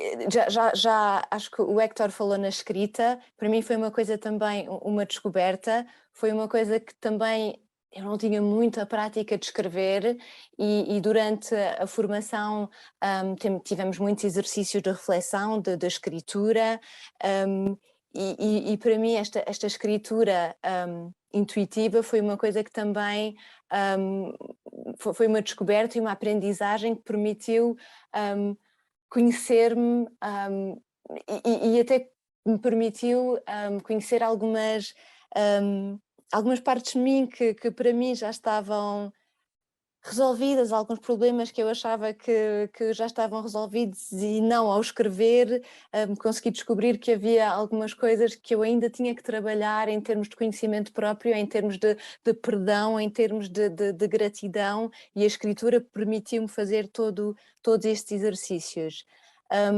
Uma coisa que também foi extremamente importante para mim foram as micropráticas, os pequenos exercícios de respiração, de meditação que fizemos, em que aprendi a verdadeira prática do amor-gentileza mas para mim própria, o poder fazer esta prática para mim, para depois o poder fazer para os outros, também foi uma coisa, uma descoberta. E depois penso que a Lisette falou também na estética, na beleza, e isto também foi uma coisa que redescobri, a beleza do mundo, a beleza da natureza, a beleza de ir a um museu e ver um quadro e reencontrar a beleza que não sei como tinha esquecido, uma beleza que às vezes eu tenho um filho de 8 anos e consigo ver que é a beleza que ele ainda vê no mundo e que eu tinha esquecido. Também permitiu redescobrir esta beleza.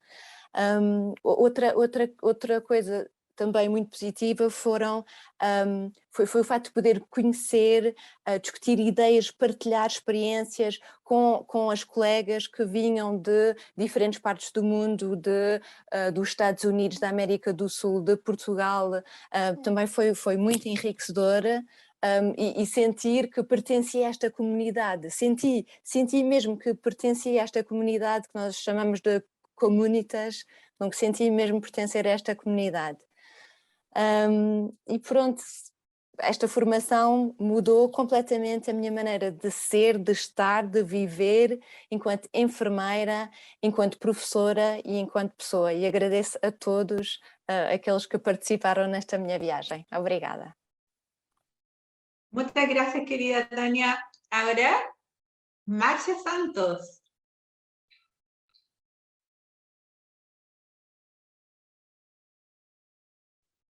Olá a todos, boa noite, aqui também já é boa noite. Estou muito feliz por poder estar aqui a partilhar também a minha experiência.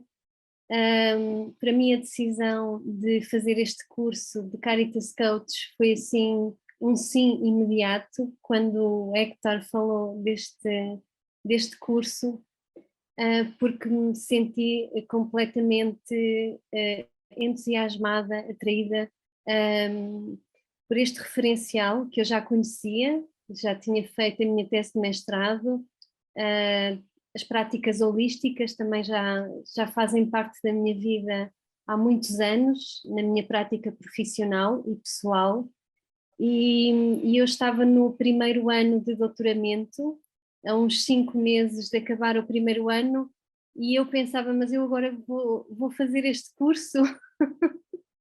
E fui mesmo fazer o curso, porque senti que realmente me ia ajudar bastante a olhar para mim mesma, a investir em mim, aquilo que a Carolina estava a dizer na sua apresentação no início, o que é que nós investimos em nós, não é?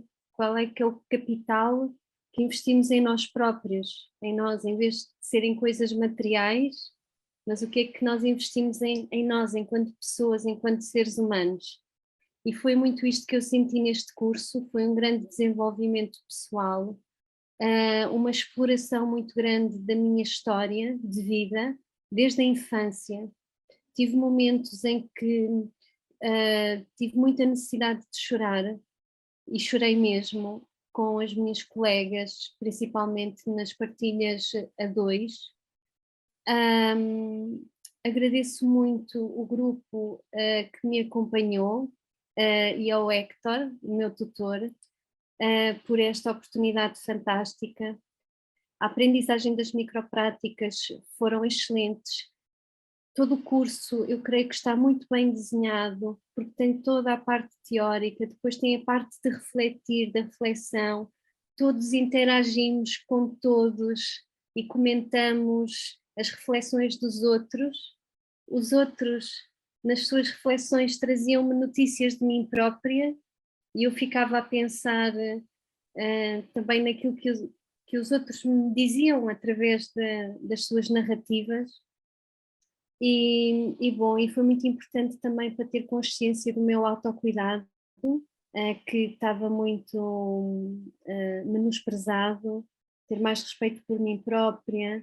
Também me dei conta da raiva latente que ainda tinha, que pensava que estava resolvida e não estava. Dei-me conta das expectativas demasiadas que punha sobre mim própria.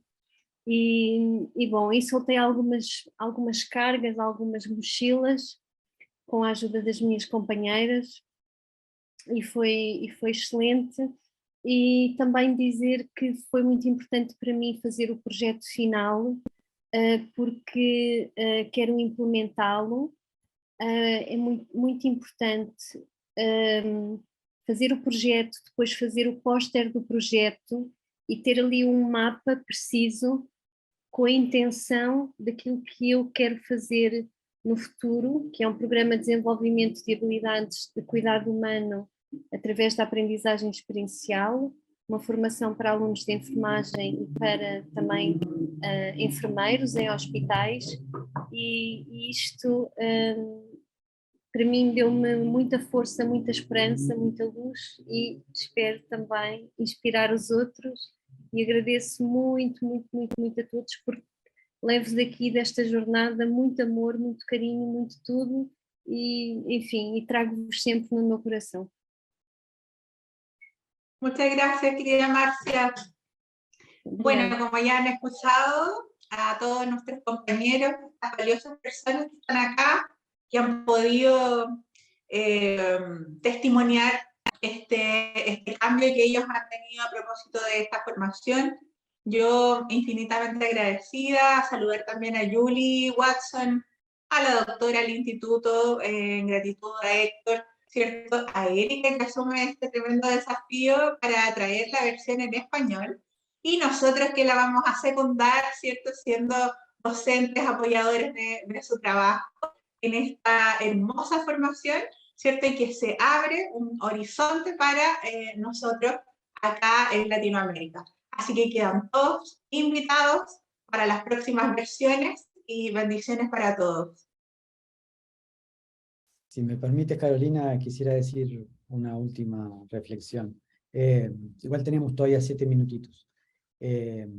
Primero que aprendemos que este espacio es sagrado, y eso es muy importante, que a veces nos cuesta entenderlo, y que podemos abrirnos, y que a veces nos cuesta mucho, precisamente por el ambiente hospitalario o universitario o el académico, que es un poco diferente. Entonces, aprendemos realmente a vivir, como dijo Tania, en communities, en comunidad, y eso es muy importante. El curso de Caritas Coach es como una especialidad, un entrar profundo a lo que es la ciencia del cuidado. Entonces, es muy recomendable el que quiera profundizar en esta ciencia, transitar en esta área. Pero no solo es en la especialidad, sino que es un camino de sanación como persona. Entonces, es 2 cosas importantes: profundizar en la ciencia del cuidado y sanar en su propio camino como persona. También decir que todos los coaches en Estados Unidos siempre son muy especiales. Así que agradecer desde ya, que no lo hice anteriormente, agradecer el soporte y el acompañamiento que nos dieron. Y bueno, trataremos nosotros ahora de seguir el camino en nuestra lengua. ¿Ok? Muchas gracias.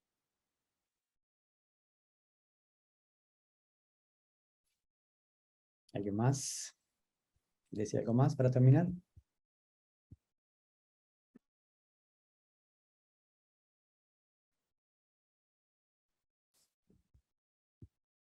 ¿Alguien más? ¿Decimos una palabra final para terminar, cada uno? Obrigada pela partilha. Obrigada. Gracias. Una palabrita final, cada uno de los coaches, para terminar. Gratitud. Can I just say one thing? It's just so perfect. It's muy perfecto for Erika to be the directora of Caritas Coach in Latin America. It's muy especial. There are no coincidences. It's meant to be. Does that make sense? Yes, Julie. Thank you. Thank you so much. But we are now trying to say something. One word for finish. Oh. But you can say some word for us. Say some word. Gratitude. Thank you. ¿Quién sigue? Adriana dijo. ¿Tania? Amor. Love, love, love. También, amor, mucho amor. Incondicional. Expansivo. Beleza. Unión. Wow. Unión. Ah, La palabra. Como una unión. Bendición. Erika, estás muteada. Como una unión. Oh, wow. Lori, one word for sharing with us. Blessed. Ok, bendiciones. Ok. También concuerdo, amor y bondad es una buena palabra. Bueno, gracias a todos por estar, a todos por escuchar. Y le doy la palabra para el cierre a Luxana. Gracias.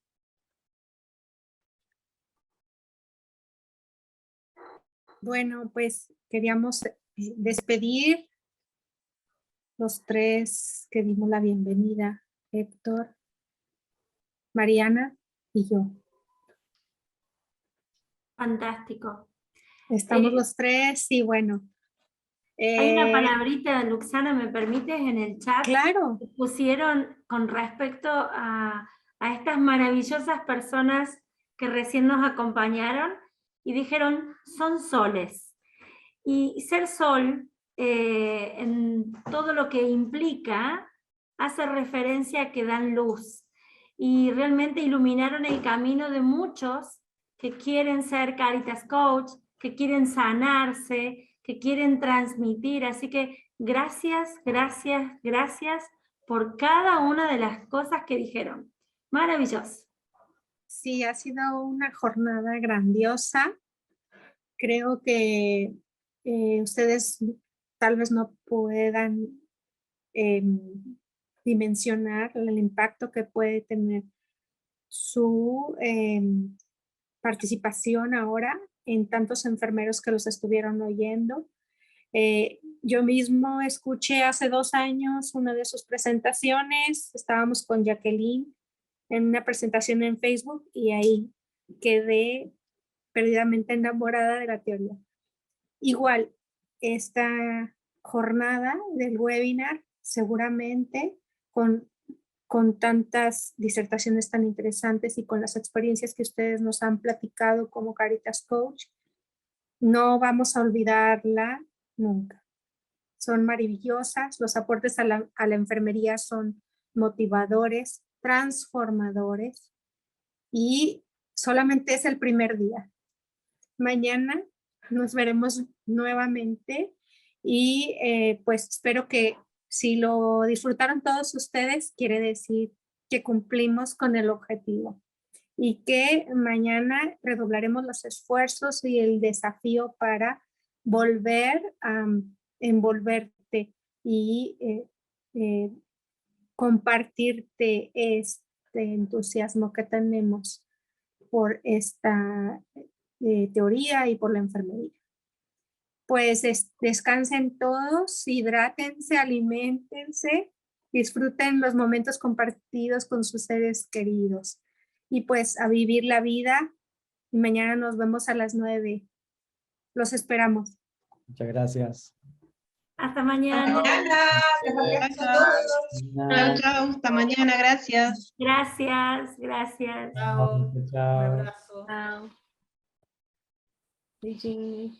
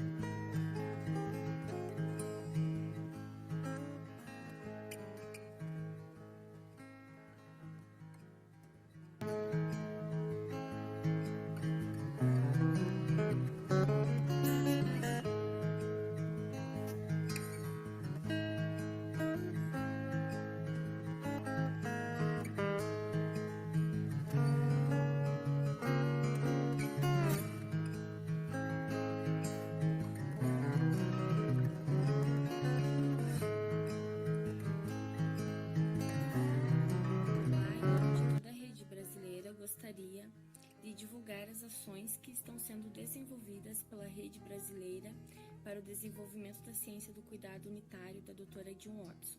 Então, temos no momento a organização por meio de comissões, sendo a Comissão da Assistência, do Ensino, da Pesquisa e também a Comissão Social e de Divulgação.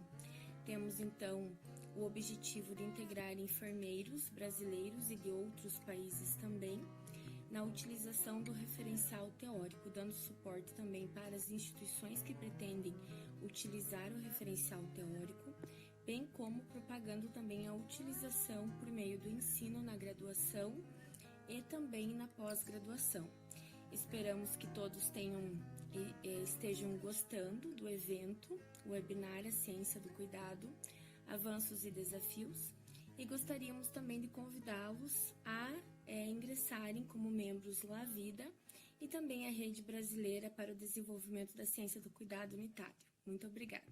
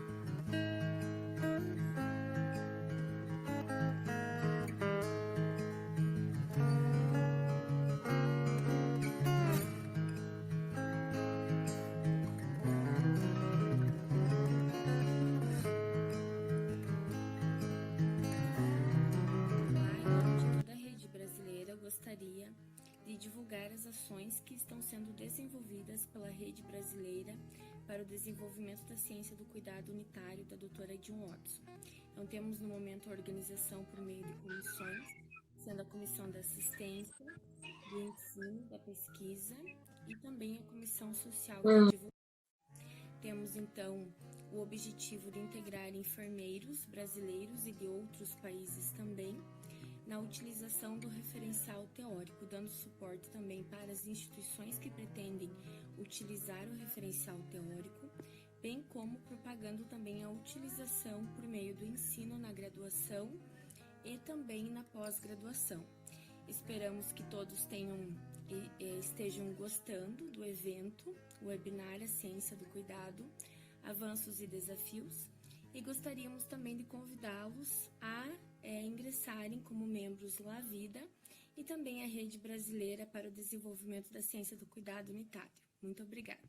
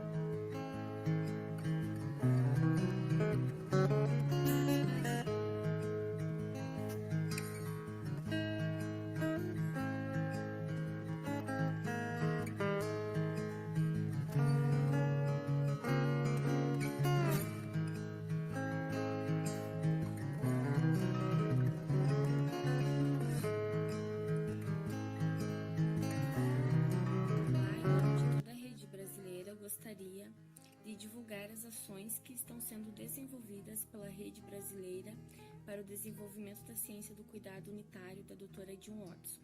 Então, temos no momento a organização por meio de comissões, sendo a Comissão da Assistência, do Ensino, da Pesquisa e também a Comissão Social e de Divulgação. Temos, então, o objetivo de integrar enfermeiros brasileiros e de outros países também, na utilização do referencial teórico, dando suporte também para as instituições que pretendem utilizar o referencial teórico, bem como propagando também a utilização por meio do ensino na graduação e também na pós-graduação. Esperamos que todos estejam gostando do evento, o webinar A Ciência do Cuidado, Avanços e Desafios, e gostaríamos também de convidá-los a ingressarem como membros La Vida e também a Rede Brasileira para o Desenvolvimento da Ciência do Cuidado Unitário. Muito obrigada.